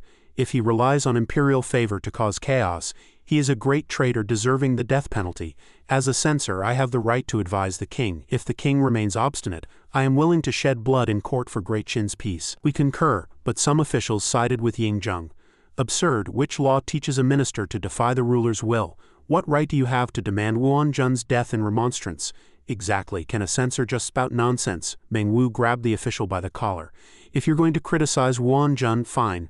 But he helped the king review memorials, solved the three Jin's tax issues, and handled the relief grain. Why don't you mention that? The official argued stubbornly. That just proves Wuan-jun is arrogant from his achievements, a grave crime. As the court descended into chaos, Ying-jung looked at these useless officials, finding them utterly irritating. Again, a bunch of shouting fools trying to pressure me with their censor status. Immediately, a harrowing scene flashed before his eyes. 20 years ago they forged a Fong to death. Now they want to kill my Kier. But I am no longer the child of those days. Make a scene then. If it blows up, let Zhao Qi die. I'll just add fuel to the fire. Perhaps one official had been observing the situation from the start. Minister of Justice, have you nothing to say? The Minister of Justice and a few officials knelt and reported, Your Majesty, do you dare to impeach Wuan-jun too? Exactly. I believe Wuan-jun is guilty, but not deserving of death. Great Qin's current priority is attacking Yan. We cannot kill Wuan-jun. Above the clear sky, white clouds drifted lazily. Someone was sitting on the court roof eating a sweet apple. Having heard the whole story, Zhao Qi calmly grasped the situation. This Li Si, though cunning and treacherous, is loyal to Great Qin. If Ying-jung had entrusted Fusu to him for education, he wouldn't have become a rotten log like Chun Yuyue. He pondered deeply. Ying-jung didn't let me attend court to keep me out of this mess. Thoughtful. I wonder how he'll handle it. Ying-jung was pleased with the Minister of Justice's thoughts. Good point. We're about to attack Yan, yet we're impeaching Great Qin's pillar in court. Absurd. But a small group of officials stubbornly held their ground. HMPH, can't Great Qin unify without Zhao Qi? The Minister of Justice overestimates him. Pacifying the three Jin relied on our ample military supplies, not one man's effort. These words attacking Ying-jung and Zhao Qi touched the king's deepest fury, darkening his face with murderous intent. The censorate is impressive, completely erasing Wuan-jun's great achievements, as if Great Qin's century-long unification is easily within reach. Feeling the intense killing intent in Ying-jung's words for the first time, Zhao Qi sensed something wrong, panicking inside. Not good. Ying-jung is going to kill the censors. Since ancient times you can't casually execute remonstrating officials. Ying-jung had reached his limit. He stood up resolutely, his heart full of determination.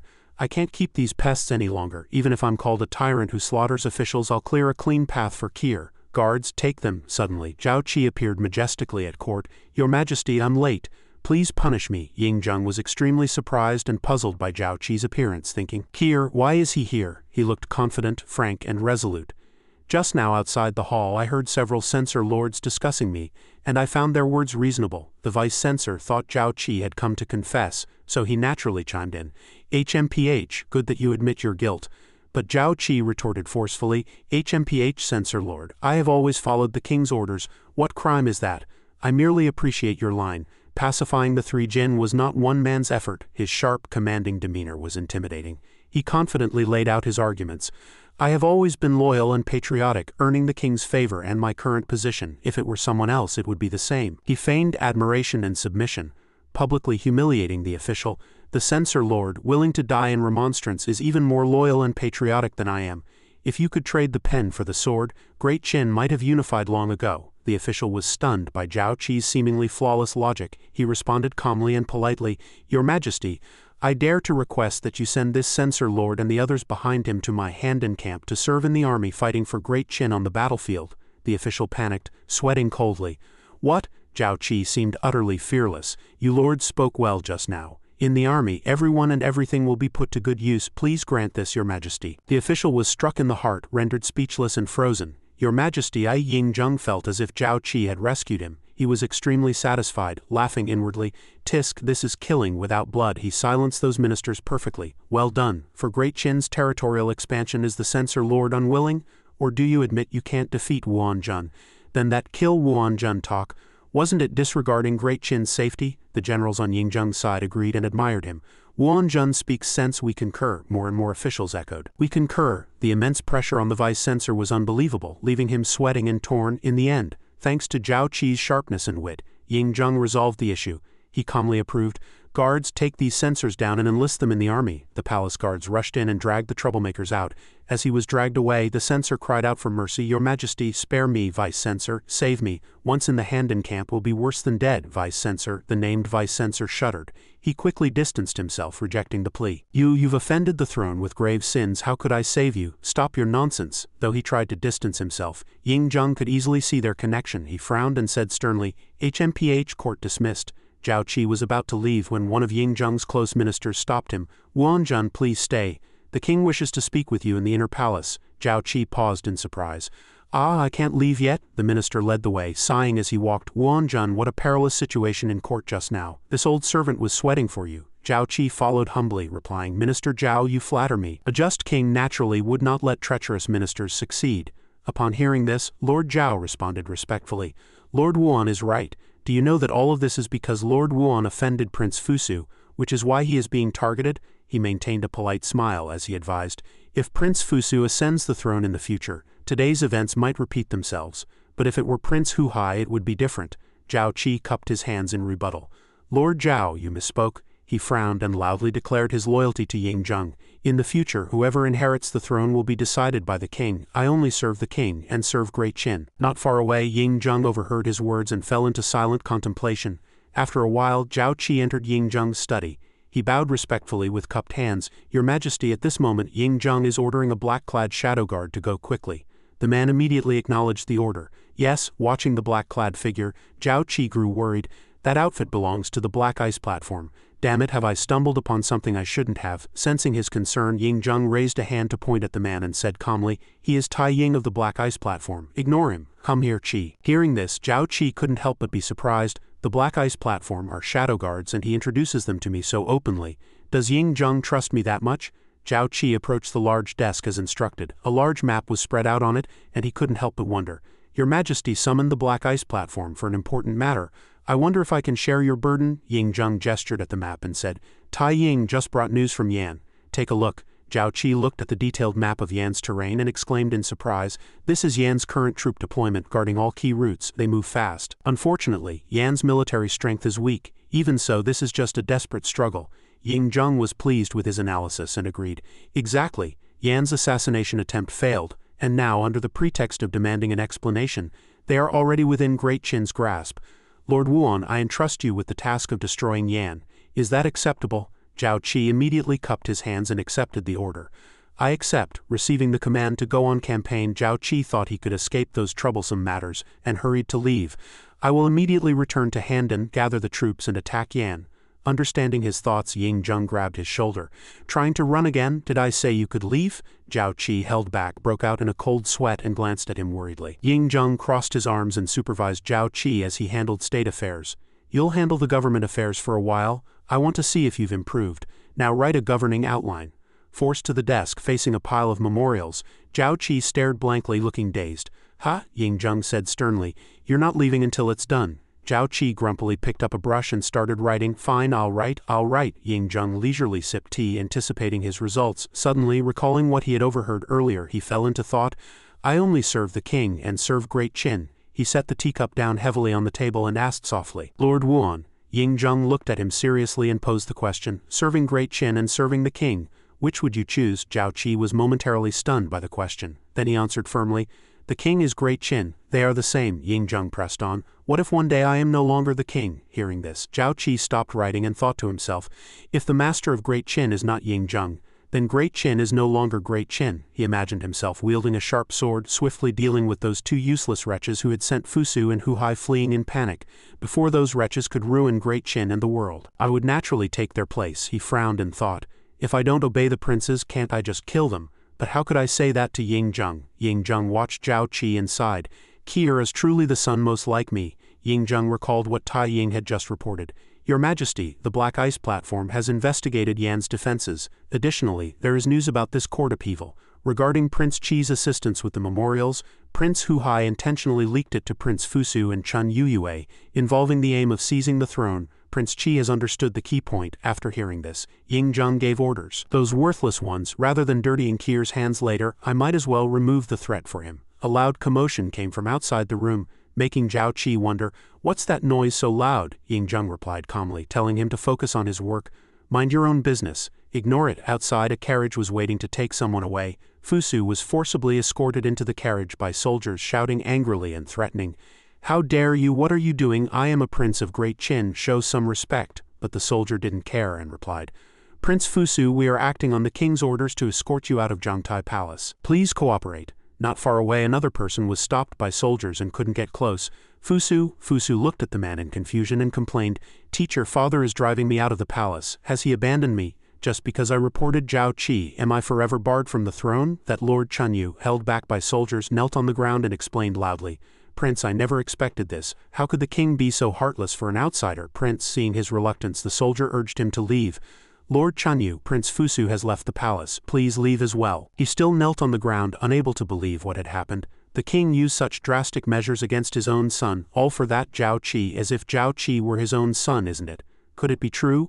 But I have been in the palace for over 10 years and never heard of the king having children with another woman. He grabbed the soldier in front of him and demanded nervously, "Tell me, besides Prince Fusu, who else was driven out of the palace this time?" The soldiers answered in detail. Not just Prince Fusu. Prince Huhai and Prince Zhonglu were also sent away. He seemed to grasp the key point and blurted out in disbelief. "This really is about clearing obstacles for the future succession. This must be investigated." Meng Tian stood with other soldiers in front of the hall and loudly stopped those people. "By the king's order, the princes are no longer allowed to stay in Zhangtai Palace and may not enter without a summons," the princes retorted arrogantly. "Why, we have committed no crime." Meng Tian ignored their words and turned to enter the hall. "I am merely following orders. My apologies, princes.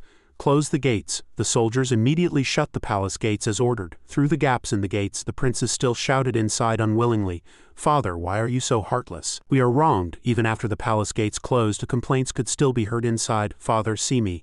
I want to prove my innocence." Meng Tian looked at the palace gates in confusion. "Is this really the king's intention?" Tai Ying retorted, displeased. "Ly. General Meng, do you think I would dare to deliver a false order?" He laughed awkwardly and scratched his head, saying, "True. They touched the king's sore spot. They shouldn't have targeted Prince Qi or tried to use him as a pawn in their struggles," Tai Ying replied in detail. That day, Prince Chengzhao, instigated by Fan Yuki, turned against the king. The king had no choice but to kill his own brother. The king doesn't want Prince Qi to stain his hands with the blood of his own flesh and blood either. Meng Tian agreed. Given Prince Qi's methods, the king is also protecting the princes this way.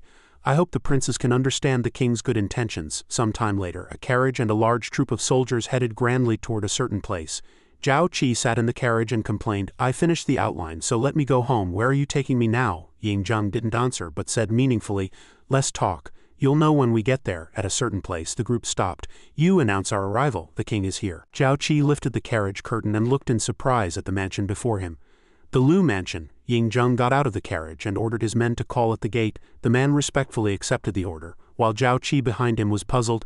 In all of Great Qin, which Lu has a connection to Ying Zheng, but isn't that man already dead? Ying Zheng turned to look at Zhao Qi. "I know what you're thinking. Yes, I brought you to see the person you have in mind." Zhao Qi stared at him in shock, his eyes wide. A middle-aged man came out to greet them. He smiled warmly and said, "Haha, it's been a long time since the king visited." Ying Zheng looked at the man opposite him and nodded in return. "Uncle, are you blaming me?" Hearing his reply, Zhao Qi was certain in his heart. He called him uncle. It really is him. Standing before them was Lu Buwei, the former chancellor of Qin. He looked at Zhao Qi and sighed. "Oh, the king brought someone else this time." Ying Zheng introduced him. "This is Lord Wuan of Great Qin, Zhao Qi." Zhao Qi also politely cupped his hands and bowed to Lu Buwei. Zhao Qi pays respects to Chancellor Lu. Lu Buwei looked at him warmly. "Haha, I've long heard of your fame. Truly a hero emerges from youth, please come in. I'll have wine and food prepared. Inside the house the two old friends chatted happily, drinking and exchanging greetings. Ying Zheng reminded him with concern. Uncle, your health is poor, you shouldn't drink, Bu Wei retorted. Ah, today is a happy day, no taboos. Sitting nearby, Zhao Qi was a bit speechless. No wonder people say Ying Zheng is Lu Buwei's son, seeing their bond it's truly deep. Lu Buwei's feigned death was probably so Ying Zheng could secure the throne. After all, with him around, Ying Zheng would never truly be the king. But why did Ying Zheng bring me here? The two continued their heart-to-heart talk. Zhao Qi silently drank his wine, suddenly spitting it out because of something unexpected Ying Zheng mentioned. But the two still didn't notice him, deeply engrossed in their conversation. After a while, Ying Zheng took out a scroll of bamboo slips and placed it before him. Bu Wei, please advise me. Zhao Qi stepped forward to thank him. He bowed respectfully to both and prepared to leave the mansion. Walking out of the Lu mansion, he couldn't help but breathe a sigh of relief. How strange. Lu Buwei isn't dead and he's become my tutor in governance. What is Ying Zheng up to? Even if he wanted to teach someone, it should be Fusu or Huhai. Still gaining Lu Buwei's talent. No matter what, it's a win for me. After Zhao Qi left, Lu Buwei turned to Ying Zheng and asked, Zhenger, is there something you're hiding from me?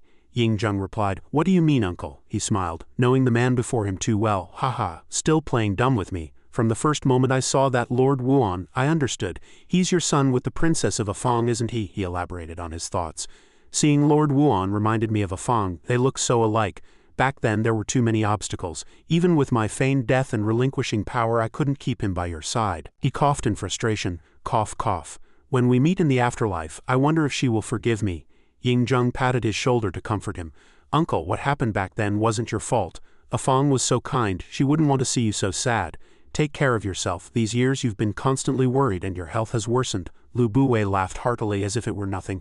Haha, I'm old, but rest assured, I will live to see the day you unify the 6 kingdoms. Ying Zheng pulled a medicine bottle from inside his robe. Uncle, this time I came not only to bring Kier to see you, but also for another matter. He handed it to Bu Wei. Here's an elixir. Take it quickly, Bu Wei exclaimed in surprise. An elixir, he loudly admonished Ying Zheng.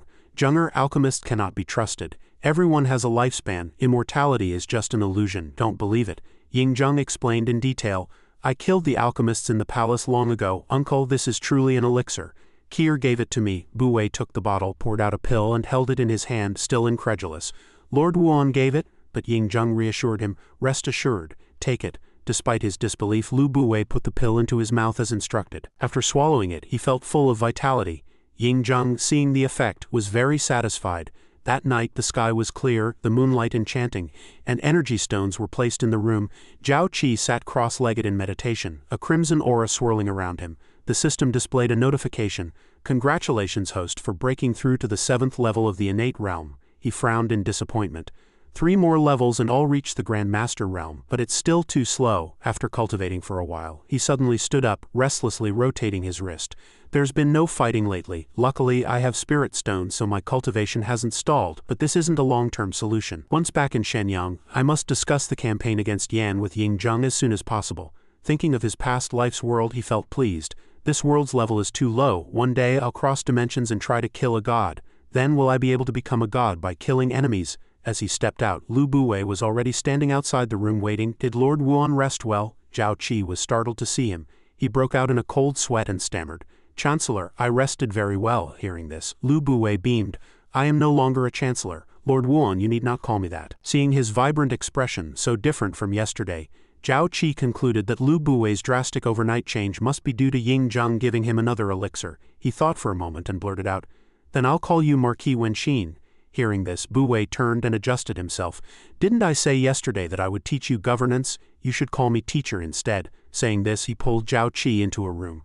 Lord Wuan has extraordinary talent, but that governing outline still has points that can be improved. We need to rework it. Additionally, there are some famous texts you need to memorize. After listing a pile of tasks in one breath, he sighed. Ah, time is limited. It seems we can't rest for the next few days. Hearing the mountain of things to learn, Zhao Qi's eyes went blank and cold sweat poured down. Ha, he complained inwardly. Come on, this feels like senior year of high school. I'm Lord Wuan. Forced to sit at the desk under the supervision of Ying Zheng and Lu Buwei, he looked pale at the memorials before him and stammered, Teacher, actually, I'm a warrior. Let the king and the princes handle governance. Lu Buwei advised, with great power comes great responsibility. Lord Wuan has such talent, it cannot be wasted. Ying Zheng watched Zhao Qi and thought to himself, Back then my studies were also taught by Uncle. Kier, this is the best and most suitable teacher I could find for you. He recalled the past when he was like Zhao Qi now, facing Lu Buwei as if facing a fearsome monster. If you don't memorize this essay, you're not allowed to go play with a Fong. The young Ying-jung had also trembled under his terrifying aura. Those days were truly tough. Hang in there, Kier. A few days later, Ying-jung and Zhao Qi walked out of the Lu mansion, seen off by Lu Buwei. Ying-jung raised his hand warmly. Uncle, stay. I'll come to see you another day. Zhao Qi quickly got into the carriage and collapsed into sleep as soon as he boarded, utterly exhausted.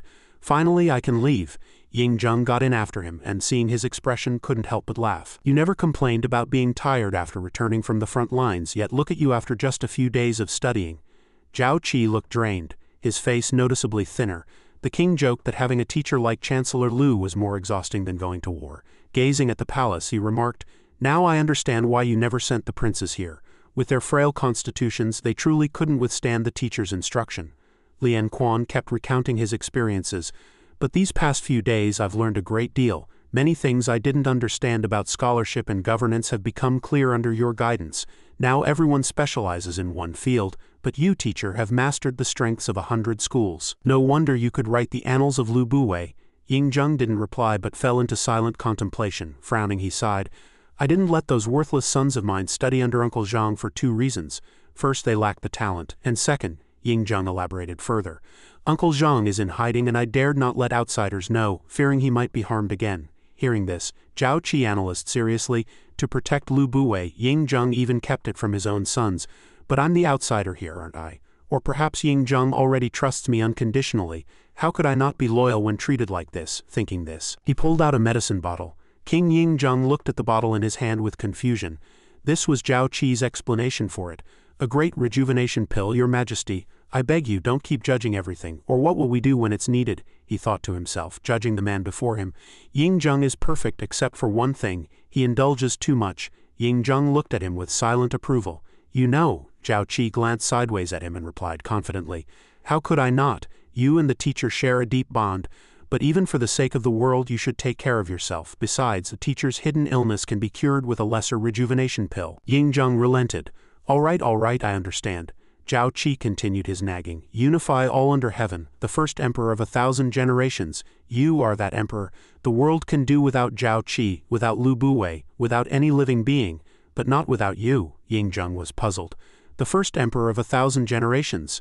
But then he burst into laughter, immensely pleased. "Ha, well said. If I truly can unify all under heaven and bring the Yan and Huang lineages together, that would be an achievement even the 3 sovereigns and 5 emperors never accomplished. Then I will be the emperor, the first emperor of 1,000 generations." The carriage passed through Hangu Pass, and Ying-jung was still elated by his words. "Ha, the first emperor of 1,000 generations." Entering the palace, Ying-jung and Zhao Qi passed a squad of soldiers escorting a prisoner who looked quite dignified. Zhao Qi looked at them, puzzled.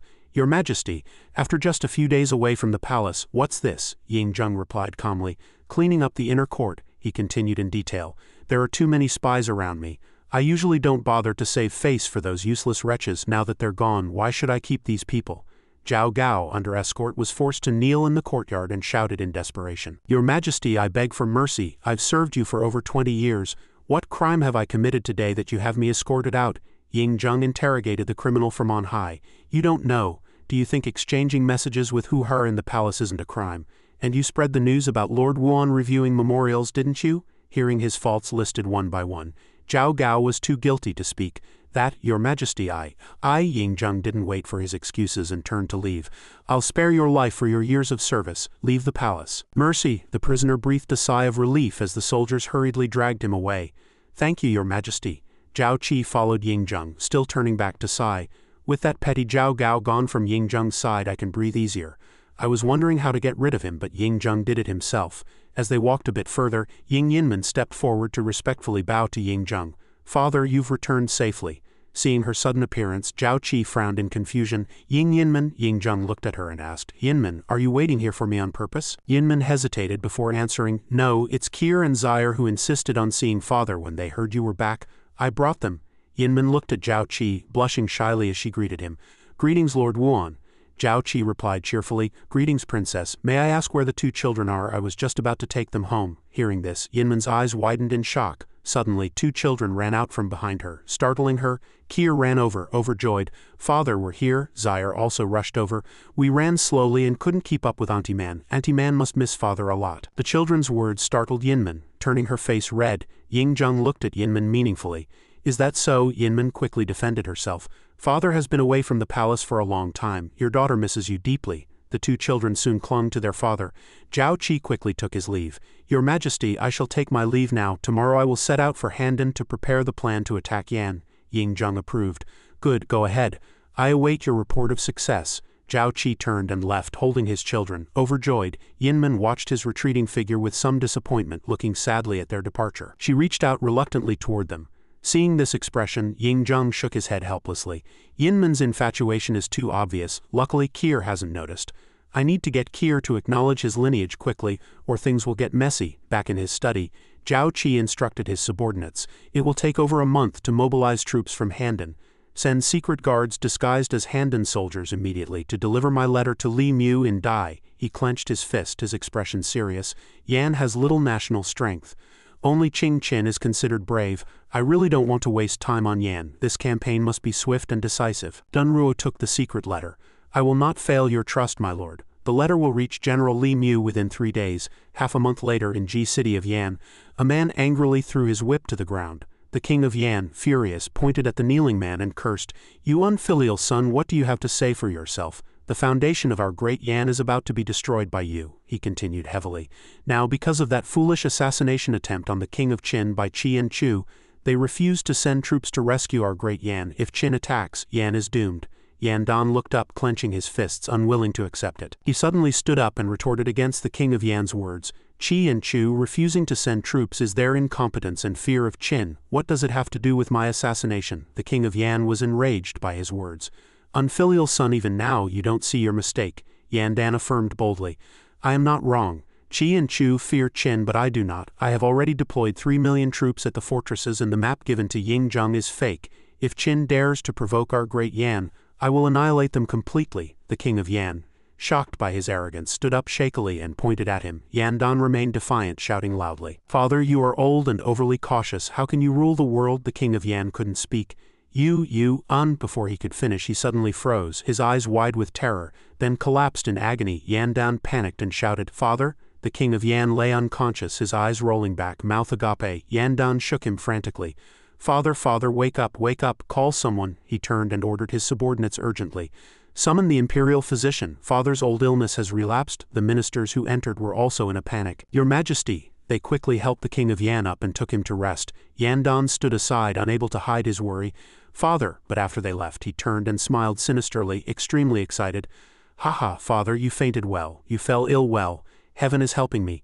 The great power of Yan has finally fallen into my hands. Yingjung, watch how I defeat you." Outside the hall, a general rushed in to report anxiously. "Your Majesty, Qin has sent troops." The general hesitated, not seeing the king of Yan. Yan Dan looked at him sternly. "Father is bedridden. From now on, I, the crown prince, will oversee the state. Report military matters directly to me." Qin hesitated, thinking this was against protocol, but the urgency of the military situation left no choice. With that in mind, he reported, "Your Highness, Qin has sent troops." Yan Dan frowned and replied calmly, "Ha, I expected this. But is Zhao Qi leading the troops? Where have they marched?" The general reported nervously. "No, this time the one challenging our great Yan is Li Mu from Dai. They've been lingering near the border." Hearing this, Yan Dan was extremely surprised. "What?" the general continued in detail. "So, with your Highness having mobilized the entire army to the capital, the border defenses are weak. Li Mu has captured several cities." Hearing this, Yan Dan suddenly burst into laughter. "Ha," he laughed heartily. Ha, Zhao Qi, you're nothing special. I've seen through your scheme," the general asked in confusion. "Your Highness means?" Yan Dan looked at him and explained in detail. "Qing Qin, you lack experience, can't you see this? Li Mu is just a decoy to split our great Yan's forces. If we send troops to counter Zhao Qi, he will directly attack Ji City." Confident in his reasoning, he immediately ordered, "Pass the order. The 300,000 troops must not move. Hold Ji City firmly." Qing Qin hesitated, wanting to dissuade him. "But your Highness," Yan Dan interrupted him arrogantly. "Say no more. Everything follows my plan." A massive battering ram slammed violently against the city gate. Qin soldiers charged fiercely to attack the Yan city. The soldiers on the wall looked at the formidable army before them in panic. Hold the line, hold the line. Call out all able-bodied men in the city to defend." Behind the gate, a small squad of soldiers was tense. "Where are the reinforcements? Why hasn't the king sent troops yet?" As the words fell, the gate was breached and the Yan soldiers were repelled. "Ah!" the Qin soldiers roared as they stormed the city. "The city is breached. Kill!" Nearby, Li Mu watched the battle with delight. "Haha, Lord Wuan's calculations are flawless. I've never fought such an easy battle, such a large city, defended by fewer than 10,000 men," he pondered cautiously. "Though we're gaining ground in Yan, the northern barbarians keep causing trouble, keeping Dai in constant danger. I wonder how Lord Wuan is preparing." A general behind him said confidently, "Rest assured, General Li, I received word before leaving that Lord Wuan guarantees to flatten Yan within 3 months at most." Li Mu felt somewhat reassured. "Then I am at ease. Before Lord Wuan makes his move, I'll capture a few more cities." With that, he spurred his horse into the battlefield. "Father," a pigeon flew overhead. It landed on the general's hand. He retrieved a short letter ready to send word to his lord. The pigeon took off with the letter toward its destination. Zhao Qi soon received the message. The letter detailed the battle. General Li Mu had captured 15 cities on the Yan border with no Yan reinforcements, and the barbarians remained quiet for now. Receiving the news, Zhao Qi was overjoyed. "Haha, perfect timing." Standing before his army, he drew his sword to inspire the Qin soldiers. Raising his blade high, he commanded boldly, "March to destroy Yan." The soldiers below responded in unison, their morale soaring. Half a month later at the Yan capital of Ji City, the Qin army had arrived menacingly at the city gates. They raised their weapons, shouting with overwhelming force. Inside the city, a general came before Yandan, reporting the crisis nervously. "Your Highness, Lord Wuan Zhao Qi's 30,000 troops have surrounded the city." Yandan angrily scolded him. "What are you afraid of? A mere Zhao Qi is nothing. I have 300,000 troops stationed in Ji City." Qing Qin was tense and quickly advised, "Even if Ji City's defenses are strong, Li Mu has already occupied half our territory, and the commander is the little god of slaughter, Zhao Qi." Yandan furiously retorted, "Qing Qin, are you undermining our morale and boosting the enemy's? As a great general, such cowardice is sheer incompetence." Qing Qin, startled, quickly defended himself. "I dare not.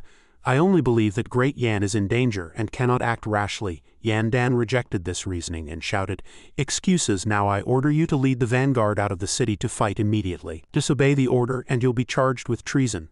The same goes for defeat." Hearing this, Qing Qin frowned and thought to himself, "With such a foolish crown prince, how can the nation not fall?" Though unwilling, he had to obey Yandan. "Oh well, dying in battle is loyalty enough." With that, Qing Qin bowed and accepted the order. "I obey and will die for Great Yan." Immediately, he mounted his horse and led the army out to battle. Raising his sword, he shouted, "I am Qing Qin, general of Great Yan. As long as I am here, Qin will never take Ji City. Prepare for battle." The soldiers behind him responded in unison, raising their war cries. Yandan looked down from the city wall and ordered, "Qing Qin, no need to waste words with the Qin dogs. Charge and show them the might of our Great Yan." The general looked at Qing Qin and sighed, "General, the crown prince's approach won't work. Morale hasn't been raised yet. How can we charge?" Qing Qin sighed wearily in resignation. "Alas, such is the king's command. Do we have a choice? Pass the order to attack. Maybe we can catch Zhao Qi off guard and our Great Yan might win." The general followed his instructions, pointing forward and ordering, "The crown prince orders an attack." The cavalry charged fiercely toward the enemy. They charged straight at the formidable Qin army. Dunruo watched the Yan forces unmoved, instead laughing heartily.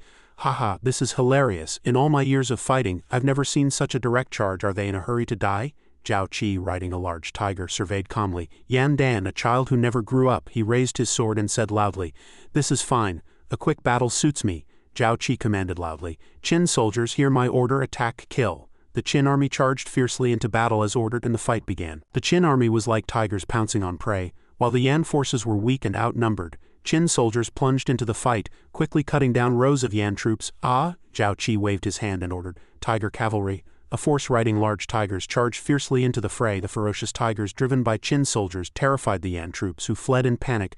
"Tigers, help! Zhao Qi, who can tame tigers, is truly a god of slaughter." Zhang Han charged fiercely, meeting Qing Qin head-on. He easily dodged Qing Qin's attacks. Like striking a rock with an egg, he struck Qing Qin's hand hard, knocking the spear from his grip. HMPH.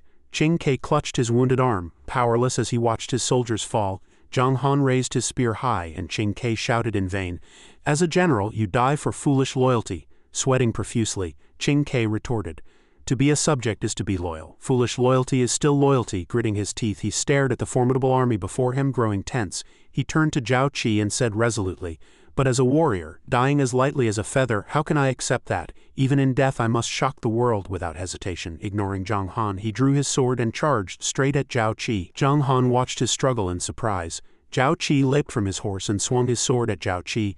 Zhao Qi, die, killing you will etch my name in history. But before he could reach him, Zhao Qi calmly drew his bow and shot a powerful arrow that pierced through his body. He watched Qing Ke fall and mocked, Qing Ke, your loyalty is commendable, but your folly is pitiable. Qing Ke looked up at Zhao Qi in pain, unwilling to accept defeat. Zhao Qi dismissed him and turned his gaze to the city ahead. Yan Dan, will you come down and surrender, or shall I go up and drag you down? Yan Dan was no longer arrogant. He trembled, unable to believe the sight before him. How could this be? In less than an hour my great Yan's 30,000 warriors. Zhao Qi led the Qin army and declared fiercely, Yan Dan, these warriors died because of you. Hearing this, Yan Dan panicked, stumbling as he refused to accept the truth. It's not my fault, not my doing, it's Qing Ke's incompetence. A soldier quickly steadied him. Your Highness, be careful. He widened his eyes and stammered, I am a wise ruler, the true chosen one. How could I lose to Qin, to Yingzheng? Frantically, he looked at Zhao Qi and rambled. Zhao Qi, come serve under me, pledge loyalty to great Yan, will you? He continued his mad ramblings. You have talent and ability. Why follow the tyrant Yingzheng? Help me unify the world and peace will prevail. I won't treat you poorly. Zhang Han and Tu Zui exchanged confused glances at his nonsense. Lord, has Yan Dan gone mad? Yan Dan didn't stop, speaking ambitiously. What do you want? Gold, land, women, power? Whatever Yingzheng gives you, I, Yan Dan, will give you 10 times over. Zhao Qi ignored his words, whistling to summon something. From the sky, flocks of eagles responded. One landed on his arm.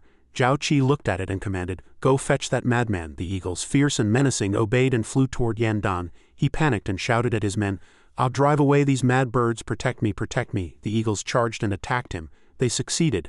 Amid the soldiers' terror, they dragged him out of the city. They roughly threw Yan Dan down, leaving him terrified. Zhao Qi approached on his tiger. Your prince is in my hands and your army is dead. Yan Dan stared at him in fear.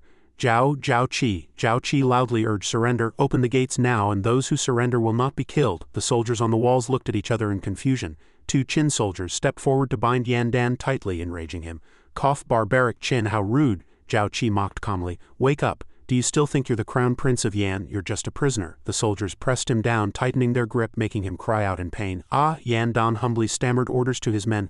Open the gates. The Yan soldiers couldn't believe it and protested, but Yan Dan threatened them loudly. But what? Dare you defy my orders? The soldiers had no choice but to open the gates for the Qin army. Yan Dan looked at Zhao Qi, justifying his submission. I ordered the gates open because I couldn't bear to see the people of Ji suffer. It's all Qing Ke's incompetence that forced me to this. Hearing this, Zhao Qi sneered. Yan Dan, you are the most hypocritical and shameless person I've ever met. You have no sense of responsibility. He looked at him contemptuously. Even now you try to cover up your wrong decisions and cowardice. Useless. These words struck Yan Dan. He shed tears, reluctantly accepting the truth. Zhao Qi entered the city, and the Yan officials were all under Qin control. He strolled leisurely as they took charge of Ji, posting notices to reassure the people. Anyone who does not submit to Great Qin will be killed. Inside the palace, people fled in panic. The Qin army has entered the palace. The Qin army has entered the palace. Run, the crown prince has surrendered. Great Yan is finished. A loyal minister rushed forward, urgently advising the king of Yan. Your Majesty, the crown prince has lost, and General Qing Ke is dead. Before the Qin army arrives, you must leave the palace. Yan cannot be without you. The king of Yan lay on his bed, weak and resigned. Go, leave quickly. I am the ruler of Yan, how can I flee? Zhao Qi stepped into the hall, admiring the king's composure. King of Yan, congratulations. Though your fate and Yan's are sealed, you are the only ruler who remains calm and does not flee when the enemy is at the gates. The minister saw him and trembled. Qin army? Zhao Qi stood tall before the king of Yan and remarked, If not for your worthless son, I believe with you guarding the state it would take Great Qin at least half a year to conquer Yan. Perhaps we wouldn't even have found an excuse to attack. The king of Yan sat up calmly, facing him. He looked at him wearily and replied, My son is unfilial, a curse on Great Yan. But are Yingzheng's descendants all good? I don't believe Qin will last forever. Hearing this, Zhao Qi frowned and drew his sword.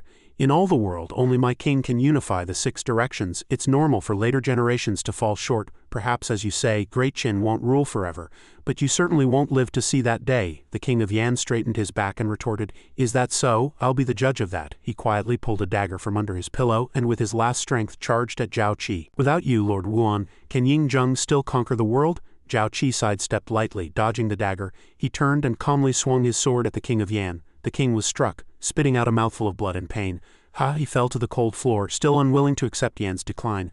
I'll watch from heaven, watch Yingjung meet the same fate, watch his empire crumble in his descendants' hands, watch the 6 states rise again after his death. Zhao Qi frowned at his struggle and declared firmly, even without Yingjung the world won't fall apart because I'm here. I won't hand over the hard-won foundation to incompetence. If necessary, I'll guard this land in Yingjung's place. Hearing this, the king of Yan vaguely understood the implication.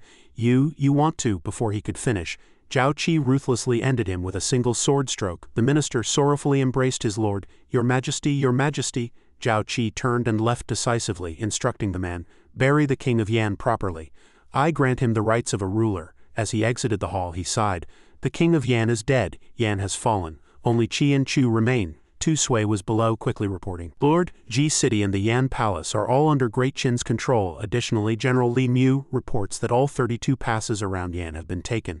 Zhao Qi asked curiously, now Yan has no army or generals. Within half a month, its territory will be absorbed into Great Qin. How is Yan Dan? Has he taken his own life? Tu Sui replied. Reporting to you, Lord. Yan Dan is outwardly strong but inwardly weak. He has no courage to commit suicide, but he may have gone mad. Yan Dan was seen locked in a cage, laughing hysterically. Haha, I am the king of the world. Yingjung is no match for me, and Zhao Qi is just an ant. Haha. Zhao Qi was satisfied and turned to leave. Send Yan Dan back to Shenyang along with the news of Yan's fall. I have matters to attend to. Handle everything here. Tu Sui clasped his fists and accepted. Yes. That night the weather was clear and moonlight illuminated the entire sky. In a private room, Zhao Qi activated the system. System, settle the rewards. The system immediately processed his command. Processing host command. After a moment, the system began a series of announcements. Processing host command, starting reward settlement. Congratulations to the host's army for killing 2,855,564 enemies, earning 96,188 experience points. Congratulations to the host for killing Yan's General Qing Ke, earning 800 experience points and a bottle of minor rejuvenation pill. Congratulations to the host for killing the king of Yan Ji Shi, earning 1,000 experience points and a bottle of vitality enhancement pill. Zhao Qi held the pill bottles, marveling at the generous rewards. This conquest of Yan was so easy, yet the rewards are impressive. This vitality enhancement pill is new. What is it? The name is similar to the Qi enhancement pill. The system immediately explained in detail. Vitality enhancement pill, mid-grade Zon level elixir. Taking one daily below level 21 increases 5,000 experience points. Taking one daily below level 31 increases 3,000 experience points. Seeing the pill's astonishing effects, Zhao Qi was thrilled. The Qi enhancement pill gives 1,000 experience points. This one is 5 times better. Excellent. Zhao Qi eagerly wanted to check his current stats. System, display the attribute interface. The system obeyed and quickly processed. Level 17 in 7th realm. Health 8,000, Qi 7,000. Cultivation technique. Basic inner art perfected. Heaven and earth endless vitality restores Qi. Martial skills, basic sword art perfected, unleashes invisible sword energy, fierce tiger fist, yellow grade mid-tier martial skill perfected, punch roars like a tiger, concentrates tenfold power, divine archery Zon grade martial skill perfected, perfect accuracy within 300 zhang, 10 arrows in a row with explosive force. Overlord halberd technique Zon grade martial skill perfected, Wudang cloud step, Zon grade martial skill perfected, possesses startling Qi sword head cleaver, Overlord halberd, fine steel sword, armor, 10 stone bow, possesses artifact, general's heart, possesses attribute, military training, hosts command of troops in formations, increases morale by 100, combat power enhanced, possesses trait, authority of Lord Wuan, all subordinates revere him, a war god in the army, respected by millions of Qin elite soldiers, title, Lord Wuan when host leads an army to kill, gains 1/3 of kills and can activate the passive of the killing path, gaining 1/3 of the killing intent from the army's kills. Experience needed for level up 23,540. Looking at his list of attributes, he silently marveled. My current strength feels formidable even to me, and I'm just 1 point away from breaking through to the innate 8th realm. Zhao Qi opened the bottle, took out 2 pills and swallowed them. This vitality enhancement pill is just what I need. The system immediately prepared for the upgrade. System will follow the host's command, processing instructions, preparing for the host's level up.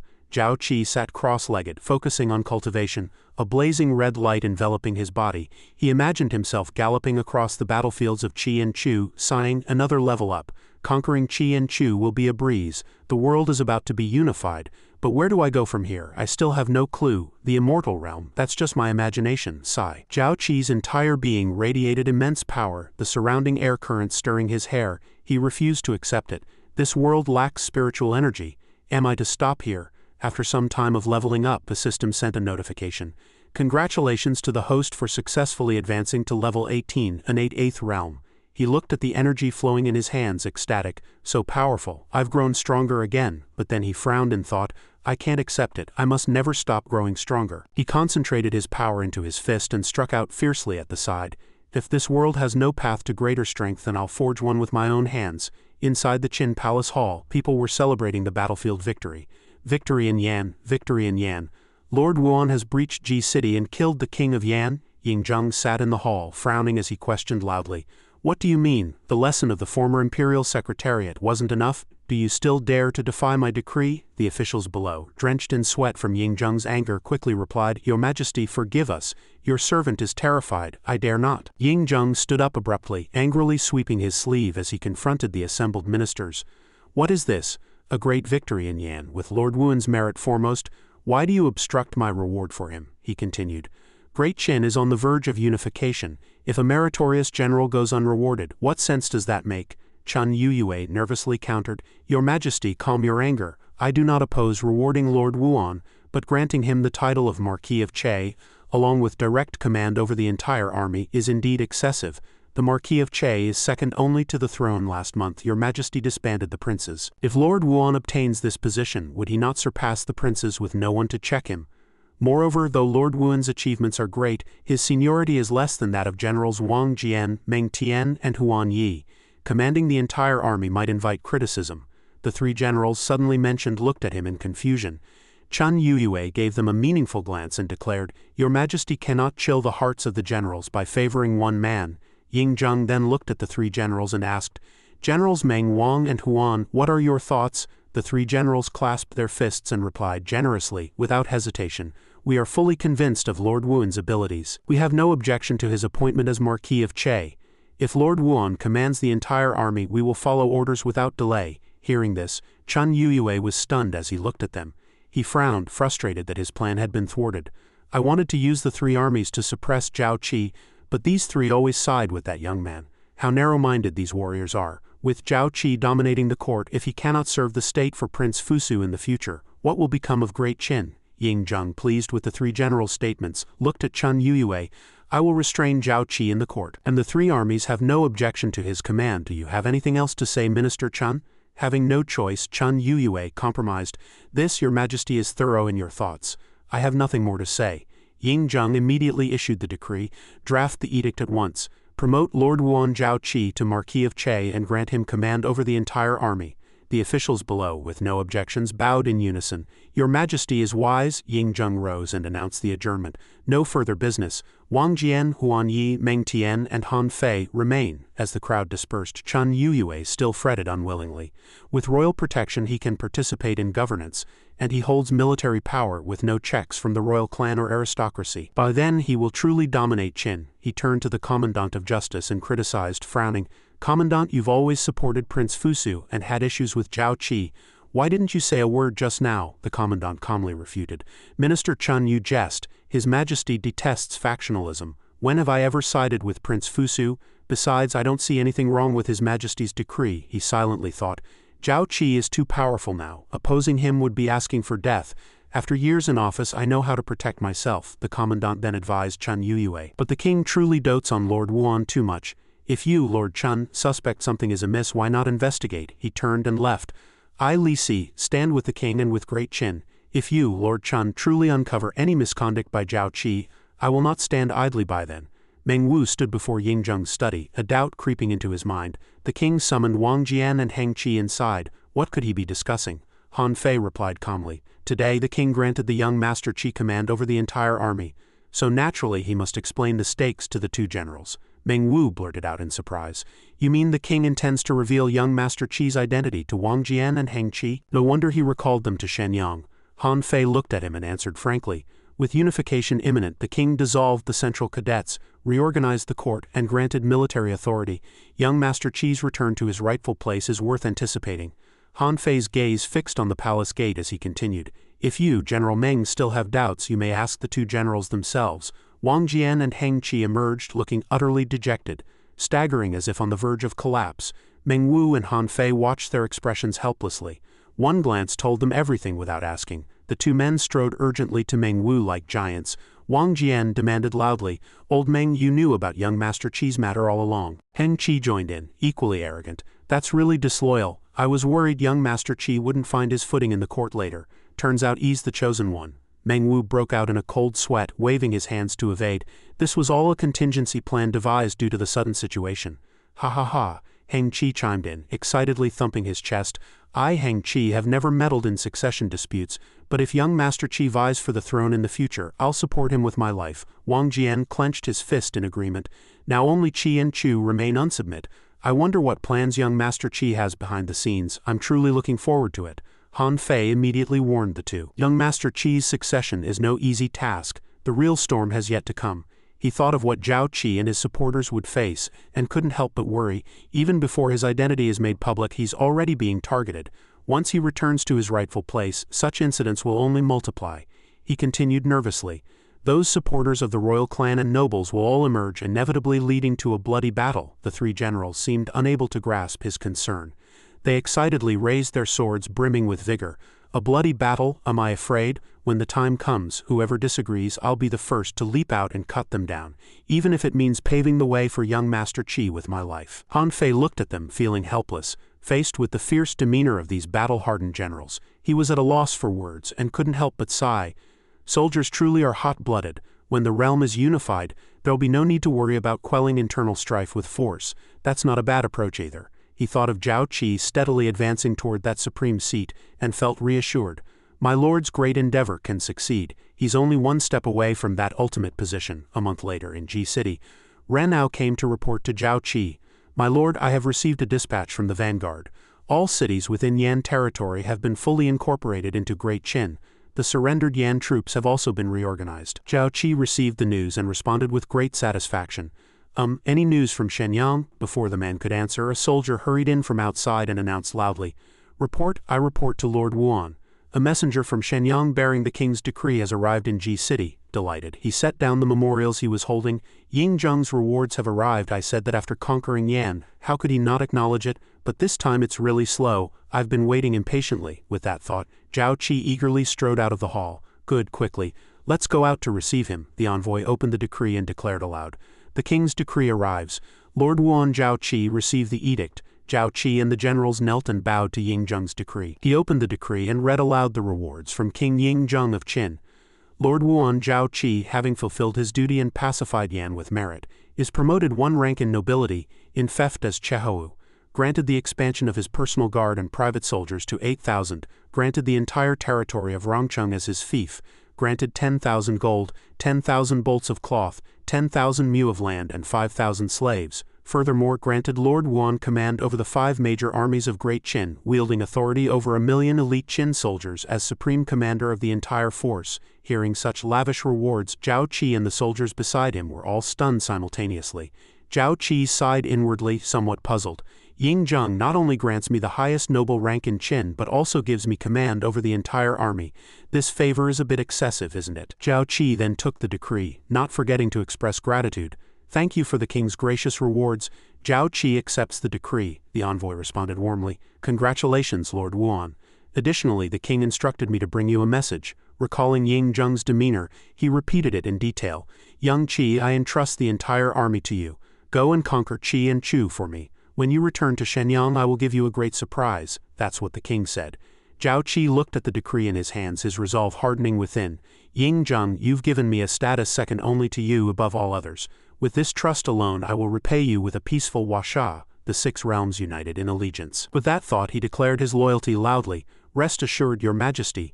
I will seize Qi and Chu for Great Qin." After receiving the rewards, Zhao Qi entered the study, staring at the maps of the various states as he calculated inwardly. "Only Qi and Chu remain. Now that I hold the entire army, I can dispatch troops at any time. After Ying Zheng destroys these 2 states, there will be surprises and even greater rewards.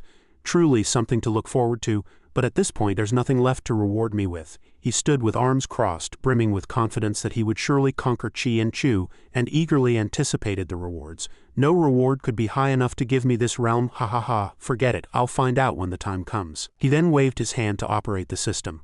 "System, Settle the rewards for rank promotion, official position promotion and enemy kills. The system immediately processed his command. Processing host command.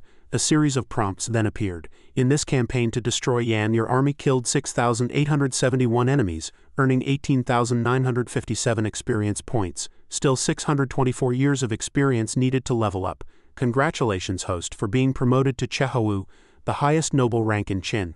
Reward, 1 Zon grade treasure chest, which can yield items no lower than Zon grade. Congratulations, host, for obtaining the position of Supreme Commander of a nation's army, the highest military post in Qin. Reward, 1 Zon grade treasure chest. Zhao Qi curiously opened the chest immediately, switching to opening chests. Open. The system instantly executed the command. Processing host command. Then came a series of rewards from the chest.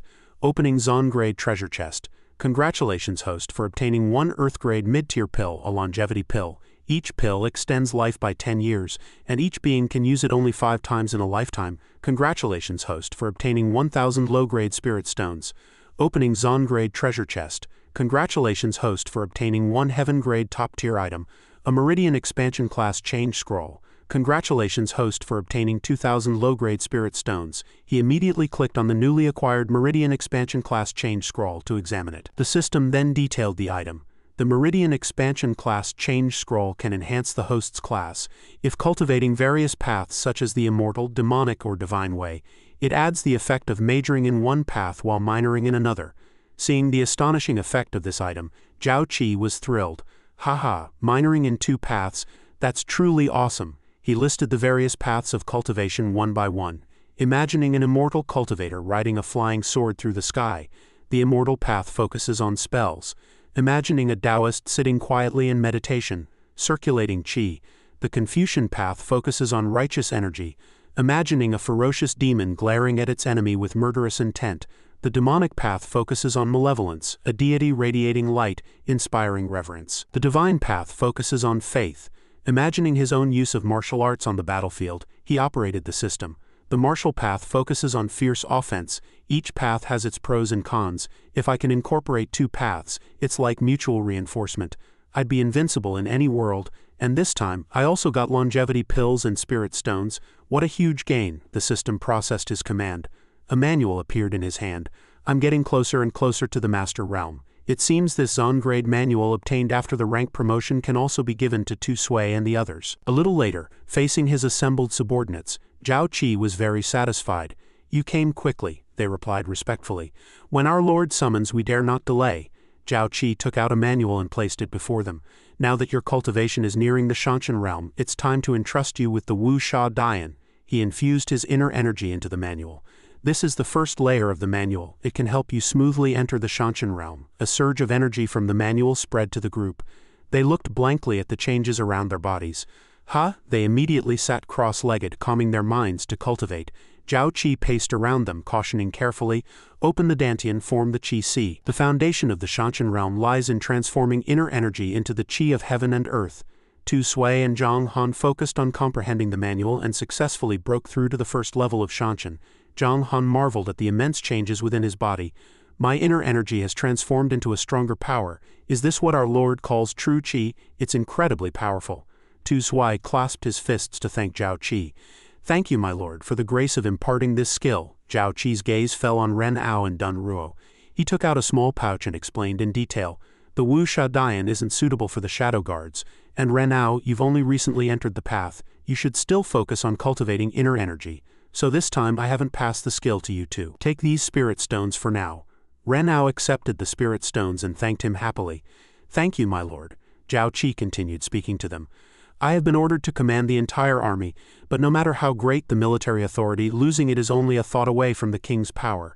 The army and the fief still need you to guard them. We only await the destruction of Qi and Chu and the unification of the realm. His subordinates declared their loyalty loudly.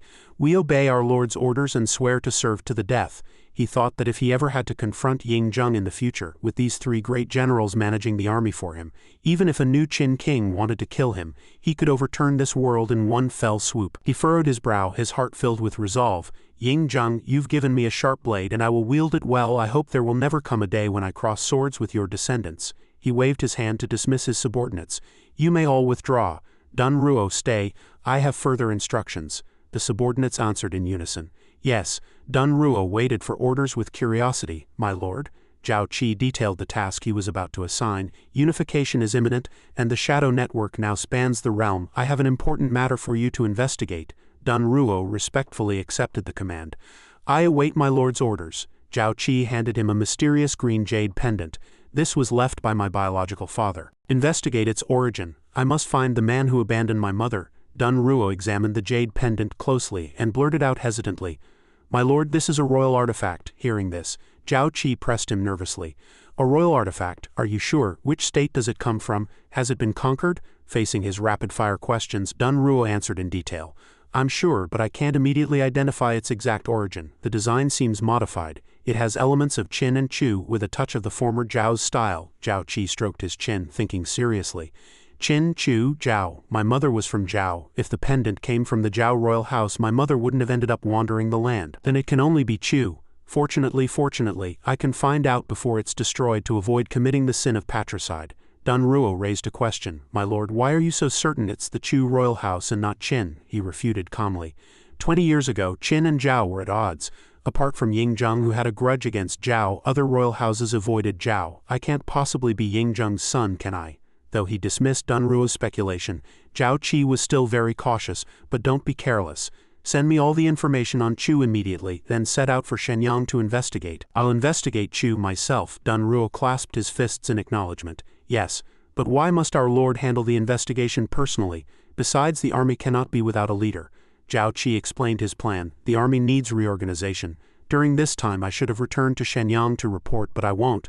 There are some things I want to clarify myself. In Great Qin, a man stood before Yingzheng and reported, Your Majesty. Yingzheng looked at him and responded, What, has Kier sent word again? By my reckoning, it's about time he returned to Shenyang, isn't it?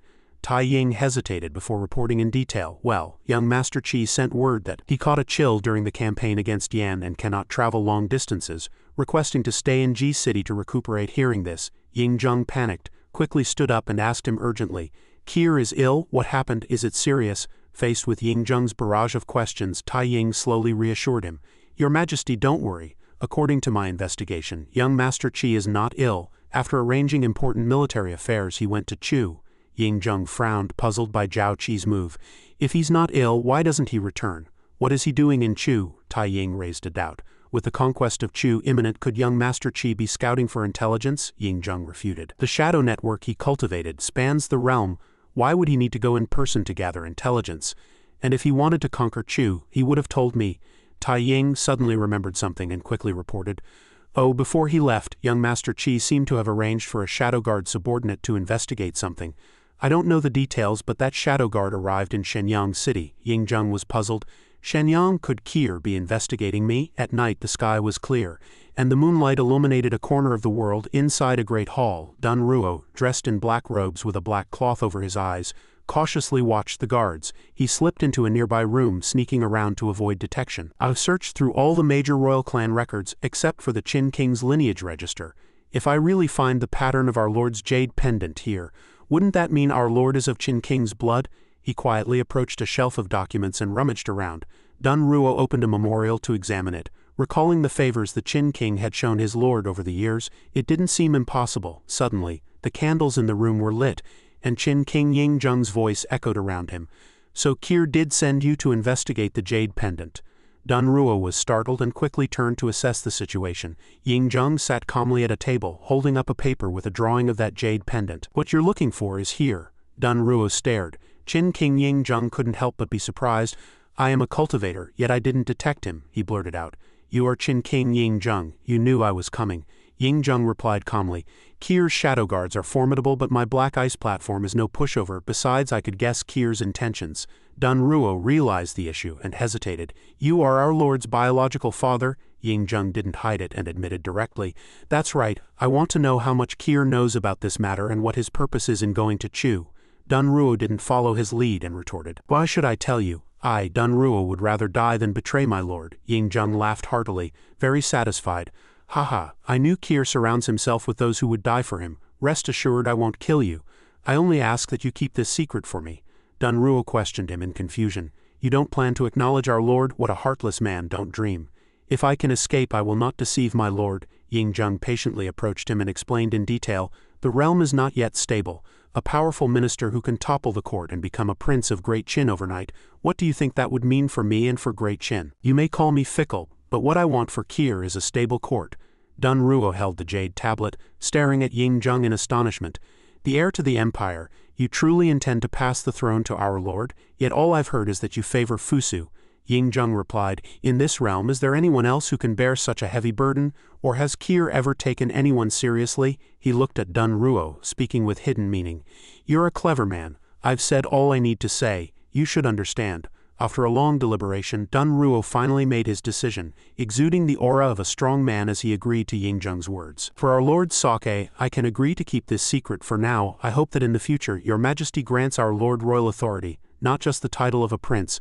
Otherwise, no matter who ascends the throne, Dun Ruo will surely kill them. Ying-jung, far from anger, was exceedingly pleased. He laughed heartily and readily agreed, haha, excellent, I will certainly keep my promise. Suddenly, Ying-jung strode out of the study, opened the door and ordered his men, all of you withdraw. The master and I have important matters to discuss. No disturbances, the soldiers on guard duty replied in unison. Yes. A figure hidden in a blind spot remained poised to strike at any moment. Hearing the order, they quickly stowed their crossbows and prepared to leave. Ying-jung returned to the room and turned to ask Dun Ruo, now can you tell me why Kier has gone to Chu? Only then did Dun Ruo realize how many people had been hidden nearby. Sighing inwardly and strengthening his resolve, the black ice platform is truly formidable. I must intensify my training and never fail, my lord. A new day dawned in Chu.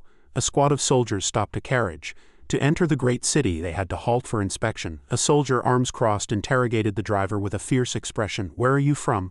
What business do you have in Yingdu? Do you have a travel permit? The man stammered in fear. We're newcomers and didn't know we needed a permit. Zhao Qi lifted the carriage curtain, smiling broadly as he handed over a heavy little money pouch. Of course we have a travel permit. Please, officer, examine it. He then bribed them with words. Officer, is this permit acceptable? The soldier's eyes seemed to dazzle at the sight of the large pouch, and he took it joyfully. Oh, it's fine, perfectly fine. Zhao Qi appeared very sincere. We're merchants from Jicheng here to seek refuge with relatives. Please, officer, do us a favor. The soldier, having gained a great bargain, readily agreed. Of course, if you need anything in the city, feel free to come to me. We people of Yingdu love to help others. Ha ha. With that he beamed and loudly announced to his men, let them pass. Inside a large courtyard in the city, a man stepped forward to respectfully greet the newcomers. Lord Chen, I, a commoner, came to Chu seeking shelter. How dare I trouble you to come in person? Around them, servants were busy unpacking luggage. Lord Chen, watching the other's lip movements, replied, since you've come to Great Chu, from today you are a subject of Chu, it's only proper that I come to greet you. The other was Zhao Qi. He warmly received Lord Chen. I hope Lord Chen will guide me in the future. I've prepared some wine and food, please enter. Lord Chen was very pleased with his words. HMPH, you know your place. They entered the room cheerfully together. As soon as the door closed, Lord Chen knelt at Zhao Qi's feet. He loudly paid homage. Shadow Guard Chen Shi pays homage to our lord. Forgive me, my lord, for my earlier presumption. Zhao Qi dismissed it casually, excusing Chen Shi. Rise, it was all for cover. You did well, I hold no blame. Zhao Qi sat gracefully and asked, what is the current situation in Chu? Chen Shi respectfully presented a memorial. Reporting to my lord, Chu appears calm and strong on the surface, but its internal governance is already in chaos. Since King Caoli's death, Li Yuan has seized power, and the clans widely spread rumors that the current king of Chu is not of royal blood. Zhao Qi took the memorial and examined it closely. If I'm not mistaken, Fusu should have made a move by now. Chen Shi quickly replied, my lord's foresight is divine. The three great clans of Chu are indeed courting Prince Fusu, but their intentions remain unclear. Zhao Qi recalled the history he knew from his past life. Li Yuan married his sister Li Yanyan to Lord Chunchen, Huang She. After she became pregnant, he killed Huang She and presented Li Yanyan to King Caoli, who made her queen, and she bore King Yu of Chu. He continued pondering historical events. After King Caoli's death, Li Yuan controlled the court, becoming the inner king of Chu. He defiled the royal bloodline and suppressed the clans. During his rule he constantly made enemies, throwing Chu's court into chaos, he recalled further. In the end, the three great clans allied with Prince Fusu to assassinate Li Yuan. Only then did Chu stabilize its internal affairs, rebuild its strength and contend with Qin. If Li Yuan doesn't die, he's just another Guo Kai. Why would it take Qin 3 years to destroy Chu? Zhao Qi laughed, touching his forehead. Haha, brave general of Qin, then I must not let him die. He immediately ordered Chen Shi. Arrange it at once. I want to see Li Yuan. Chen Shi promptly accepted the order. Yes, I'll see to it immediately. Some time later on a main street, a carriage charged aggressively through the crowd. Soldiers harshly shoved pedestrians aside. Move, move, move, blocking the Chancellor's carriage. Do you want to die? The commoners were roughly pushed by the soldiers. A soldier insulted an innocent civilian and threatened, "Hesitate again and I'll cut you down." The man was shoved to the ground, his belongings scattering. "Spare me, sir, I'm going. Suddenly, the man grabbed a sharp sickle and swung it fiercely at the soldier. Seeing the soldier struck down, nearby soldiers shouted, "Assassin, assassin, protect the Chancellor." The former civilians now revealed their true colors, brandishing weapons and charging fiercely at the carriage. Target sighted. "Kill this treacherous Chancellor who disrupts the court and defiles the royal bloodline," they shouted. "Kill the traitor." They swiftly and cleanly dispatched the few soldiers guarding the carriage. Zhao Qi leaned against a nearby wall, calmly watching the battle. Their fighting strength is so high, don't let them kill Li Yuan. Chu's combat power is too weak. Inside the carriage, Li Yuan was trembling uncontrollably. He gripped his sword tightly, shouting for help. Protect me, protect me. Who dares to assassinate me in broad daylight?" A sickle-wielding assassin aimed at him viciously. "You dog, today I kill you to rectify the state." Seeing the murderous intent aimed at him, Li Yuan screamed in terror. Assassin!" The assassin swung his sickle to take his life. As the sickle was about to strike, Zhao Qi suddenly appeared from nowhere and kicked him aside. The man rolled on the ground from Zhao Qi's kick. Zhao Qi stood before the carriage, sword in hand, declaring fiercely, "With me here today no one will harm a single hair on the Chancellor's head." The assassins raged. "Arrogant words, if you don't step aside we'll kill you too." One charged at him. Zhao Qi, unflustered, kicked the man away hard. "Then let's see if I'm bluffing." The assassins were intimidated by his aura. After a chaotic skirmish they fled, leaving fallen soldiers strewn about. Zhao Qi turned to Li Yuan and said, "Chancellor, don't fear, the villains have fled, it's over." Li Yuan lifted the carriage curtain and stepped out, full of suspicion. Who are you?" Zhao Qi bowed with clasped hands. "I am Zhao Wuan, paying respects to the Chancellor." In a separate residence a voice hurriedly ordered, Quick, bring it in carefully, don't damage it." Chen Shi, standing before Li Yuan, commanded the servants, "Open it." They obeyed swiftly, revealing several large chests of gleaming gold.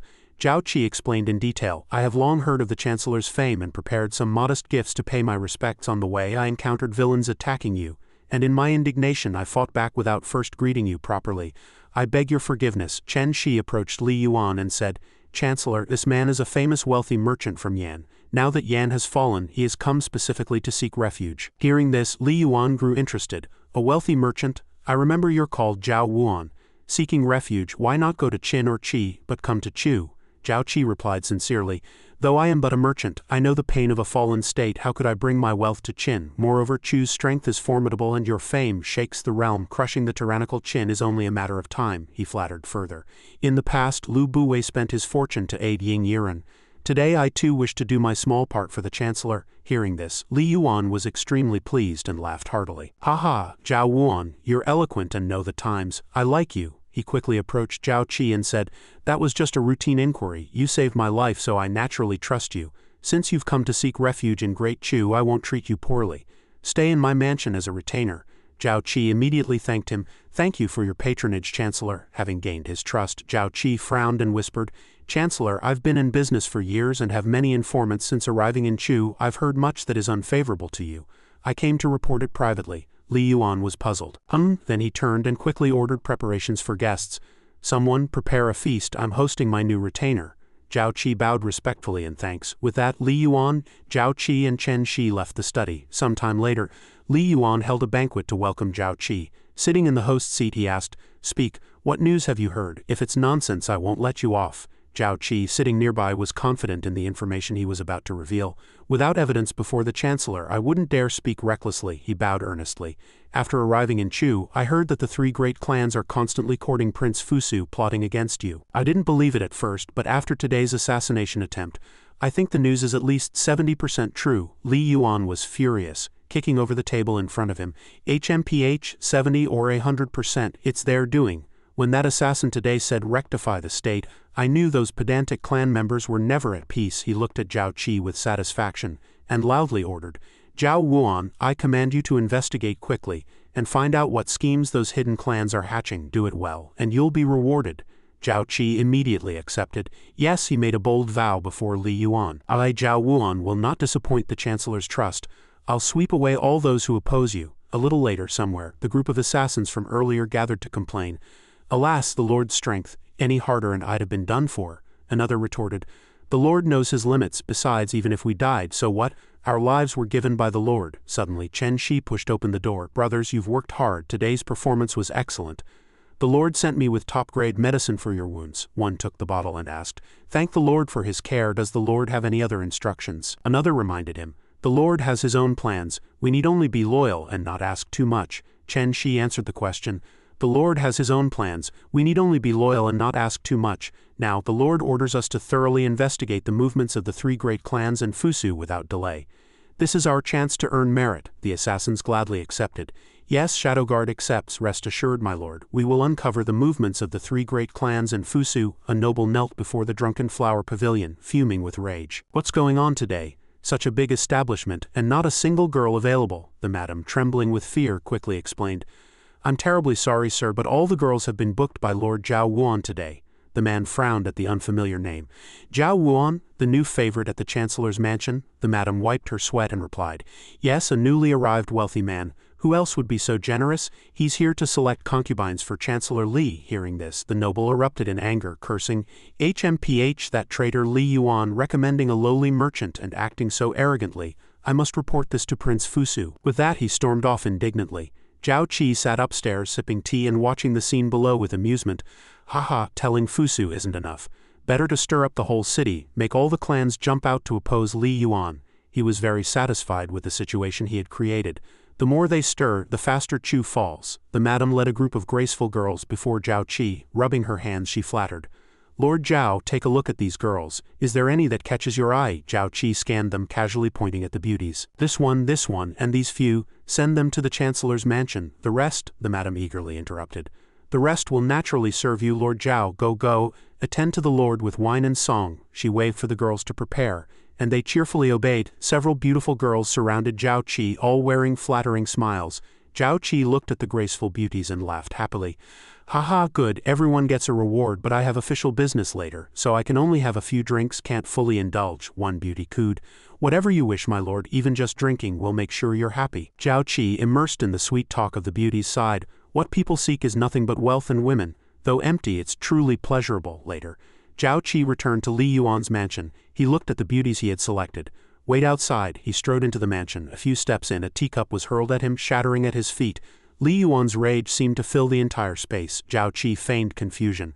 "Why is the Chancellor so angry?" Frowning, Li Yuan said angrily, "HMPH, you brat Zhao Wuan, you know perfectly well." Zhao Qi looked innocent. He thought to himself, "He still calls me Zhao Wuan, so the plot hasn't been exposed. What's Li Yuan so mad about?" He stammered. Where should I begin?" Li Yuan exploded. "You were right, that Fusu brat tried to assassinate me, and he's colluding with the other clans. Damn it, I almost fell into his trap." He slapped Zhao Qi's shoulder happily and boomed, "Thanks to your information, I caught them off guard. Haha, boy, you deserve the top credit." Only then did Zhao Qi relax and reply modestly, "Serving the Chancellor, I dare not claim credit." Li Yuan recounted excitedly, "I've already caught and interrogated some assassins. They said I'm corrupt and indulgent. HMPH, they're just incapable of recruiting retainers as wealthy as you, and they dare to envy me." Zhao Qi quickly agreed happily. "How can the incompetent attract worthy talent? Their envy of you isn't because of me, it's clearly jealousy of your governance skills." He clapped his hands and affirmed, "As long as I, Zhao Wuan, am here, the Chancellor can rest easy. I guarantee I'll handle everything smoothly." The beauties he had brought back, hearing his signal, filed in gracefully. They approached Li Yuan with joyful smiles on their faces. "Lord Chancellor, allow us to serve you."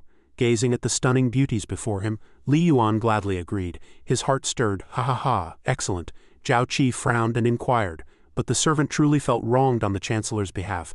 The three royal clans were too overbearing. How did the Chancellor plan to deal with them? Li Yuan caressed the delicate face of the beauty, lost in the moment, and said, "I'll leave it all to you. They want to kill me. Do they really think I'm so easy to bully and let them do as they please?" Zhao Qi immediately bowed and accepted the order, his mind already scheming. The three major royal clans had joined forces to defend the realm. Now that their attention was all on Li Yuan, they were busy forming factions within the country. If an enemy invaded at this moment, they would surely be unable to respond. Looking at Li Yuan, who was now embracing the beauty, Zhao Qi felt very satisfied with this pawn. Ha, this parasite Li Yuan was indeed quite useful. After leaving the mansion, he ordered Chen Shi to keep adding fuel to the fire, spreading Li Yuan's reputation for greed and lust as far as possible, and also pouring oil on the heads of those royal clans. Chen Shi, not yet grasping the task, asked him, "Please, my lord, clarify what you mean by adding fuel to the fire this time." Zhao Qi then raised his hand and drew it across his neck, signaling the elimination of someone. "Select a few members of the clans who participated in today's assassination attempt on Li Yuan and kill them. Remember to leave some traces to frame Li Yuan." Chen Shi understood and accepted the order. That night the shadow guard sent by Chen Shi quietly observed their prey from afar. Just as the man was about to get out of his carriage, an arrow shot straight through his body. The attendant beside him couldn't help but scream in panic, "Ah! Murder!" Elsewhere, a girl hid behind a wall, holding a large box, happily admiring her handiwork. In a room, a nobleman fell amidst the panic of his servants. Lord Zhao, what's wrong with you?" In a large house, a shadow guard swiftly dealt with an unlucky victim, not forgetting to leave a token beside the body. After a while, Chen Shi, leading several armed attendants, blocked the group of furious shouters in front of Li Yuan's mansion. "Li Yuan, come out! How dare you assassinate a member of the royal clan?" Chen Shi raised his long sword high and angrily shouted, "How dare you! The Chancellor's name is not for you to call casually. It was you who shot the arrows first, and now you dare to retaliate?" The two groups charged into battle, and Chen Shi cheered loudly. "Men, protect the Chancellor, teach these useless wretches a good lesson." Li Yuan was now terrified. He ran to Zhao Qi's door, shouting loudly, "You brat Zhao Wuan, what have you done?" He burst open the door and accused him of handling things carelessly, leaving loopholes. Those royal clans had come knocking, and the city was in chaos. Zhao Qi feigned surprise. "What?" he quickly apologized. "Forgive me, Chancellor. I was in a hurry to find my family, so I left the matter to my subordinates. Perhaps they mishandled it. I will take responsibility." Zhao Qi smiled ingratiatingly and hurriedly helped Li Yuan sit down, but on second thought, so what if we fall out? It was clearly they who provoked first. If the Chancellor only punishes them secretly, they'll think you're afraid of them. Why not take this opportunity to humble them? His words swayed Li Yuan. He slammed the table, stood up, and followed the line of thought. "You're right. If the tiger doesn't show its might, they'll think it's a sick cat. I need to make them know whose great Chu this is." Li Yuan then remembered what Zhao Qi had said earlier. "What did you mean by finding your family?" Zhao Qi took out a jade pendant and explained in detail. "My father left home many years ago and never returned, leaving only this jade pendant. I happened to hear that this pendant originated from Chu, so I secretly investigated to find my father." He then asked for help. "Chancellor, you are knowledgeable and experienced. Please enlighten me." Li Yuan carefully examined the jade pendant in his hand. He tossed the pendant back to Zhao Qi for a closer look. "This pendant has the style of Qin and Chu and an air of nobility, but it is definitely not from Chu." Zhao Qi was puzzled. "Are you sure, Chancellor? Some say it has the charm of Zhao." Li Yuan looked at him and said decisively, "I am from Zhao and have held power in Chu for decades. I can tell at a glance what belongs to the Zhao and Chu royal houses. This pendant, in both material and pattern, is closer to the style of Qin." With that, he walked out of the room. "All right, whoever owns this pendant must be a wealthy and noble person. He hasn't shown his face for so many years, clearly not wanting to acknowledge you. Why bother searching for him?" Zhao Qi followed along. "You're right, Chancellor. I'll see you out." He looked at the jade pendant in his hand with annoyance. Li Yuan was right. It wasn't from Chu or Zhao. Since that was the case, he had even less reason to hesitate. Zhao Qi wrote a letter, the contents being that Chu was in chaos and to launch the attack as planned. He then sent it by carrier pigeon. He looked down and saw the fierce fighting below, then said, "After playing for so long, Chu should be destroyed." Under the banner of upholding the royal lineage, the three major clans from their fiefs rose in succession, marching towards Yingdu. The soldiers shouted as they marched, "Kill the traitor! Kill Li Yuan! Revive great Chu!" Li Yuan's defending troops outnumbered those in the capital. But unexpectedly, the three clans were defeated one after another. Rumors began to spread across the land, saying that Li Yuan was blessed by the gods and that King Yu of Chu was the true son of heaven. He laughed. "Haha, easy, too easy. What three major clans? All a bunch of trash," he encouraged him. "Zhao Wuan, you are truly my lucky general. Following your strategy, those rebels can't touch me at all." Hearing this, Zhao Wuan said, "Just a few small tricks. It's all because the Chancellor is blessed by heaven." He finished with a smile. "I like your humble nature." "Generous reward?" Zhao Wuan smiled and bowed his head. "Thank you for your kindness, Chancellor." On the surface he was humble, but in secret he was scheming. "The Iron Cavalry watched you tear each other apart. If I calculate the time, Wang Jian, Huan Yi and the army from Handan should have already begun their move. While you fight among yourselves, don't blame me for reaping the benefits." Meanwhile, at the border of Chu, Tu Sui shouted, "Kill, breach the city, destroy Chu." The soldiers shouted, "Hurry, hurry, send word to Yingdu. The Marquis has brought troops to reinforce, but the city's forces are insufficient. The Qin army has taken advantage of us." Another soldier immediately replied, "Understood." Heeding the order, the soldier immediately mounted his horse to deliver the message, but was unfortunately killed by an assassin's arrow. A man walked over, looked at the dead soldier, and removed his face covering, saying, "Haha, why rush to deliver the message? By the time our great Qin iron cavalry reaches the gates of Yingdu, your marquis will naturally know." Half a month later, at Li Yuan's mansion in Chu, a soldier ran in panic, shouting, "Chancellor, Chancellor, it's terrible!" Li Chen immediately shouted, "What's terrible about the Chancellor? What are you yelling about so early in the morning? Have those 3 bastards come to cause trouble again?" Hearing this, the soldier knelt and replied, "No, no." He frowned in terror, his face turning pale, and said, "It's the Qin army. The Qin army is here." Li Chen was both angry and dismissive. "Damn it, where would a Qin army come from for no reason? It must be a smokescreen from the 3 clans," the soldier said. "Chancellor, it's true, as soon as the 3 clans raised their troops from their fiefs, the Qin army attacked, but the news has been blocked all along, so Yingdu never received the plea for help in time." After hearing this, Li Chen's whole body swayed. What? Seeing this, Wuan quickly ran over to support Li Chen and comfort him. "Chancellor, take care of yourself." Li Chen panicked and asked him for advice. "Wuan, what should be done? We haven't even repelled the siege of the clans, and now the Qin army is attacking." Wuan then reported, "The Chancellor is confused. The 3 clans gathering at Yingdu is a good thing. They are all troops of our great Chu. If we can unite all our forces now, we can surely defeat the Qin army. The urgent task is for the Chancellor to take charge and rally the 3 clans." Li Chen agreed with this opinion and hurriedly followed the advice, issuing orders. Right, you're absolutely right. You immediately go and notify the 3 clan marquises. I want to discuss the strategy to repel the enemy with them. Tell them to put aside their old grievances for now and jointly resist the foreign enemy." The soldier heard this and loudly acknowledged. "Understood." Wuan then stepped forward to advise Li Chen, "I'm afraid the 3 clans have other plans and might use the joint discussion to launch a covert attack. Therefore, the guard forces in the capital must not let their guard down." Li Chen turned and replied, You will accompany me to the negotiations. The guard forces are entirely under Chen Shi's command. I trust him completely."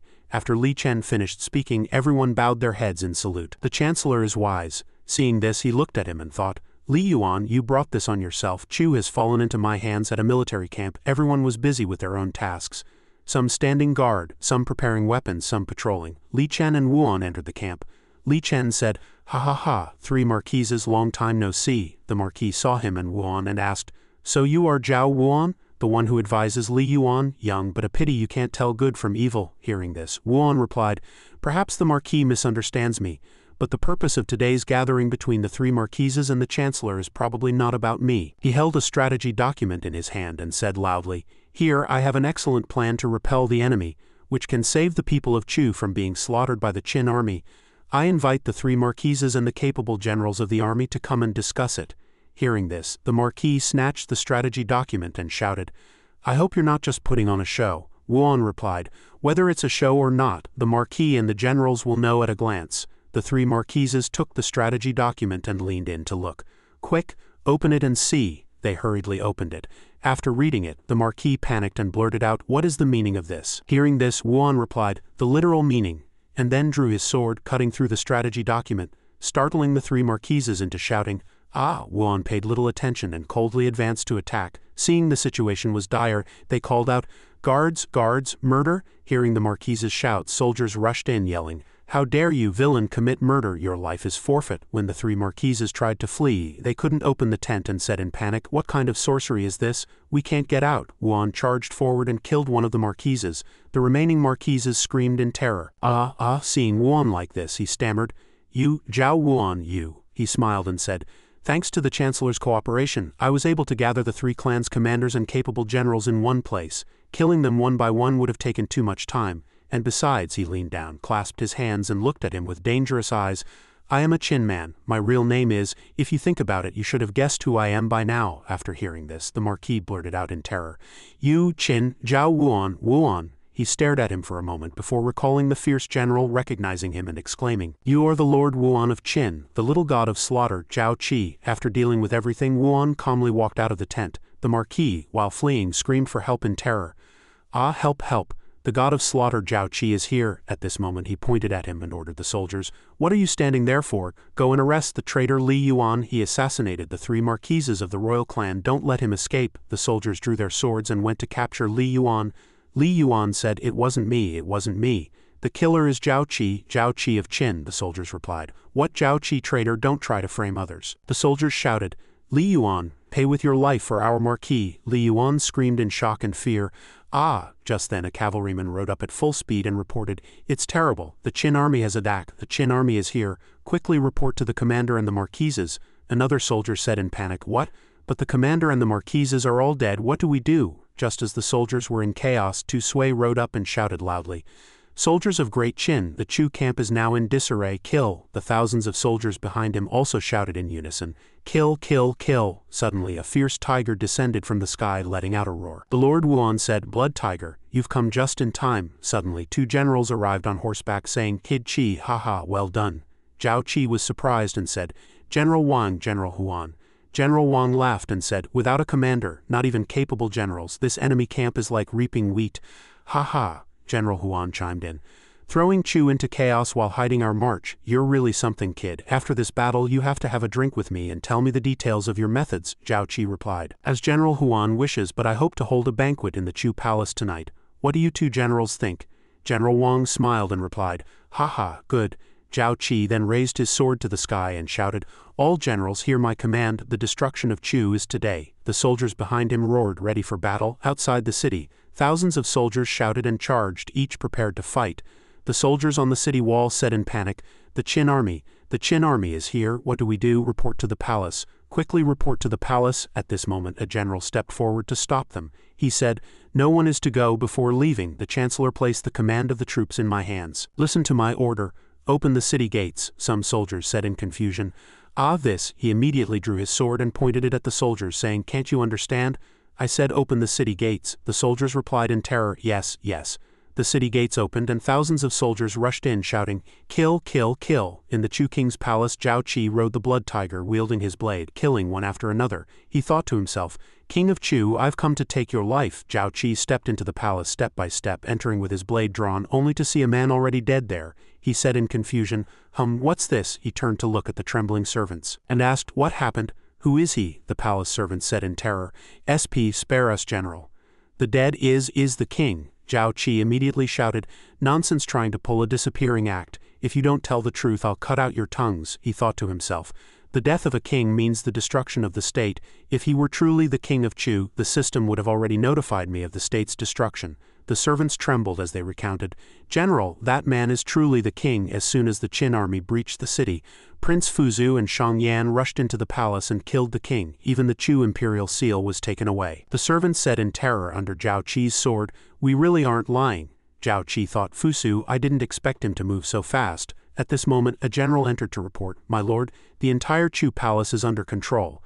Zhao Qi turned to the general and said, "Fusu has escaped with the Chu seal. Immediately dispatch 5,000 men to follow me out of the city in pursuit. Without the imperial seal, Chu can still catch its breath. This cannot be delayed." The general replied, "Yes, my lord. But Fusu's escape has even fooled our shadow guards. Where should we pursue?" Zhao Qi smiled and said, "Weinan, do you still remember the historical records?" He thought to himself, amidst the turbulent history of Chu, when Qin forces captured Yingdu, they killed Li Yuan and the Chu king fled to Weinan. Later King Shang of Chu continued to resist Qin, and now as history turned its wheel, he too was fleeing to Weinan. Just as Fusu arrived in Weinan, he heard a soldier report, General, the Qin army is chasing us." The general, puzzled, asked, "What?"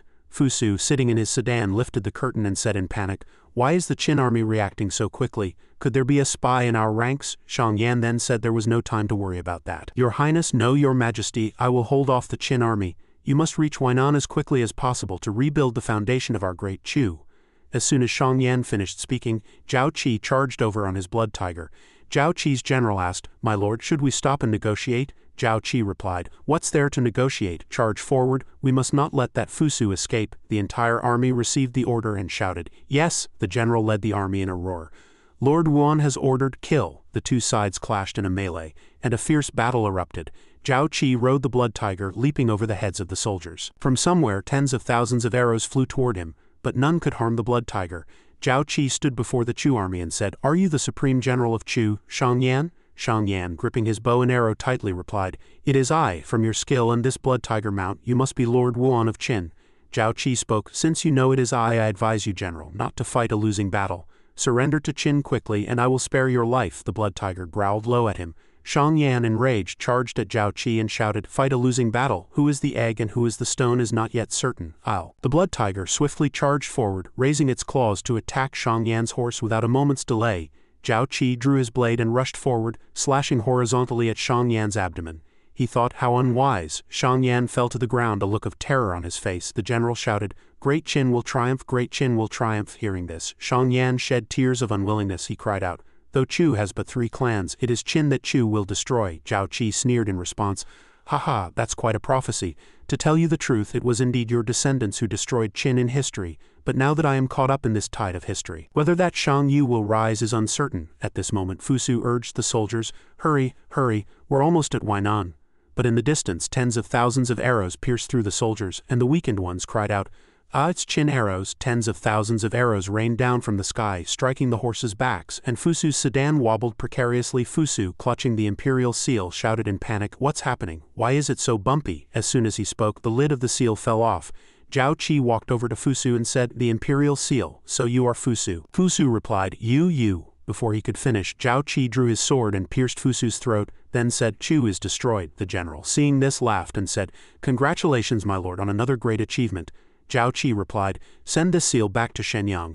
Tell Wang Jian and Huan Qi to rendezvous at the Qi border as quickly as possible. Yingdu will be handed over to Chen Shi. With that, Zhao Qi picked up the seal and tossed it to the general. The general said in alarm, my lord, if you don't return to Shenyang to report but instead march directly on Qi, there will surely be gossip at court. Zhao Qi grinned upon hearing this. When have I ever feared gossip? Besides, I have my own plans. This is the perfect time to destroy Qi. We cannot miss it. Moments later, a soldier brought the seal back to present to the assembled generals and King Yingzheng, reporting, a great victory in Chu. Lord Wuan killed the Chu king at the Wainan border. Congratulations, your majesty. The Chu territory is now part of Great Qin. The generals at court were astonished and said, Chu is destroyed. Heaven blesses Great Qin. Lord Wuan is truly a divine general, he thought to himself. Chu was formidable, second only to Great Qin. I thought it would take at least 3 years to destroy Chu, but Kier did it in just 1. He asked, when will Lord Wuan return to court?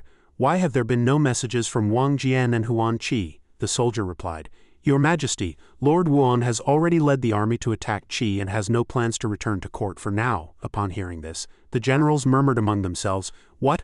Attacking Qi without even resting the army? That's madness. Even if the king granted him command of the entire army, he can't act so recklessly trying to conquer 2 states at once. Dream on. At this point, the new general Wang Wan reported, Your Majesty, please order Lord Wuan to return immediately.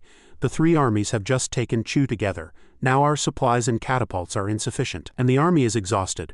This is absolutely not the right time to attack Qi. Hearing this, other generals chimed in, Lord Wuan is too hasty. It's hard to say he isn't seeking personal glory. Another general added, if this attack on Qi fails, Great Qin will be severely weakened, and it will be ages before we can attack Qi again.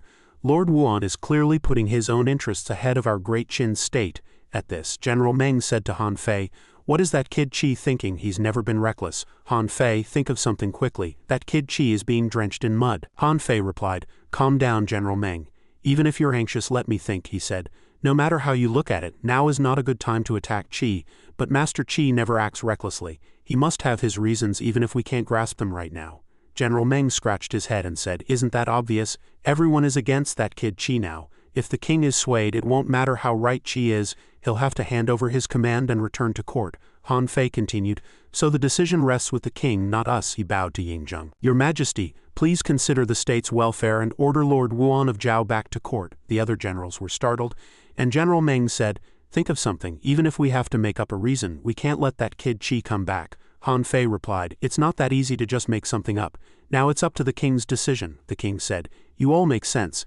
Though Great Qin is strong, years of warfare mean we can't afford to fight 2 states consecutively. Hearing this, Han Fei thought anxiously, oh no, the king is leaning toward recalling the troops. Indeed, even a beloved son can't compare to the realm, but how can I convince the king in this moment? The king continued, ministers, how much grain and how many catapults can Great Qin currently supply to the frontline army?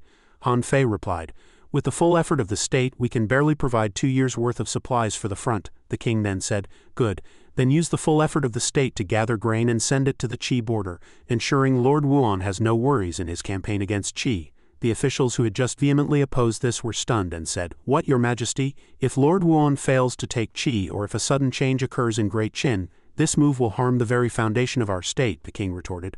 "Lord Wuan conquered Chu in just 1 year. Qi is weak and not worth worrying about. Besides, I trust Lord Wuan's judgment, and I believe heaven blesses Great Qin." Chun Yu then replied, "Your majesty trusts Lord Wuan too much, even willing to gamble the state's foundation, yet you don't see that this will make him arrogant from favor," the king said. "Chun Qing, you constantly speak of the state's foundation and you are indeed loyal. You always talk about rights and teachings, yet now you are so defiant.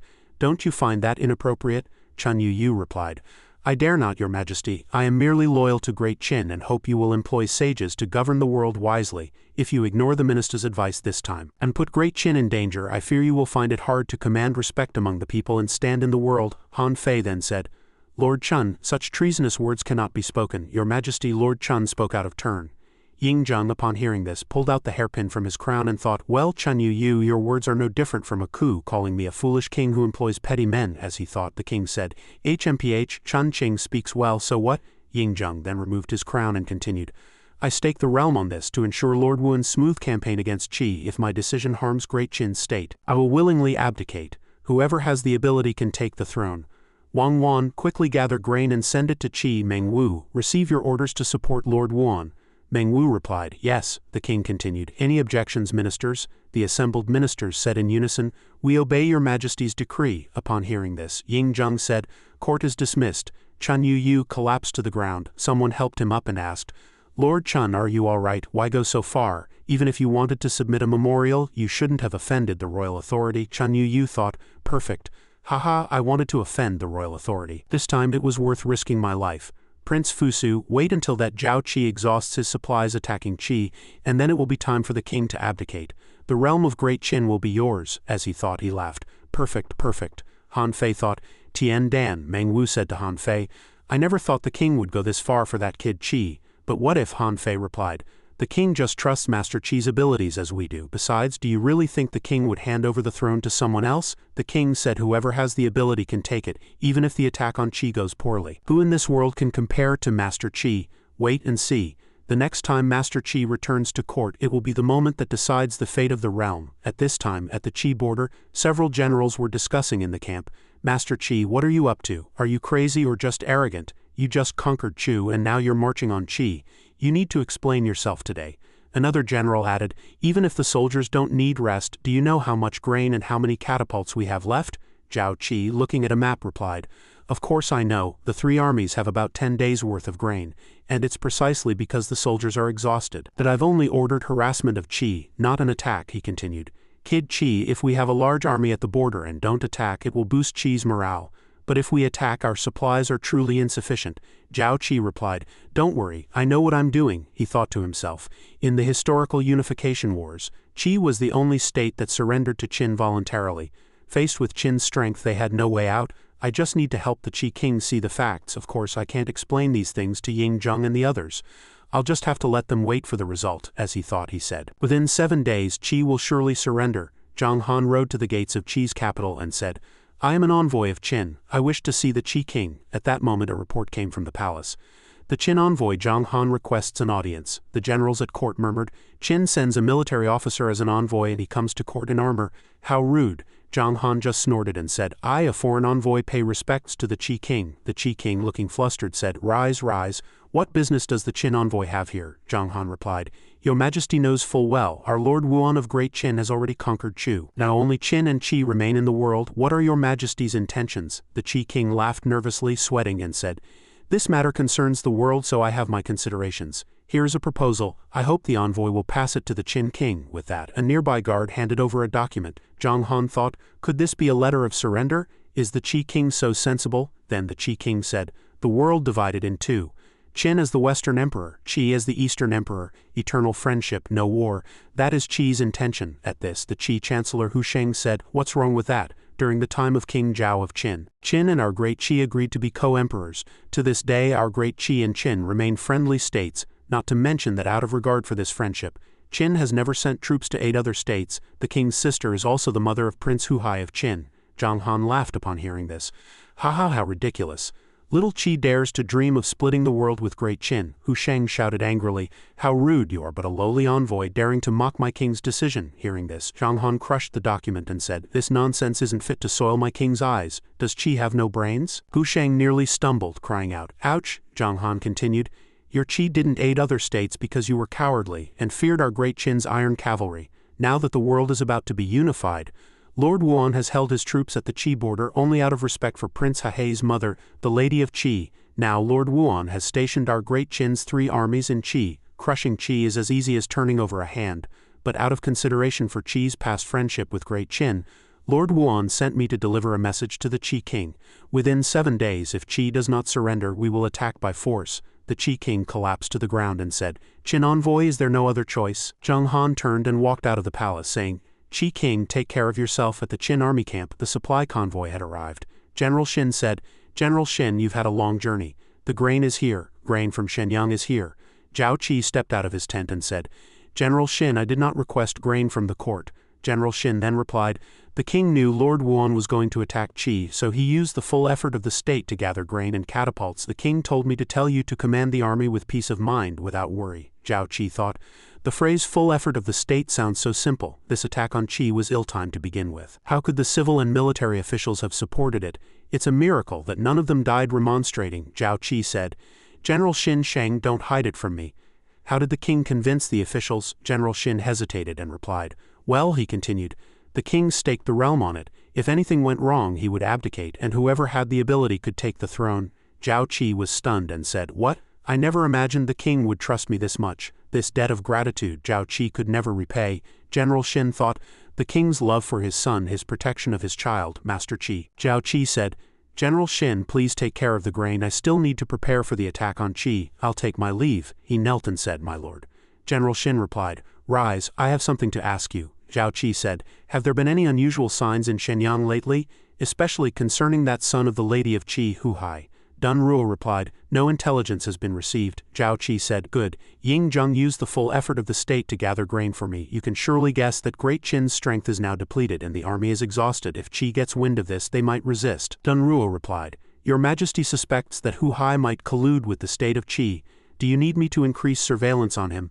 Zhao Qi thought to himself that historically Hu Hai had usurped the throne but never colluded with Qi. However, this time, Ying Zheng was gambling with the empire, and it was hard to say if he might develop other intentions. So he answered, no need, but we should give the king of Qi a little provocation. With that, Zhao Qi handed Dun Ruo a cloth bundle and said, this is a gift for the king of Qi. Go prepare it. Dun Ruo replied, understood. Zhao Qi tapped the screen and said, settle the experience for killing enemies. The system is processing the host's command. Congratulations, your forces have killed 23,474 enemies. You have gained 7,891 experience points. Congratulations, host, you have reached the experience required for leveling up. Do you wish to level up? Zhao Qi cupped his hands and said, level up. Immediately, a beam of light flashed. He thought indeed, the Ren and Du meridians were locked, needing to break through one level. But once I break through, I can reach the peak of the 19th level of the innate realm.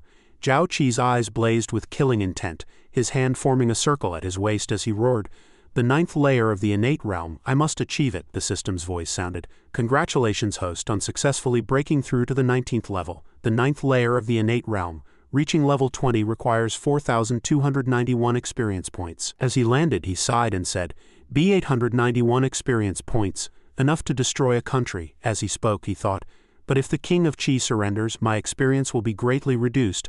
I still need to find a way to kill him with my own hands. After thinking it through, Zhao Qi replied, continue to settle all rewards. The system immediately responded, congratulations, host, for killing the Prime Minister of Chu, gaining 800 experience points and 1 Qi-enhancing pill. Congratulations for killing the King of Chu, gaining 1,000 experience points and the mid-grade mysterious rank martial skill, Condensed Qi Finger Technique. The Condensed Qi Finger Technique can condense true Qi into the fingertip. It shoots instantly, killing invisibly. Zhao Qi pressed the screen and said, this martial skill comes at the perfect time. I was just wondering how to kill the King of Qi without anyone knowing. Learn it immediately, and use upgrade points to raise the martial skill comprehension to perfection. The system replied, processing command. A flash of fire appeared on Zhao Qi's hand, emitting an orange-red glow. The system continued, Condensed Qi Finger Technique has been learned. Condensed Qi Finger Technique perfected. Objects in hand can injure people. Finger strength is formidable. Without objects, finger chi can kill invisibly. Within 100 zhong, finger chi can unleash its full power. Immediately, Zhao Qi extended his index finger and a red beam shot out. Zhao Qi laughed. Finger chi kills invisibly. This king of Qi is finished. In the court, the military officers were still debating heatedly until nightfall. The sounds from the palace growing louder, the old prime minister shouted, "We cannot surrender. Grade Qi, I cannot surrender." The king of Qi replied, "Enough, old prime minister. If we don't surrender Grade Qi, what do I have to resist the iron cavalry of brutal Qin?" The king of Qi continued, "Back then when Yan and Chu sought help, if we had sent troops to rescue our neighboring states from crisis, we wouldn't be alone now, like this. It's all because you strongly opposed it that Great Qi had no choice." The old prime minister broke out in a cold sweat upon hearing this, and replied, "If we had sent troops to rescue Chu, wouldn't that have given Qin a direct reason to attack Qi? Now that they are willing to negotiate, it shows there is still room for maneuver." As soon as he finished speaking, Tian Ji, a descendant of the great Qi, General Tian Ping, interjected. "General, what is your opinion?" The general replied. "Qin has just conquered Chu and immediately turned to Great Qi. Their troops are weary, their horses exhausted, and with insufficient grain and trebuchets, their combat effectiveness will surely be affected. Moreover, they have only surrounded our Qi territory so far. If they haven't attacked yet, it's clear." The king of Qi replied upon hearing this. "Minister Tian means that if we would rather die than surrender, Qin can do nothing to us." The general replied, "I dare not be certain of that.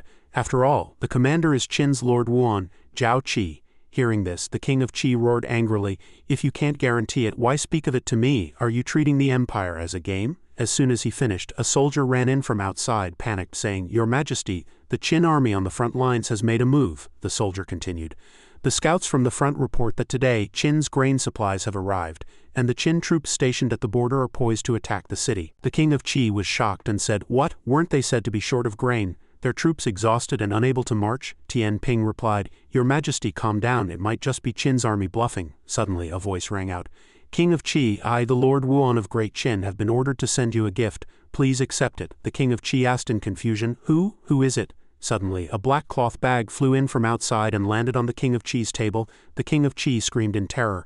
"Ah, a head, it's a head," the voice outside the palace continued. "This is the head of the general guarding the border of Qi. The Lord Wuan says the king of Qi's mind is wavering. Before you surrender, Qin will send the head of a nearby city's defender every day. If you haven't surrendered after 7 days, we will come directly for the king of Qi's head." Upon hearing this, the king of Qi's face turned purple with fear, and he shouted, "Ah, I surrender, Qin, I surrender." Dun Ruo, sitting in a tree outside the palace, said, "And he calls himself a king." So easily scared. At that moment in the Qin army camp, 2 generals were gesticulating excitedly. "Little Qi as Lord Wuan, His Excellency will dispatch troops in 7 days. Another general also replied, "Yes. His Majesty has already sent grain, and if we don't fight, morale will be worn down." Zhao Qi calmly replied, "Generals, please be patient. At most wait half a day. Linlao will definitely send someone. If we can subdue the enemy without fighting, why resort to swords and spears?" The 2 generals said doubtfully. "Half a day, really?" Just as they spoke, Zhang Han walked into the tent. "Your Excellency, I, Zhang Han, was ordered to go to Linlao as an envoy and have now returned to report," the general said. "You're back? How did it go? Is the king of Qi willing to surrender?" Zhang Han replied happily. Reporting to the 2 generals, "It's done. King Jian of Qi is a useless coward. Unable to withstand your Excellency's head gift, he was scared into immediately agreeing to surrender to Qin." The general asked in surprise, "It's done. King Jian of Qi just surrendered like that. But what's this head gift all about?" Zhao Qi replied happily, "Haha, that head gift is a long story. Generals, let's immediately organize the troops to prepare for taking over Qi territory." The general replied, Right. Take over Qi territory. Take over Qi territory. Haha, our great Qin has unified the world." Zhao Qi ordered, "Zhang Han, send someone to report the victory to Shenyang. Also order the immediate transport of grain back to Shenyang." "No delays," he replied. "Understood." The soldiers standing at the city gate shouted, "Qi territory belongs to Qin. Open the city gates and welcome the Qin army into the city." Zhao Qi rode the blood tiger, striding proudly into the city. The Qi soldiers knelt and shouted, 30,000 defending troops, by decree, surrender to the Lord Wuan of Great Qin. We beg the Lord Wuan to accept our surrender." Zhao Qi laughed and said, "Permission granted to accept the surrendered army." "No mistreatment," Zhao Qi thought as he spoke. "This is the first city I've entered in Qi. Once I set foot in Linlao, the division of China can end." 300,000 soldiers shouted. Thank you for the Lord Wu's great kindness. Thank you for the Lord Wu's great kindness. Thank you for the Lord Wu's great kindness. In the Qin Palace, military officers were trying to persuade the king. Your servant implores your majesty to urgently recall the Lord Wuan to court. Do not wage war needlessly, harming the state's foundation. Ying Zheng said, displeased. How can you not endure it after just over a month? I have said that I will support the Lord Wuan in his campaign to destroy Qi no matter what. If anything happens, I will bear full responsibility, he replied. Your old servant knows your majesty has the heart to pacify the world, but the treasury is truly strained. There is no more grain to send. I can only implore your majesty to temporarily halt the strategy against Qi. Chen Yuyue also replied. The military grain warehouses in Shu are empty. Increasing taxes again would be tantamount to forcing the people of Great Qin to rebel. Your majesty, this is against the will of heaven. Han Fei heard this and shouted, Chen Yuyue, how dare you? What do you mean against the will of heaven? When has your majesty ever done anything unjust? When has he ever wanted to increase taxes? When have the people of Great Qin ever rebelled? Chen Yuyue retorted, I am merely taking precautions, thinking of safety, the king said angrily. Taking precautions and putting me in a position of being unkind and unjust is truly sophistry. Han Fei thought to himself, Chen Yuyue acts so aggressively, only to use this opportunity to push Fusu into power. As a minister, not sharing the state's burdens, he deserves death. While the palace was in the heat of the argument, a soldier reported loudly, urgent report, great victory in Qi territory. The soldier continued, Your Majesty, great victory in Qi territory. The Lord Wuan forced the king of Qi to surrender within 7 days without losing a single soldier. Qi has submitted to our Great Qin. Additionally, the Lord Wuan has ordered the grain supplies sent to Qi territory to be transported back to Shenyang. Ying Zheng and the ministers were all extremely surprised and blurted out, What? His face beaming with joy, he said with high spirits, Hurry, present the victory report. Ying Zheng held the memorial, reading it with a face full of delight. The memorial read, Your servant Zhao Qi raised troops to march north. On the surface it was a strong assault, but in reality it was a feint, creating an opportunity to destroy Qi. Now, the entire state of Qi, in awe of Great Qin's might, has submitted to Great Qin. The king of Qi has already presented the surrender document. Soon your servant will go to Linlao to accept the surrender. Congratulations, your majesty. Now that the central plains are settled, Great Qin is unified. After reading, Ying Zheng said excitedly, Good, what a Lord Wuan, what a Zhao Qi, he did not disappoint me, he thought to himself. Good son to destroy 2 states in 1,000 years. Who else could do it? Ying Zheng held the memorial high and said loudly before the full court, My ministers, Qi has been destroyed. The world is settled. China is unified. The long-cherished wish of Great Qin's ancestors has been fulfilled in my hands. The officials below were all overjoyed and said one after another, Unified, unified, the 6 states have dispersed, now all belong to Qin, it's all true. An official spoke up, Congratulations, your majesty. The mountains and rivers are settled. You hold the world's territory. China is unified. Your majesty is the first in 1,000 years. Ying Zheng laughed and replied, Ha ha. Wonderful, wonderful. He beamed with a brilliant smile and praised, The Lord Wuan forced Qi to surrender to Qin without bloodshed, unifying the world. The previous grain and trebuchets have been transported back to Shenyang. Great Qin's internal troubles have been resolved. I am greatly comforted, greatly comforted. Then he turned and walked inside, waving his hand behind him. No more court business today. Dismissed. The officials bowed and replied, Respectfully, seeing off your majesty. Suddenly, Ying Zheng called out to Chen Yuyue, Minister Chen, you startled him.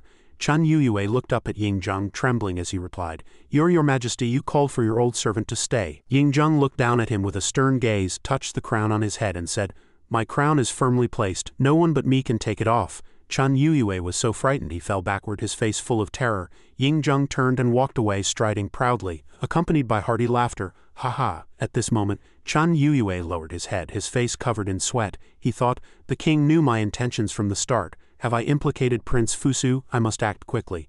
The scene shifts to the inner palace of Linlao, the Qi capital. Zhao Qi stood with his hands behind his back, looking down at the Qi officials kneeling prostrate before him. They said in unison, Thanks to the grace of the king of Qin and the Lord Wuan, Qi territory is peaceful and spared from the flames of war. As the Qi officials knelt before Zhao Qi, a man bare-chested and disheveled, carrying a tray bearing Qi's treasures, stepped up the stairs one by one. An official's voice said, Now King Jian of Qi leads the full court of civil and military officials, over 400,000 armored soldiers and millions of subjects, surrendering to Great Qin forever to be subjects of Great Qin. The king of Qi walked up to Zhao Qi, the tray he held containing a sword and the royal seal of Qi, with a piece of jade in his mouth. He bent down and spat out the jade from his mouth. The king of Qi knelt before Zhao Qi holding the tray high and said, I beg the Lord Wuan on behalf of Great Qin, for the people of Qi, for the peace of the world, to accept Tianjian's surrender, to accept Qi's surrender. Zhao Qi's expression was cold and stern. He reached out, took the sword, raised it before him and said, I, on behalf of Great Qin, accept Qi's surrender. The king of Qi gritted his teeth, tears streaming down his face and said, Thank you for the Lord Wuan's great kindness. Zhao Qi held the long sword, raised it high towards the sky and shouted, From now on there is no more Qi in the world. Only the Qi territory of my Great Qin. The soldiers behind him also raised their swords and shouted in unison. The Qi officials kneeling below were intimidated by the Qin army's momentum, and could only remain silent. Zhao Qi bent down, smiled at the king of Qi, extended his hand and said, The surrender ceremony is complete. King of Qi, please rise quickly. Someone bring the robes and crown. The king of Qi looked up and replied, Thank you, Lord Wuan. After putting on the robes and crown, the king of Qi asked cautiously, Lord Wuan, after surrendering, can I still stay in Linlao? Zhao Qi still smiled and replied softly, The king of Qi is joking. If you stay in Linlao, how can Great Qin govern Qi territory? But rest assured, His Majesty has already chosen a fiefdom for you. Zhao Qi's face darkened, and he said in a commanding tone, The king of Qi voluntarily surrendered to Great Qin. His Majesty will surely treat you well. As soon as you hand over the household registers, the military rosters, and the map of Qi territory to me, you can set off for your fiefdom. The king of Qi's eyes widened in surprise. Really? Really? The king of Qi turned to leave, then looked back at Zhao Qi and said, Then I'll go get them now and give them to the Lord Wuan. Wait for me, wait for me. Zhao Qi stood with his hands behind his back and said, I'll trouble the king of Qi. Pretending to stand with his hands behind his back, Zhao Qi had already prepared his sneak attack. He calculated, condensing energy into his index finger, then pointed forward. The just condensed energy shot out rapidly. Instantly, it struck the king of Qi heavily in the back. This strike hits a vital point. The king of Qi was hit and cried out, Ah! The two trusted aides walking beside him asked the king of Qi worriedly, What's wrong? The king of Qi turned to look at Zhao Qi and said in a low voice, Nothing, just a sudden sharp pain in my back. I stumbled half a step. Hurry and get the things. I don't want to stay with that head-sending guy. Zhao Qi revealed a sly smile and thought to himself, The finger Qi has entered the vital point. In a few days, when the true Qi is completely eroded, he will die. The symptoms will be like an illness. King Jian of Qi, your life is mine, but no one will connect your death to me or Qin. The scene shifts back to the summer palace of Qin. Chun Yuyue was already kneeling there. He held up a memorial and said, Your servant Chun Yuyue, for the foundation of Great Qin's eternal inheritance, dares to speak bluntly. Great Qin's world is settled, but the position of crown prince is vacant, and the state is unstable. I implore your majesty to establish the state's foundation as soon as possible. Prince Fusu is benevolent, virtuous, and wise, and is your majesty's eldest son. In terms of ritual law and ability, he is the best candidate for the position of crown prince. Your majesty, please appoint Prince Fusu as the crown prince. Chun Yuyu knelt among the officials surrounded by ministers, but the figure of Qin Shi Huang was nowhere to be seen on the dragon throne. Chun Yuyu continued, If your majesty does not hold court for 1 day, I will kneel here for 1 day. If you do not emerge for a month, I will kneel for a month. I only hope that your majesty will have a wise successor to take the throne. Li Si stepped forward and shoved Chun Yuyu to the ground, demanding, Chun Yuyu, the realm has just been unified and his majesty has not yet mentioned appointing a crown prince. Why are you so impatient? Chun Yuyu looked at Li Si and frowned, saying, Li Si, you are rude. Li Si also frowned, displeased, and said, Moreover, our Great Qin has always valued talent and virtue. If a crown prince is truly to be appointed, Prince Hu Hai is exceptionally intelligent, very much like his majesty. He is the most suitable candidate. Chun Yuyu stood up and retorted, Prince Fusu's reputation for benevolence and filial piety is known throughout the realm. How can Prince Hu Hai compare? Li Si was secretly furious. HMPH, Fusu has repeatedly offended his majesty for your sake and has long lost any chance of succession. You old fool still can't see reality. Thinking this, Li Si frowned and struck back. What difference is there between benevolence and weakness? Our Great Qin's military might shakes the world. Prince Fusu is not enough to secure the state, Chun Yuyu shouted. Nonsense. Meng Wu, arms crossed, looked at Han Fei and said, Seeing that his majesty is unwilling to handle state affairs and won't even hold court, they're still arguing so heatedly. Han Fei, also with arms crossed, watched the quarreling officials. He replied, They are eager to grasp the future of Great Qin in their hands, but they don't realize they've already bet on the wrong horse. Meng Wu glanced at Han Fei and asked doubtfully, What do you think his majesty intends to hide until? Will he just let them keep arguing? Han Fei replied, Haha, do you think his majesty is just seeking peace and quiet? The more fiercely they argue, the safer Prince Qi is. Han Fei smiled slightly and continued, Before Prince Qi returns, His Majesty will probably use this method to balance the court. This is the Emperor's art of checks and balances. Let us watch and wait. The scene shifts. By a fish pond, someone suddenly speaks. Your Majesty is truly at ease. The court is in chaos and you're raising fish here to stall for time. Ying-jung is standing admiring his fish pond. He turns to speak to Tu Ruo. Oh, you're here. Come look at how my fish are doing. Tu Ruo steps forward with a bow, respectfully saying, Your Majesty, do you still remember what you promised Tu Ruo? Once the realm is unified, the crown prince will be the master. But why have you delayed issuing the decree? Are you stalling? Ying-jung turns fully to face Tu Ruo and replies, I am waiting for Kier to return to court, and also balancing the interests of all sides. Now that you're here, has Kier sent you to probe the situation in Shenyang? Tu Ruo bows his head and says with folded hands, Call it probing, but the master is already well aware of the disputes in court. That's why he's unwilling to return and bear the burden. Ying-jung laughs upon hearing this. Haha, Kier is clever. Tell me quickly, what has he guessed? Tu Ruo begins to narrate. The scene shifts to Qi examining the teacup in his hand. Tu Sui, Zhang Han and Tu Ruo stand before him. Tu Sui speaks, Master, now that the realm is settled, and the lands of Qi and Chu are stable, why not return to court? Qi replies, Now Fusu and Hu Hai are bound to be fighting tooth and nail over the position of crown prince. I'm not going back. Tu Sui frowns and continues, With your achievements, Master, returning to court will surely earn you a title as a prince or marquis. Why fear Fusu and Hu Hai? Qi closes his eyes calmly and says with a smile, Prince or Marquis, I am already at Chehou with nothing left to reward. Besides, with the realm pacified, the old systems of hereditary military merit and enfeoffment seem to have run their course. Returning would do me no good. Qi takes another sip of tea, and in his mind, images of Prince Fusu and Hu Hai fighting appear. He says slowly, The king wants to control the realm. His first task is to implement the commandery county system, dividing the realm into commanderies and counties for governance. My title of Chehou will become a mere name. But even so, if I return to Shenyang, I'll become a target for Fusu and Hu Hai to court, which is very troublesome. The scene shifts back. After hearing Tu Ruo's account, a smile appears on Ying-jung's lips. He says, Kier has guessed that I intend to promote the commandery county system. Kier is my son and also my confidant. Hearing this, Tu Ruo becomes even more certain of his words. He says, The master weighs the pros and cons, which is why he has delayed returning to Shenyang. If your Majesty truly wishes to entrust the realm, please quickly legitimize the master. Ying-jung then turns and walks away, saying without looking back, Let me consider it, but this realm will surely be Kier's. Tu Ruo suddenly recalls a saying from Qi that leaves him stunned. At that time, Qi looked at him and smiled. Tu Ruo, though the realm is unified, we cannot delay secretly expanding our power. Once the storm in Shenyang settles, I will ask Ying-jung to let me guard the border. And I will still have a large army. Mastering the realm's intelligence, I don't want Ying-jung's throne, but that doesn't mean I am not the king of this great Qin. Tu Ruo silently watches Qi leave, thinking, perhaps because he doesn't know his own identity, the master has no interest in the throne. But only one person can rule the realm, the king. Your Majesty, if you are wise, you will surely keep your promise, otherwise the second Qin emperor will surely fall. The scene shifts. Qi is sitting, shaking a tree branch, playing with the blood tiger. He says, These days without war are truly peaceful. How long has it been since I've been this idle? He raises his hand in a long yawn, tiredly saying, counting the time, Tianjian has been exiled to Gengcheng for a while now. He should be dead by now. Just then, the system sounds a notification. Congratulations, host. You have killed the king of Qi, Tianjian, using the condensing finger technique.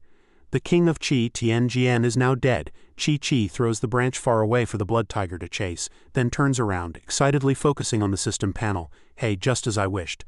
Settle all rewards immediately. The system displays a prompt, processing command. Host has killed the king of Qi, gaining 1,000 experience points and obtaining the agricultural tool improvement blueprint curved plow. Congratulations, host, for assisting Qin in killing the kings of the 6 states, completing a hidden quest. Reward. Zon level Yang. Congratulations, host, for assisting Qin in killing the kings of the 6 states, completing a hidden quest. Reward. Zon level Yang. Would the host like to activate Yang? Qi stares at the system panel, eyes wide with excitement, and says, I guessed it.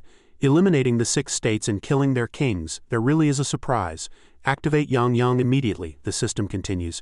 Processing host command, activating Zon level Yang. Congratulations, host, you have obtained a detailed world map of this era and 1,000 mid-grade spirit stones. Activating Zon level Yang. Congratulations, host, you have obtained 1 chance to open a random world instance. High yield crops, sweet potatoes. High yield crops, potatoes. Qi looks at the Yang-shaped prompt on the screen and says excitedly, Oh my, this is a huge win. He raises his hand to click and activate Yang. He says, Open the detailed world map of this era. A massive map unfolds before him. Chi laughs excitedly. Haha, Donghu Zongnu Baiui. Peacock. He reaches out to touch the map displayed before him and says, besides the 6 directions, there are so many foreign tribes waiting for me to conquer. Killing and slaughter. This god of slaughter system has only just begun. In his mind, images of himself riding the blood tiger, leading the 3 armies to attack the enemy appear. He says, once I control the central plains, I will first train an army of my own, 100 battle-killing force. Unifying this world will bring countless experience points. Chi looks at the images of sweet potatoes and potatoes displayed before him and says, high-yield crops like sweet potatoes and potatoes are the capital for my campaigns, and the spiritual energy in mid-grade spirit stones is 10 times that of low-grade ones. Then he reaches out to touch the glowing key on the screen. He says, what interests me most is this. 1 chance to open a random world instance, an instance opportunity. I guessed right again. Immediately, the screen displays images. The Buddha Tathagata, a red-haired demon, and strange humans with glowing eyes. Chi gazes at the images before him, drawing his sword and saying, beyond this world there are other worlds and likely higher-level ones. Killing enemies to become a god. It seems I'm not overthinking this. Then he withdraws his hand from the screen and says, but now is not the time for me to open it. Chi closes his prompt panel and continues, wait another month. A month should be enough for me to level up to the peak of the innate realm, level 20. Chi walks calmly, looking around the peaceful space and says, by then I'll return to Shenyang. Using the pretext of defending against foreign tribes, I'll ask Ying Zheng to let me guard the border. In Chi's mind, images of foreign tribes attacking the Great Wall appear. He says, what Ying Zheng cares about most is the threat of foreign tribes at the border.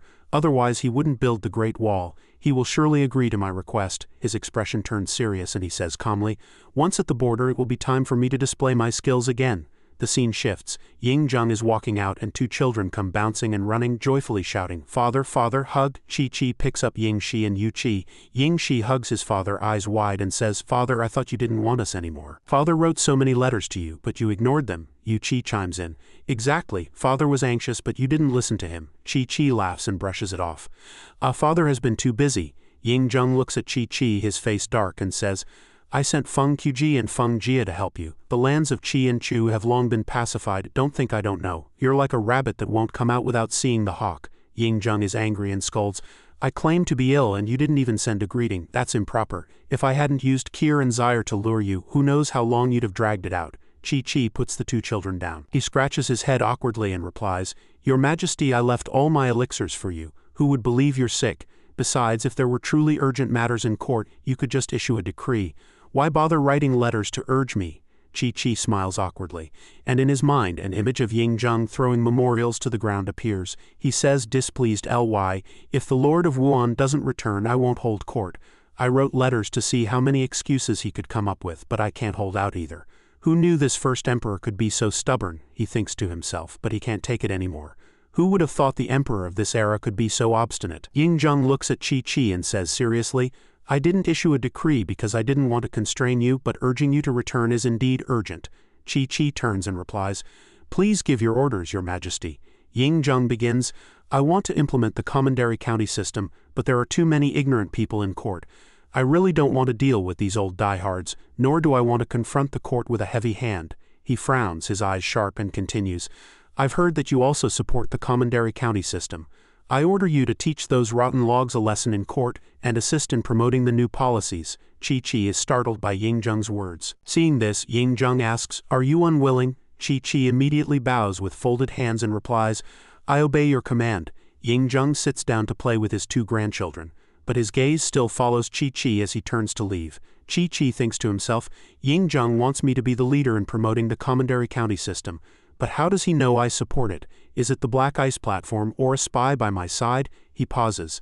Then he thinks no, the biggest beneficiaries of the enfeoffment system are those with military merit and the imperial clan. And now the person with the greatest military merit in Great Qin is me. Ying Zheng is using my power to eliminate the enfeoffment system. That's the safest way. And what he just said might just be an excuse, unrelated to whether I support the Commandery County system. Truly far-sighted, but since it aligns with my wishes, I'll go and cut down those old diehards in court for you. Ying Zheng stands still, watching Chi leave, showing an expression of great trust in him. He says softly with a smile, Kir, the new chapter of Great Qin, I want to see you open it with your own hands. The scene shifts back to the main hall. The officials stand below and shout in unison, "We, your ministers, wish your majesty good health and a long life of 10,000 years. Ying-jung sits on the dragon throne and responds, "Ministers, rise. I have been ill for many days. Are there any important matters in court?" Wang steps forward, bows and reports, "Your Majesty, the other day you proposed replacing the enfeoffment system with the commandery county system. I, your old minister, believe it is inappropriate," he continues. "The enfeoffment system is the foundation of our great Qin statehood, and the root of the Qin laws established by Lord Shang. If it is recklessly abolished, what will become of our military merit system?" Chi stands behind him watching and thinks straight to the point. Indeed, these old ministers hate overturning ancestral systems the most. Wang continues, "The realm has just been pacified. The enfeoffment system is the core of inspiring military merit in Great Qin. It absolutely cannot be abolished, or it will chill the hearts of the soldiers." Other officials also chime in. "We concur." Just then, Chi strides forward, bows and says, "Your Majesty, I have a different opinion. I believe that if Great Qin wishes to enjoy eternal peace, it must immediately abolish the enfeoffment system and implement the commandery county system. The commandery county system is the true foundation of our Great Qin."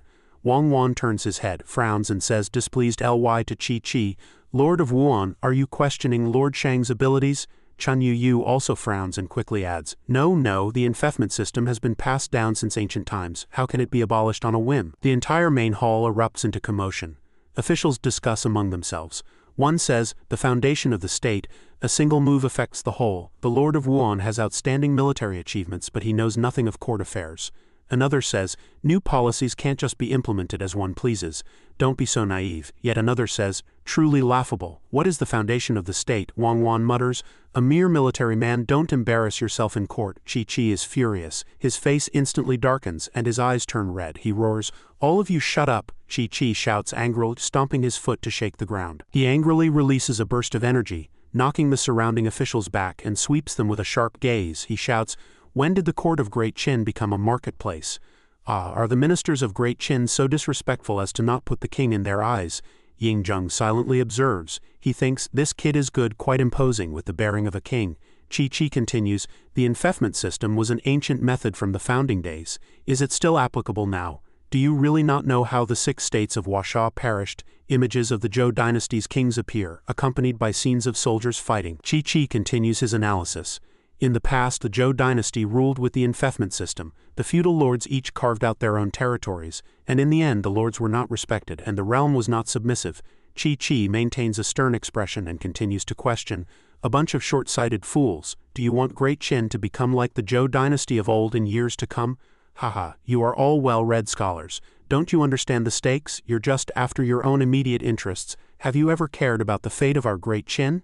Immediately, Fusu steps forward and grabs Chi's robe. He argues, "Though the enfeoffment system has its flaws, the Qin laws are like this. How could it possibly change? The military merit system of our Great Qin is precisely what motivates our generals, soldiers, and ministers." Fusu frowned, his face flushed with anger. "Without the military merit system, how could the ministers be convinced to fight for you, father? Do you want to throw the entire army into chaos? Your intentions are truly despicable." Zhao Qi grabbed Fusu's wrist, pulling it away from his own robe, causing Fusu to cry out in pain, "Father, let go at once." Chun Yu watched the quarreling Fusu and Zhao Qi, his mouth agape in shock. Another official spoke up in dissatisfaction. "Lord Wuan, what do you think you're doing? Release young Master Fusu immediately." Zhao Qi immediately let go, pushing Fusu towards the group of officials. He said contemptuously, "Worthless, incompetent, ignorant. For the king to have a son like you is his misfortune, and the misfortune of Great Qin." Hearing these words, the officials were all indignant. Chun Yu roared angrily, "Zhao Qi, you have some nerve daring to insult the eldest son like this. What crime do you deserve?" Another official chimed in. "Zhao Qi, you are far too arrogant." Fusu also shouted furiously, "I will kill you, Zhao Qi, I will kill you." Zhao Qi's eyes sharpened, his face darkening as he said, "Kill me you, I am the Lord Wuan of Great Qin. I hold the military power of Great Qin. What else do you have besides relying on the king's bloodline? The system of prefectures and counties is the king's will, it is the king's policy. Everything is decided by Great Qin. Coercing the sovereign is disloyalty. Forcefully implementing an outdated feudal system and disrupting the foundation of Great Qin is injustice." Zhao Qi's words struck like thunderclaps in the officials' ears, sending cold sweat pouring down their backs. Zhao Qi continued, "I, Zhao Qi, have fought on battlefields, unified the lands of Yan and Huang, and was forced to raise my blade against my own kin. Now that the realm is unified, you delusionally wish to push the land back towards division. Truly, death is too good for you." He clasped his hands behind his back and walked step by step towards Fusu, speaking as he went. "Fusu, you say that not implementing the feudal system will dishearten the ministers and generals. I ask you, who in Great Qin today has the highest merit?" Fusu stood up, retreating slightly, a look of fear on his face, and replied, It is you, of course." Zhao Qi raised his head and asked provocatively, "If we followed the feudal system, what enfeoffment would I receive?" Fusu's eyes became panicked and he stammered, It would be." Meng Wu, standing behind the soldiers, interjected, "Regarding the feudal system, with Lord Wuan's merits he should be enfeoffed as a king. For the sake of Great Qin's state and dynasty, Lord Wuan is willing to forego the feudal system. What grounds do the clansmen and generals have to oppose it? Do they believe their own merits surpass Lord Wuan's?" Zhao Qi spoke again. "Generals, I wish to abolish the feudal system. Do you agree?" Meng Wu and the soldiers all bowed in unison with clasped hands. Meng Wu replied, "Lord Wuan's words are most excellent. For the eternal inheritance of Great Qin, and so that the descendants of Yan and Huang will never be divided again, we agree to abandon the feudal system in exchange for the eternal stability of the realm." Zhao Qi had gained the upper hand. He raised his hand towards the officials and said, "Do you see, the supreme generals who hold the military power of Great Qin all agree to abolish the feudal system. For Great Qin I can even forego being enfeoffed as a king. What more do you have to say?" Chun Yu, enraged, pointed at Zhao Qi and shouted, "Zhao Qi, you are a mere soldier, reckless and audacious. You have no respect for ritual and law, no respect for ritual and law." As soon as he finished speaking, Zhao Qi stepped forward, grabbed Chun Yu by the collar, and lifted him up, saying softly, "Ritual and law, your ritual and law could not achieve the unification of Great Qin, but my sword can." Chun Yu was terrified but still stubbornly stammered, "Ah, you scoundrel." Zhao Qi casually threw Chun Yu aside. Amidst the shock of the officials he said, "For pedantic Confucian scholars like you, if reason doesn't work, I've never been one to waste words." Having said that, he stepped forward to stand before Qin Shi Huang, gently drew his own sword and declared sternly, "I have tried courtesy before resorting to force. Does anyone else have objections? I, Zhao Qi, stand with the king, stand with Great Qin. If anyone defies the king's will, let them speak with my sword." Then Zhao Qi turned and bowed to Ying Zheng with clasped hands. He said, "Your Majesty, in my humble opinion, the feudal system is a relic of ancient times. For the eternal inheritance of Great Qin, it absolutely cannot be adopted." The officials behind him, recovering from their shock, also bowed in unison. "We second the motion." Only Fusu remained sitting on the ground, lost and helpless, his mouth open, his throat stiff, unable to utter another word. Ying Zheng smiled and replied, "Since the entire court believes the feudal system should be abolished, I naturally defer to everyone's opinion." He then ordered, "Issue the decree. From this day forward the system of prefectures and counties shall be adopted throughout the territory of Great Qin." Ying Zheng stood up, turned and walked inside, waving his hand and saying, "Court is dismissed." "Ha ha," all the officials said in unison. "Farewell to your Majesty is most wise." After Ying Zheng left, an official helped Chun Yu up and asked, "Lord Chun, are you all right?"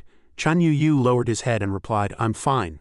But when he looked up, tears were welling in the corners of his eyes. He gritted his teeth and thought resentfully, "Your Majesty, how could you indulge such a brute? Where does that leave young Master Fusu?" The civil and military officials were filing out of the palace. The generals laughed and commented, "Ha ha, how satisfying, how satisfying. I've wanted to curse those pedantic scholars for ages. Always scheming all day, speaking so eloquently, truly disgusting." Only then did Zhao Qi reply, "But you generals have achieved great merit. By supporting my proposal, you have given up the chance to be enfeoffed as kings or appointed as prime ministers. I, Zhao Qi, feel truly sorry in my heart." General Heng then said, "Lord Wuan, saying that underestimates us too much, doesn't it? If Lord Wuan can bear to give it up, why can't we?" General Wang also chimed in, "As generals of Great Qin, we must put Great Qin first. We fight on the battlefield and help His Majesty unify the realm, not for the title of king." General Meng stepped forward, patted Zhao Qi on the shoulder and said, "Lord Wuan, we didn't submit to you before, and following the Ice Dragon was not wrong. But this time supporting the prefecture and county system comes from the heart." Zhao Qi lowered his head and replied, "I was being shallow." Suddenly a eunuch entered to report, "Lord Wuan, His Majesty requests your presence in the inner palace for a discussion." Zhao Qi replied, "Very well." The generals were all surprised by this and watched Zhao Qi's departing figure. General Heng happily grabbed Meng Wu's arm and squeezed hard, saying, "Old Meng, could this be, could it be?" Meng Wu cried out in pain. "Ouch, be gentle, could what be?" General Heng continued. Don't you remember what His Majesty said? That after the unification, Meng Wu suddenly understood and said, "Ah yes, the time has come." Tu Sui stood silently behind, thinking to himself, "The time has come. For what, could the king of Qin have some scheme against my master? In the inner palace, Ying-jung sat with his eyes closed in contemplation, looking very tense. The eunuch led Zhao Qi in and announced, "Your Majesty, Lord Wuan has arrived." Ying-jung replied, "Good, let him in." Zhao Qi entered, scratched his head, and asked with confusion, "May I ask your Majesty why you have summoned me?" Ying-jung replied, "Qi, my boy, come and look at these old maps of the 7 states. Do you remember when you first entered Shenyang and I brought you here to see them? Many years have passed, yet it feels like yesterday. Just as you said back then, the realm is now settled. Yan and Huang are unified. Since ancient times, the root of the realm's division has always been the feudal system." Ying-jung patted Zhao Qi on the shoulder and continued, "And now I have cut off this root of chaos that plagued the realm. Qi, my boy, you are the sharpest sword in my hand." Zhao Qi smiled sheepishly and said, "Your Majesty flatters me." Ying-jung said seriously, "It is not flattery. In today's court debate, besides wanting to implement the prefecture and county system, I also wanted to hear your true thoughts. You have the world in your heart, a broad vision, and can see through past and present. You are the foremost hero of this age, and I admire you." Zhao Qi bowed respectfully with clasped hands and said, "Your Majesty calling me a hero fills me with deep shame. I am but a mere soldier. In times of peace I truly have no place to use my talents. I am willing to continue using my blood to protect the peace of Great Qin." Upon hearing this, Ying-jung asked, "Now that the realm is unified and Great Qin has no more wars, what do you mean by this?"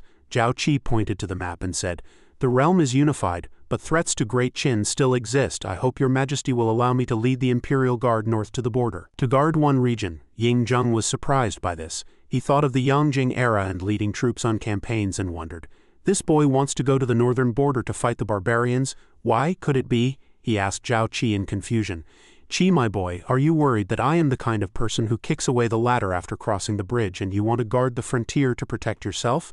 Zhao Qi quickly explained, "Ah, how could your Majesty be that kind of person? But my request to garrison the border does have an element of self-preservation, not because I fear your Majesty, but because I do not wish to get involved in the disputes of this court," he continued. "The realm is settled. I have no use for my talents here. Staying in the court to contend with those treacherous and cunning ministers is not my wish." As he spoke, Zhao Qi gripped the sword at his waist and continued, "Just like this Zhanlu sword your Majesty bestowed upon me, it would be a pity to let it lie forever silent in its scabbard." Zhao Qi bowed with clasped hands and said, "Moreover, the realm is settled and your Majesty should also appoint the crown prince. I do not wish to be involved. Forgive my bluntness, but among your Majesty's current sons, no matter who is appointed crown prince, I would not be convinced in my heart. Why should I stay?" Ying-jung smiled faintly upon hearing this. "Haha, Qi, my boy, in this realm you need not be convinced by anyone. In fact, I called you here today to tell you something. I have found the whereabouts of your father." Zhao Qi was extremely shocked by this. He bowed with clasped hands and pressed, "Who is my father? Where is he now? I beg your Majesty to tell me." Ying-jung stepped forward, held Zhao Qi's hand and said, "Before I tell you, I want to know if you hate your father." Zhao Qi did not hesitate. He replied, "Hate? Perhaps a little when I was young." He recalled scenes from his childhood with only his mother by his side, no father. He continued, "But in times of chaos, one is not in control of one's own destiny. If he could give me a reason why he had to abandon my mother and me, perhaps I would not hate him." Upon hearing this, Ying-jung's face darkened. He thought, "Kier, it is your father who has wronged you in a Fang. I don't know if this counts as a reason for you to forgive me, but now I will tell you everything." Then Ying-jung said, "Zhao Qi, Sha Donger was not your mother's real name but a pseudonym she used when she fell in love with your father. Her real name is Sha Yufang, the daughter of the court physician Sha Wuju." Zhao Qi was extremely shocked upon hearing this. His eyes widened in disbelief. His mind was in turmoil. Sha Wuju's daughter, Sha Yufang, a Fang. His own mother was Ying-jung's beloved a Fang. Then he himself was, Ying-jung slowly explained, "Your father and your mother knew each other from childhood. They lived in hardship and supported each other. Those difficult times were nevertheless very happy, until one day your father's family suddenly wanted to take him back to his home state, and everything changed." As he spoke, he recalled the scene of him taking a Fang to evade pursuers back then. Ying-jung continued, "After many hardships, your father returned to his home state and was told he would become the future ruler. He thought he could finally protect your mother, but then he faced opposition from the clan." The scene of those days appeared before his eyes again. He stood in front of a Fang, shielding her from the accusations of the surrounding crowd. Ying-jung recalled the image of a Fang leaving him, and he continued, "They believed your mother's status was too lowly and unworthy to be queen. Although the odds were slim, your father wanted to gamble with the throne. Your mother did not want to see your father lose the throne, so she left on her own." As Ying-jung spoke, his eyes began to moisten. He said, "Here I am." Before he could finish, Zhao Qi roared, "Stop, don't say any more," he shouted in disappointment. "You are the lord of the realm. If you wanted to see her, how could you not find Li village, which was right under your nose?" The hand holding Zhao Qi's sword trembled. Tears now streamed down Yingjung's face. He said sorrowfully, "It was my incompetence, my uselessness. By the time I broke free from all constraints and could go looking for her, I could no longer find her. I ordered people to search all the states, but there was no news of her." He approached Zhao Qi, placed his hands on his shoulders and said, "Here I kept searching for her, but by the time I truly found her, she had already. I have wronged you and your mother." Zhao Qi looked up. He said tearfully, "So you knew who I was all along but waited until the realm was unified to tell me. This both relieves your guilt and makes me willingly fight for your throne and your crown prince. Your majesty is truly a master of calculation." Yingjung pressed his hand firmly on Zhao Qi's shoulder, lowered his head and said, "Kier, this realm was always meant to be yours. Who else would I give it to?" Zhao Qi asked in confusion. "Give it to me?" Yingjung suddenly grabbed the hilt of Zhao Qi's sword and drew it. He held the hilt and placed it in Zhao Qi's hand while pressing the blade against his own neck. He said, "I have left a secret edict. If I die without appointing a crown prince, Zhao Qi, as the eldest son of the Ying clan, shall be established as the new king. Kier, do you know why I did not announce it to the world and bring you into the ancestral temple?" Yingjung gave a faint smile and continued, "I was afraid you would hate me. If you truly hate me, take this life of mine. Let me go to the Yellow Springs to apologize to Donger. You have not yet been recognized by the clan, so it would not be patricide. Someone will deal with you later, no need to worry. And this realm will still be yours." Zhao Qi sank into thought with a dark expression. "Yingjung, do you have to go this far?" At this moment, outside Shenyang City, at the Lord Wun's personal guard camp, a general rode his horse charging into the camp. Another general asked loudly, "Tu Sui, why are you back?" Tu Sui replied, "It's a long story. Gather the troops. Our master has been summoned to the inner palace by the king," the general replied. "What? The master going to the inner palace to see the king is hardly a rare occurrence," Tu Sui said seriously. "No, I have a feeling something big is about to happen." Having said that, Tu Sui stood on the highest point, clenched his fist towards the sky and shouted, "Brothers, if our lord meets with disaster, what shall we do?" Hearing this, the soldiers raised their swords and shouted in unison, "We swear to protect our lord, we swear to protect our lord, we swear to protect our lord." Zhang Han watched and said, "Tu Sui, given our master's strength, would he really be in danger?" Tu Sui turned his head and replied, "Didn't you see how dangerous it was in the court? Better safe than sorry. Our master's merit overshadows the ruler. It's hard to guarantee Yingjung won't harbor evil intentions to harm our master," he continued. "Our master could have seized the realm, but he yielded for Yingjung's sake. If Yingjung doesn't know what's good for him, what's wrong with us taking back this realm?" Suddenly, a man came riding up, shouting loudly, "I thought General Tu's expression was off in the court. Good thing I arrived in time, or you would have caused a major disaster." Tu Sui said, "It's not that I deliberately." Yingjung asked the lord to promote the prefecture and county system, offending the court ministers, and then summoned the lord alone to the inner palace. Could there be no ulterior motive? Han Fei replied that General Tu had been by the lord's side for years and had grown much sharper in his thinking. He continued, "The king of Qin does have a scheme, but it is for the lord's benefit." Recalling Zhao Ji's valiant and commanding presence, he said that while the king of Qin outwardly made the lord a blade, he actually gave the lord the chance to personally reorganize the court and establish authority. Thus no civil official would dare defy the lord in the future, and military commanders would follow him sincerely. The king of Qin wanted the lord to become a ruler capable of standing firm in the world. Because the lord is the king of Qin's chosen heir to Great Qin, the eldest son of his bloodline. Upon hearing this, Tu Sui and Zhang Han were stunned, exclaiming, "What?" Tu Sui asked in disbelief. "You're saying the lord is Yingjung's son?" Han Fei replied. "Not just a son but the crown prince, the future ruler of this realm. This is no longer a secret." Stroking his beard he smiled. "Meng Wu, the 3 senior generals and the lord's mother all know of this. The king of Qin secretly summoned the lord to the palace this time, likely to reveal the truth." Zhang Han laughed.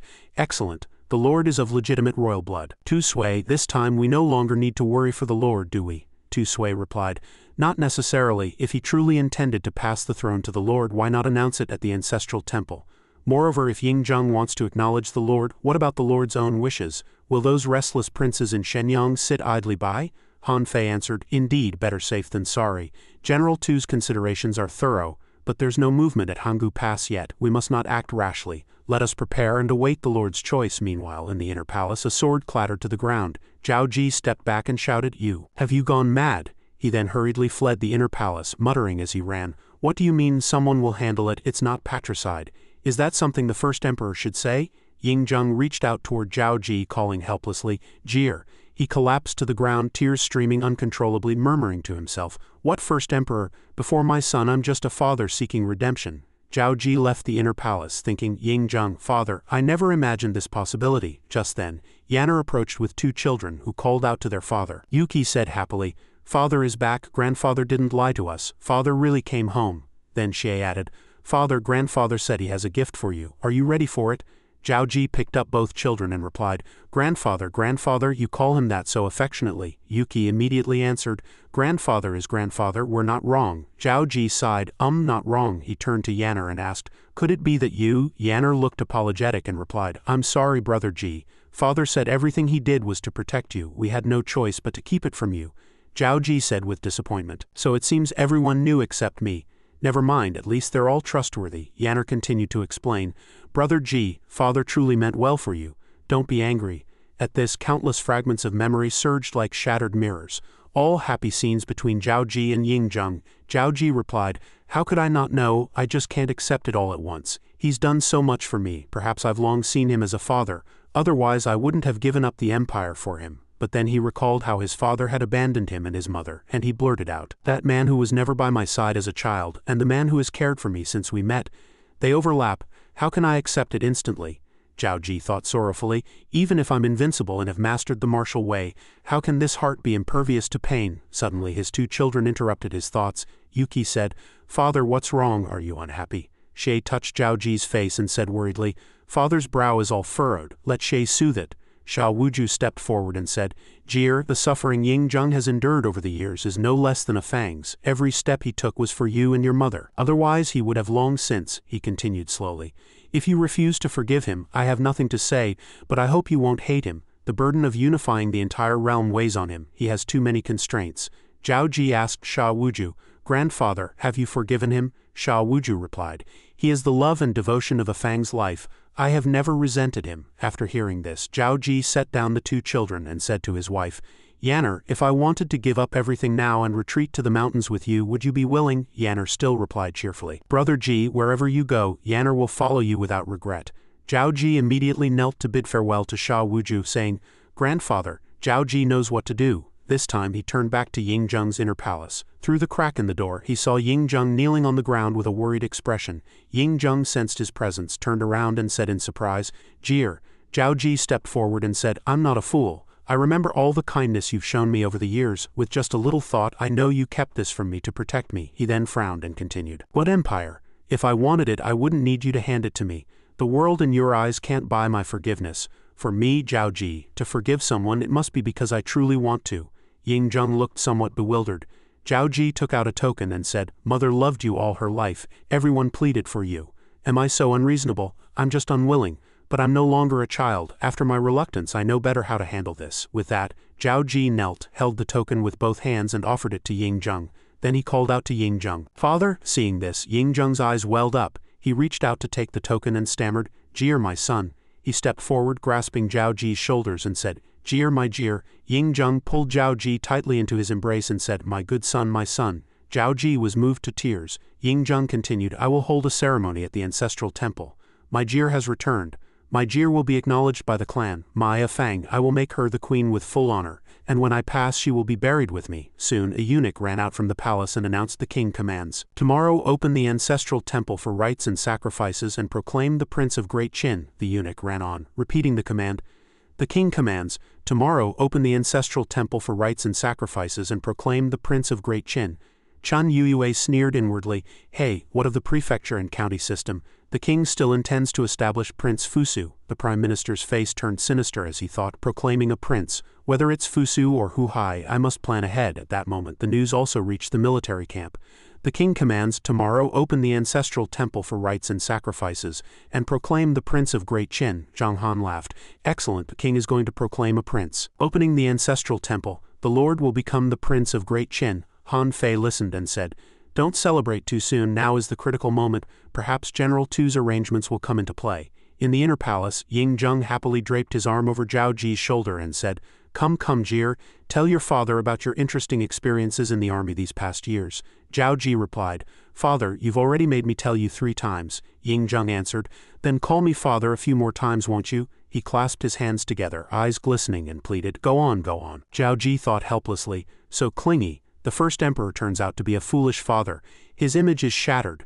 Seeing Zhao Ji's smile, Ying Zheng asked, "Jir, thinking of something amusing?" Zhao Ji replied, "Not really, just remembering the past. When I was little, I'd see other children lying in their father's arms, laughing and acting spoiled, and I'd wonder what it would be like if my father were there." He turned to look at Ying Zheng and continued, "Now it seems all fathers in the world are the same." The first emperor's expression at that moment was no different from that of any common father with his child. Ying Zheng replied dazedly, "Before you, I am only a father, not the king of Qin. Jir, you don't know how long I've waited for this day. If only your mother were here now." Suddenly, a soldier's voice came from outside the door. "Your Majesty, the Black Ice Platform and the personal guard have been arranged to ensure tomorrow's ancestral temple rites are foolproof. Additionally, Lord Ji's personal guard is stationed outside the city, ready to follow orders at any time," Ying Zheng responded. "Well done. Tomorrow, if anyone dares to defy, even if it's a prince, kill them on the spot without seeking permission," the soldier acknowledged. "Yes." Ying Zheng turned to Zhao Ji and said, "I didn't expect you to have made arrangements too, Jir. Father and son truly think alike." Zhao Ji asked in surprise, "Me?" He scratched his face awkwardly and said, "I've been in the palace all along with no time to plan. It's probably Tu Zui who noticed a problem and acted on his own." Ying Zheng laughed and patted Zhao Ji on the shoulder, saying, "Ha, worthy of the troops my son has trained, keen-eyed and meticulous. Good, with this tomorrow's ancestral temple rites will have no worries." Zhao Ji then said, "Father, have you considered how many people in Shenyang tonight are also coveting tomorrow's ceremony? For the sake of their own prince's ascension, they will stop at nothing. Do you truly want to bathe this city in blood?" Ying Zheng replied with a cold gaze, "If they wish to challenge the sovereign's authority, they should have been prepared for this." He poured a cup of wine and said, "Let them have sweet dreams tonight." With that, Ying Zheng spilled the freshly poured wine on the ground and declared, "Tomorrow, life or death depends on their own choices. I will grant them that." That night, a group of people in black robes met in secret to discuss their plans, including the official Chen Yuyue. In the secret chamber, he smiled and said, "Your Highness, tomorrow the king will announce the crown prince. We finally waited for this day." The other officials have also responded. Chen Yuyue said, "Now that the realm is settled and external enemies are eliminated, Great Qin doesn't need such a large army. The future of the court lies with us civil officials." Another person chimed in, "That Zhao Ji was so arrogant today. Once Prince Fusu ascends the throne, will make him pay." Another civil official added, "Exactly. Publicly humiliating the prince and pushing for the prefecture and county system. How boorish and rude." Chen Yuyue looked at Prince Fusu and continued, "Your Highness, do not let today's events trouble you. Once you become the crown prince, everything will pass." Fusu exclaimed in surprise. "Ah," he said with a worried expression, "but I think Zhao Ji has a point. The feudal system is indeed a great flaw for the state. Perhaps I was wrong. Am I truly capable of inheriting the throne?" Chen Yuyue asked in astonishment. "How can your Highness think that way? If the feudal system were so bad, why has it been passed down since ancient times?" "Do not let Zhao Ji sway you," another military official replied. "Exactly, your Highness. Tomorrow you will be the crown prince with partial royal authority. You must deal with him, or he will be a disaster for Great Qin." All the military officials present bowed in unison and said, "We implore your Highness not to be swayed by slander. For the eternal prosperity of Great Qin, do not abolish the ancient laws and traditions. We will do our utmost to support your Highness's ascension." After hearing this, Fusu felt a pang of worry. "No," he thought, "what is right and what is wrong? Zhao Ji, your ideas completely contradict everything I've been taught. Is it deception? Now I am truly lost." Ying Shi spoke up, "Fusu, if you're uncertain about right and wrong, look at what your good father did after he ascended the throne. He unified the realm with eternal merit. But what has the court become?" Ying Shi looked up and continued, "Look at Great Qin. The royal clan has been trampled and slaughtered by him, driven out of the court. Do we, the descendants of Ying, have any place left? Is this what a ruler should do?" A pair of feet stepped forward, surprising everyone. It was none other than Ying Shi. He said slowly, "I have waited all these years for a prince with benevolence and righteousness. Fusu, you are the hope of Great Qin." Then Ying Shi approached and Fusu gently raised his hand to touch his face. Ying Shi continued, "If the old system changes, where is orthodoxy? If the royal clan is destroyed, where is the realm of Ying? We, the ministers of the clan, are watching you, and so are the people of the realm." After hearing this, Fusu's expression became indescribable, as if he understood many things. He stammered, I understand." Then Fusu stood up and declared before all the ministers, "Thank you, my lords. If I become the crown prince, I will remember my duty, revitalize Great Qin, and live up to your expectations." As if his goal had been achieved, seeing Fusu like this, a thought arose in Ying Zai's mind. He sneered inwardly, "Ha ha, your Majesty. No matter how strong your methods, you will eventually grow old and die. When Fusu ascends, that will be the time for our royal clan to return to the court. The scene shifted to Prince Hehei's residence, where ministers were discussing something. Zhao Gao spoke up. Tomorrow the king will decide the crown prince at the ancestral temple. The only candidates are Prince Huhai and Fusu. I've gathered everyone tonight to discuss with Prince Huhai how to ensure he remains unbeatable tomorrow. After listening, the Tingwei stroked his beard and continued. Fusu is gentle in nature, and taught by Chun Yuiwei to clash with the king, has long been disliked by his majesty. In tomorrow's contest for the crown prince, Prince Huhai already has the advantage. After hearing this, the other ministers nodded in agreement. One minister said, "The Tingwei is right. Moreover, Great Qin has always passed the throne based on virtue. In yesterday's court session on changing the system, Fusu's faction defied the king like a cat with its tail stepped on, while we, including Prince Huhai, remained silent." Another laughed. Exactly. Tomorrow we just need to hammer that point, and Prince Huhai will surely become the crown prince. As for Huhai, he sat arrogantly in his chair, one hand supporting his chin and the other holding a wine cup, replying, "With the support of my beloved ministers, tomorrow's matter of establishing the crown prince will surely go smoothly. Once I ascend the throne, I will not forget any of you." The next day arrived. At the Great Qin Ancestral Temple, the sky was still shrouded in night, but even darkness could not dim the fervor of the struggle for the crown prince. 3 or 4 people beat the drums and horns sounded through the night. Outside the Great Qin Ancestral Temple, countless ministers stood in 2 rows facing each other. Fusu and Huhai were the 2 chosen ones. They glared at each other with hostile eyes. Meanwhile, Ying Yi stood beside a table laden with offerings, including a pig's head and an ox's head. A few thoughts crossed his mind. Haha, this Great Qin is about to collapse. He then filled a cup of yellow wine, thinking to himself, "Once Prince Fusu ascends to the position of crown prince, the Great Qin will have no need for you. This slow-acting poison will take your life in a few months. The king has arrived." A sudden voice startled him. "The king has arrived." Ying Yi turned around and saw a magnificent and imposing carriage slowly approaching. Seeing this, all the ministers knelt down in unison, bowing to the person inside the carriage. "We welcome the king," they said in unison. Then, one minister looked up as if noticing something unusual. He said, "Strange, why is the Lord of Wuan not by the king's side today? On the day of appointing the crown prince, he didn't come." The minister beside him chuckled in response. "Haha, Chancellor, don't you know what it means to burn the bridge after crossing the river? Yesterday, Zhao Ji was personally summoned into the palace by the king," the man retorted. "So what? Zhao Ji entering and leaving the inner palace is nothing new," the minister beside him quickly replied. "Yesterday, the king had him implement the commandery county system. That was probably his last use. A useless fellow with some prestige. Would the king leave such a hidden threat for the future prince?" he continued. "That Zhao Ji is probably already. Our victory as civil officials and chancellor ruling the realm is truly at an end." As he spoke, he gestured with his hand across his neck. But upon hearing this, the other minister's face showed terror. He said, This does seem like the king's decisive and ruthless style. For the sake of the realm and the future prince, Zhao Ji indeed cannot be spared." Then everyone suddenly turned their gaze in one direction, as a minister said, "What is this? How can the Lord of Wuan be there?" The person beside him also followed his pointing finger and said, "What? Zhao Ji is there. He's not dead?" It turned out that Zhao Ji, whom everyone thought was dead, appeared before them in a way no one expected. One minister cursed in extreme anger. "How dare he ride in the same Eastern royal carriage as the king? This is outrageous." Below, they continued arguing endlessly. Some thought that in the past, to honor his military achievements, he had been allowed to share a sedan chair with the king, but today was the day to appoint the crown prince. How could he still travel with the king? Did this have some hidden meaning? After a while, the king lifted the curtain and stepped out. Seeing this, Zhao Ji respectfully bowed to him. The minister from earlier showed obvious panic on his face, thinking to himself, "Why do I have a bad feeling?" Ying Yi, seeing the king arrive, also knelt and kowtowed. He said, "Your servant pays homage to the king. The sacrificial matters are all prepared. We only await the king to decide on the crown prince and the ceremony can begin." The king responded, Uncle, as the head of the royal clan, I have always trusted your handling of affairs." Zhao Ji, standing aside and eavesdropping, thought to himself, calling him uncle. So this is Ying Yi, who once competed with Ying Zichu for the throne in history. The first emperor failed to suppress the royal clan. It turns out he was sent here. "May the king live for 10,000 years, all the ministers said in unison.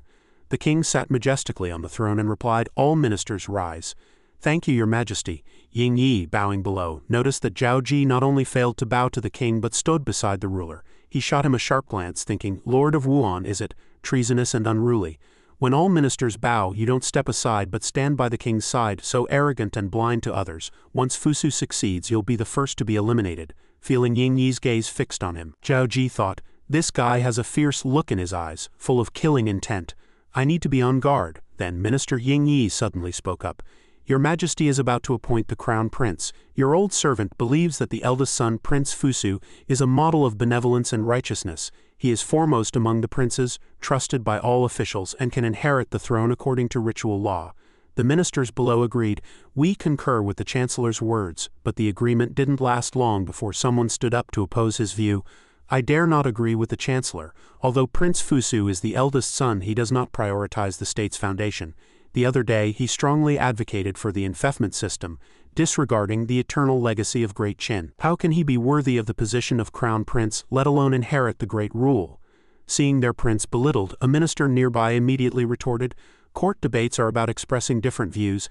How can you conclude from this that Prince Fusu does not prioritize the state's foundation?" The Commandant of Justice replied, "Expressing different views also reveals whether one has the realm in their heart. Prince Huhai, from the very beginning, has been thinking of Great Qin's eternal future, strongly advocating the enfeoffment system. This shows his ability surpasses Prince Fusu's." The minister, angered by his words, couldn't refute and could only spit out a word. "You then," another person echoed the ruler. "Your servant agrees. Prince Huhai as Crown Prince will surely ensure Great Qin's eternal continuation." Witnessing this, Zhao Ji couldn't help but sigh helplessly. He thought to himself, "It's either Fusu or Huhai, neither is the best choice. No wonder in history, the first emperor only reluctantly let Fusu succeed him at death. It's truly picking the best of a bad lot." The king noticed the expression on his face and understood what was going on. He thought, "This kid looks disgusted. He clearly looks down on both Fusu and Huhai." Then he spoke up, "Enough, no more arguing. I already have someone in mind for the Crown Prince. But before announcing it, there is one more thing to do. My empress's position has been vacant for many years. For the stability of the family and the state, I have decided to appoint an empress." As soon as the words were spoken, the king's announcement sent a huge shock through all the ministers. "Appoint an empress? Who?" they asked. Then one minister said, "May I ask whom the king intends to appoint as empress?" He asked this outwardly, but inwardly thought, since ancient times a mother's status depends on her son, appointing an empress at this time must mean she is the mother of the crown prince. Then the king slowly replied, "The one I have chosen to enter the palace is the daughter of the imperial physician Sha Wuju, Sha Yufeng. Although she is no longer with us, I am willing to grant her this honor." After saying this, the king thought to himself, "Donger, this is what Brother Zheng promised you, and today I have fulfilled it." This decision immediately caused an uproar among all the ministers. They said, "Sha Yufeng, that low-born commoner woman who was once driven out of the Zhangtai palace, and she's dead. How can she be the mother of the nation?" Upon hearing this, the king immediately flew into a rage and said, "Sha Yufeng is the woman I love and the empress I have chosen. If I hear any more disparaging words, it will be death without mercy. Do any of you have objections?" Then the chancellor stood up as if wanting to say something but not daring to. "Your Majesty, this matter. The king looked at him and sternly asked, "Old chancellor, do you have an objection? You didn't choose the wrong side back then. Do you want to be foolish today?" The chancellor immediately trembled in fear and could only say, "Your servant has no objection." The king continued, "Good, draft the decree. Posthumously honor Sha Yufeng as the empress of Great Qin, bestow the empress's seal. Choose an auspicious day to move Sha Yufeng's tomb into the imperial mausoleum, and in the coming year she will be buried with me."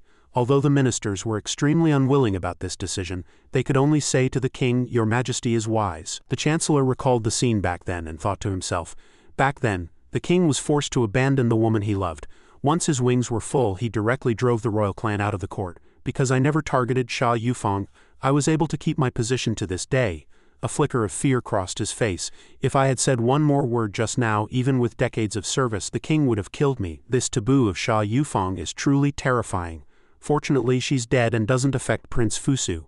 The king looked at Zhao Ji standing behind him and said, "Jir, look how ridiculous they are. The same matter 20 years apart, yet they show a completely different face." Zhao Ji immediately replied, "This is royal power. In the face of true interests, there is no need to cater to anyone." The king continued, "Back then it was because I didn't understand this principle that I caused your mother to leave me. Jir, in the future, you must use the power in your hands well." He also replied, "Your son will remember this, and I thank you that my mother can rest in peace in the underworld." Then the king looked at all the ministers and announced, "Next I will announce the crown prince of Great Qin. This person is the son of Sha Yufeng and me, and moreover, the eldest son of my Great Qin." This was another shocking piece of news for everyone. "What?" one person said, and then another pressed on. Sha Yufeng gave the king a son. How can an illegitimate child be appointed crown prince? This is utter chaos. Where does the king place the ritual law of the royal clan? Upon hearing this news, Fusu's face immediately changed. His eyes filled with despair, and he thought to himself, "Father, so you never intended to make me crown prince. In your eyes, I am not even as good as an illegitimate child. For him, you first appoint an empress, even taking away my title as the eldest son." Even the ministers below strongly opposed this decision. "Your Majesty, even if Sha Yufeng is made empress, her son becomes the eldest son, but that child did not grow up in the palace, has not been nurtured by the royal clan's rituals, and has made no contributions to Great Qin. How can he be crown prince?" another minister added. "With the king's intentions, how can such a crown prince convince the officials? How can he convince the people of Great Qin?" Then someone patted Minister Chun on the shoulder as if wanting him to say something. "Minister Chun, why aren't you speaking? If you just let this go, Prince Fusu's position as crown prince will be lost," Minister Chun replied. Let me think." A few thoughts crossed his mind. Earlier, because Zhao Ji was overly favored, and the words, "like my own son," I investigated, but only found a grave in Li family village. Now the king says Sha Yufeng is dead.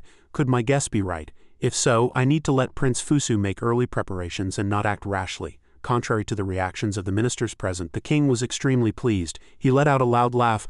"Ha ha ha." Then he reached out to Zhao Ji and said, "Jir, did you hear that? These people say you have no achievements." Zhao Ji respectfully replied, "Compared to you, your son naturally has no achievements." Through this exchange, the ministers roughly guessed who the king's son was. Their faces all changed dramatically, and they said, "What does this mean?" The king stood up and said, "You say my son has no achievements and cannot convince the people. In military matters, he can destroy the 6 states and pacify the realm with the ability to slay kings and generals of various states. In civil matters, he can offer strategies to relieve disasters and quell rebellions, having studied under Lu Buwei." The king continued, "These things, can the princes you support compare?" One unwilling minister could no longer hold back. He couldn't wait any longer. He thought to himself. Then he immediately retorted, "Your Majesty, even if Zhao Ji's achievements are great, Sha Yufeng is dead. How can you prove that Zhao Ji is Sha Yufeng's son? How can you prove he is the king's son?" Upon hearing this, Zhao Ji angrily retorted, "What did you say?" The chancellor beside him also interjected to stop the decision. "Your Majesty, royal bloodline cannot be confused. No matter what witnesses or evidence there is, those things can be forged. Don't let them blind you." Zhao Ji's face darkened as if his suppressed anger was about to explode. "You," Zhao Ji said. But the ministers seemed unwilling to stop, continuing to slander Zhao Ji's mother's reputation. "I investigated. Zhao Ji's biological mother is named Zhao Donger, not Sha Yufeng, even if it's an alias. 20 years have passed. Who knows if she had dealings with others? A bastard with such a suspicious background, how can he inherit the Great Qin's realm?" At this moment, anger reached its peak. Zhao Ji drew his sword as if to kill everyone who had just slandered his mother. He said, "How dare you speak of my mother like that, you old scoundrel?" Sensing Zhao Ji's emotional instability, the king stopped him. "Jir, you cannot kill before the ancestral temple, or it will harm your future reputation. If you want to kill, wait until later." Suddenly, countless arrows flew from somewhere in the sky. The minister who had just slandered Zhao Ji's mother was nearly hit by an arrow. He cried out, "Ah!" Even the chancellor fell backward while dodging the arrows. "Who?" A flicker of fear crossed the minister's face, and he asked, "Who is so bold?" It turned out that the arrows were shot by a general from behind. He angrily said, "Damn it, if it weren't for today being the day Jir's rightful status is restored, and spilling blood before the ancestral temple being unlucky, I would have shot both your heads off." The king also looked at the 2 ministers and sternly asked, "Can you 2 speak properly now? Do you still think I am a fool who can't tell his own son?" The man trembled in fear. "This, your servant never meant to offend your Majesty. Your Majesty is wise and can certainly tell his own son. Zhao Ji is extremely talented and truly has your Majesty's bearing." Then the king continued, "Wrong. From today on his name is Ying Ji, and he is the crown prince of my Great Qin." As soon as the words were spoken, the general and soldiers immediately cheered. "The Lord of Wuan as crown prince is the fortune of Great Qin. The Lord of Wuan as crown prince is the fortune of Great Qin." Then this phrase echoed through the sky again and again. "The Lord of Wuan as crown prince is the fortune of Great Qin. The Lord of Wuan as crown prince is the fortune of Great Qin." They were indeed overjoyed by this decision. Some were even moved to tears. "Old Zhang, did you hear that? It's done, it's done. The Lord of Wuan is the crown prince," one soldier said. And another replied, "I'm not deaf, huh? I'm truly happy for our Lord. Truly happy." A minister beside them looked up at the sky and sighed. "Our Lord becoming king is the great fortune of the realm." Then the cheers continued. "The Lord of Wuan as crown prince is the fortune of Great Qin. The Lord of Wuan as crown prince is the fortune of Great Qin." Seeing this scene, the ministers on Prince Fusu's side thought to themselves, "It's over. With such momentum, Prince Fusu truly has no chance with the realm. At this moment, Zhao Ji walked up to him, his eyes filled with anger. If Zhao Ji inherits the great rule with his personality, he will never let me go, whether for Prince Fusu or for myself as his close friend. I absolutely cannot allow this to happen, he thought to himself, and then this minister immediately kowtowed and shouted, Your Majesty, there's nothing wrong with the Lord of Wuan returning to his roots, but inheriting the great rule is absolutely unacceptable. Fusu, standing behind, could no longer stand by and ran forward to stop him. Teacher, don't say any more, but the man seemed intent on continuing, even knowing things wouldn't change. The Lord of Wuan has pure blood and has achieved great military feats, but he has no foundation in the court. For the position of crown prince among the civil officials of the realm, the Lord of Wuan would be more suitable as an auxiliary minister. Looking at those behind him discussing his teacher, Fusu thought to himself, the teacher took a risk for my sake by letting go. But wouldn't this truly offend the king father? If things don't work out, then I would. Suddenly, a voice interrupted his thoughts. Without a foundation, what right do we have to be Sir Chi's foundation? Hearing this voice, he was instantly panicked. It turned out to be Lu Buwei and Meng Ao. That minister stammered, Meng Ao and Lu Buwei, you're not dead yet. Lord Meng's face was stern as he stood in the center of the commandery's nurturing hall. I'm not dying just yet. Lord Meng, Marquis Wenxin and the close ministers respectfully bowed their heads to Yingzheng. Deng Qing declared loudly, Your Majesty, this old minister and Marquis Wenxin are willing to assist Sir Chi in becoming the crown prince of Great Qin. To quell the court's discussions for Sir Chi, Lord Meng said loudly, affirmed before the ancestral temple, Sir Chi has great talent and is the most suitable to be crown prince. Before the hall, many close ministers shouted in unison, We second the motion. Another close minister turned to the person beside him, speaking with slight worry. Sir Chi is truly favored by heaven. Neither favor nor power can shake him. Those around him also expressed surprise. Meng Ao and Lu Buwei have both stepped forward to support him. How could this be baseless? Even if he doesn't become crown prince, he will be a truly powerful envoy. It's better for us not to fight a losing battle, except for one old minister with a livid face who slumped to the ground. Everyone said in unison, We second the motion. Sir Chi is favored by heaven and should be established as crown prince. Yingzheng squinted happily and laughed heartily. Haha, good. Today we sacrifice to the ancestral temple. I appoint the queen, establish the crown prince to inherit the eternal foundation of Great Qin. This is a joy for the nation. Ying Qi pondered, looking at the person before him. Lu Buwei, this was a move my father had long arranged for me, truly thoughtful. Yingzheng rose and gave orders, continue the sacrifice. As for Chen Yu's misconduct, take him to the prison and lock him up. I asked the two esteemed elders to preside over Kier's ceremony of returning to the clan, a close minister replied. Yes. The crowd followed Yingzheng and Ying Qi into the ancestral temple to continue the sacrificial ceremony. Ying Qi cursed inwardly behind them. That fool Chen Yu can't accomplish anything but ruins everything. Luckily, I still have a backup plan. Ying Qi suddenly turned back and glanced at Ying Qi, causing the old man to smile awkwardly, cold sweat pouring as he tried to hide his thoughts. Ying Qi frowned and thought, Ying Qi has issues. This man is full of schemes and cannot be kept. Let's see if he chooses to die today or another day. The horn sounded loudly, accompanied by a solemn proclamation. Ancestors above, I, Yingzheng, descendant of the Zhao clan, today sacrifice at the ancestral temple, appoint the queen, console the ancestors, stabilize the state's foundation, restore the consorts of the imperial clan, reinstate the Ying surname, name you Ying Qi, and simultaneously establish you as crown prince to oversee the state of Great Qin. In the temple, tablets of past ancestors were enshrined, offerings laid on the altar. Yingzheng and Ying Qi prayed sincerely.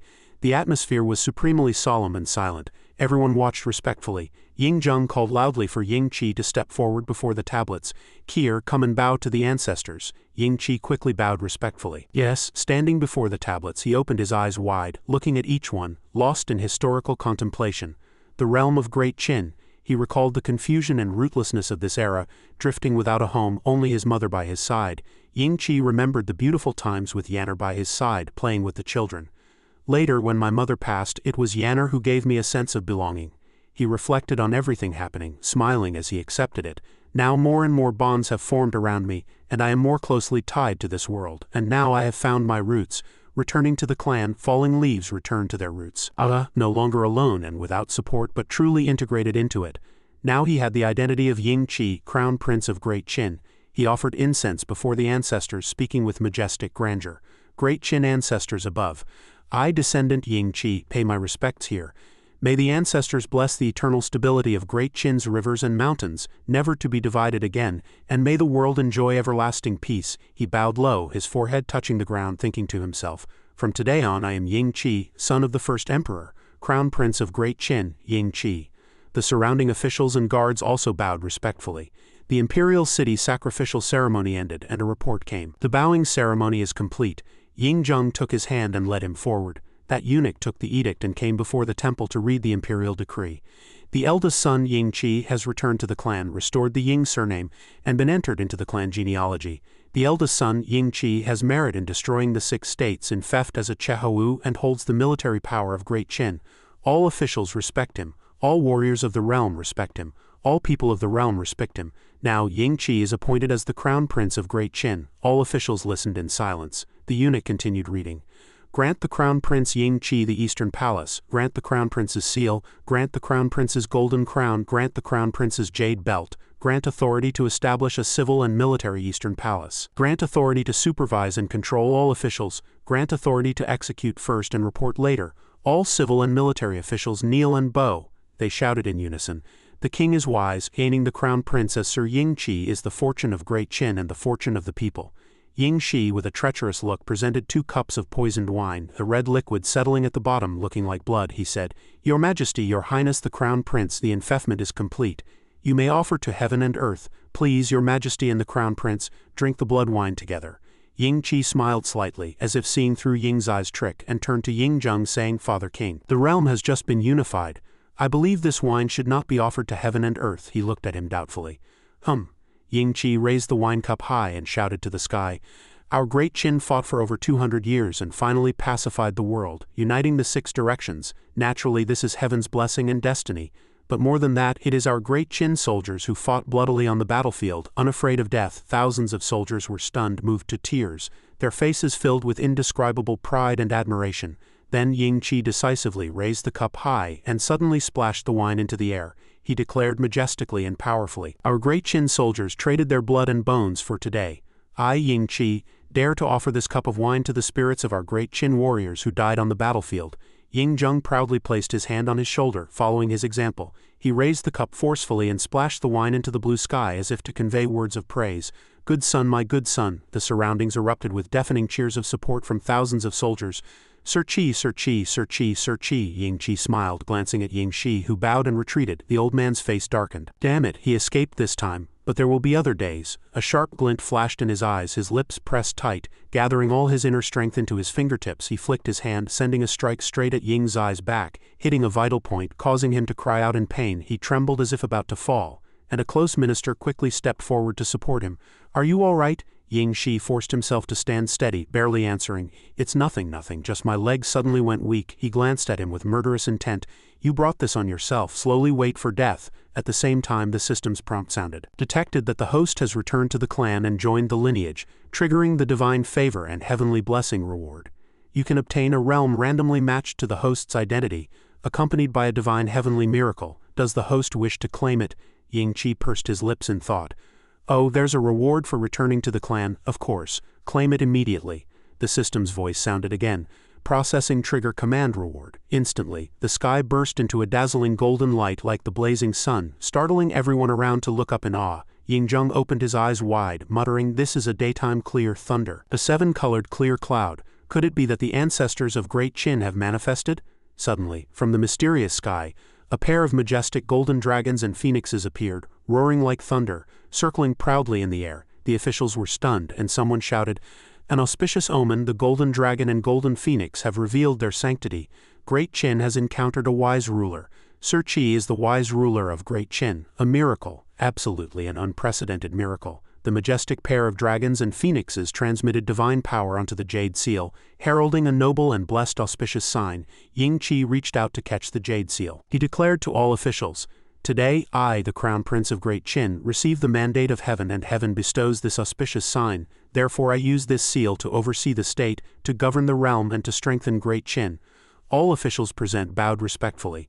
We, your ministers, pay homage to the Crown Prince. Ying Qi pondered, looking at the spiritual energy emanating from the jade seal in his hand. He thought, at the first audience some might still be unconvinced, but after this audience they will surely submit to me.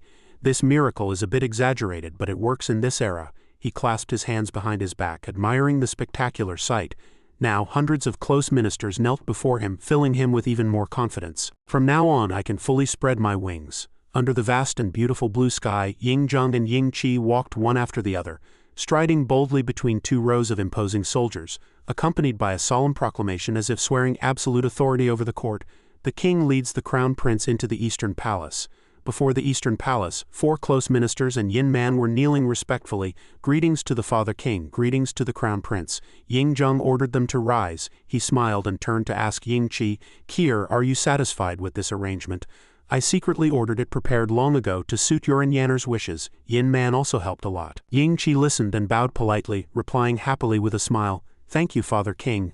I like it very much here. Then he turned to Yin Man and said, Thank you, Sister Yin Man. Yin Man bowed shyly and replied politely, This is what I should do. You're welcome, brother crown prince. Besides, I've always liked sister-in-law and the 2 nephews. I'm happy to help. Yin Man lowered her head, feeling a pang of sorrow, hiding her feelings deep in her heart. She never thought that the person she liked would one day become her own brother. Oh well, at least she could see him every day, that was fine too. Ying-jung walked while carefully instructing Ying-chi. Our great Qin monarch has a court hall. Kier, as the crown prince of the Eastern Palace with the power to oversee the state, you will naturally have your own small court to discuss state affairs in the future. Ying-chi listened attentively. Ying-jung continued, Even though you are naturally intelligent, you are still young and have never experienced the court.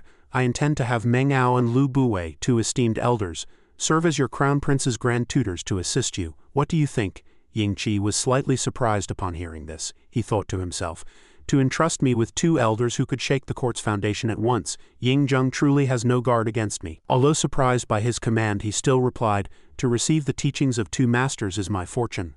I understand Father King's intentions. He recalled the history of past dynasties. His father's trust and help moved him, rare throughout the ages. Ying-jung's feelings for him could only be compared to Zhu Yanzhang's for Zhu Biao. He remembered the scene where Zhu Yanzhang established an empire for Zhu Biao that could topple the realm. Even if Zhu Biao rebelled, perhaps Zhu Yanzhang would go along with it. The more he thought about it, the more he felt their similarity. He thought of those who had helped him wholeheartedly and smiled. Only because Zhu Biao was the biological son of Zhu Changba and his beloved wife Ma, while the other sons were the sons of Emperor Zhu Yanzhang. For me, I am the son of Ying-jung and Zhao Donger, not the son of the king of Qin. Even the eternal emperors cannot escape human feelings and hearts. Seeing him silent for so long, Meng Ao respectfully asked, Your Highness the Crown Prince, do you have any thoughts? He quickly replied with a smile. No, I was rude before my masters. Ying-chi cupped his hands in a bow to his 2 masters, performing the teacher worship ceremony, and said humbly, I, Ying-chi, am of mediocre talent.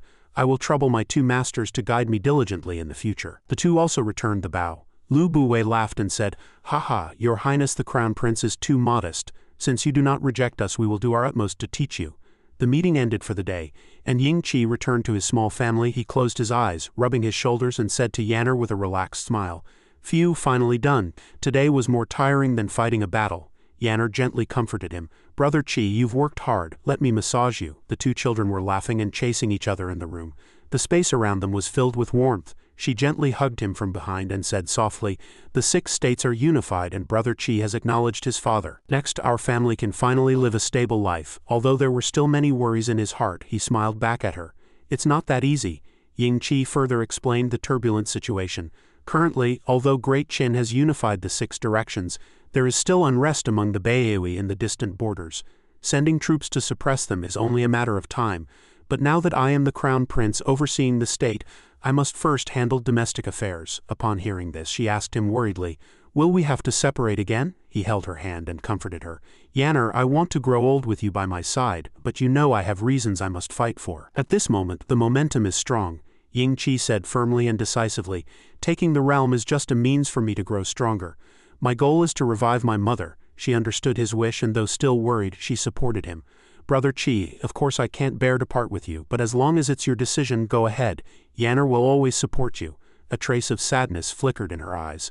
Unwilling to show her emotions, she made an excuse to take the 2 children away. I'll take the 2 children to rest first. I'll come back to accompany you later. He silently watched her figure disappear behind the door, his gaze thoughtful. Yanner, you've suffered. Ying-chi will love you for a lifetime and never betray you. He lay down on the bed and said, Now it's time to deal with unfinished matters. He spoke into the air. System, analyze the attributes of the heavenly favor and blessing seal. The system's mechanical voice sounded. The heavenly favor and blessing reward is a magical artifact which can become a national seal. It is a Zon-grade lower-tier magical artifact. The national seal mainly controls fortune. If it is the fortune of a dynasty, this seal can suppress fortune from dispersing. Holding the seal can enhance the emperor's authority, making ministers submit. Other attributes. The seal worn on the person can protect the body and ward off evil. As the system finished speaking, a crystalline and mysterious image of the jade seal appeared in the air. He repeated the system's words with both doubt and joy. Controlling fortune. Truly a grand gift from the system. Ying-Chi gripped the jade seal tightly and said excitedly, "The eternal existence of the great Qin dynasty for 1,000 years is not just a dream. This treasure is truly wonderful." The system asked, "Does the host wish to continue settling all rewards?" He replied, "Continue." The system continued to announce, "Congratulations to the host for advancing to Crown Prince. Reward, 1 Zon-grade magical artifact. Does the host wish to open it?" Upon hearing this, he said, "Open it immediately." Congratulations sounded.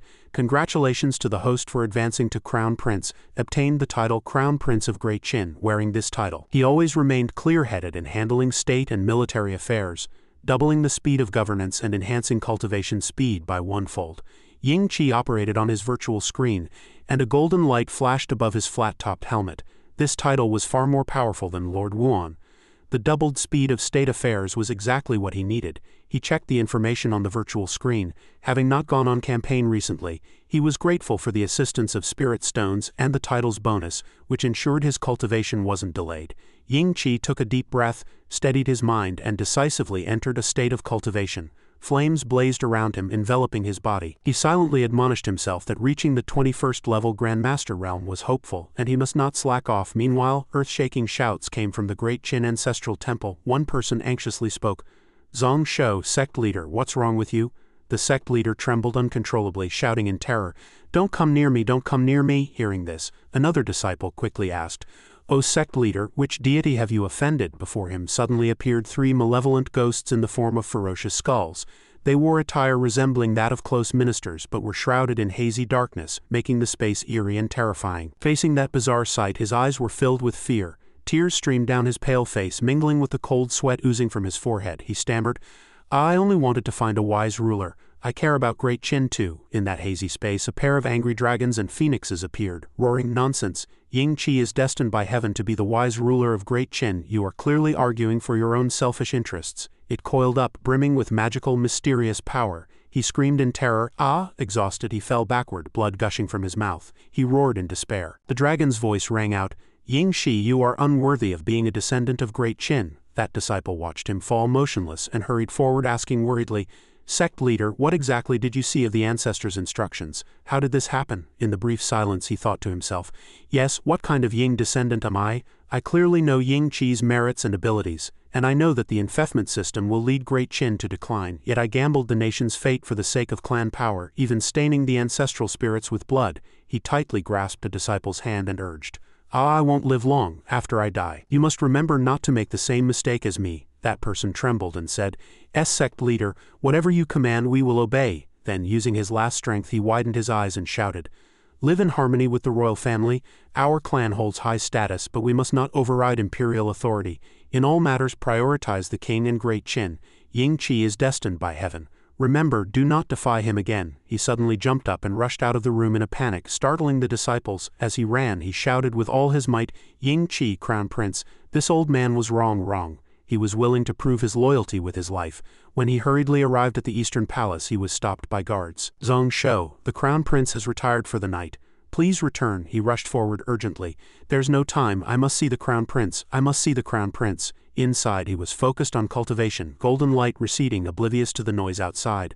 Suddenly, he burst in through the door, interrupting the cultivation. He asked, "Zong Shou, why have you come so late? You may withdraw." The guards respectfully replied, "Yes." He swayed unsteadily, his voice trembling with regret. "Crown Prince, this old minister was foolish. Only at death's door, guided by the ancestors, did I awaken. In truth, at the sacrificial ceremony, you already knew the blood wine was poison, didn't you?" He didn't hide it and replied, "That's right." Unlike his demeanor in the morning, he now wore a face full of regret, lowering his head in confusion. "You are indeed as benevolent as the king. Even knowing my rebellion, you didn't have me killed. But alas, I have committed too many sins. The ancestors won't forgive me." He looked solemnly at the old man's appearance, thinking, I activated his acupoint of illusion, which drains a person's life in delusion. I wonder what he saw in his own world to say such things. The old man took a jade pendant from his bosom. I don't worry about Great Chin's fate. I am unworthy of being a Ying descendant. Death is no pity. If I can wash away my sins, it would be my blessing. I spent my life indulging in selfish desires without realizing it. To have one moment of clarity before death is worth it. To Ying Qi's surprise, he offered the ancestral jade pendant, as if to atone. Crown Prince, this is the jade pendant of the Ying clan.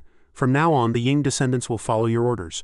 Please protect the foundation laid by Great Chin's ancestors. In the past, Ying Qi wronged you and the king. As he finished speaking, his eyes widened and he fell to the ground, spitting blood onto the cold tiles. Ying Qi held the jade pendant, lost in thought. His eyes were deep, cold, and devoid of pity. If you had repented earlier, how could it have come to this? But alas, in this world, fate often plays tricks. Had you not entered the realm of illusion, you might never have escaped the quagmire of desire in your lifetime. He bent down to close the old man's eyes, making a final promise. I, the Ying clan, accept this. As long as I am here, Great Chin will endure. At the same time, Dunru hurriedly reported, Master, something major is about to happen in Shenyang. The secret guards report that Chun Yu has gathered 5,000 retainers intending to force a palace coup. He was startled. What? Outside the palace, Chun Yu was commanding hundreds of officials below. Heaven is unjust. Prince Fusu should have been the wise ruler of Great Chin, but that brat Ying Qi stole the crown prince's position. Under the moonlight, the man's face showed hypocrisy, his words resounding as if to prove absolute loyalty. We have devoted all our learning to follow a wise ruler, yet now we must bow to a mere military man. Is there any greater shame under heaven? Amid the astonishment of all the ministers, he wept helplessly. Overcome with grief, one person angrily said, I heard that Ying Qi led the abolition of clan rights and laws. How bold, how arrogant, another echoed angrily. If such a person ever inherits the throne, the world will surely fall into chaos. Even if we sacrifice our flesh and blood, we cannot let this happen. Seeing everyone agreeing with him, Chun Yu became even more fervent in his incitement, his resolve hardening. Gentlemen, you are all great scholars of our time. I, Chun Yu, will set before the palace gates tomorrow to plead for Great Chin and for Prince Fusu. Will you follow me? As he finished, the crowd below erupted in earth-shattering shouts as if to devour the night sky. We are willing to follow Lord Chun in pleading for the world. Depose Ying Qi and establish a wise ruler, he choked up.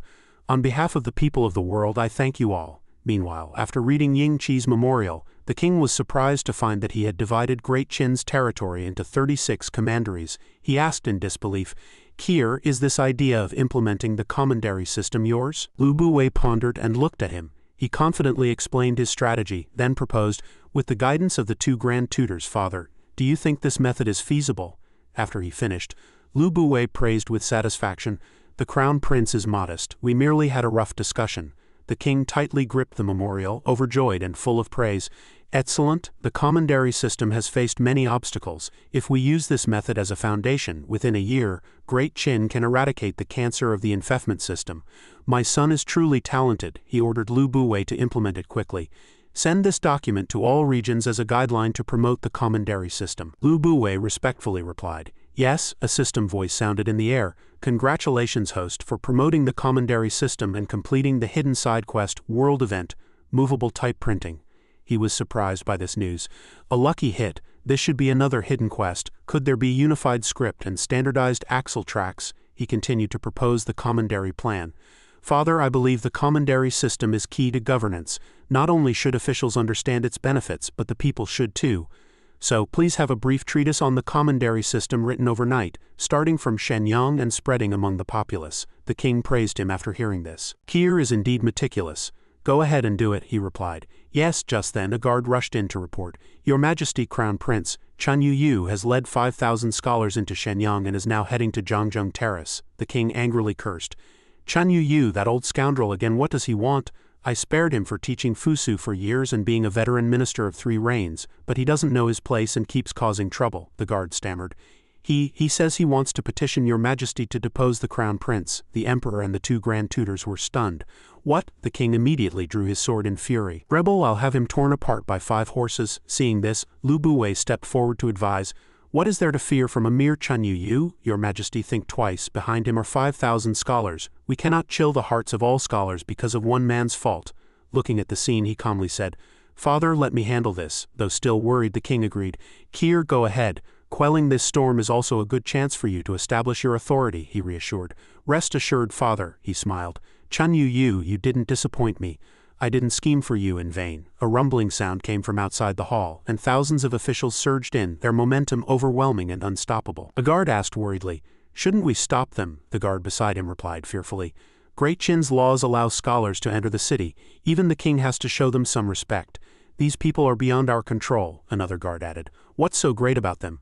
Our crown prince Qi pacified the 6 kingdoms and didn't put on such a show." HMPH. Before the grand hall, thousands of civil officials stood tall with imposing vigor, waiting in unison to see the emperor. Chun Yu pleaded, "Your Majesty, I and 5,000 scholars petition here, begging you to distinguish loyalty from treachery, discern wisdom from folly, restore ancestral systems, uphold rights and laws, and depose Ying Qi, otherwise today we will die to prove our resolve." Before the hall, thousands of officials buzzed with discussion.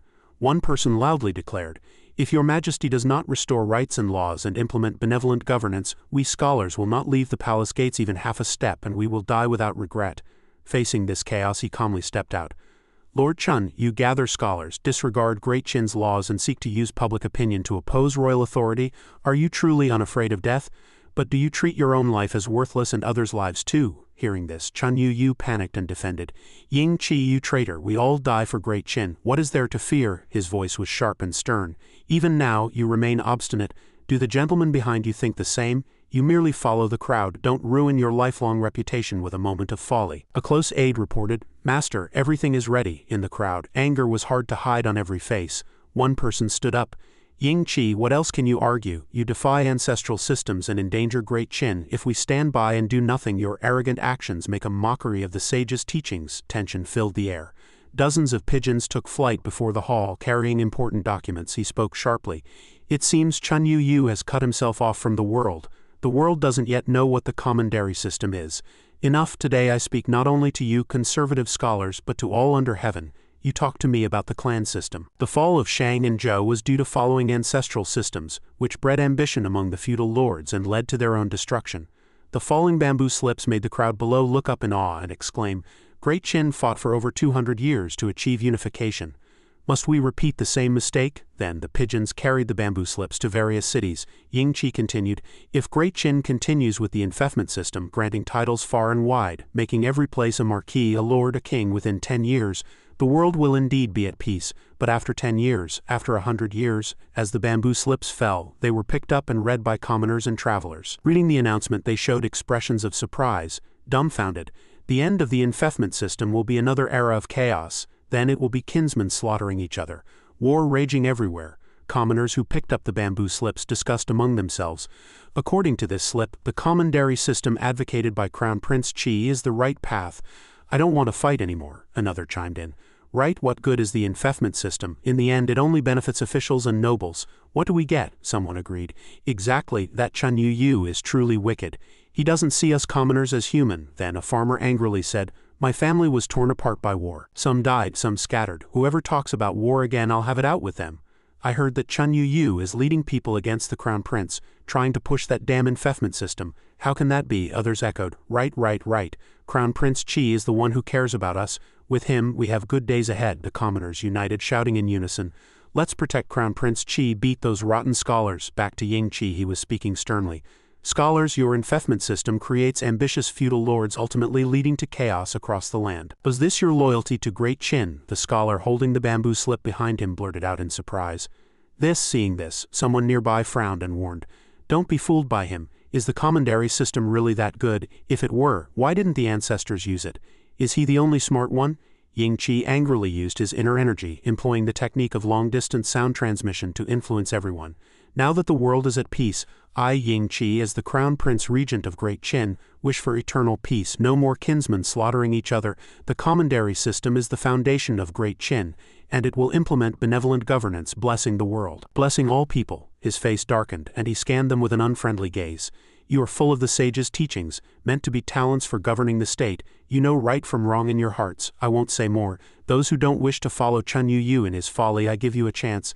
Leave quickly." Unexpectedly, as he finished, one person placed his hand on the bamboo slip, knelt and bowed, softly pleading, Crown Prince, this student was shallow and rude just now. I am willing to support the Crown Prince and the commandery system. Then others followed suit, turning to join Yingqi's side. Thus only one opponent remained, shouting at Yingqi, "What are you doing? Have those few words from a military man shaken you? Come back."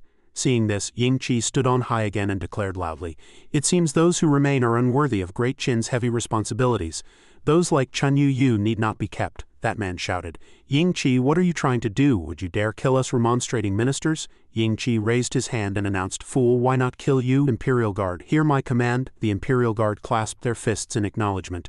Yes, before they could act, commoners from afar had already swarmed in. Running, they shouted, "Protect the Crown Prince. Where is Chun Yu? Let me beat that traitor and rebel." Others joined in, beating and saying, "And these rotten scholars, don't let them off." Chun Yu was truly panicked, not knowing what was happening, but he forced calm. "You uncivilized rabble, what do you know of world affairs? Don't act rashly." As he finished, he saw the commoners standing before him with brooms, sticks, and anything they could use to teach him a lesson. Chun Yu was flustered and speechless. Then a commoner punched him, and he angrily cursed, "Damn it. We don't know anything else. Anyone who makes us fight again is a bastard." The moment they saw the whip, they scattered in all directions. The Imperial Guard watched and asked with glee, "Your Majesty, should the guard wait a moment before acting?" Yingqi replied with a smile, "Of course. Isn't this scene far more interesting than just killing Chun Yu outright?" Then Yingqi's expression suddenly turned cold. "Chun Yu, huh? This is how you play with public opinion and the people's hearts. Go on, you commoners, curse away. These traitors who ruin the state and harm the people all deserve to die. Kill them. If the Crown Prince won't act, we will. He begs for mercy the moment he's hit. Mercy, mercy, we know we were wrong." Yingqi fanned the flames, shouting loudly, "People of Great Qin, do you truly believe these Confucian scholars deserve death?" The crowd below, while beating them, chanted in unison, "Kill, kill, kill." They raised their arms and shouted fiercely, "These stubborn old fools have disrupted the peace of our Great Qin. They all deserve to die. Please, Crown Prince, give the order to eradicate these pests of Great Qin," Yingqi said to him. "See that, Chun Yu, and you thought you could shake the foundation of Great Qin? The laws of Qin defy heaven, and the will of the people defies heaven. You can never wash away the title of Great Qin's #1 traitor." A man suddenly rushed over to plead, "Big brother, please spare Mr. Chun." It was none other than Prince Fusu. Seeing this, Yingqi gave another order. The chief traitor, Chun Yu, led a group of Confucian scholars in an attempt to force a coup and rebel. This is unforgivable. Pass my decree. The men behind him cupped their hands and bowed, replying, "We obey the Crown Prince's command." At that moment, Yingqi's eyes sharpened as he ordered, "Anyone below the city who opposes Confucianism will be killed without mercy." Chun Yu, who was being restrained, was instantly stunned. Meanwhile, the Confucian scholars, upon hearing the word kill, all opened their mouths wide. "Yingqi, how dare you?" The suppressed scholars clamored, shouting for the Crown Prince. "Spare us, your highness." As Chun Yu was dragged away, he didn't forget to curse Yingqi. "You violent brute, this old man, take responsibility for my own actions. Kill me if you will, but don't drag others into it. Don't drag others into it." Yingqi crossed his arms and replied, "Chun Yu, don't you understand yet? It's the whole world that wants you dead." Beside him, Fusu reached out a hand, crying, "Master, master." Chun Yu still stubbornly shouted, "Prince, don't forget the Confucian Academy. This old minister watches from above, waiting for the brute to bow his head." Fusu pleaded, "Big brother Crown Prince, the teacher is just too stubborn. He only ever thought of me. He was just momentarily confused." Before he could finish, Yingqi slapped him hard across the face. Grabbing him by the collar, Yingqi said, "You think he threatened father for your sake?" From start to finish, his heart was set only on the dream of a Confucian world. You were just his pawn. You keep saying he only thought of you. So let me ask you this. If not for borrowing your reputation, what virtue or ability did Chun Yu have to gather 50,000 people in a single night? His threat made Fusu frown and tears streamed down his face. If he had succeeded today in enfeoffment and revival, with Confucian rites and laws overriding royal authority, even if you were the sovereign, you would be nothing but his puppet. And if disaster befalls Great Qin in the future, you will be the sinner. Fusu still couldn't accept it. After hearing the reasoning, he cried, "No, how is that possible?" Yingqi let go of his sleeve. "It's because of you that I said these extra words. With your intelligence, you know whether I'm right or wrong. So do you still think Chun Yu and those stubborn old Confucian scholars don't deserve to die?" Fusu was speechless and could only sit back, retreating. He lowered his head in dejection and repented. "Thank you for these words, big brother. Fusu understands now.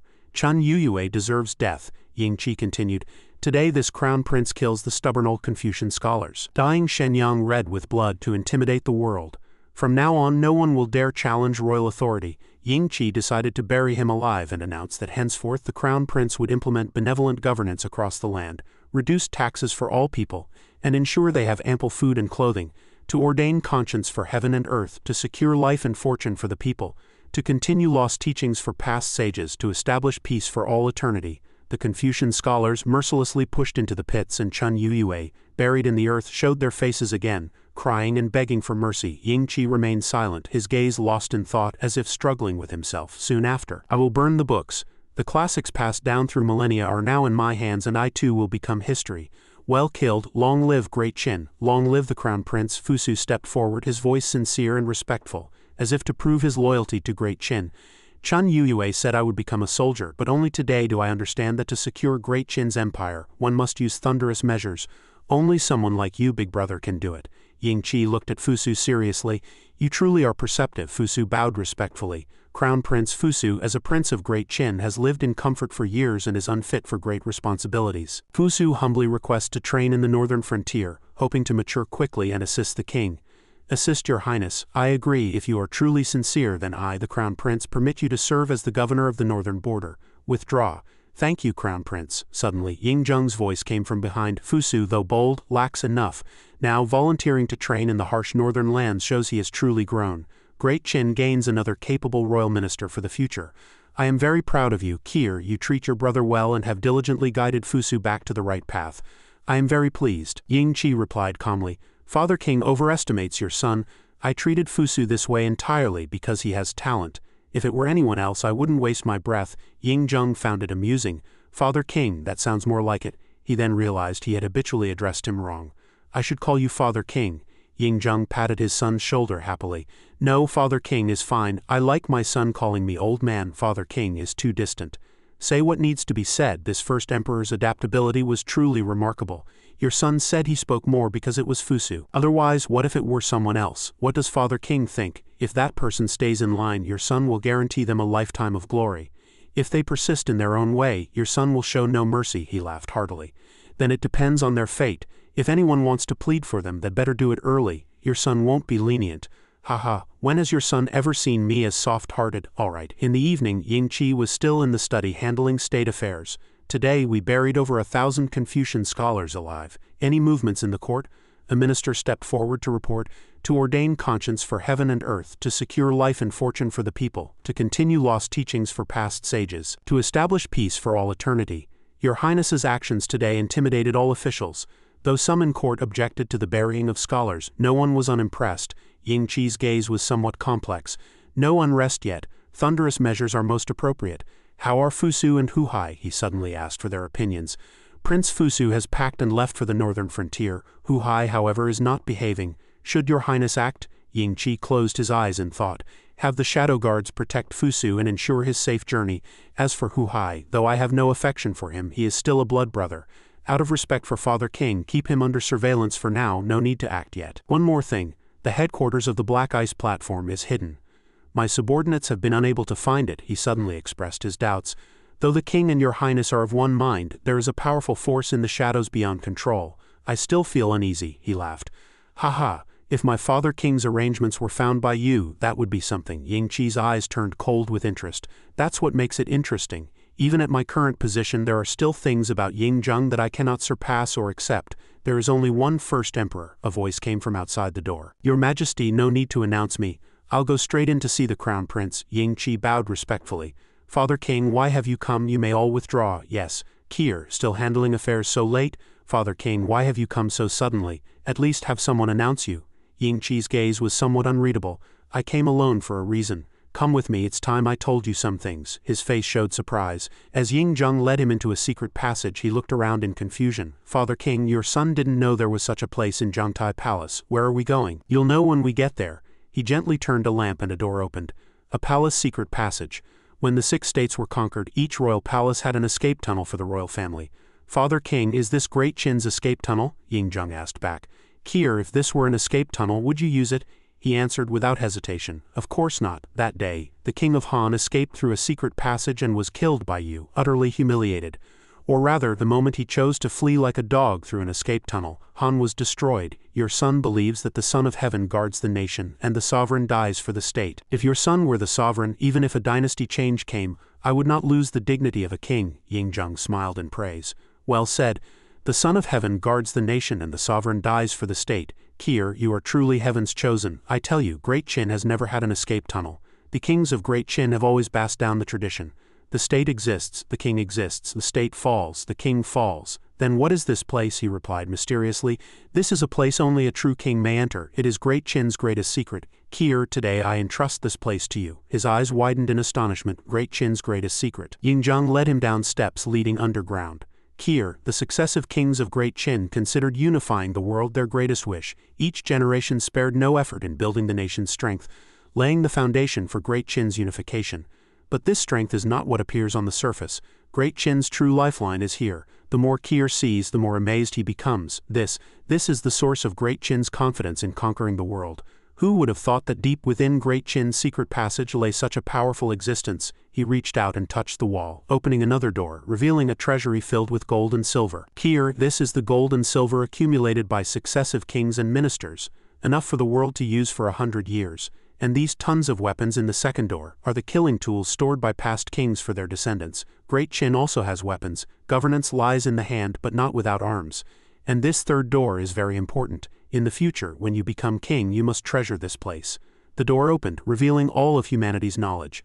Here are stored various ancient texts from past to present. Astronomy and astrology, the state of the world, weapons, hidden weapons, feng shui, governance. All kinds of books are collected here. This is the true world. Ying Qi listened intently. Your son understands. Ying Qi pondered the human heart. Thought is the core of the art of kingship, so the successive kings of Great Qin had already seen through this long ago. He thought of the scene where Fusu was forced to death by Hu Hai and the officials who followed him. Ying Qi thought, without me perhaps Fusu might have seen this too. But he was too gentle and never had the chance to use this wealth that could preserve Great Qin's foundation, losing his life instead. The image of Hu Hai later being eliminated by his generals flashed through his mind. He thought this secret was buried underground with him, leading to Qin's fall after just 2 generations. His hand touched every document on the shelves. Yingzheng continued, none of the successive kings were tyrants or pleasure seekers. That is the foundation for Great Qin's unification. Kier, from now on this is yours.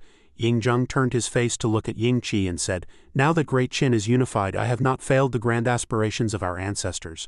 But years of warfare have left the state treasury empty. The land of Washa is scarred and battered. This is my sin, he continued with a heavy face. The future prosperity of Great Qin is in your hands. These things are your capital. Ying Qi immediately replied upon hearing this. Father King, what are you saying? I will never shirk the responsibility of Great Qin's prosperity, but you are in your prime. Why talk now about handing Great Qin over to your son? Yingzheng laughed heartily upon hearing this. Peeved, haha, did you think I was making my last wishes?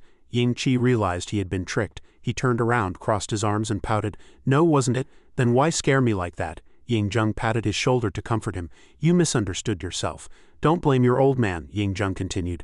Since ancient times the royal family has been heartless, not to mention relatives turning against each other. Some people, once they become crown prince, wish their father would die sooner. Are you truly without desire for this throne? Ying Qi looked at Yingzheng and replied, without desire. You overestimate your son. If this throne were given to someone else, your son would have already had their head, he continued.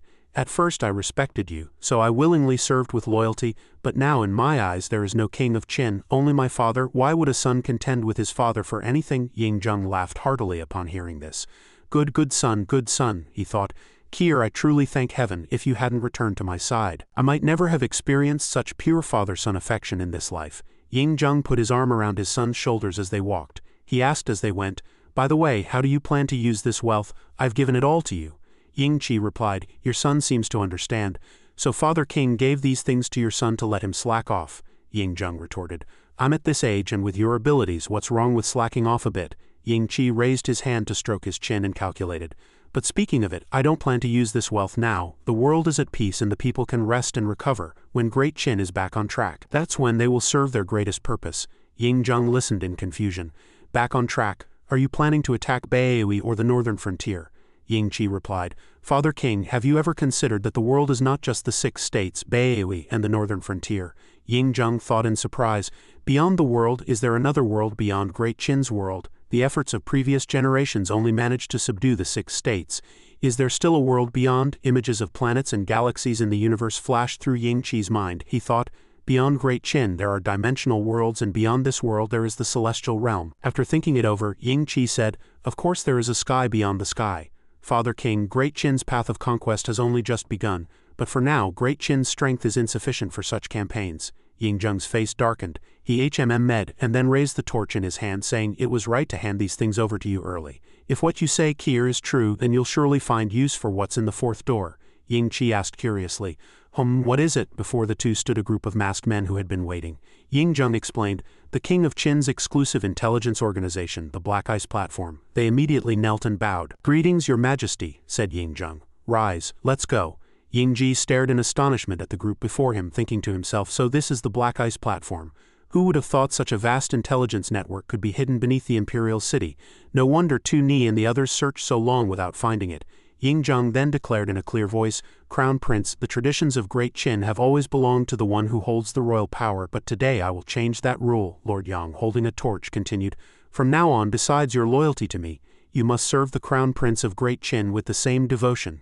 Yingji and the others immediately placed their hands over their hearts. Eastern Dragon swears to follow the king to the death, to follow the Crown Prince to the death, to be loyal to the king to the death, and to be loyal to the Crown Prince to the death. Yingji was utterly stunned by what he saw. He thought to himself, "Although I never doubted that father would use the Black Ice Platform against me, like Tu Ni, I never expected he would so easily hand over Great Qin's most secretive organization to me. Father, you are giving your own life insurance to your son. Have you truly never suspected me of rebellion?" Then Yingzheng ordered, "Iron Eagle, report the personnel and other intelligence of the Black Ice Platform to Jir." Iron Eagle immediately presented two memorials. "Reporting to your highness, please review them, Crown Prince." Thinking of the assassins clad in black robes and masks spattered across the land, Yingji murmured to himself, "The Black Ice Platform was founded by Duke Liang Li of the Ying clan of Great Qin. Now it has over 100,000 agents worldwide, handling not only intelligence and assassinations but also collecting folk arts and researching weapons." Yingji opened the memorial and read. He asked, "The Black Ice Platform also researches its own weapons?" Iron Eagle replied, "Indeed. Moreover, the Black Ice Platform has its own treasury, managing businesses to supplement the state coffers." Iron Eagle led Yingji to see the Black Ice Platform's weapons, continuing, "Your Highness, please look. These are weapons forged by the various schools, the Gangshu, Mohist, Agriculturalist, and others, recruited by the Black Ice Platform for Great Qin. Many families are now incorporated into the Black Ice Platform's ranks." Yingji then drew a bow to test the power of these weapons. He aimed at a stone wall ahead and loosed an arrow. The force imbued in the arrow shattered the stone around the point of impact. Several Black Ice Platform subordinates were also stunned by the sight. "The martial lord's strength is indeed legendary. To serve such a master I would die without regret." Yingji held the weapon, his face full of admiration. He thought, "Impressive. Though it doesn't match my 10-stone bow, it's still a peerless weapon under heaven." Iron Eagle clasped his hands and bowed to Yingji, saying, "The world knows of the Crown Prince's martial prowess. Having witnessed it today, I am completely convinced." Yingji replied, "It's you who are impressive, crafting such excellent weapons for Great Qin." He thought to himself, "Father is truly father. I only ever thought of making the shadow guards my eyes and ears. I never considered they could have greater potential. I've learned something." Iron Eagle looked up and petitioned Yingji, "Your Highness, I presume to ask for a favor. I wish to request a boon from the Crown Prince." Yingji replied. Iron Eagle immediately lowered his head and said, "I have led the Black Ice Platform in several skirmishes with the Crown Prince's shadow guards, but I have never seen their true capabilities. I wish to know how great the gap is between your agents and intelligence network and mine." Yingji hesitated. Intelligence network. I don't know what you're talking about." Seeing this, Yingzheng patted his son's shoulder and said, "Boy, stop pretending. I've given you everything. Won't you reveal a little?" Yingji felt guilty and said awkwardly, "It's not that I can't reveal something." Yingji looked at Iron Eagle and said, "Then I'll show you a little." Tu Ni, you heard that right? Show Iron Eagle a bit of your skill." Iron Eagle was bewildered, thinking, who is His Highness talking to? Is someone on the ceiling? No, impossible. The Black Ice Platform's security is airtight. Not even a fly could get in. Before he could recover, a flash of cold light suddenly appeared. It swept past Iron Eagle's neck. Iron Eagle clutched his throat and fell backward, panicked. What is this?" The cold light then flew towards the other subordinates who stood frozen behind them. They met the same fate as Iron Eagle, struck on the neck by the cold light. The group immediately fell into chaos, shouting that someone was attacking. "Defense? Yingzheng was also startled. He asked blankly, What is this?" Yingji smiled and said, "All right, that's enough." Tu Ni immediately appeared and bowed to Yingji. "Master." Yingji asked, "Iron Eagle, what do you think?" Iron Eagle was still shaken, repeatedly touching his neck to check. His hand came away stained with red. Iron Eagle thought with relief, this is the cinnabar mark commonly used by the Shadow Guards. If this had been a real attack I would be dead already. The other subordinates also recognized the red mark, murmuring among themselves, "What is this, cinnabar? I thought I was dead." Iron Eagle thought to himself, not only could he infiltrate the black ice platform right under our noses, but he could also kill me and dozens of elites in an instant. What kind of skill is this? Iron Eagle immediately knelt, clasped his hands respectfully, and said, "The Crown Prince's Shadow Guards are far superior to me. I am utterly helpless." Ying-jung laughed heartily. "Ha ha, Iron Eagle, I never thought I'd see the day you were bested." He turned to Ying-ji and said, "The black ice platform has stood for centuries, yet today it has been defeated by you." "Impressive jeer." Ying-ji replied, "Father, the black ice platform hasn't lost. My Shadow Guards excel in martial prowess, but their systemic perfection cannot compare to the black ice platforms." Ying-jung turned to speak with Tu-ni. "Tu-ni, your movement technique is exquisite, unlike anything I've ever seen. Is this the martial path power that Meng Wu spoke of? I wonder how your skill compares to Jier's." Tu-ni was taken aback. "Does the king know about the martial path? Is this something I can talk about?" He looked at Ying-ji, and seeing his master nod, he understood the situation. Tu-ni clasped his hands and respectfully answered Ying-jung. "Reporting to your majesty, I do use the martial path power. However, this little skill of mine was all taught by the Crown Prince. My meager abilities are nothing compared to his highness's." Ying-jung asked doubtfully. "Then Jier," Tu-ni replied proudly. A vision of Ying-ji standing majestically amidst enemy corpses flashing in his mind. The Crown Prince's strength is unfathomable. Even trapped within a myriad-strong army he could escape unscathed. Tu-ni's expression darkened as he thought, the Crown Prince is truly a reincarnated god of slaughter, living up to his reputation. No wonder he could train someone like me. If the Black Ice platform could be placed under the Crown Prince's command, then Great Qin's dominion would be even more secure. Suddenly, Iron Eagle lowered his head and reported, "Your Majesty, I have a memorial to submit." "I beg your Majesty's permission." Ying-jung asked what it was. Iron Eagle said, "Compared to Lord Tu-ni, my abilities are mediocre. I wish to yield my position as leader of the Black Ice platform and serve as an assistant under Lord Tu-ni's command." Ying-jung smiled and looked at Ying-ji asking, "I think this is excellent. What do you think, Jier?" Ying-ji clasped his hands and bowed, replying, "Your Majesty is wise." He thought to himself, historically, Tu-ni was always the leader of the Black Ice platform. I didn't expect that after all these twists and turns he would end up back in his position. Only now the one he serves is me.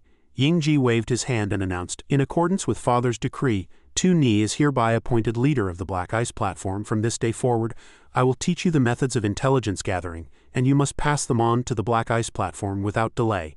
Tu-ni knelt and replied, "I obey." Moments later, Ying-jung and Ying-ji walked out of the secret chamber.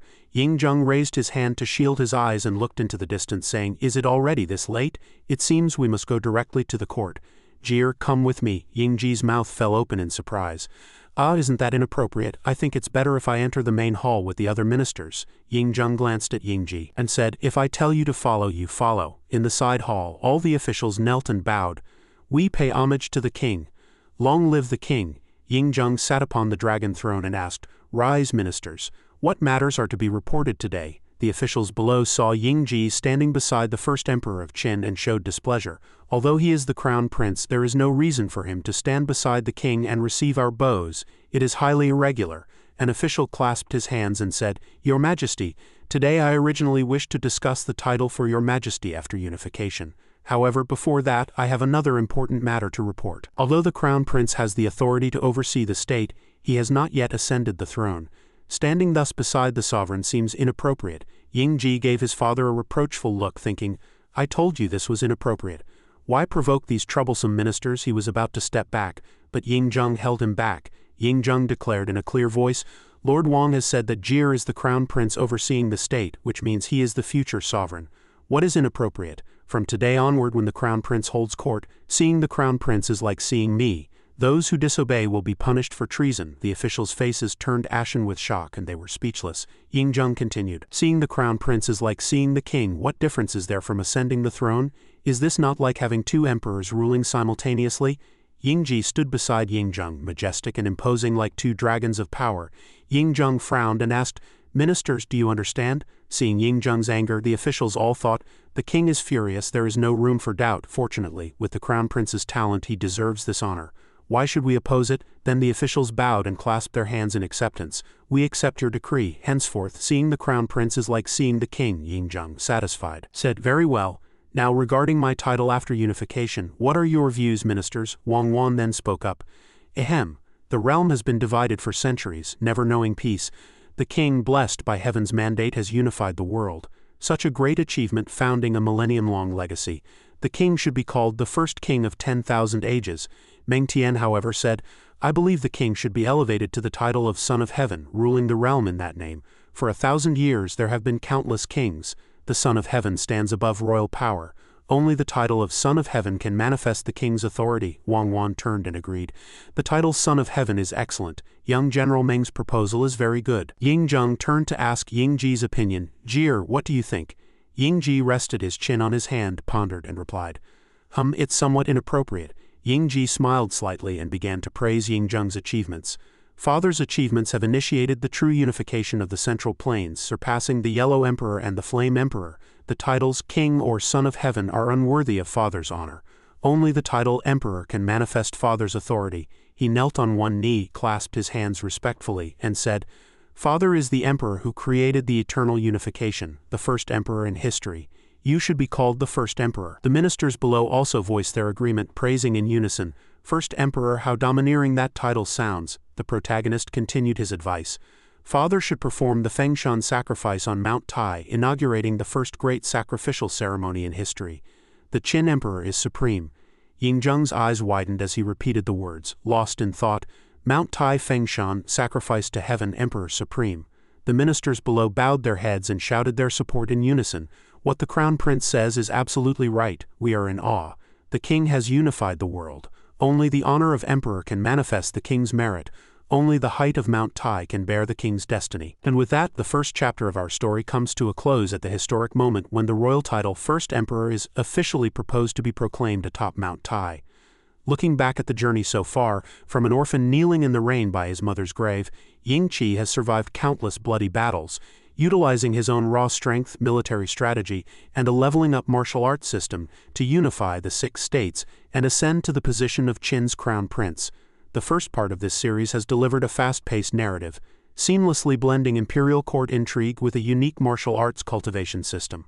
However, the unification of the Central Plains is merely a stepping stone for the even greater storms ahead.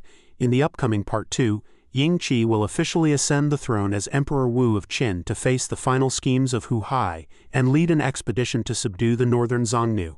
Most notably, he will open the Heavenly Gate to lead the great Qin army to conquer other parallel worlds and directly declare war on supreme dark gods. To make sure you don't miss the upcoming developments, remember to like the video, subscribe to the channel, and turn on the notification bell. Once Part 2 is released, the playlist link will be updated in the description or pinned in the comment section of this video.